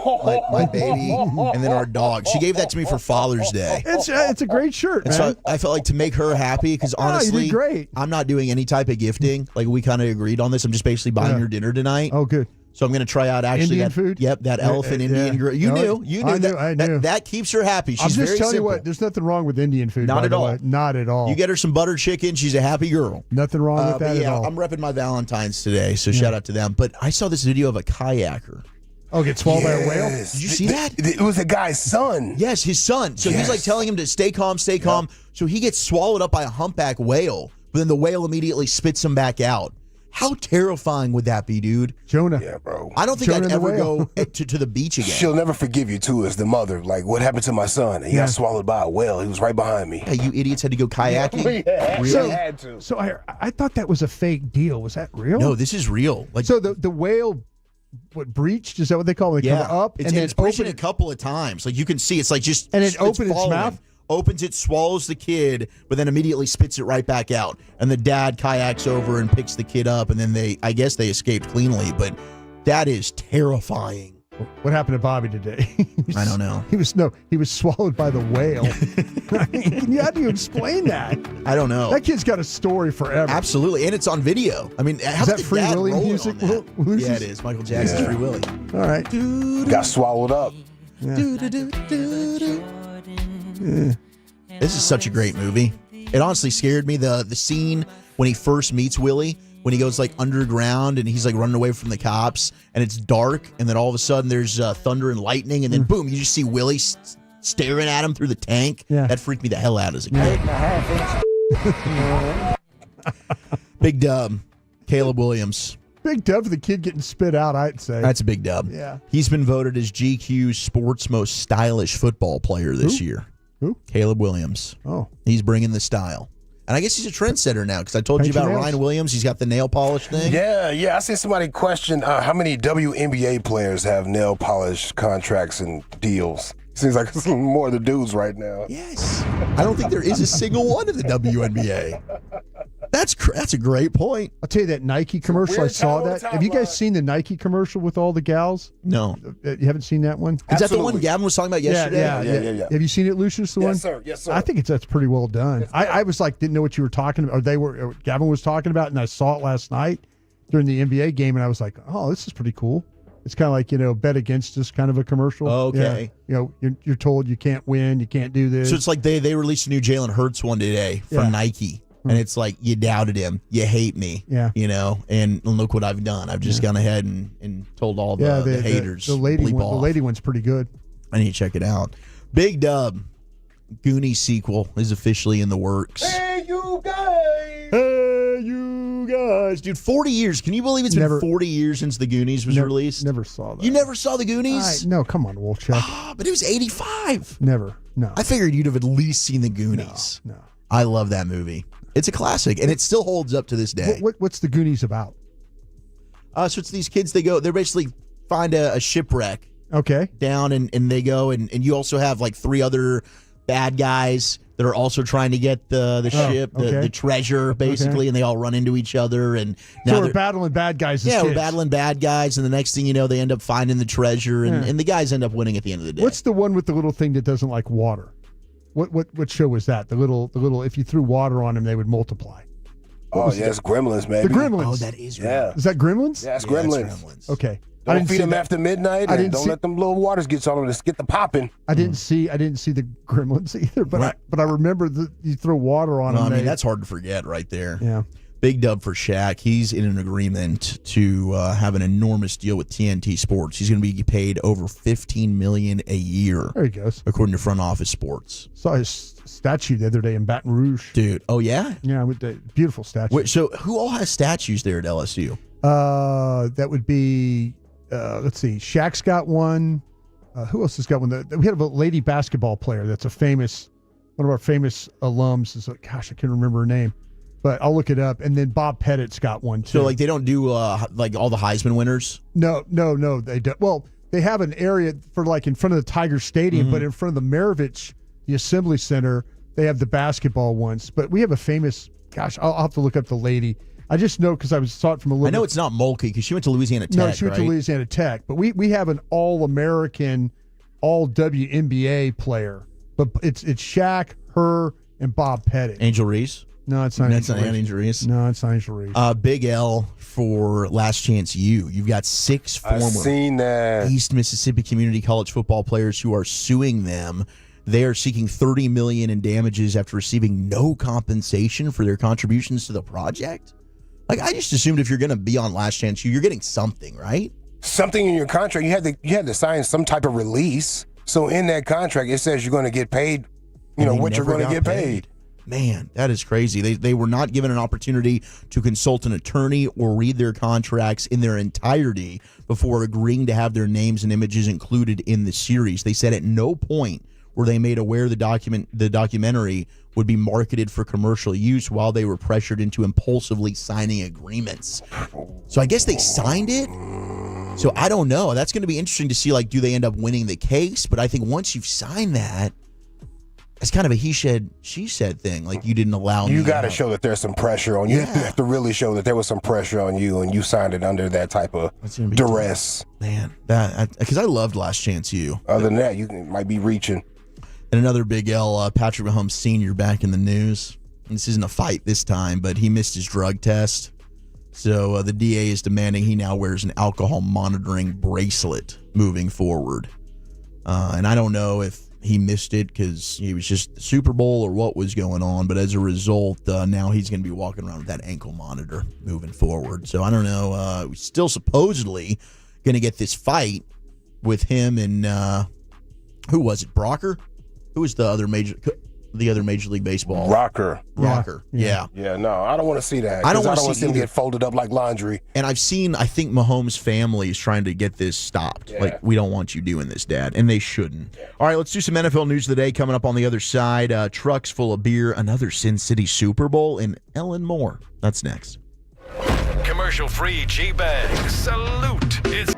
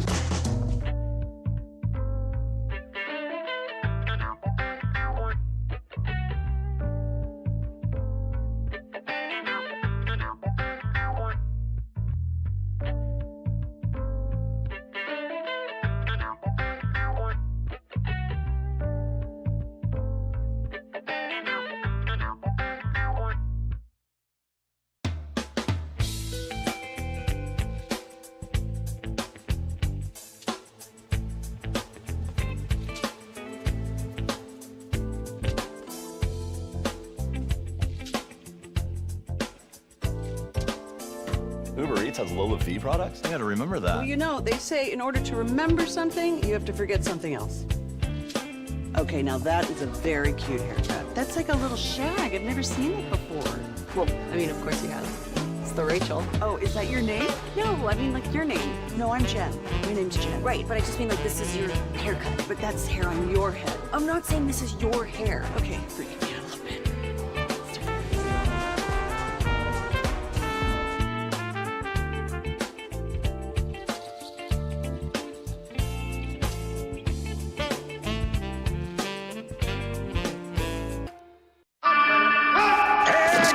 Driven by our D&M Leasing Studios, you're rolling with the G-Bag Nation on 105.3 The Fan. What would you do with a truck full of beer? We'll get to that in just a moment. NFL News of the Day is here, and I did see a lot of people were texting in. Simone Augustus. Simone Augustus, yeah. Thank you so much for everybody for doing that. I really appreciate you. I just could not remember her name. Shaq, Simone Augustus, Bob Pettit, and Pete Maravich were the statues Pete. that are at the... And Alex Stein. I did my Googles. He's got one, too. Alex Stein? Yeah, got one. There it is. He's got one. I'm getting toasted for the way I described the Goonies, and rightly so. I was leaking confidence the whole time. I couldn't think of One-Eyed Willie, the pirate's name. It's One-Eyed Willie's treasure. Yeah, we're struggling today, you and I. That's who everybody's trying to get is One-Eyed Willie's treasure. And I might have spoiled the end, and I apologize for that. Look, we're 40 years. It's a 40-year-old movie. If you haven't seen it, you got to watch it. It's a tremendous coming-of-age film. I loved it. 877-881-1053, always the number to join the conversation. Hour number 2 of the G-Bag Nation. Zach Wolchuk, Brian Brodish, Lucius Alexander. We got Carter Freeman running that video. And you will talk with Mike Heika. Talk some Four Nations and Dallas Stars coming up on the other side. But I did see the New York Giants looking to sell a limited stake in the team, Brian. Probably about 10% of the team the Giants are looking at possibly selling moving forward. So that's about... they're worth about $7 billion? Is that where we're at right now with the Giants? Yeah, probably around there. So 10% of that, I think, is roughly $750 million. So for that, you get better seats, better parking spot. I can't say I stole that one from Andrew Brandt. Oh, there you Andrew go. Brandt said, the Giants are selling part of their team for $750 million. You're going to get better seats, better parking, and that's all. So you got the Mara and the Tisch families. They each own 50%. Right. They've been in control of the organization on behalf of their families since the passing of their fathers back in 2005. How about Bob Tisch, Steve's father, bought 50% of the Giants for approximately $75 million in 91. Yeah. Tim Mara, John's grandfather, founded the team in 1925. $500? $500. $500, yeah. $500. Yeah. That is nuts. Yep. So we'll see who ends up getting 10% of the New York Giants. There was parade day going on, and bleep the Pennsylvania governor. Just had to take shots at the Cowboys.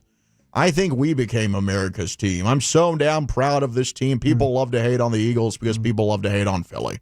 I think we became America's team in all of this. I hope Dallas hears this. Screw you. Just bleep yourselves, okay? Just enjoy your Super Bowl win and leave us out of it.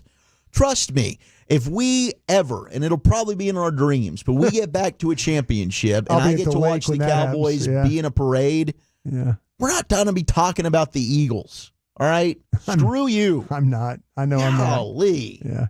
You're not America's team, all right? And people do love to hate you because you're hateable. That's why. You're sitting on the porch. Disgusting. Wow, looks like fun. Saquon Barkley, though, parade. did, I think, give the best gift of all time, possibly. The beer? He has gifted each offensive lineman a truck of beer after the Super Bowl win. A truck of beer. I saw his goggles today. He had on his ski goggles, and they were, I guess for Beer Splash or whatever. They had Bud Light all over him. So, yeah, he's got him a good little sponsorship with Bud Light there. And would you wear the goggles, or would you just go ahead? Nah, man. The burn, you can't be a sissy, right? The burn's the best. Yeah, the burn. The burn's the best. What would you do with a truck full of beer? 877-881-1053. I'd throw a hell of a crawfish boil, though. Yeah. I would. I'd back that thing up, and I would find a way to back it up, B. Back it up and just go ahead and swing that door open, and here we go. Swing it, man. Yeah. The NFL is considering a return. My bad, sorry. It's over for these guys, right? Like all the celebration and partying for the Eagles. Yeah. This was the crescendo, right? This is it, yeah. Because I want Jalen Hurts to get some relaxation. Yeah, he needs it. Yeah, his social battery is drained. If you've been looking at him for the past 3-4 days, Oh, no, really? he's been burned out. Yeah. Has He's he? going to take some relaxation, some time to himself. Let that man put his feet up. Then go back and they'll work on trying to repeat. Is something going on with the fiance lady here with social? Are we getting too social? Well, I mean, you're just asked to do so much. You go to Everything. Disney I see World, what you you're go saying. to- Disneyland. He was on the I see. late night show. I thought maybe the fiance was just like making him do stuff that he didn't want to do. Like, Nah, come this over ain't here. Travis Hunter. Yeah. Okay, speaking of Oh, Travis you really? Hunter. What you want me to do? What? No, I just want to sit over here, please. Just leave me alone. Yeah. I did see, so we talked yesterday about Travis Hunter, and he's going to be working out with the defensive back group. Yeah, they're not going to get him as a receiver, are we, at the combine? I would say. I would have requested it. And teams will. Oh, they're going to do it? So he is expected to do wide receiver drills at the combine if necessary. So I'm assuming the if necessary is like if a team says, hey, we kind of want to see what you can do here. I would, if I was a team, I would request it. Yes. I want to see everything. Yeah. I want to see it all. Yeah. Come on, Travis. I don't know if he's going to work out for me at the combine, though. He'll probably just say that. The smartest thing for him to do would be to go ahead and knock all this out. Run, do what you have to do the position drills. And then, anytime that anytime anybody comes through Colorado or wherever you're at, it's just take you to dinner. You've done it. No pressure about running, no pressure about workouts, none of that. Just go ahead and knock all that out, and then you could be on easy street the rest of the way. You can relax up until you need to till the draft. But the thing about it is you don't want to put so much pressure on you. All of a sudden you're like, well, I'm going to work out till April. And you're like, oh, man, it's a lot of pressure. It is a lot of pressure. Yeah. But he's going to get drafted where he's going to get drafted. Oh, but he'll still end up going in the top 5 It doesn't picks. matter, but that part, but I just, these teams are going to want to have some numbers on him. They're going to want to have some numbers. And As they should. We'll see if he gets them. I'm with you when it comes to, hey, just run. Because if it goes great, then okay, cool. Yeah. If it doesn't, you get the opportunity to run it back. See, we got this thing now where these players are just not working out. They're not running 40s. They don't care, like, listen, you going to pick me or not? It doesn't matter. I mean, there's teams that would love to know how fast he really is. Just for the sake of being able to, because a lot of these teams, before we had metrics and stuff like that, we had all these numbers from combines and things. So you were able to kind of compare positions and players over the years. And, we're starting to lose the opportunity because some of these guys are just not giving us any numbers to do. But I hope he does work out. I hope he does too. Yeah. The NFL is considering a return to Las Vegas for another Super Bowl as soon as 2029, per a report. I'll tell you what, man, the one thing that Vegas has that the Super Bowl people love is the ability with the hotel rooms. They love that. Point. They love that. And the problem with a little bit with New Orleans, great walk-in city, but they didn't have the hotel space that some of these others have had. We'll see next year at Santa Clara, because San Francisco is a good 40, 45 miles away from. Far. It's far. Even we were in Phoenix. I mean, it was a far drive to get to Glendale. Yeah. For their stadium, but. Yeah, no, the Super Bowl was a blast in Vegas. I enjoyed the distance, like from where we were in New Orleans. I don't think we could get anything better. I know we got amazing. I know we got baseball coming up, with where we're going to be for spring training. But it sounds like another one that you could experience, Zach, is the combine, because you all the hotels. If you ever cover the combine, you can walk everywhere, and that to me is I think it's the most important thing. Just let me walk everywhere. Just let me get to, absolutely. And hey, you get to do that in Vegas. Yeah, absolutely. With the Strip, and I guess the NFL loved it so much they're already 5 years later looking to bring it back. And that's really kind of interesting because it's one of the smallest stadiums in the National Football League. Yeah, for ticket sales. Yeah, for ticket sales, you lose out some money. But they love the hotel space. Yeah, love that hotel space. 2027, it looks like that could be where the new Titans Stadium, their new Nissan Stadium, it's going to be a domed complex opening in 2027. So they might be getting that in 2028. I think they like to have a year You have the stadium for a year, and then 2028 you end up getting that. They work out all the bugs. SoFi is set for 2027, so you might get SoFi and then Nashville, and then you're back in Vegas for Any 2029. chance they take this thing to London for one time? I don't. I asked Mike Jones that, and he's like, logistically, it just doesn't make sense. Like they can talk about it, but I don't know that it would actually ever happen. I think it would be really, really interesting to do. I think the league would have to figure out how to have a charter service for like media covering the event.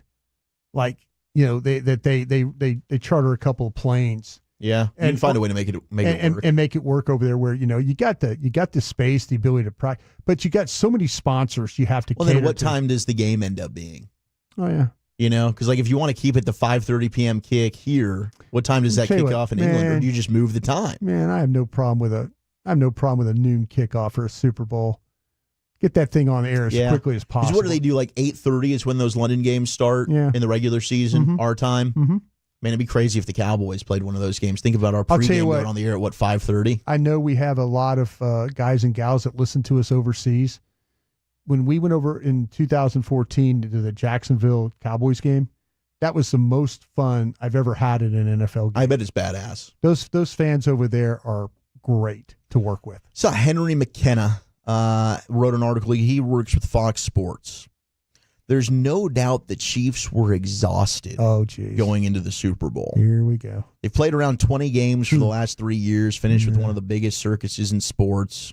The quote was, before the game, a Chiefs coach told me that media members had been asking him if going to the Super Bowl ever gets old. And he bluntly told me it does. There was legit Super Bowl fatigue from the Chiefs. It was completely clear in the first half when things escalated quickly.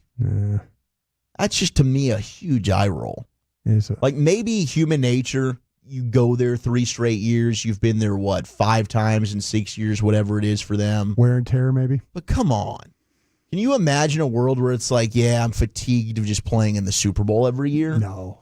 It's crazy to me. I can't ever. That's an excuse. No, I can't imagine that Philadelphia was just a much better team that That's day. a weak-ass excuse. And he's trying to shoot him some bail. Yeah, come on, Travis man. Kelce came to win with that outfit he had on. Yeah, he did. You didn't come to lose with that outfit, bro. No, it looked like he had taken it from Taylor's closet. It's crazy. I mean, it really did. It really, really did. Speaking of Travis Kelce, Charles Omenihu, former Texas Longhorn, he thinks Travis Kelce has a lot left. Okay. He's pleading for him to return. He's like, man, we can't go out like that. Yeah. That's my message to Trav, man. I need you back. He's a Hall of Famer. Yeah. But I think Trav has a lot left. I think he is an extreme competitor. I think he's somebody that loves the game. I think in the storied career that he's had, going out like that, in my opinion, wouldn't be something that he would do. No, I don't think so either. Did you see Omenihu was asked, I forgot which podcast he was on. I think it was The Facility. Was it on Fox Sports? On Fox, okay. He was asked, when did you know that you were going to lose the game? Oh, crap. What did he say? He wouldn't answer it. And they kept walking him through like, okay, you're down 14. Yeah. You got a chance. And then you're down 21. And then you get the second half kickoff. And they go on that drive. There's a third 3 and out for our offense where I realized, damn it, we're not going to do anything today. They were just kind of walking him through like, okay, I can see it. You're coming back. I can see it. You're coming back. And they're like, then it got to a point where they scored again and like up to 30, and they're like, you had to know that you weren't coming back in that one, right?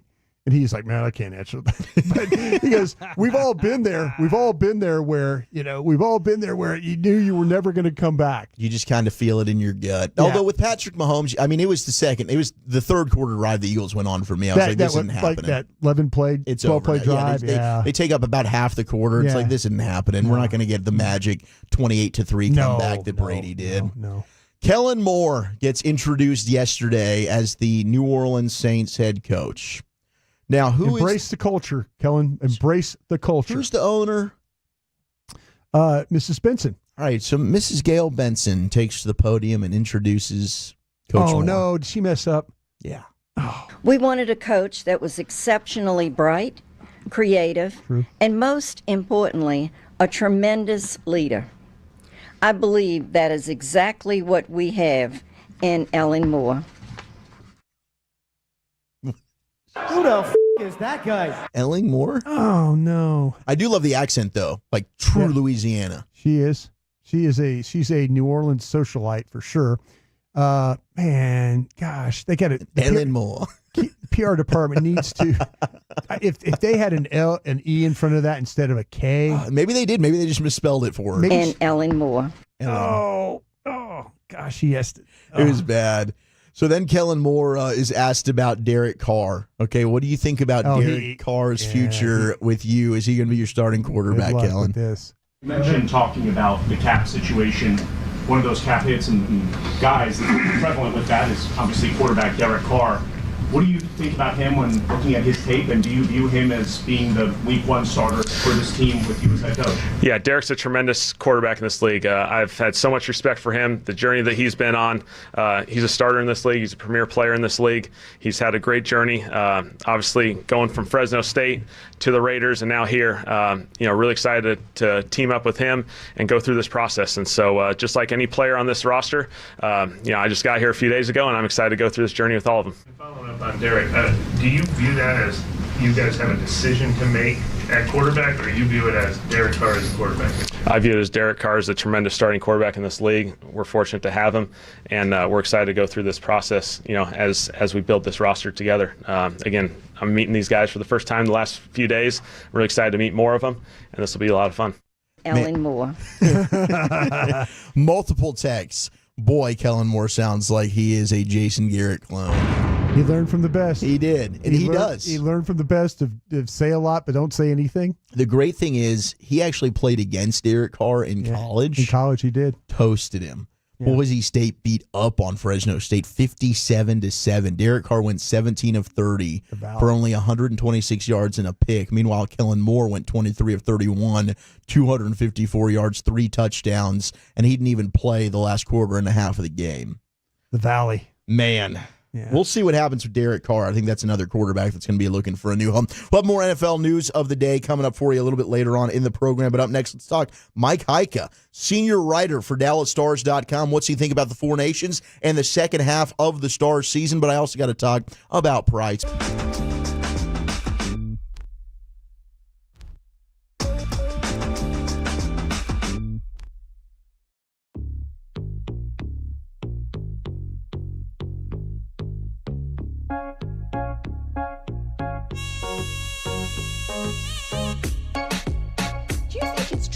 Got to forget something else to remember that Uber Eats has groceries. No, that's absurd. Hey, remember when you used to be Pepper Lady? Wasn't it Cinnamon Sisters? Basil Babes. Saffron Squad? Nutmeg Maidens? Paprika? No. Nutmeg Maidens. I just said that. Was it Spice Girls? Doesn't sound right. Was it Saffron Squad?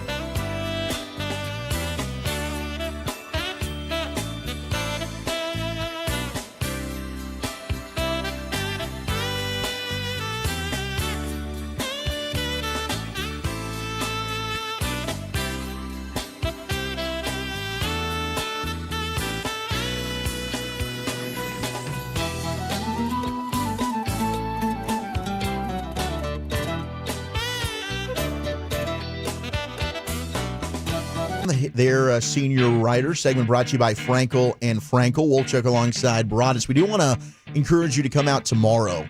We're going to be at Hurtado Barbecue in Dallas for a live edition of Love of the Star. So we're going to be out there at 11 a.m., their new location in Dallas, right by the Farmers Market. We're going to tape it. We're going to talk Cowboys football with you. We'll talk NFL draft. We're going to be hanging out there until 2 o'clock. It'll be Brian Broadus, myself, Zach Wolchuk, and Eric Chiafalo. All of us hanging out there with you tomorrow at Hurtado Barbecue in Dallas. We got Krusty's Corner coming up on the other side. Top of the hour, John Machota of The Athletic will join us to talk more Dallas Cowboys as well. But right now, it's time to welcome in Mike Heika of DallasStars.com, senior writer, who will be joining us in just a moment as we're trying to get Mike on the phone. I was just talking to you about this off air, Brian. Yeah. Darren Rizzi just got a job with the Denver Broncos to be their new special teams coordinator, as we were talking New Orleans Saints. Dolphins also have officially released cornerback Kendall Fuller, running back Raheem Mostert, and tight end Durham Smythe. Smythe, I guess, was their longest tenured player, but Raheem Mostert, wonder how much he's got left. I mean, that is a productive back. Certainly is a touchdown machine. I think led maybe the league in touchdowns a couple of years ago. Raheem Mostert, I'd kick the can on that a little bit. Yeah, I think to me, and this is the great thing when you get all this, you start getting free agency news and guys getting released, and unfortunate for them, but now we could sit down and watch that tape and kind of figure out, okay, is this a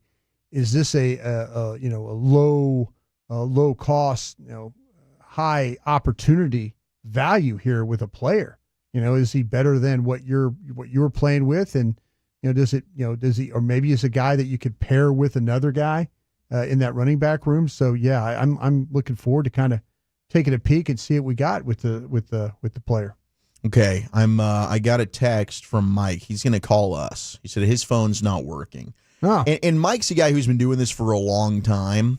Maybe this is like you. Oh, now he's calling me. He's calling my I left him a voice phone. message too. You heard. I'm going to forward thing. him our hotline number here, Lucius, as we're producing on the fly. And I'm going to have him call this number. Okay, call this number, Mike. Call it. I also saw some interesting stuff when it came to Debo Samuel, Brian. Apparently, I've got something for you, by the way, at 340. Oh, do you? Okay. Because there's this mock draft that I saw, and it's got all these trades in front of the Cowboys. So yeah, we'll see what you think about this. And are you interested in being involved? Because there are like 3 or 4 trades that happen right in front of you. And are they like players, like veteran NFL players included? Veteran players are included in the trades. Yeah, it's pretty cool. Well, I saw the Niners. There's a report out that they're supposed to designate post June 1 release Debo. Okay. And he's right now like 20 pounds overweight. He's not in football shape. There's some bad stuff coming out about Debo. Maybe this is a smear campaign. I don't know. But let's welcome in Mike Heika, senior writer for DallasStars.com. Mike, thank you for giving us some time. Sorry about the technology there. It can get to all of us. How the hell are you doing, man? I'm good. It's my fault, lads. I think my phone blocks some of these radio station calls, and so it is what it is. I don't blame you, man. I'd probably block our number too if I were you. What do you think of the Four Nations, man? What a third period it was for Team USA last night. Now we get the big matchup tomorrow with Team USA and Canada. Yeah, it's funny, just in talking to hockey people, it's almost like a warm-up for the Olympics, so you want to get excited, but you don't want to get too excited. But I will tell you what, when you see like Kachuk, Eichel on a line together, you're like, oh, okay. Yeah. These guys haven't played like this before. Or you see Crosby passing to McKinnon. You're like, oh, that has never happened before. Then, you're sitting there and going like, it's weird a little bit because it's only 4 nations, but it's also really cool to see these guys competing together. Hey, Mike, did you have a chance to talk to Otter about it before he left? And was he excited about being a part of this? Or was it, hey, okay, I'm just going to do what I have to do and then try and get off my feet the rest of the time? Nope, he was very excited. It's funny because they haven't really done this much. Right. I think the last one was 2016 where it was really, the best players in the NHL facing off against each other. And Jake played in the U.S. development program, so he, was kind of Team USA for that. He's played for them, I think, 6 different times in World Juniors and World Championships. So he was very excited. And the other thing about Jake is interesting, and this is maybe just a hockey mentality, is he doesn't mind being a backup or helping in any way that he can. And, he will go to practice and, help the Eichels and the Kachucks get ready and think, okay, well, I'm playing my role to help the team win.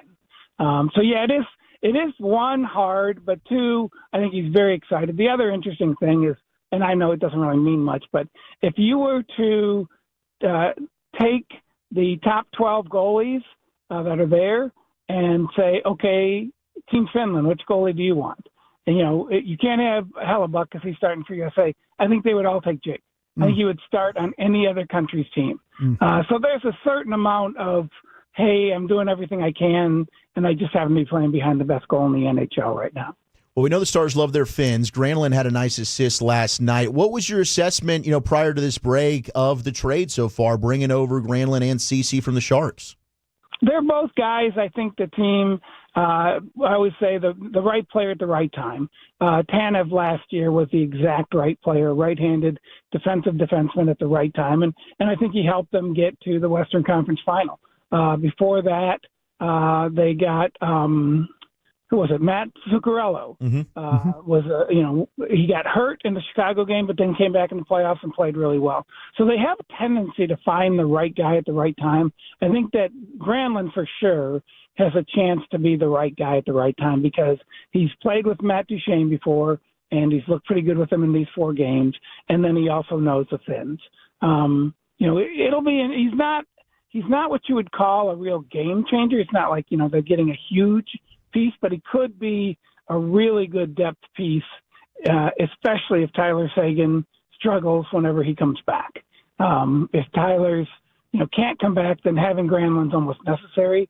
If he can come back, then having Granlund, I think, can be really helpful, whether that's with Duchene, which is where Seguin was playing, or on another line. He's like Dadonov. He's a guy who can help pretty much any line. So that one's good. And Ceci is Ceci. He's again, right-handed defenseman. He's a good player. I don't think he's a great player. Potentially past his prime. But again, you could say that about Tanev too. And I think Tanev was a really good piece for them last year. So I think both players are what they need. The question becomes, of course, do they need one more? Right, exactly. So Mike Heika joining us here in the G-Bag Nation. Do you expect Jim Nill to still be aggressive here before the deadline to try and add another defenseman? I think he will. It's a real interesting debate. And, the guys hanging around practice, we have this debate all the time because whoever they might get, so the fact that Seguin is out, the fact that, you could possibly ride Miro to the end of the season, get his, these are all LTIR situations where you get cap space and you could add a player who has a big salary because you have players who haven't played in months. And so they have that option now. And I think the Stars would definitely like to look at a couple of these players. They're very expensive on contracts, but that also means they're going to be expensive for what the other team wants. And so then the names that will probably start getting thrown out are Stankoven, Bork, Bischel, and the question becomes, are you willing to give up one of those players in a draft, but probably another draft pick, to get Noah Dobson or Seth Jones or somebody like that who would be a really high-level defenseman? And, the debate always comes down to, well, they gave up Jerome McGinley to get Joe Nieuwendyk. Now, Jerome McGinley went on to become a Hall of Famer for Calgary, but you also won a Stanley Cup because of Joe Nieuwendyk. So is it worth it to dangle some of their best young players to get what you hope would be the missing piece? Hey, Mike, this might be an unusual question, but you've lived this for a long time. The Dallas Star fan, do you think they give a damn about the other sports here, like the Cowboys or the Mavs or anything like that? Are they kind of their own group, their own people? No, I definitely think they do. It's interesting. There's a lot of Rangers fans just because of the fact that that's all you can do in the summertime, and I think these guys are sports fans. Sure. But I also think there are a lot of Mavericks fans, a lot of Cowboys fans, there are a lot of college sports fans for sure. Texas, OU, A&M. There's a lot of that in this group. There are some people, and it's funny, I never understood it because I like all sports. The people who say, hockey's better than every sport, and you got to love hockey more than any other sport. There are people like that, but I disagree with them, and I think most people do. There's a handful of rabid hockey fans, but I think most people are just good sports fans. And this is a great area to be a sports fan. I'm from Michigan, and to hang out down here and see everything that you get to see. Yeah. Whether that's Luka or whether that's the Cowboys blown up, it's all very intriguing. So I do think that most of these hockey fans also like other sports. And I was going to ask you this because Jim Neal has done such a great job of building his team. Have you ever had any conversation with him, like when another sport, say in Dallas, makes a trade or does something, and he's like, "Wow, I wouldn't have done that," or "Boy, that's surprising." Is there ever any talk about the other general managers in the area? I don't have those conversations with him because I think he's very reserved on his opinions on other people. Sure. I've as a journalist, I've always lived by the code of you can say 10 great things about somebody and one bad thing, and the only thing they'll ever remember is a bad thing. And I think Jim keeps his opinion, even when he's just making deals, he keeps everything hockey-wise tight to the vest. And then I think, in another sport, I think he would feel a little uncomfortable with it. I do know that he was, when he was in Detroit, he was big friends with the Ilitch family. Right. And they also own the Tigers. The Tigers baseball, so he went to Tigers games all the time. So I think he is a big baseball fan. I think he's very knowledgeable about what goes behind the scenes in baseball. So if there was a GM or a front office that he would, converse with, it would be the Rangers, I think, because he's very smart about baseball. Mike Heika with us here on 105.3 The Fan.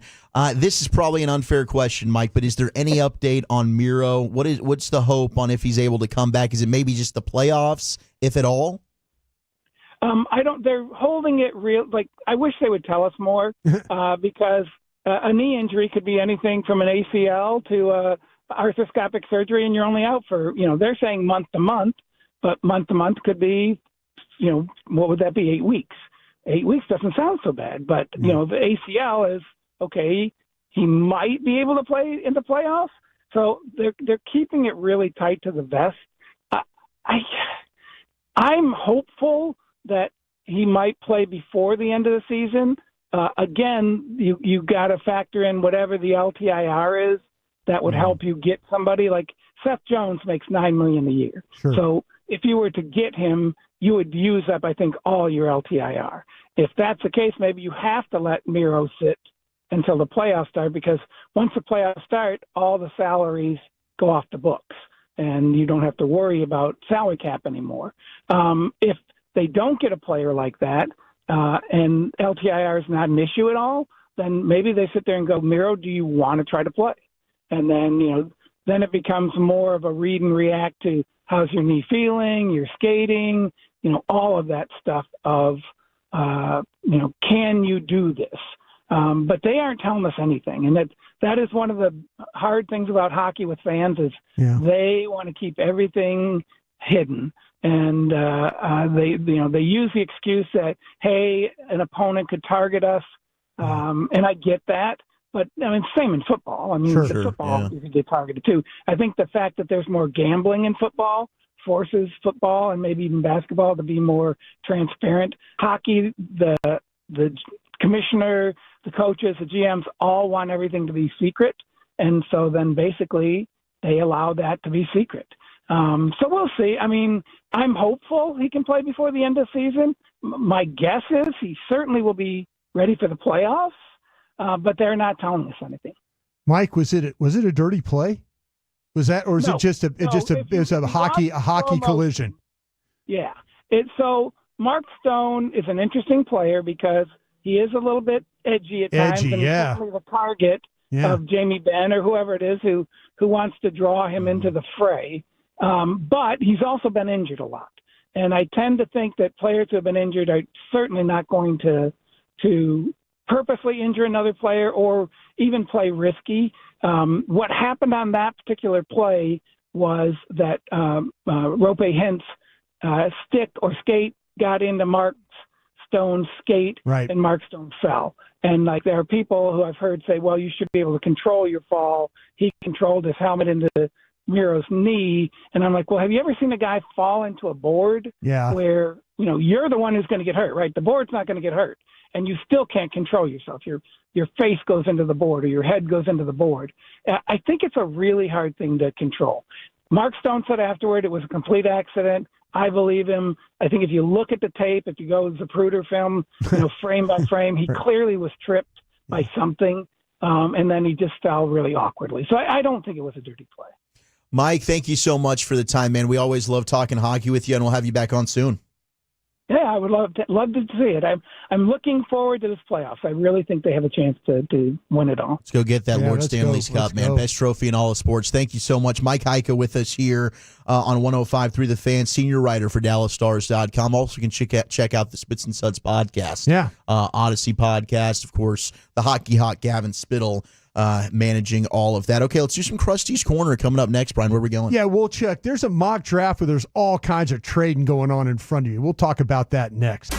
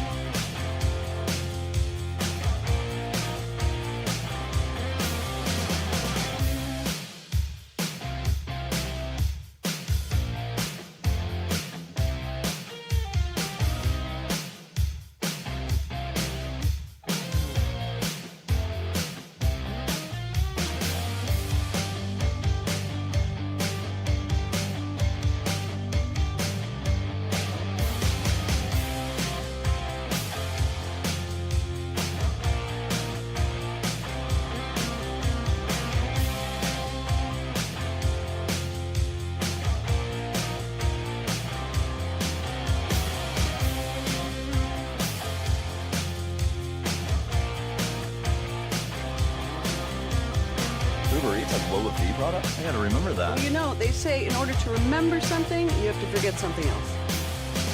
Okay, now that is a very cute haircut. That's like a little shag. I've never seen it before. Well, of course you have. It's the Rachel. Oh, is that your name? I mean like your name. No, I'm Jen. My name's Jen. Right, but I just mean like this is your haircut. But that's hair on your head. I'm not saying this is your hair. Okay, freak me out a little bit.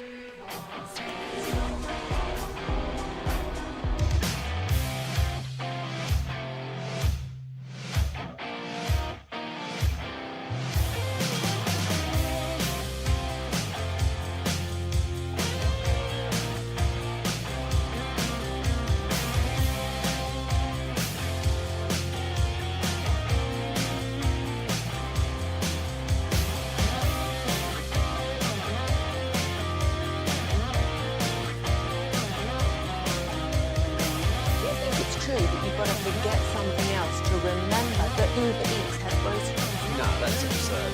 Hey, remember when you used to be a, what was it, Pepper Lady? Pepper Lady? Wasn't it Cinnamon Sisters?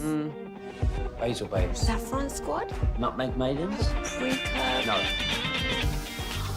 Nutmeg Maidens. I just said that. Was it Spice Girls? Doesn't sound right. Was it Saffron Squad?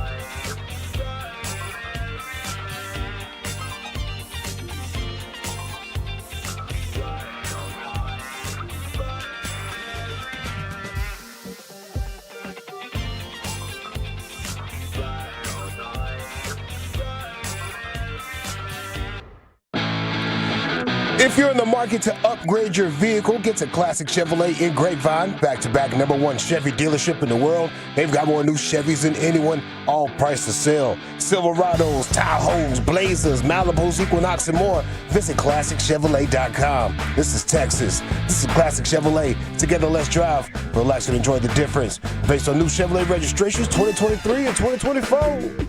That is our G-Bag of the Day winner, Lucius Alexander. I don't think that I let it be known, but yeah, Lucius, you won the vote by 55. Not a fan of that at all, too. I went back to see if I could vote, and it was already done. Yeah, nobody else could vote. I did it for just 15 minutes, just for that segment. Pretty upset about that. I'm sorry. You I think won. that thing got 60% of the vote. It did. 56% of the vote, and then the kid talking about the house fire was 31% That's of the vote. hilarious. Yeah.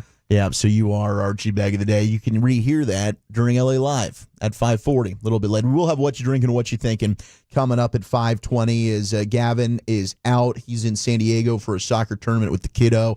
Eric hosting this morning, doing fine work with that guy, Bobby Belt, in for Sean and RJ. But you got me, Zach Wolchuk, alongside Brian Broad. Of course, you got the greatness of Lucius Alexander. But right now, it's time for Krusty's Corner, brought to you by Reliant Air Conditioning. Gimmick-free AC repair and replacement, Brian. Zach, thank you very much, and thank you very much to Reliant. And Lucius, thank you very much for the cheese. I'm going to put this thing to really good use. I got a lot of ideas for what I'm going to do. Your brain's just racing right now. What can I do with this cheese? That's some quality cheese right there. So I'm gonna do some things with that. So thank you guys very much for that. Okay, we're into the mock drafting season, and Zach, are people sending you mock drafts? Yes. Have you got involved with that? Do you comment on most of them? Do you answer back? Not all of them. If I'm able to, I will. But a couple of people were sending some good ones. I find myself what they're doing. I find myself kind of liking them more than commenting on them. But people are like, hey, how'd I do? If I give you a like, okay, I like what you did there. But I'm just kind of waiting for it to be I think these grades and these players are all going to kind of catch up to where the players will be like in the right spot. That they're not like third-round guys showing up in the 7th round. Yeah. Like that Elijah Roberts guy from SMU that I brought up. Like some guy mocked him in the 7th. I'm like, Elijah Roberts ain't going to go in the 7th round. Kobe Bryant from Kansas, I've seen going late. Yeah, these are all 4th round. He's a high pick. Yeah, these are 3rd, 4th round players. All right. This is from Pro Football Focus. By the way, we didn't talk to Pro Football Focus when we were at the. I saw those guys. They do not like me at all. But they sat down like Steve and then Sam Monson. Like we had some good visits with them. I know that they were being really nice about it. I don't think they're too happy with it, but I think they do some good stuff. I think they moved over. Aren't they with the 33rd team now? Did they move them over? They moved. Okay. Well, I didn't even notice. I'll tell you, their draft coverage though is pretty good. They've got a mock draft, and they did this post Super Bowl, and it's interesting because there's like kind of like chaos in front of where Dallas is picking, and I wonder if they just did this to kind of make it different and stir things up. And you never know how a draft's gonna, when the commissioner stands up there and says, "Okay, well, let's open the draft, and here we go," and then everybody's let's go, and you're sitting in the room, and here we are. But this is the way this draft went down for for Pro Football Focus. Tennessee Titans with the first pick, they take Abdul Carter, the edge from Penn State. Ooh. So there's not a quarterback there. They take the edge. The Cleveland Browns, they're going to pass on a quarterback too. They're going to take Travis Hunter, the wide receiver, cornerback from Colorado. So we get down to the 3rd pick. Well, here's Travis Hunter. Well, they got Travis Hunter going twice here. I'm sorry. This is they're showing like a give a little idea. Okay, the Giants, 3rd pick. Shedeur Sanders goes with the 3rd pick. Is your first quarterback off the board. So Carter, Hunter, sorry about the confusion there, and then it was Sanders to the Giants at 3. New England takes tackle Will Campbell from LSU at number 4. All right, here we go. Trade with the 5th overall pick. The 49ers come up and draft Mason Graham, the defensive tackle from Michigan. That is a very 49er aggressive move. The 49ers received the 2025 first-round pick, which is the 5th pick overall. Jacksonville is doing the trade, and they received a 2025 first-round pick, which is number 11, and Deebo Samuel.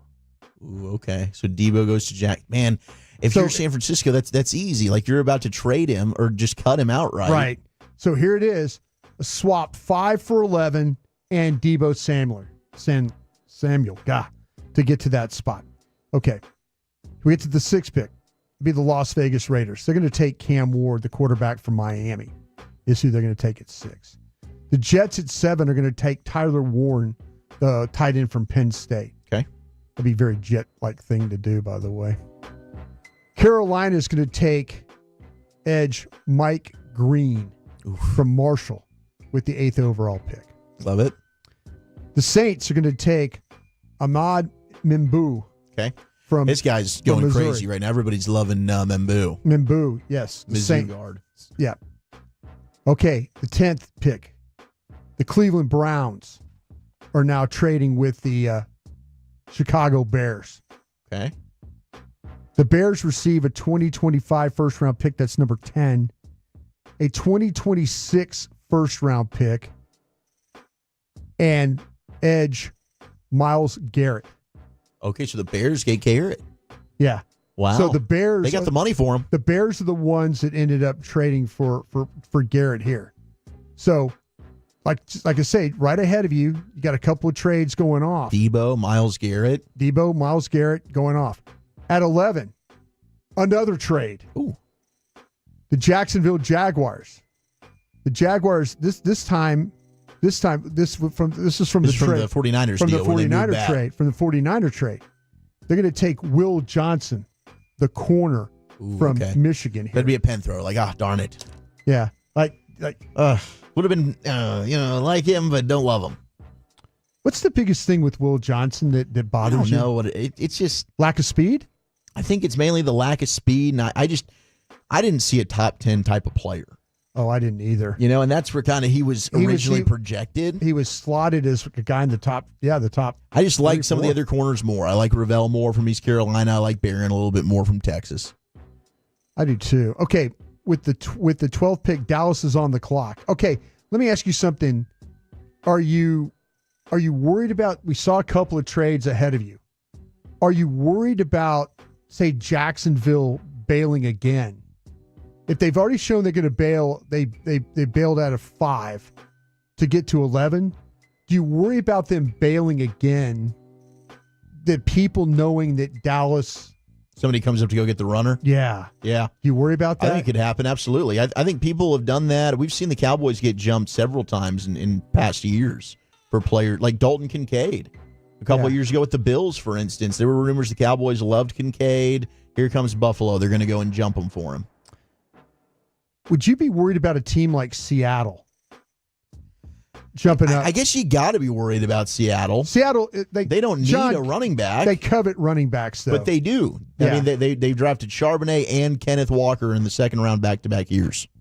You worry about the Broncos coming ahead of you. I do worry about Denver. So that's at 20 right there.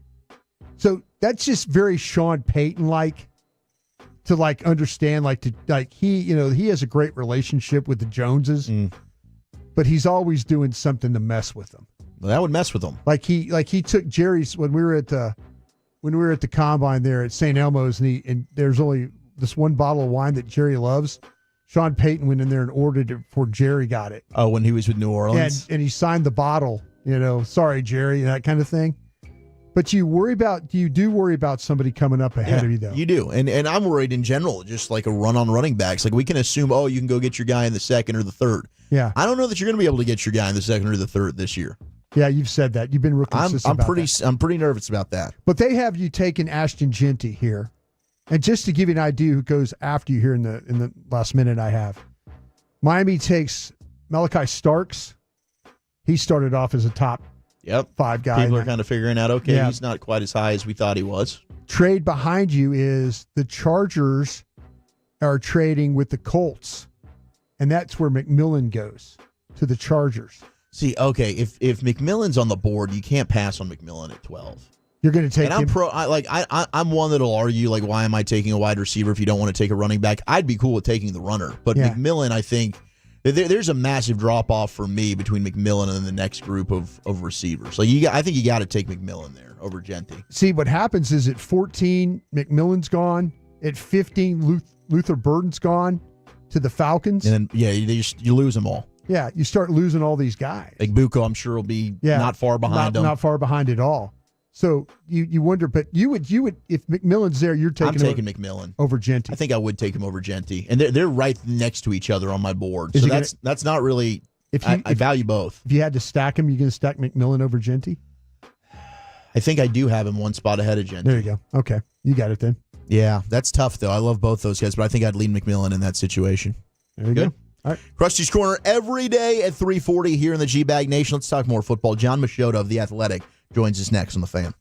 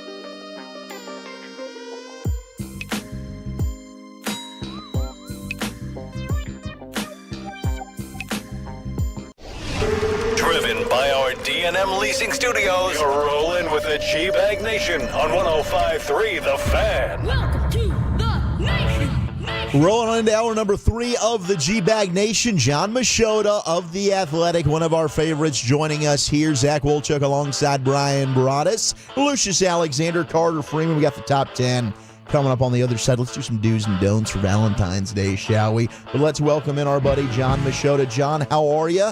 Happy Friday. Happy Valentine's Day, my friend. Hey, same to you. Thanks for having me on. Well, there's always news happening in Cowboys country. This week was no different, but I did see you posted the final roster when it comes to the coaching staff. Now that it's kind of all said and done, what are some of your takeaways from this badass staff Shotty's been putting together? I'm going to be honest with you. If we're talking about my biggest takeaway, it really is the fact that Jason Witten's not on the staff. Oof. I thought for sure that when they were moving on from Mike McCarthy and going in another direction, I thought there was a really good chance that Jason Witten would be on the next staff. And then when they said that it was going to be Brian Schottenheimer as the head coach, I thought that increased the chances that Jason Witten would be on the staff. So when I look at that staff as a whole, and I think if a lot of other people that follow the team are being honest with themselves, if you just go back 3-4 weeks ago, that would be the biggest thing that stands out to me, is that he's not on the staff. And the reason why I say it is because I think a lot of people just looked at it as, oh, well, then whoever they hire as the head coach, it's just going to be someone that's going to be willing to bring on Witten because that's what Jerry's going to want. And obviously that didn't end up being the case. And so that would be line one. That's number one for me when I look at the staff. The other one is just that I think it's pretty clear that they're just going with more guys that, you know, kind of coming from the college ranks. And so that's not something we've really seen. And so because of that, it's not just a straight, direct, oh, this is, you know, Schottenheimer's tree. It seems like he's really he tried to turn over, you know, every stone and find something a little bit different. And I think it looks pretty good on paper, but I don't think we really know until, you know, we start seeing some stuff maybe out in Oxnard, or maybe we have to wait till the start of the season. But it seems like they got some pretty good momentum with the guys they brought in. And I just think that a lot of things that they're hoping from this staff are stuff that I thought it was pretty obvious they have to do. Like, they have to fix the run game. Yeah. And so it seems like with the staff they brought in, that's going to be a major part of the game plan. Micah had the comments yesterday, John, quote, "I don't want to sit back and just watch other people build and build and build and we stay the same. So we definitely need some call to action." Do you envision that actually being the approach where they're a little bit more active than we're accustomed to? A little more, sure. But anybody that's thinking it's going to be some drastic change, I don't believe that at all. There's been nothing that they've shown for over a decade that would make me think it's going to be a lot different.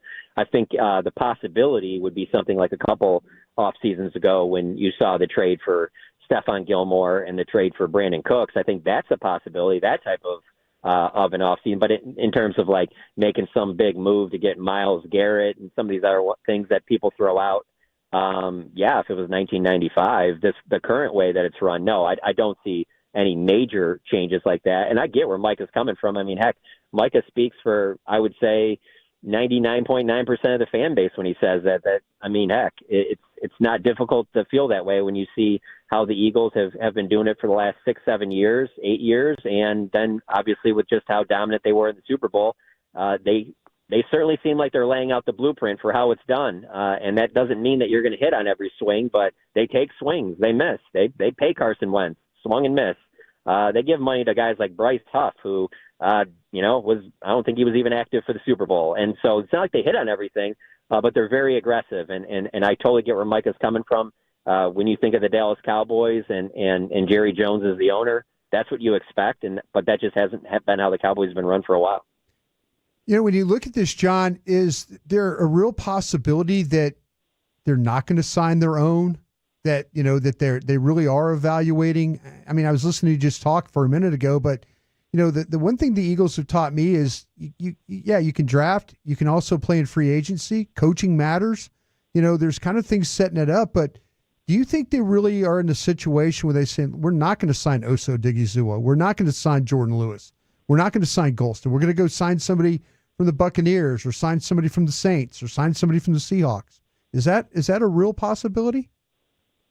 I think it is. And I'll say that I think because out of all the names you said, the Oso one jumps out the most just because he's going to be the most expensive. Right. they could do that. And hey, let's be honest, they, in a way, kind of did that in 2020 when Mike took over as head coach. Right. But the problem was that there were a lot of swings and misses, I mean, Gerald McCoy got hurt, the Dante Poe move. Who else was in there? Clinton Dix. Yeah. There were a lot of, they tried to do it that way. And so I think a lot of fans would like that. They'd like to see it because then you could point, hey, that's a change. That's different. I think there's a lot of fans who would like to see them get Micah's contract done before free agency starts because that would show you, hey, there's something different going on here. But they haven't shown us any reason to think that it is going to be very different. And so that's the only reason why I'm kind of cautious about selling too much hope to the fans that there's going to be big changes. Because I'll tell you this, from being at that Brian Schottenheimer press conference, when Steven had talked about in that press conference about how maybe we need to evaluate things, Right. that provided some fuel to the fire to the fans. And I'm just kind of trying to, I want to be a little cautious, and I want them to be a little cautious in thinking that because while that sounds great and you'd like to see that, and that's what you would hope from the Dallas Cowboys, we just haven't seen that for a while. So you got to be kind of cautiously optimistic when you hear that. John, I'm going to be honest with you. When you and I go eat Mexican food in Oxnard, I'm going to be talking with you that there's a chance that this team might be as worse as they were this year. You're being, you're a tap the brakes kind of guy, but would I be wrong thinking in that? Well, I'll say this: there's a huge part of this, and I think about this when I think of the Cowboys, the 49ers, the Eagles, and the Lions. One of the biggest differences between the Eagles and all those teams are they were very fortunate in the health department. Not so much for the Lions, 49ers, and Cowboys. So if you tell me that even if they don't bring out maybe as great of a team on paper, I could still see them being as good or better because of the fact of, hey, you get a full season of Dak and Micah and CD and whoever, and let's say they stay relatively healthy. I do think that Brian Schottenheimer could bring in some changes on offense. Let's say maybe they draft like an Ashton Genty. I can see an area where, hey, there's kind of a newness in the building, and there's an excitement, and guys are kind of riding that, and they go into the season where the expectations aren't as high, and people kind of think that they're going to be a disappointment, and then they kind of surprise people, kind of in the way that Washington did this year. That is possible. I know it's a long time ago, but I had those feelings in 2016. How bad they were in 15 and how injured they were and stuff, and I was like, man, yeah, they're playing a lot of young guys. And then 16, they win 13 games and had one of the most exciting Cowboy seasons of the last 20 years. So sometimes when expectations are low, they were low going into 14, and that was one of the best Cowboy seasons of the last 20 years. And so it's tough to say with this team that even if it doesn't look as good on paper, it doesn't mean that they're not going to be better. My thing is, though, is if you don't start doing more moves like the Eagles, I don't see you getting close to doing the thing where the Eagles go to 3 Super Bowls in 8 years. And ultimately, that's what teams like the Dallas Cowboys should be doing. Amen. John Machota with us here in the G-Bag Nation on 105 through the Fan. Do you think, because we get asked that a lot, do you think seeing the Eagles play in 3 Super Bowls in 8 years, seeing the Commanders playing them in an NFC Championship game does anything to move the needle there in Frisco? The Commanders one, not as much, because I think a lot of people just put that on, hey, you guys were bad and got a top 2 pick, and you absolutely hit on your quarterback of the future. And that's a big part of their success. There was the Eagles. It's like, that's the blueprint, and that's what you guys can be doing. Like, the Eagles aren't doing anything that you can't. All the way to the MVP of that game. Like, there's nothing that Jalen Hurts, obviously, yeah, he's a better runner than Dak Prescott, but you put those weapons around Dak Prescott can win at the highest level too. And yeah, you're not paying Jalen Hurts $60 million, but you're paying him $50. So there's just, they've paid guys, they've swung and missed. They're just showing you like that this is the blueprint. Like, if you want to do it, this is the way that you do it. They're not doing anything that you can't do. And so because of that, you hope that's the case. But there is a part of me that if you watch this Cowboys team, the way they operate as a franchise over the last 10, 15 years, that you just start to believe that they believe that they're doing it the best way that they believe it is how you do it as running the Dallas Cowboys, and that their way has been, it's a good way and that it's productive. And to a certain extent it is. But I don't get the sense that they feel like they're as drastically off of things as maybe we feel like. Do you think they actually get Micah Parsons done ahead of time? I don't. I think that it'll be one of those by training camp. Maybe they get right before training camp, but I will be surprised if it's one of those that's done, like the week before free agency or when free agency starts and then leads to them making some aggressive moves. I would be surprised if that happened. I mean, I'd be pleasantly surprised. It'd be entertaining to write about, and I know the fans would be excited, and this is a time when I don't know. I've never covered the team when there's been more apathy than there is right now. So that's 14, 15 years. So that would make a lot of sense. That would be great. But I don't see that happening. And I think Micah would be willing to take a little bit less, to maybe get something to go, to get it done a little bit earlier. But I don't know that David Mullighetto wants to do that. I mean, he's got what he thinks is the best defensive player in football. You think he wants that guy taking a bargain? And so because of that, I don't. I think it'll be maybe in July. Hey, John, do you think the fan base, and you talk about apathy and all that, but do you think this fan base would be better, would understand better if they did go out and they made a big swing and they did have some success, but it cost them like 2 years down the road of not being good? Do you think the fan base would be like, listen, we're cool with that, but you went and got us something that we've been coveting for years now? Do you think that the fan base would stay on their rear about it, or would they, like, hey, you did it the one time. If you're bad a couple years, we're okay with that. Just swing this thing back the other way. I think that most fans would be fine with it if it was 2 or 3 moves. It can't just be one player. Like, it couldn't just be one. If they went and they made, because I even think back to when I first started covering the team, there was that off season where, remember when Philly went after and they got Vince Young, and I think it was around that time, Nnamdi Asomugha and stuff like that. Yeah, that was in San Antonio. Yeah. And so there was swings and misses there, but it was clear, hey, they're going for it. I think the fan base would be like, hey, if that costs us a couple of years, we could understand that, because at least we could point back to be like, hey, they tried. Yeah. And they invested in some guys that, hey, it just didn't pan out. But I think because of the 29 years since the last Super Bowl, seeing Washington and seeing Detroit get to the NFC Championship game when you haven't been there in 29 years, I think a lot of that stuff makes fans be like, you know what? If this means that we're going to have whatever salary cap hell or whatever in 3 or 4 years, we'll deal with that then. Let's go all in right now. CD's in his prime, Dak's in his prime, Micah's in his prime. Let's empty the tank right now. We'll pay for it later. I kind of feel like, though, if you have success, and then 2 really bad years, you kind of reset everything. You get to draft high again. It gives you an opportunity. It's like they don't punish you for being bad. They say, oh no, wait, we'll let you pick.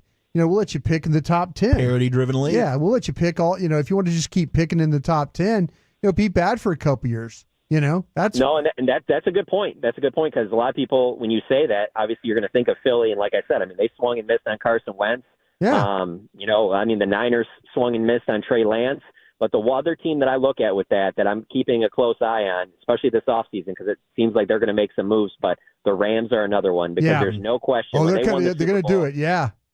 They put in everything, but they've also they've hit on some draft picks. They've replaced guys to where you can be willing to move on from Cooper Kupp because you found Puka Nacua, and they drafted a Jared Verse that's Defensive Rookie of the Year. So they've been able to kind of parlay some of that stuff. It's interesting to see how that will work out for them. Obviously, having a franchise quarterback, let's see what happens there. But that's a team that I'll be looking at too, because I thought for sure after they won that Super Bowl, I was like, well, this team's they're gonna fall pretty hard, and they're gonna be out of it for a while. And last time I checked, they made the playoffs this year.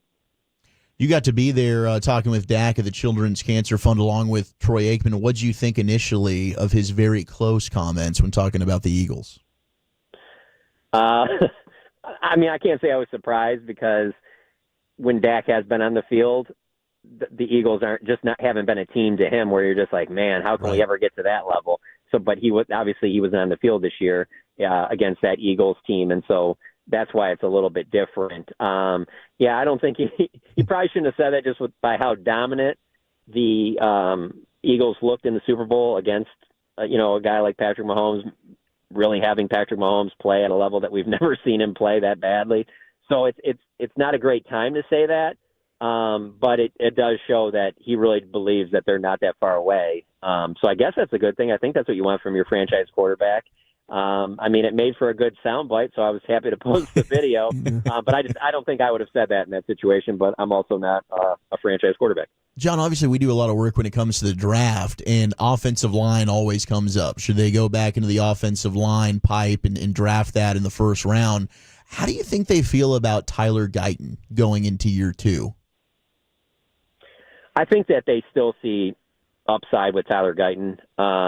So I think they're fine with that. Now this season, especially with a new offensive line coach, maybe they feel differently after the season because you'll have some coaches around him that obviously didn't draft him, and so maybe they feel differently. But I haven't gotten the sense from them that they're out on Tyler Guyton and then they need to replace him or anything like that. But I am interested to see if they can finally find some success on the offensive line without needing to have 3-4, first-round picks up there. It just seems like other teams are doing that. They're finding ways to, fill holes with, guys that you don't have to, spend a significant pick on. And so there was a time where I really did believe that, hey, you better spend at least 3 ones on that offensive line because look at how many ones other teams are spending on their defensive line. It makes sense.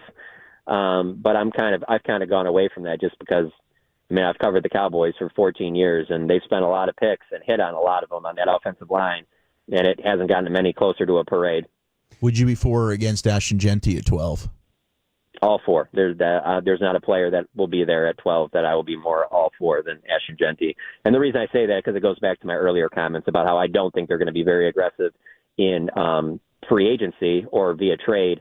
And so when I look at that Eagles offense, the comp I make for the Cowboys would be like, well, how do you think Dak would look if he had CeeDee Lamb, but his number 2 receiver was like, I don't know, Amon-Ra St. Brown, and his running back was Josh Jacobs. I mean, that's what Jalen Hurts has right now, and I don't see them making moves to get that level of a player. So how can they get that type of an impact player on offense? They probably got to draft him, and I think they do need probably 2 more impactful offensive playmakers, and maybe they trade for somebody like they did for Cooks, but I can't count on that, whereas if Ashton Genty is there at 12, that's somebody that you got a big-time playmaker there. You got CeeDee Lamb. Maybe Jake Ferguson has a bounce-back year, and then maybe you get someone that steps up to be your number 2. There's nobody that – unless there's something that comes out at the Combine week or something, but as we sit here today, I don't think that there's something that I would be more on board with than Ashton Genty at 12. And, John, the final question I got for you is, do you think with all these coaches, especially the college coaches, do you worry about a learning curve problem of not being NFL coaches or understanding, and I think, coaches is coaching, I guess, but I wonder if you feel like there might be a little bit of a learning curve for these guys. It could be. I didn't even think about that. That is a good point. Because there's a lot of them. There's a lot. For sure. The one thing I'll say, though, is that what could help is if you see them implementing some of the stuff that makes that offense maybe add more stuff that we see from the college game that makes it, because it just was getting to a point where it's getting kind of stale. Like, right. Not to say that if you have everybody healthy and you have like a legit number 2 receiver and a legit number 1 running back, that maybe the offense would have been better, but it just lacked creativity. So if you see some stuff that, hey, this looks like they're grabbing some of this stuff from the college game and it's helping some other guys be more productive, I think guys buy into that. But, if they're not doing that and it's kind of a stale, boring offense, that could be an issue with those young coaches, no question. But I think the reason you add those coaches is because you are looking to get more creative. I don't know. I feel like all sports they're more trickle up than they are trickle down. It's not like what you see at the NFL level trickles down to high school. High school stuff trickles up to college. College stuff trickles up to the NFL. Right. So, particularly on offense. So, and it's an offensive-driven league. So, if they do that stuff and they keep it interesting, you certainly saw that with Detroit, with things that Ben Johnson was doing. It was always entertaining, and the guys were all bought in because it's like, you never know, like this play could be for you, where it just hasn't felt like that in Dallas for a little bit. John, thank you so much for the time. As always, enjoy the weekend, man. Absolutely, guys. Thanks for having me on. Here he goes, John Machota of The Athletic, one of the best in the business. We love having John on. Yeah. All right, let's do some top 10 next. 877-881-1053. What are your plans for Valentine's Day? We got the top 10 do's and don'ts for V-Day. That's next in the nation.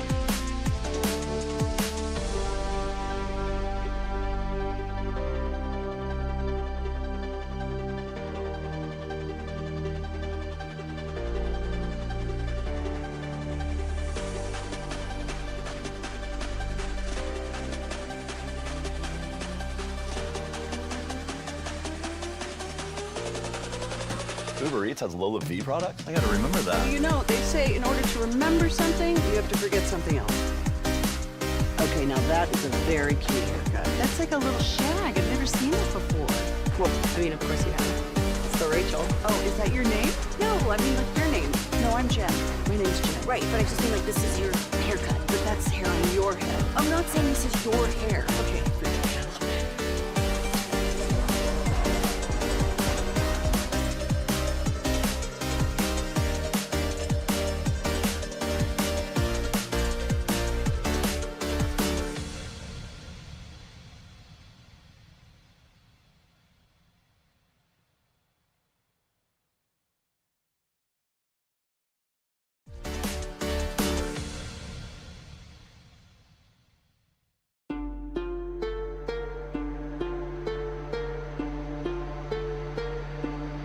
Do you think it's true that you've got to forget something else to remember that Uber Eats has groceries? No, that's absurd. Hey, remember when you used to be what was it, Pepper Lady? Pepper Lady? Wasn't it Cinnamon Sisters?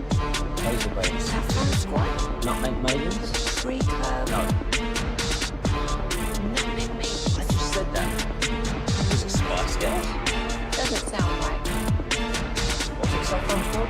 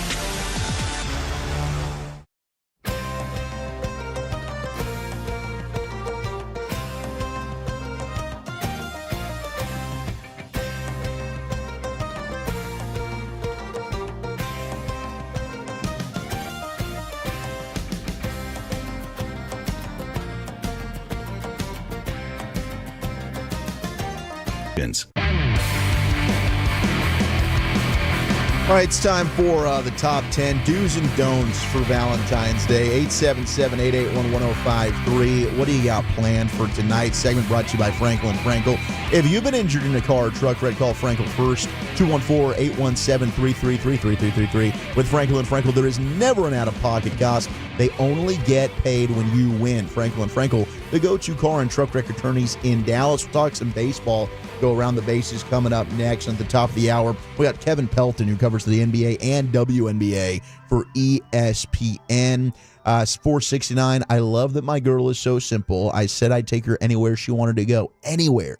And she picked P.F. Chang's. That is a win. Chang's Chicken, not bad. Nothing wrong with that, but let's do it. It's time for the Wooly Bully Top 10. Wooly Bully. All right, what do you fellas have planned? Anything special? I told you I'm easy too, right? Wifey said, hey, just bring me some butter chicken. I already told her earlier in the week, don't worry, I'll take care of you. I got dinner on Friday night, and then she basically told me what I was already going to get, which is, can you please just get Indian food? So I knew. I knew what she wanted. And it's Are you enjoying the Indian food? Yeah, it does. It's good. I do like it. It is good. The difference is she can eat it like every single day. Yeah. I can go once a week because it is heavy. Yeah. It is heavy, but it is good. I enjoy it. I tell you what, I'm kind of with her because I had vegetable tikka masala for lunch today. And that's because the Michelle doesn't eat meat, right? Yeah, because, well, I had it like we had it at the house, and I'm like, she's off teaching, and so here I am like So I was like by myself, and I'm like, you get the rice. See, I'm addicted to rice.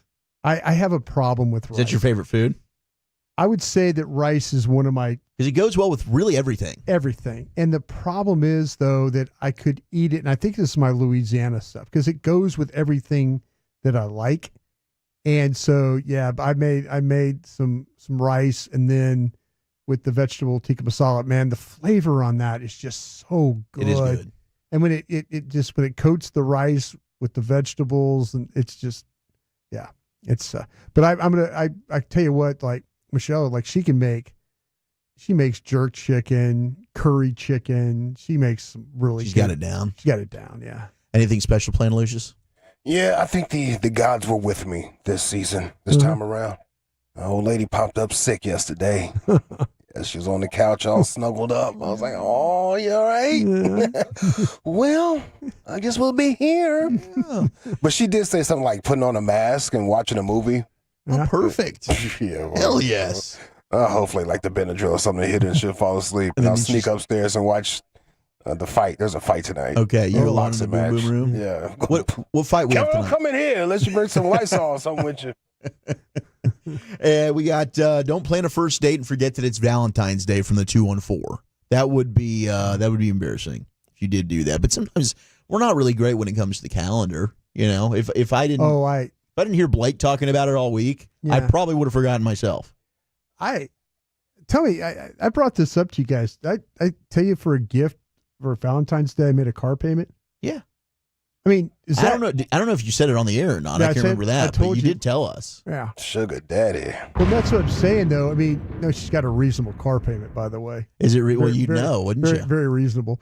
But yeah, I was kind of thinking, like, do you take somebody to dinner and spend the same amount of money, or do you? It's a good point. It depends. Or do you get them something practical? Like like she's 58, I'm 61.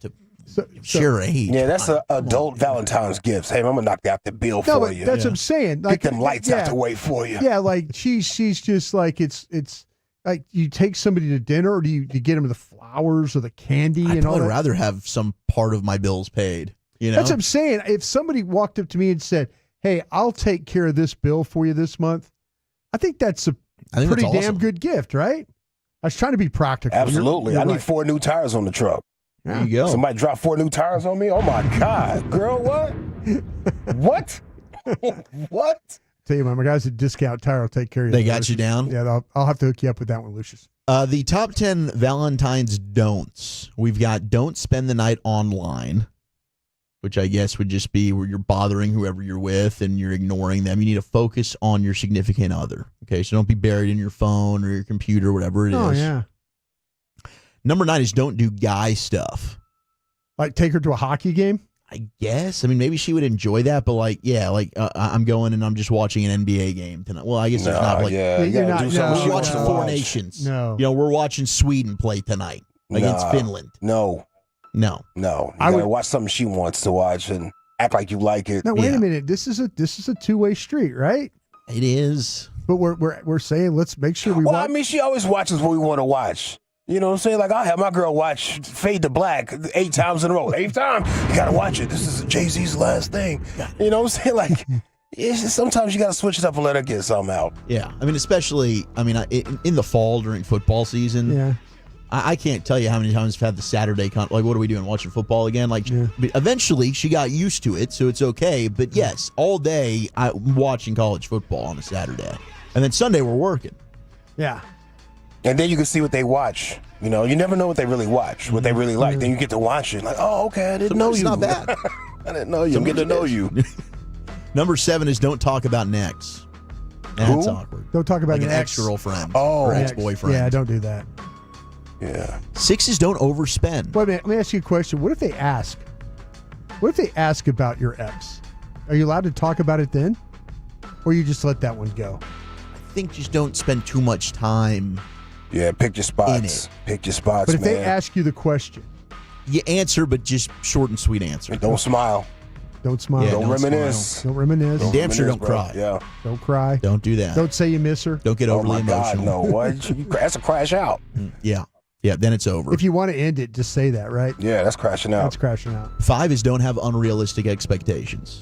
What does that mean? Yeah. That's for her. Yeah.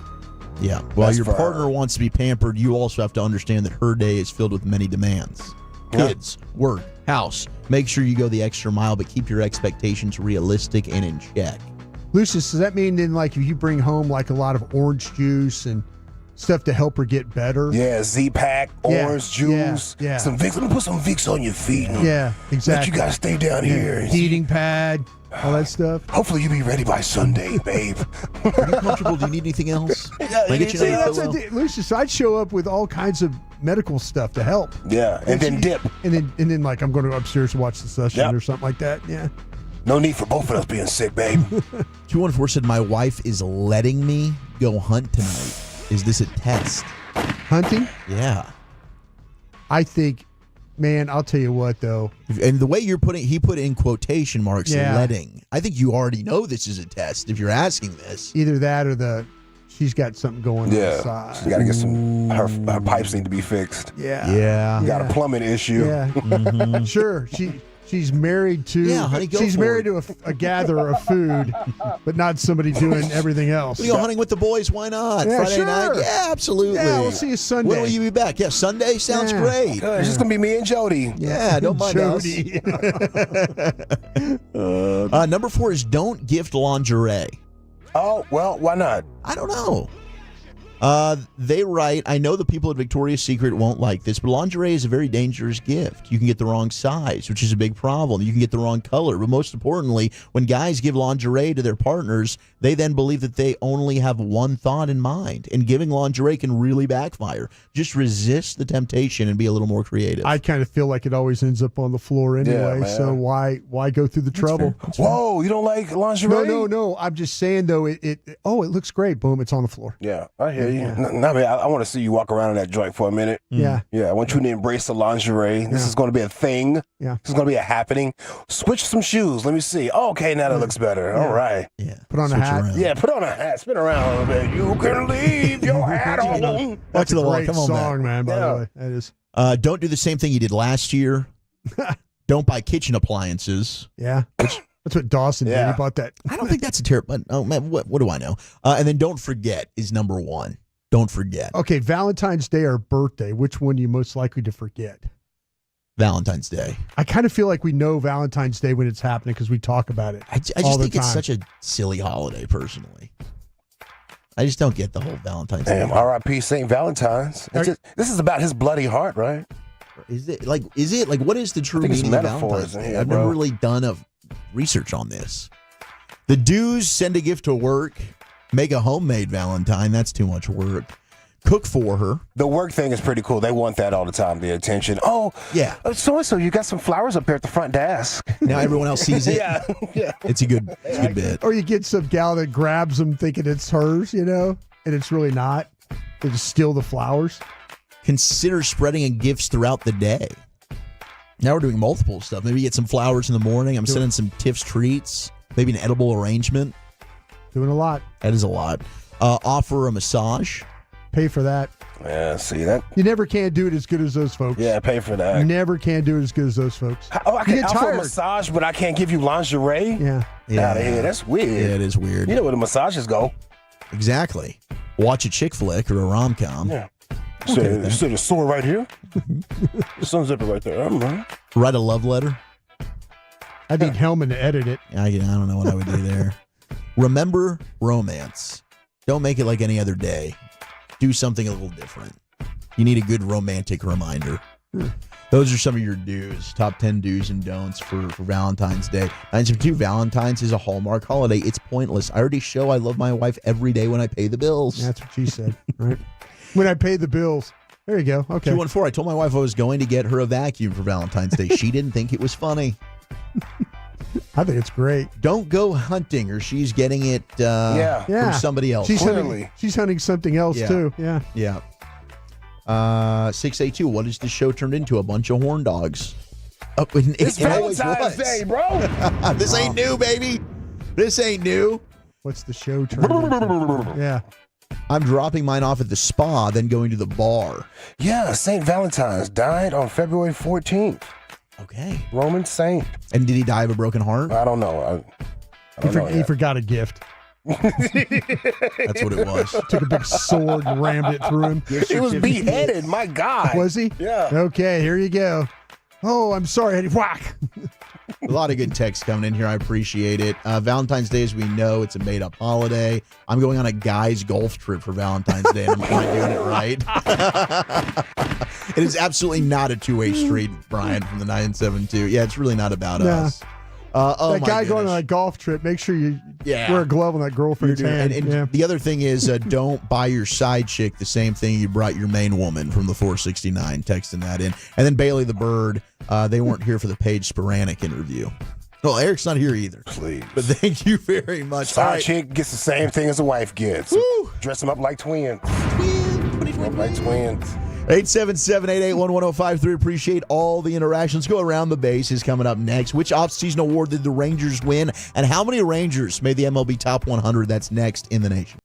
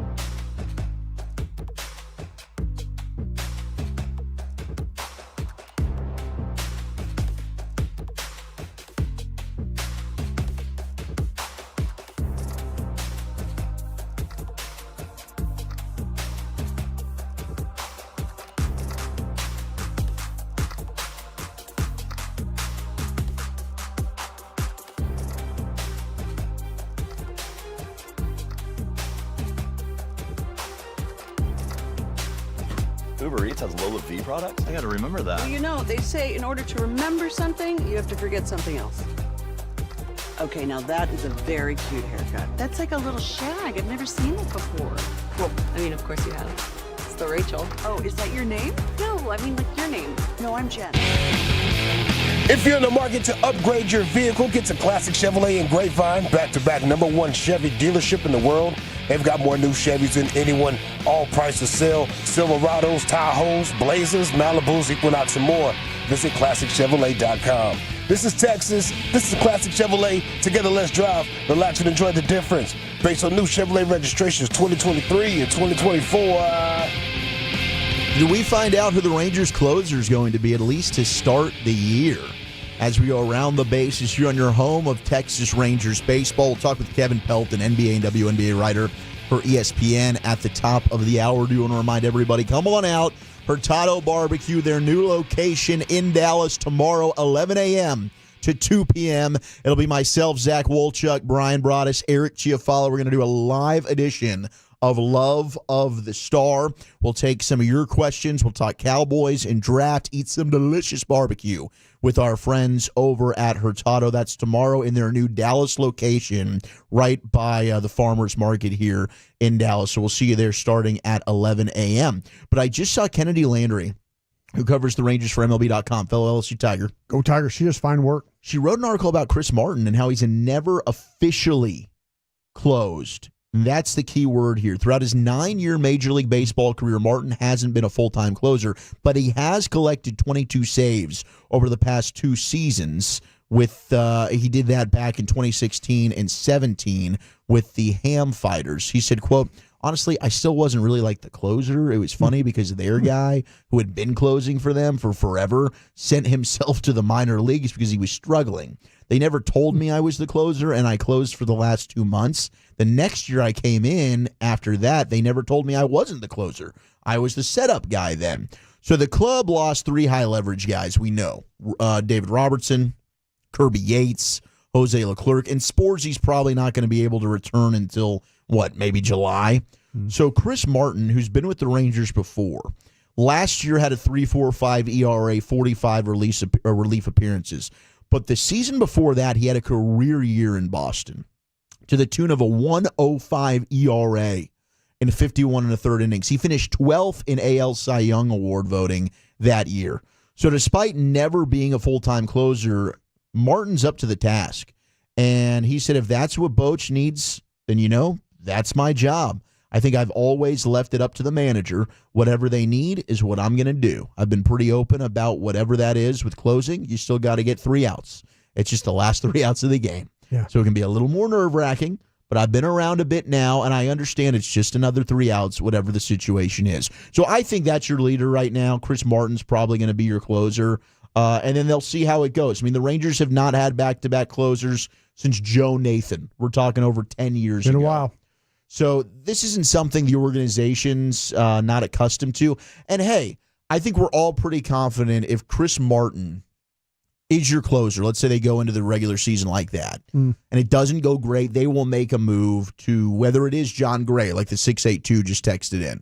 I hearing the Rangers are flirting with the idea of using John Gray as a closer. I've heard the same thing, although that's not official, and John Gray's never really been a consistent reliever. And I asked John Gray that when we were out there for the toy drive in December, what do you want to do? And he does still want to be a starter. And I think the Rangers have proven they can't have enough healthy starters. Even if, let's say, a guy's not in the rotation to start the season, the likelihood of you going a full 162 and not having an injury to somebody in your rotation, and God, no, I am not wishing injury on anybody, but Nathan Eovaldi's a guy that I think you can assume is going to spend at least one 10-day IL stint over the course of the year. DeGrom, fingers crossed, right? We've seen Malley be up and down with health. John Gray's a guy who's been up and down with health. Cody Bradford was injured last year, so you can't have enough healthy starters. I think Chris Martin's probably the likely bet to get the go-ahead nod here. Yeah. It just worries me. Absolutely. I mean, and I say this, that coming off last season, that and see why I completely trust. We were talking about Jim Neal and general managers in the area. You got to trust CY for what he's done. but it just doesn't seem very buttoned up of him. Does that make sense? To have that so... Yeah, and as a former pitcher... Why have that kind of hanging over your head? Yeah. After going through last season, and not having success and, kind of the season before, the big question every week was the bullpen. Every week. And then he made the trade with Kansas City and, it worked out fine at the end.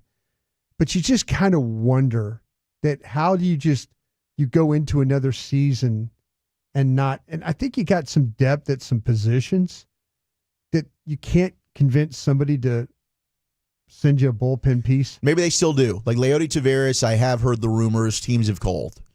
And maybe once you start going through spring training, maybe it is. Maybe it's Leody you move to try and get a guy that you think can close for you. Do you think that in the back of their mind they're thinking that maybe Rocker can be this guy?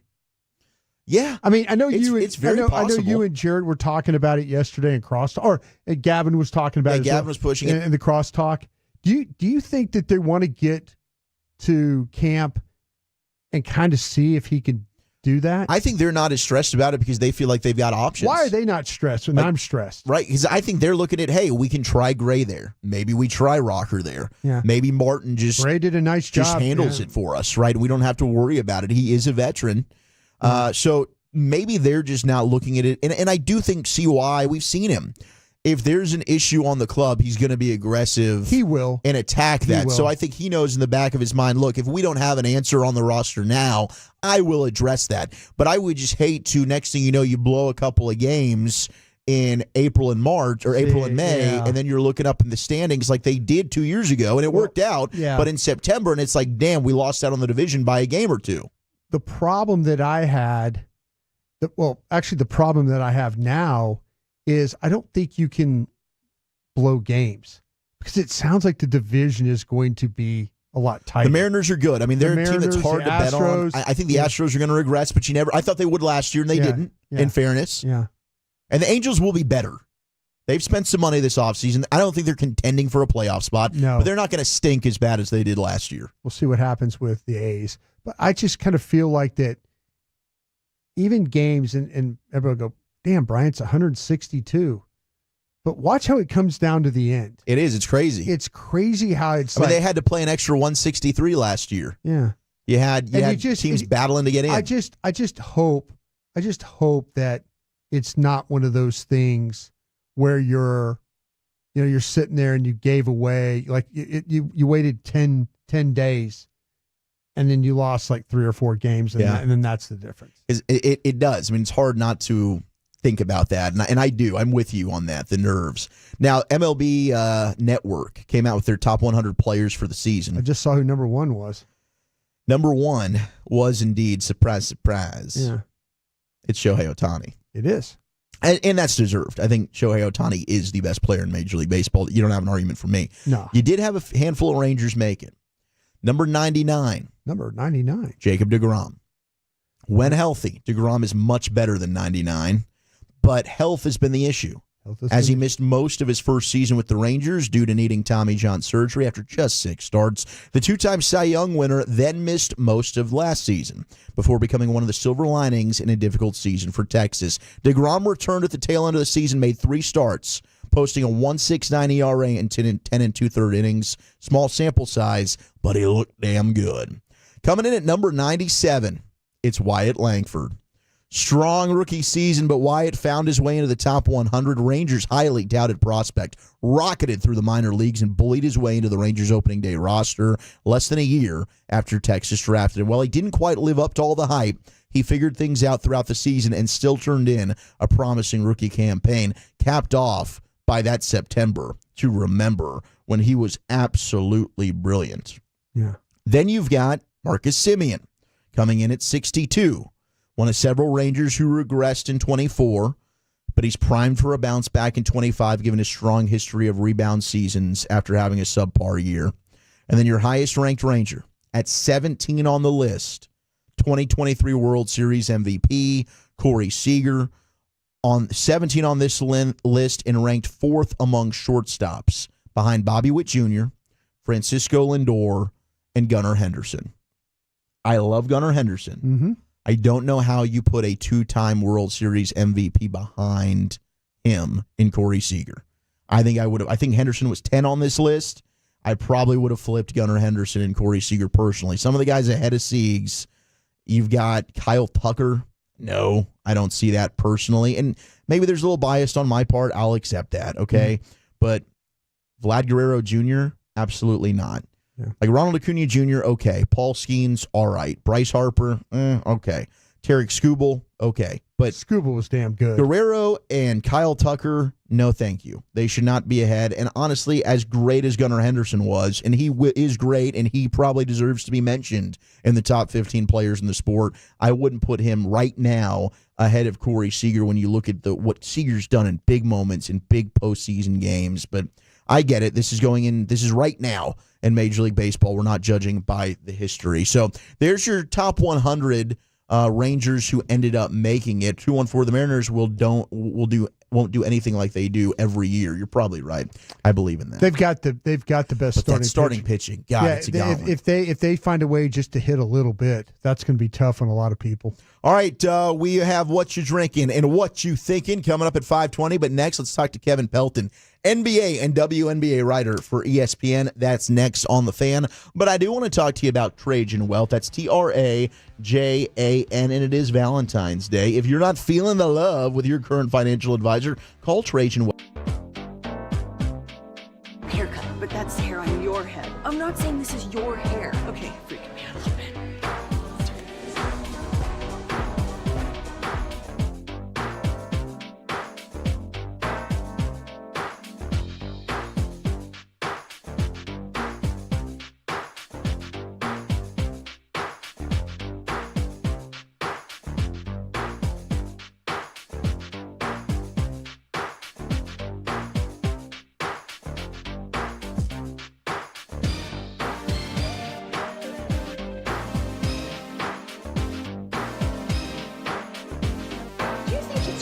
You've got to forget something else to remember that Uber Eats has groceries. No, that's absurd. Hey, remember when you used to be what was it, Pepper Lady? Pepper Lady? Wasn't it Cinnamon Sisters? Razor Babes. Saffron Squad? Nutmeg Maidens? Pre-curl? No. Nutmeg Maidens. I just said that. Was it Spice Girls? Doesn't sound right. Was it Saffron Squad?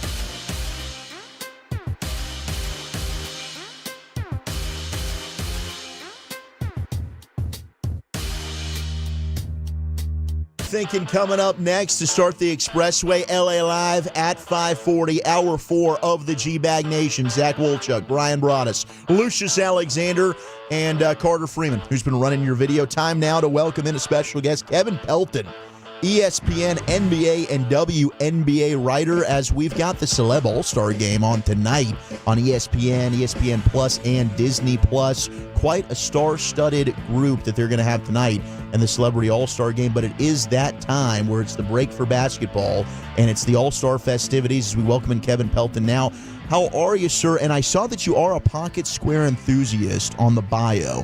What makes a good pocket square? I think it's got to complement the rest of the suit around it, but that's more of an inside joke than a real enthusiasm, I must admit. That's awesome. As Kevin Pelton joins us here now, Kevin, we are in Dallas. We've been shaken by the Luka trade, but it is amazing how this team's been able to still put together back-to-back victories. Last night over the Miami Heat, the night before over Golden State. What have you thought about these Dallas Mavericks since the Luka trade? Yeah, I think they've responded really well. And look, I think that the important thing here is whatever criticism that there has been of management and the way that they handled the trade and the decision itself, it's nothing that reflects on the players who are still part of this roster, including Anthony Davis. And, I rewatched that Warriors game a little bit ago while I was on the exercise bike, and I got to admit, when the Warriors came back to take the lead 102-101 in the fourth quarter, even knowing that Dallas had won the game, still started thinking, oh man, this has got to be the Warriors game. And I thought a really impressive close to that one, and then equally impressive last night to win without Kyrie. Kevin, like I said, we're still trying to kind of put the pieces together with the trade. When you first heard about the trade, how many calls did you make? And I mean, was it just crazy, trying to kind of run down information on the why and the how? Not a lot of calls, because I had to get writing right away for my role reacting with the trade grades. But, I was like everyone else. I sent my colleague Tim Bontemps to text and a couple other people, sure. Like, is this real? I had the same instinct that, it seemed more plausible that Shams had actually gotten hacked than that the Mavericks had made this particular trade. So, I think that sort of, out of nowhere element framed a lot of the reaction understandably. And Kevin, anybody you talk to, any general managers or front office people say, I understand why they made the trade? Or has it all been like, why? Or was there anybody that said, I could see what they're trying to do here? I haven't posed that question necessarily specifically, but I do think there's the outline of an understanding. I think one of the biggest things where the criticism went too far was this idea that, the Mavericks could have gotten a much better player than Anthony Davis in sure. return for Luka Doncic. And that to me is kind of silly when you think about it, because, particularly if you're in a situation where you're not sure if you're going to be able to extend or re-sign Luka beyond his current contract, even if you think he's better than, your star player, you're still not going to trade them for Luka. And there's not a lot of guys in the league who are better than Anthony Davis right now. So, I think that element of understanding, if you had come to the conclusion that this was just not tenable going forward with Luka Doncic, that targeting Anthony Davis as a partner for Kyrie Irving did make a lot of sense. But number one, it's a question of, should you have drawn that conclusion in the first place? And number two, the biggest thing to me is, even if you take everything that the Mavericks have said completely at face value and believe that they're right about both Luka Doncic and Anthony Davis, their evaluation of the two of them, how they didn't get the 2031 first-round pick from the Lakers and Dalton Connect is beyond me. I mean, obviously, the Lakers had a little bit more time to, speak to Luka Doncic and understand his likelihood of extending or re-signing before they then attempted to trade those picks and, that pick and Dalton Connect from Mark Williams. But their willingness to do so kind of shows, those guys were not untouchable. If I'm running the Mavericks, even if I decide that I have to make this trade, I got to get everything the Lakers have to offer. I'm not settling for anything less than the full package. ESPN's Kevin Pelton with us here on 105.3 The Fan. So if the Mavs are fully healthy, which right now, unfortunately, that is not the case, but the 3 quarters we got to see with Anthony Davis, it was beautiful. How do you think they stack up in the West if they've got all their key pieces together? It's tough to say because it's so hypothetical at this point. And even, in the Anthony Davis period, obviously, it's not Derek Lively the second out there. And, so we didn't see quite, will be Anthony Davis exclusively at power forward when the Mavericks are fully healthy in the front court, which, who knows if we'll get a chance to see this season. I think, I'm writing for Monday about the tiers in the Western Conference. Oklahoma City still what they're doing, just blowing out opposition. Shai Gilgeous-Alexander playing at an MVP level. They're easily number one to me. The Denver Nuggets, I think, have emerged at this point as number two. The Jamal Murray back playing at essentially an all-star level, 55 points the other night. And then I think there's a pretty big gap between them and the rest of the conference potentially. Memphis has had this great regular season, but need to see how it works in the playoffs.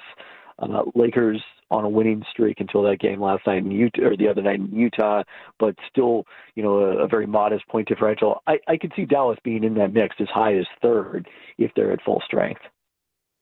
Kevin, when it comes to Daniel Gafford, I know you wrote an article about some of the big all-star snubs. What was the case for Gafford? I mean, we've loved him here, and it's breaking our heart that now he's going to be out 6 weeks with that MCL sprain. Yeah, so the premise was, number one, we kind of start with the idea of MLB, every team gets an all-star. What would that look like in the NBA for the teams that didn't have one? And then also who would be the next choice for teams that did have one? And, with the Mavericks now having both Anthony Davis and Kyrie Irving as all-stars, I got to say that blurb went through a journey because I first wrote it prior to the trades.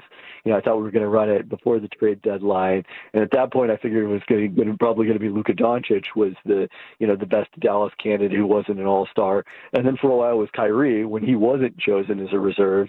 And then it ends up being Daniel Gafford, who I think has had a really terrific season. And what he's shown me is, I think everyone knew, especially in the wake of last year's finals run, what he could do, as a rim runner on offense, finishing with a lot of these lobs from Kyrie and Luka, and then defensively just kind of hanging back and protecting the rim. In that box as a role player was very effective, but the ability to ramp up his usage with the injuries the Mavericks have had, the last couple of months here, and still be a very efficient scorer, but, getting up to, the teens, the mid-teens in terms of points per game, I think that's been very impressive and not something that I expected him to be able to do. Kevin, I think we're all kind of worried about with Kyrie and the usage of him. Does he survive this? Does he survive with him dealing with the back and all that? I mean, how do you project that with him and now having to take on really putting this team on his back? Well, I think that's what made the win over Miami so encouraging to do it without Kyrie. It showed that there's the ability to survive a stretch without him. And, you still have some question marks about the ball handling depth without Luka Doncic in the mix. Watching that Warriors game, Brandon Williams gave them some really nice minutes. He's someone, I've watched back to when he was in Portland and had a really nice close to I think that was the 23 season when they had so many injuries. So, curious to see if he can be a part of this going forward. I think it's just, finding a way to steal minutes. But the other thing that did happen in that Warriors game, just as well as Brandon Williams played, I think Jason Kidd had to get Kyrie back in the game in the fourth quarter a little earlier than he really wanted to because the Warriors were on a run. So it's the ability to avoid those situations that I think is going to, make it easier for Kidd to get his minutes into the high 30s and out of the 40s. Kevin, we're not getting Steph versus Sabrina in the three-point showdown 2.0. I'm bummed about this. I know you write for both the NBA and the WNBA. Why the heck could we not get this rematch tomorrow night?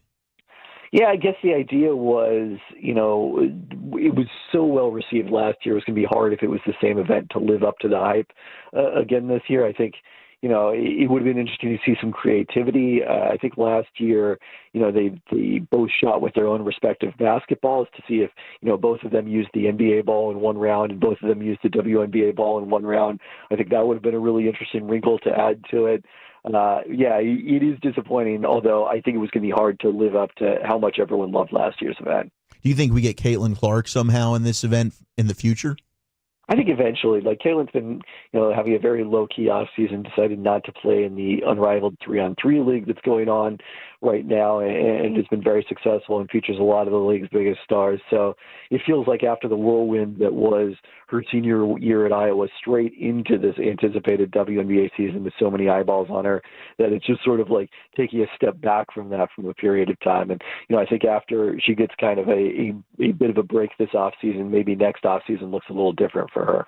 Kevin, the popularity of the WNBA seems to be going in the right direction. Is there anything that you yourself, as a guy that covers it, but maybe as a basketball fan, would like to see them do differently for their seasons? Yeah, it's tough to say in terms of the season, because I think one of the things that, there's a certain segment that would love to see them, like the ABL during their short-lived stint, kind of go during the traditional basketball season. But, it seems like the NBA, a lot of the value they see in the WNBA is we have this kind of 365-day coverage between, the two leagues, with the WNBA playing during the NBA offseason. I think there's a lot of value to that.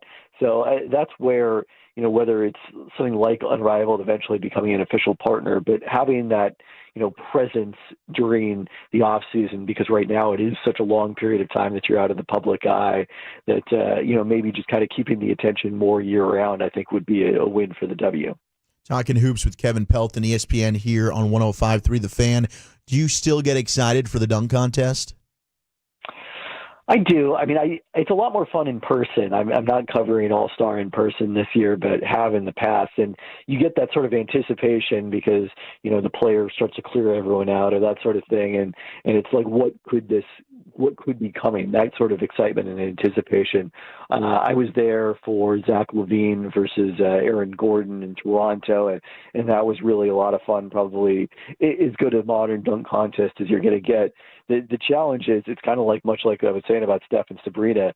Now we've seen so many different things that sort of the level that you have to get to surprise us, it becomes often very difficult to pull those dunks off on the first try. Whereas what was awesome about that Gordon LaVine dunk contest is, they were putting down everything right away, and there wasn't kind of that leg where the air goes out of the room when it's 2 or 3 attempts.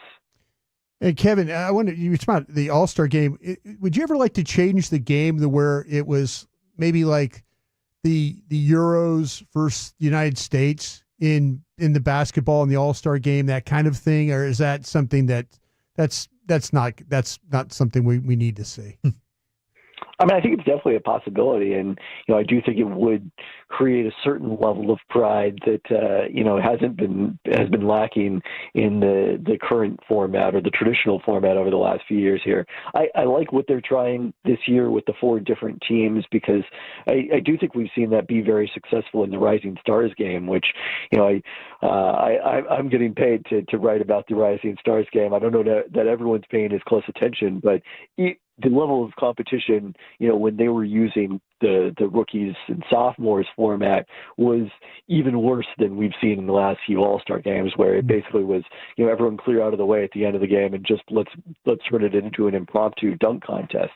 But since they went to this shorter format with the target score and the 4 different teams, it's actually become a fun competitive event. So I do have some hope that can work for the NBA All-Star game as well. Who's your MVP favorite as we enter the All-Star break? I think it's Shea. We had the latest update of the straw poll by my colleague Tim Bontemps on ESPN today, and he narrowly edged out Nikola Jokic. It seems like it's probably going to be just those 2 guys at this point. Probably it's a 2-man race barring injuries. I had Shea number 1, a hair ahead of Jokic, and that's where the group as a whole ended up going as well. Kevin, this has been awesome, man. You're an absolute stud. Enjoy the rest of the weekend, and hopefully we can catch up with you soon. All right, thanks for having me. There he goes, Kevin Pelton, NBA and WNBA writer for ESPN, joining us here in the G-Bag Nation. Coming up next, though, it's the Expressway, 877-881-1053. We got LA Live at 540, but it's time for What You Drinking and What You Thinking. That's next. Hi, Babe Laufenberg here at Classic Chevrolet Fleet and Commercial with Brad Robler. Brad, how you doing? Doing great, babe. We're still celebrating being the back-to-back...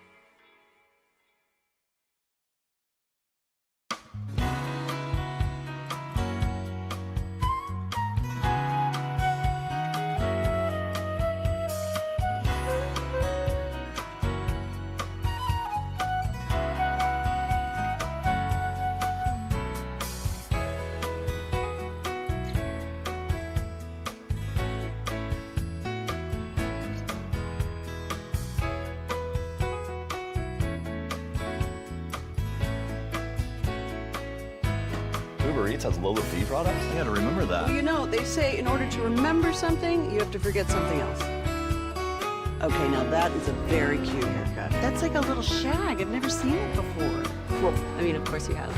It's the Rachel. Oh, is that your name? No, I mean like your name. No, I'm Jen. My name's Jen. Right, but I just mean like this is your haircut. But that's hair on your head. I'm not saying this is your hair. Okay, freaking me out a little bit.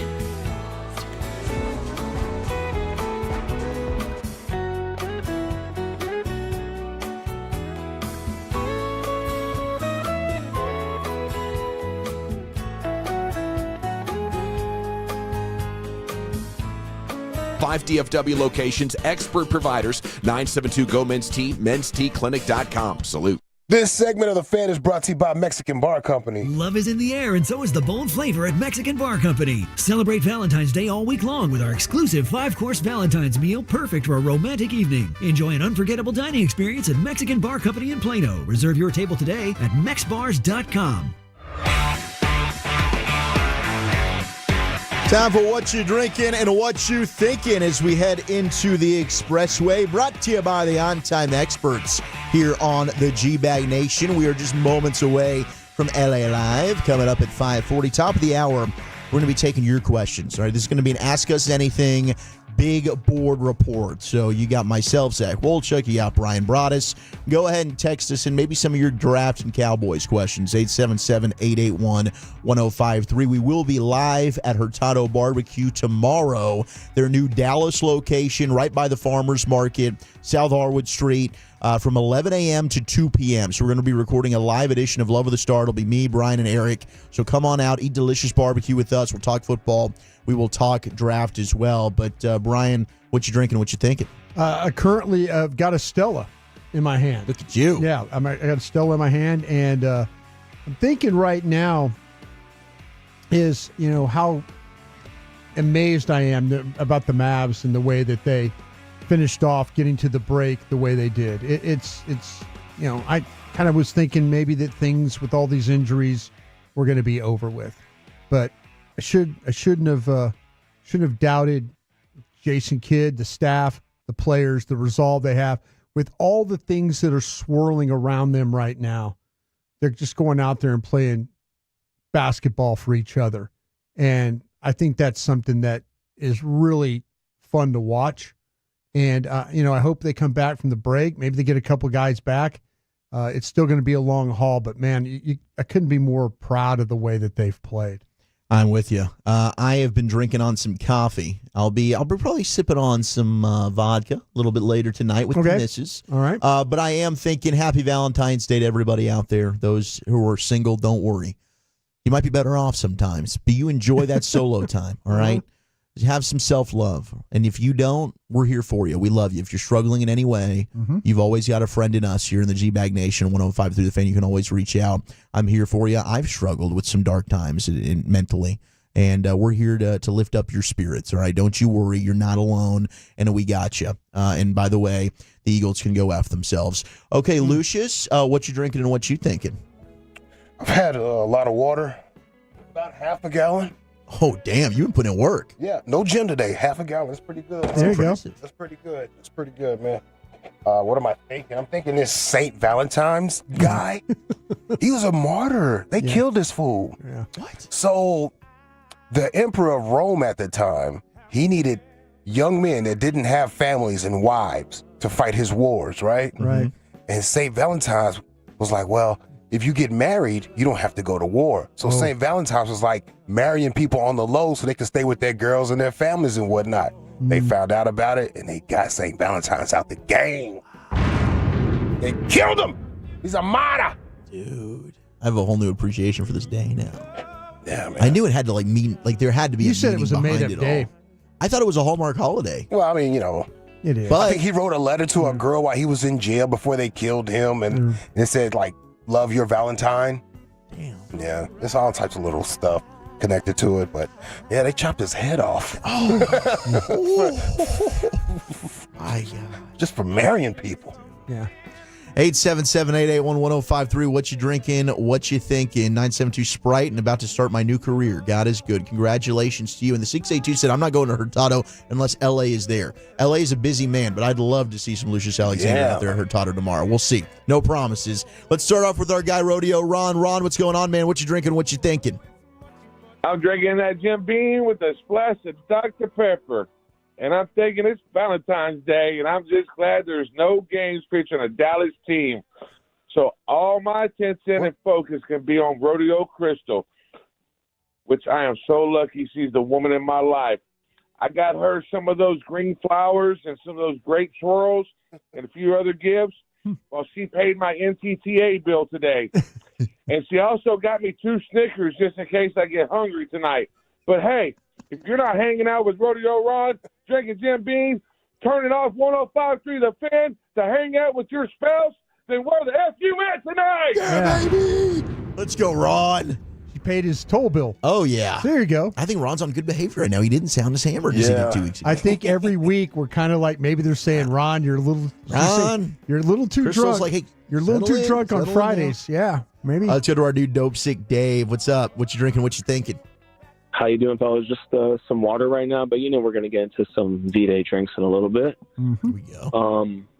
I've been telling y'all, even before the AD Luka trade, that this team, not to quit on this team. Yeah. And I think that team chemistry has been undervalued relative to how much teams have valued building super teams. And obviously, when you have, super team building in Phoenix, then, they want to do it in Miami and then they want to do it in LA. But I think team chemistry is very undervalued. If you take a look, ever since super teams really became prevalent, I personally, I think it's like the 2007 or 8 Celtics with Ray Allen, KG, and Paul Pierce. Ever since then, take a look at how many teams that have actually traded for superstars to build a super team. How many of them have actually won the finals? It's really not that many, and especially if you take out the KD Warriors, which they were already winning without him, it's really not that many teams, like maybe 20% of the winners of the past 17 years. Yeah. I love what we're doing. Hopefully AD can get healthy. Maybe we can sign Alex Starr's brother if he's healthy and recovered from his ruptured Achilles. He is nice and can shoot the 3. He is nice. Thanks, fellas. Have a good B-Day. Thank you, Dave. Yeah, it was, Boston obviously won Miami. The Heat did get a couple of championships, and then Golden State. But otherwise, they tried it in Brooklyn, and that failed miserably. Houston a little bit. I guess they went Chris Paul, James Harden, but that's a solid point there. Let's go to Ryan. Ryan, what you drinking? What you thinking? What up, Ryan? Yeah, hey guys. So I'm just drinking some water right now, but I'm going to be drinking later. I'm going to be drinking some Jack Daniels and Mountain Dew. Yeah. I'm just thinking, hey, by now you should know who I am and not to ask. But anyways. Yeah, every time. I know. I get it, bro. I'm sorry. Yeah. No, it's cool. It's cool. Anyways. You're a star, bro. I think I've gone through these last 2 weeks. I've gone through all 5 stages of grief over the Luka trade. But watching the game last night, like you think they're nobodies, but they're doing really good. So I'm starting to get some hope again. Now, my Dallas Cowboys, on the other hand, I might need y'all to tell me stuff so I can get some hope with the Cowboys because, man, I'm just apathetic with them. Yeah, I get that, Ryan. I'm feeling the same way with you. Who knows? Maybe training camp rolls around. You had a good draft. They'll be able to get those spirits lifted up. But they got to have a hell of an offseason to get, I think, a lot of us to buy back in. Let's go to Big Jim. Big Jim, we've missed you, brother. How you doing? What you drinking? What you thinking? Well, I'm not drinking any whiskey, Chuck. I'm drinking liquid IV. I don't know if you fellas if you ever get sick, you need to get back on your feet. So that stuff's pretty good. It's a friend of mine told me about it, so I'm doing that. I got a couple things, so bear with me.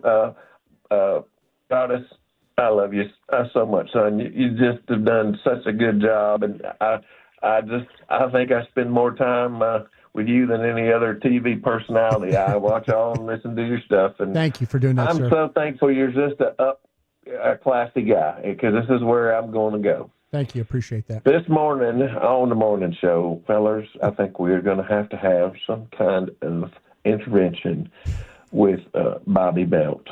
I'm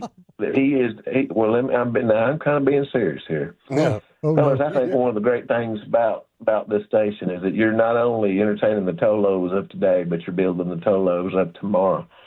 And listen, he was talking about some stuff this morning that I don't even want to bring up again. And I think it's bad. I'm not launching a formal complaint because it don't matter a hill of beans. I get you. But, Bobby, son, you don't have to be talking about bacteria in the pubis areas in the morning because, there's a lot of little kids that are going to school with their dads and their mamas listening to this wonderful radio station. So he needs to take a page. And I'll be honest, now listen, he's kind of bringing Chief down a little bit today, and Chief need. If there's anything I learned about this station, Gavin is a good influence. Robert, you're a great influence. Now, Walchuk, you walk the line, but you do it appropriately. But we need to get Bobby Belt straightened out, or he needs to go do something else because it's not helping us get the Tolos of the future. The other thing I want to say, all this Dallas Maverick stuff, if you live in, and this has got me thinking. All the time the Cowboys talk about living in the moment, not, really thinking about tomorrow. I think with this Dallas Mavericks move, it sort of underscores the need not to live in the moment but think to the future. I don't want to hear a dadgum Dallas Cowboy player say, I'm living in the moment, I'm neutral in my mind. I want them thinking about one dadgum thing and one dadgum thing only, and that's what am I going to do to get that Super Bowl? And if I don't get there, it's not success. So, here, Jim. anyway, I thank you, buddy. I appreciate you. Big Jim with us here. I love you, bro. I'm going to have to go back and listen to what Bobby said. I don't know what it was about this situation. Because fungus can't hit that area. It can't. And everybody needs to be educated about it. You know? You never know. It could be educational. I got to hear how he said it, I guess. I don't know. But the way he maybe delivered it. But I trust you, Big Jim. We love you. All right, Polo, what's going on, brother? What you drinking? What you thinking? What's going on, y'all? Hey, I'm thinking about drinking on one of these Dr. Pepper blackberries, but I'm not too sure they should have messed with the original from the get-go. Sure. Now, what I'm thinking is that Brian Broadus, you're a little bit older than everybody else at the crew. Do you remember the movie Stand By Me with River Phoenix and Will Wheaton? Yeah, sure do. Do you remember the part where River Phoenix was telling the story about lard ass? No, I know the movie you're talking about, but I can't recall exactly parts of it. But go ahead. The shoes he had on? No, I know the movie. It's a bicycle movie, right? Stand By Me, riding bikes. Stand By Me. Remember they were looking for the dead body. Yeah. There you go. My thing is this. Patrick DeMont, you talking about Luka Doncic, people you grew up like Shaq and all that. Sure, didn't even work out in the off season. You talking about Luka? I mean, it still hurts my feelings. But you look just like Lord ass off Stand By Me eating out them blueberry pies, dude. I know you're a billionaire. You can do whatever you want to. Billionaires always look like billionaires, like Elon Musk, the dude that's really running the country. But Cowboys, I have no faith in y'all. I still love y'all. I have no faith. But I'm gonna give Brian Shaw to have my chance, man. I'm not gonna talk bad about you or your mama just yet because I don't know what type of a coach you are. But hopefully, dude, you come on with it. I don't know if we're gonna get Ashton Gentry or not. I still think we need somebody to stop the box. So we need a good defensive line. Somebody to stop the ball from getting ran on our throat, down our throats. Yeah. I know everybody want a running back, Ashton Gentry from Frisco. I don't care about that. You can fly the running back anywhere. But we need somebody to stop running the ball on us. Because that dude we got, Mozzie Smith, man, you softer than Baskin-Robbins ice cream, man. Bye. Thank you, Polo. Man, I love Baskin-Robbins ice cream, too. Baskin's good. I mean, honestly, I haven't had many ice creams that I didn't like. Yeah. Let's be honest. Let's go to Briston? First, you said it right the first time. Briston? Yeah, good. Briston, how you doing? What you drinking? What you thinking? Bryson, what's up, man? I'm drinking water. What's up, G-Bag? What up, bro? What's up, bro? What's up? How are things at the Fiji house? Yeah, the Fiji house. You gotta stay hydrated. Man. I'm really thinking like LA Live at the moment because I listen to it every day on the way home. So it'll make you dance and everything. That's what my boy Lucius. That's what my boy Lucius. And then after just a disappointing Mavs season, it's like beating a dead horse. I don't want to talk about it. I'm really looking forward to my Rangers, man. I'm really pumped on that end. And I'm just really interested in what the Cowboys are going to do in the offseason and what the draft is like because I would be really excited if they got a good running back like Ashton Gentry, man. Okay. So that's what I'm thinking. Tolo for life. Love y'all. Bryson out. Let's go, Bryson. Love the energy. Yeah. Sound off winner right there. Great energy. Yeah. All right, let's go to BS. Nobody's BS. talking about their girls or their Valentine's No, Day nobody. situation. Nobody. We get it here. We get it. BS.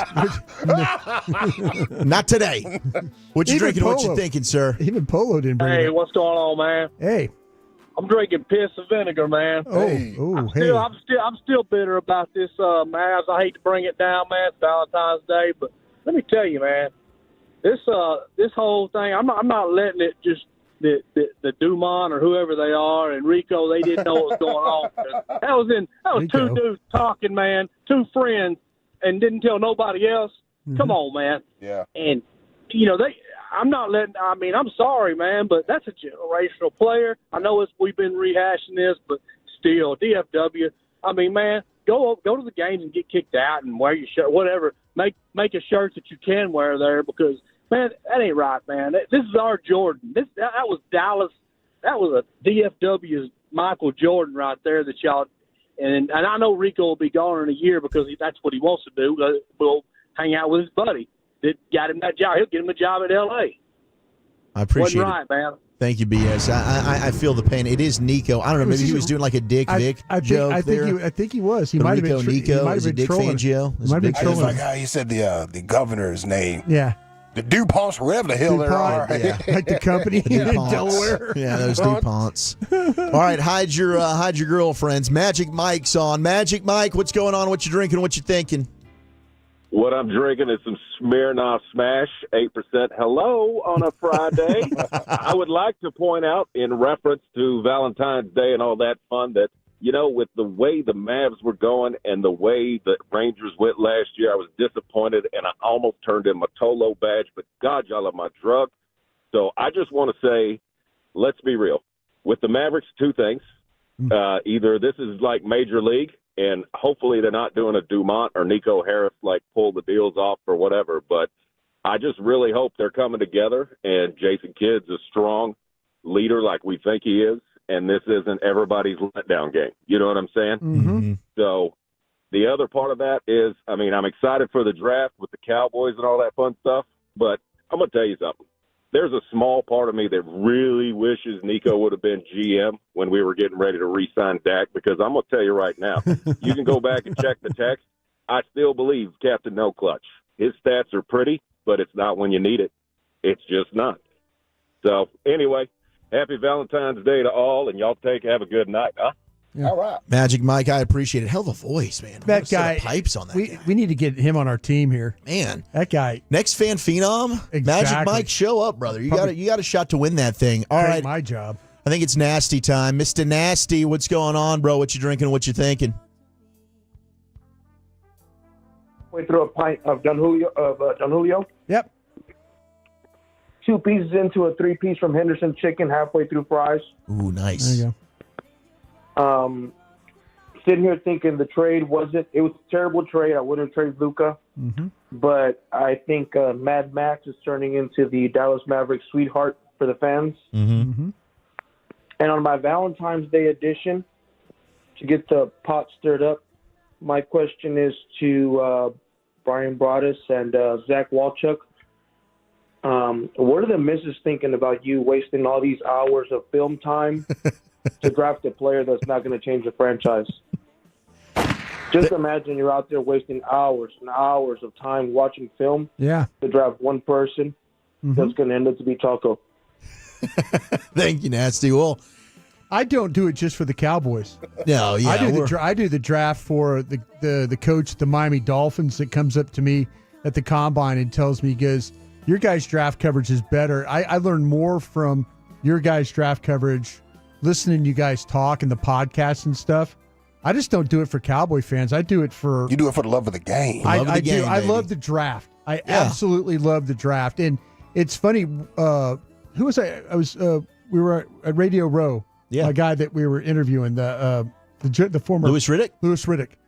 And I knew Louis missed it like I missed it. This time of year you miss it.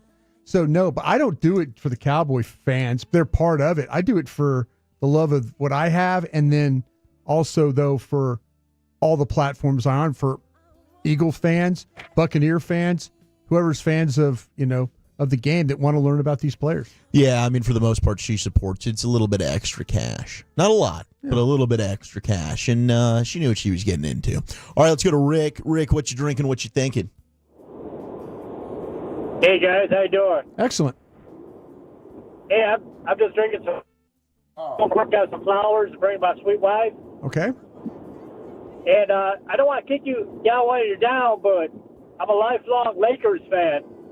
And having AD gone, and real talented guy, and just really thought the most of him, the best of him when we first got him. But it was like every night, I had to hold my breath, wondering if, this is the night he's gonna get hurt, he's gonna be out for 2 weeks, or something's gonna happen. I mean, every night it was like that. Sure. I know. It's like Charles Barkley said, street clothes. Yeah, I get it, Rick. All right, that's our guy. All right, that's our guy now. I'm not having you talk down on him. I get it. Is Anthony Day-to-Day Davis? Yes. Is he street clothes? Yes. All right, that's our dude. Quit it. All right? Anthony Davis going to take us to a championship. Let's get Maverick horny now. Let's go. Woo! Ike, what you drinking? What you thinking? Oh, Isaiah. Oh, it's Isaiah. Oh, my gosh, Isaiah. What's up? How you guys doing, man? How y'all doing? We're okay. Hey, all these guys are crazy. Yeah, I'm just ready for what I'm drinking. I'm drinking up some water, and what I'm thinking is I'm ready for the Ranger season, man. I'm ready. Okay. Let's go get Rangers. I'm ready to see Corey Seager. I'm ready to see Marcus Simeon out there. All right. Is that it? Short, sweet, to the point. I appreciate it, Isaiah. All right, man. Good. Thank you. Yeah, of course. Thank you. All right, time now, I think, to go into the Pim Cup for some LA Live. I'm just happy AD made it past the press conference. Yeah, me too. I mean, stubbed his toe or something like that. Rick's speaking what we all feel, but I got to defend our dude for a second. Trip coming down off the podium. Sprain ankle. There's the ACL. Yeah. All right, let's get into this right after the great Rick James. Yo. All right, you squares. It's time to smoke. Pick it about. I'm fine over this funk and let's have a talk. It'll make you dance to some of everything. Everybody get high. Any regrets about anything that went on in the pre-fights and all the news conferences? Negative. I'm good. I beat Polly. I left with his belt and his girl. Ooh. Adrian, congratulations on winning the title. Polly, come on in. Some pussy, dog. Don't talk. Hey, I'm just saying, you lost. I know, I lost. But hold on, wait, don't brag about taking my side piece. Don't brag about taking my side piece, though. That's my side piece. You don't get laid. All right. You don't get laid. Don't brag about taking my side piece. You don't get laid. Hilarious. This is LA Live for Friday, February 14th, 2025. It is a feel-good Friday here at LA Live. Happy Valentine's Day. Every day is the 14th. Every day. Every day is the 14th. I stopped by Callaway's on my way to the studio today. Oh, the plant place? The plant place, yes. I had a golf ball over one time. Did you? Out of a parking lot of a bar. Oh. Was that a bet? I was hammered, Lucius. Okay. And a guy bet me I couldn't hit a 5-iron over the top of Callaway Nursery. Was that in Baton Rouge? Here. Oh, let's go. Mardi Gras Brian. Yeah. Good for you, man. Lucius, it was a stupid That's thing. what we do. That's what we do. I scored up a good 5-iron, but I got that ball up over that thing, yeah. That's what we do. Yeah. Don't ever challenge us. Don't ever challenge us. Don't ever challenge me to hit a 5-iron over a building. Yeah, I stopped by today, picked up some plants. And a little bit of flowers, because I like to buy them with the roots. Yeah. I don't like to cut flowers and everything. I like to get them with the roots. Do you replant them? Yeah, please replant these, girl. Yeah. These are for you. Yeah. Can you keep these alive? Is this a test? It's a test. Can you keep these alive? Has she killed cactus before? Pretty sure. Let's see. Hey, enjoy this weekend, folks. And don't crash out. Don't crash out. Avoid the law dogs. When I say law dogs, what do I mean, guys? Don't do anything stupid like on the roads. Don't road rage. But the law dogs, who are the law dogs? Oh, the police. The police, yes. But yes, Lucius, we have a Monday holiday too, by the way. Do we? We got a Monday President's holiday. Day. President's Day. I think that are things still open, or are we closing I'm the not sure. jails? I think I would check that. I wouldn't risk it. I think Let me find out.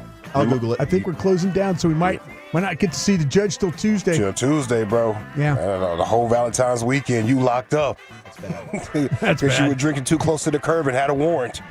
You know what I mean? Hey, mind your speeds. Don't drink and drive. Keep your emotions in check. I don't want to see you on Dallas, Texas TV or DFW Scanner this weekend. It's a 3-day weekend. Stay in your square. Yep, see? There you go. They're not working on President's Day. No judges. We'll see you until Tuesday. Don't do it. Yeah, stay in your square. Don't crash out. Here's a weekend warning. This weekend safety briefing. Do not add to the population. Do not subtract from the population. I'll be the one. Do not end up in the hospital, newspaper, or jail. If you do end up in jail, establish atonement quickly. Yeah. I'll be the one to subtract. Yeah, I'll be the one subtracting, smart ass. There's always one in the group. There's always one. G Back of the Day. We do it every weekday on the Fan at 2:30. If you see anything floating out there, don't be afraid to hit me up at Lucky Lucius P. Lucius Alexander on Facebook. You can follow us all. Find G Back Nation on Twitter. Our winner right here was not supposed to win. It's supposed to be a filler.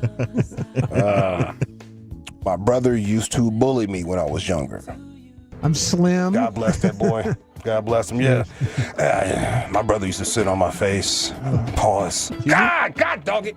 Crap. What'd you say? With the pillow. You knew it. Crap. Yeah. That one's got 5-time written all over. I it. hope not. It's got right into the playoffs. It doesn't pop. It doesn't pop like the one. No. You had dicks on your mind. No.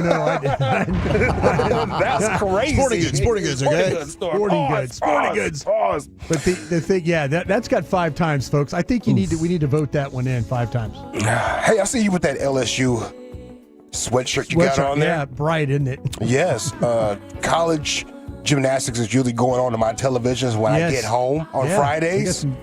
You've got number 1 OU versus number 2 LSU tonight, by the way. Yes. Okay. Yeah. Oklahoma is good. Oklahoma is good. Yeah. Oklahoma is good. So is LSU. They are. Florida, UCLA, pretty good squads out there. Yeah. And a boxing star coming out of Norfolk named Keyshawn Davis, the businessman.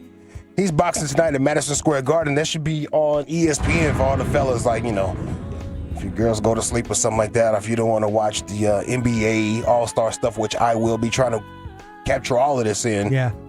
That's on too. All right, I got that out of the way. Now I'm going to empty out this folder because I have stuff that's been sitting here for a long time. All right, the NBA TNT crew, not the main crew, but the Vince Carter, Shaq, Candace Parker, and Adam... Oh my gosh! Oh, wow. Adam Lefko. Let's go. Adam Lefko. We saw Lefko on Radio Row, actually. Really? Yeah. You should have shook his hand. I was not familiar with this game. Oh, I'm not either. Listen to this dude be rapping and freestyling and everything. Okay. Listen to this. This is during like the TNT break. What you know about me? I'm the GLOLEFKOE. Grizzlies front officers, their flowers, man. This is crazy deep, and I do it every hour. Grizzlies playing beautiful ball. Bowl, class of session, tell it to them all. Bowl. We in Studio J, we feeling okay. It's halftime today. What you go? Vince, Candace, Shaq, Lefko right here, and I'm all up in the back. What you know about me? It's Amex teammate. Put the graphic on the screen. Hey, is that a bowl? Bowl. Hey, is that a bowl? What you know? That's really good, Man, Lefko. I was not familiar with this game. Either, man. Are they the second team? I know Shaq's a first teamer, but And Shaq will overlap. But yeah, that's the second team unit behind Ernie and all them. gosh, Yeah, watch out for that guy. He's on his way. he's on his way. He's I'd on say. his way. Yeah. Gonna link up with Drake or something. Yeah. You guys familiar with battle raps? Yes. You know, you just try to insult somebody or whatever. Yeah. Anthony Davis has become fodder for battle raps. no. Yeah, bro. I seen this one. I just shook my head like, dang.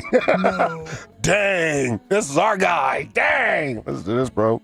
Yeah, I be on ice, but never in my life was I cool running. We could take it to any level you want. No, I'm tool tucking. Anthony Davis, soon as you think I'm playing, I'ma pull something. No, not our guy. As soon as you think I'm playing, I'm going to pull something. It stinks. Bro, that was exactly what he did for his first game with us. He did. Yeah, we was like, oh man, this dude is on fire then. Here it is. Oh my my God. I can't believe it. Any level you want. No, I'm tool tucking. Anthony Davis, soon as you think I'm playing, I'ma pull something. Sad it's true. Yeah. It is. Just watch out for that. And what else I got to do? I want to empty this. Hey, you guys familiar with Old Man Deuce? No. He sings songs on the internet with his mother. I don't think so. I don't think I've ever seen this guy. He's a real young kid. He has no business singing these songs. Oh, I can't okay. believe he knows the words to these songs. Like we're not even a teenager? Not even a teenager. Ooh, okay. Yeah, I mean, he might have a diaper on, bro. Oh, no. Yeah, he's in pull-ups? This is a young dude right here, man. Yeah, he's singing a Ronald Isley song, Contagious. Contagious was a Ronald Isley song back in the day. Back in the day. Yeah, my uncle named his car Contagious. Ooh. Because he liked that song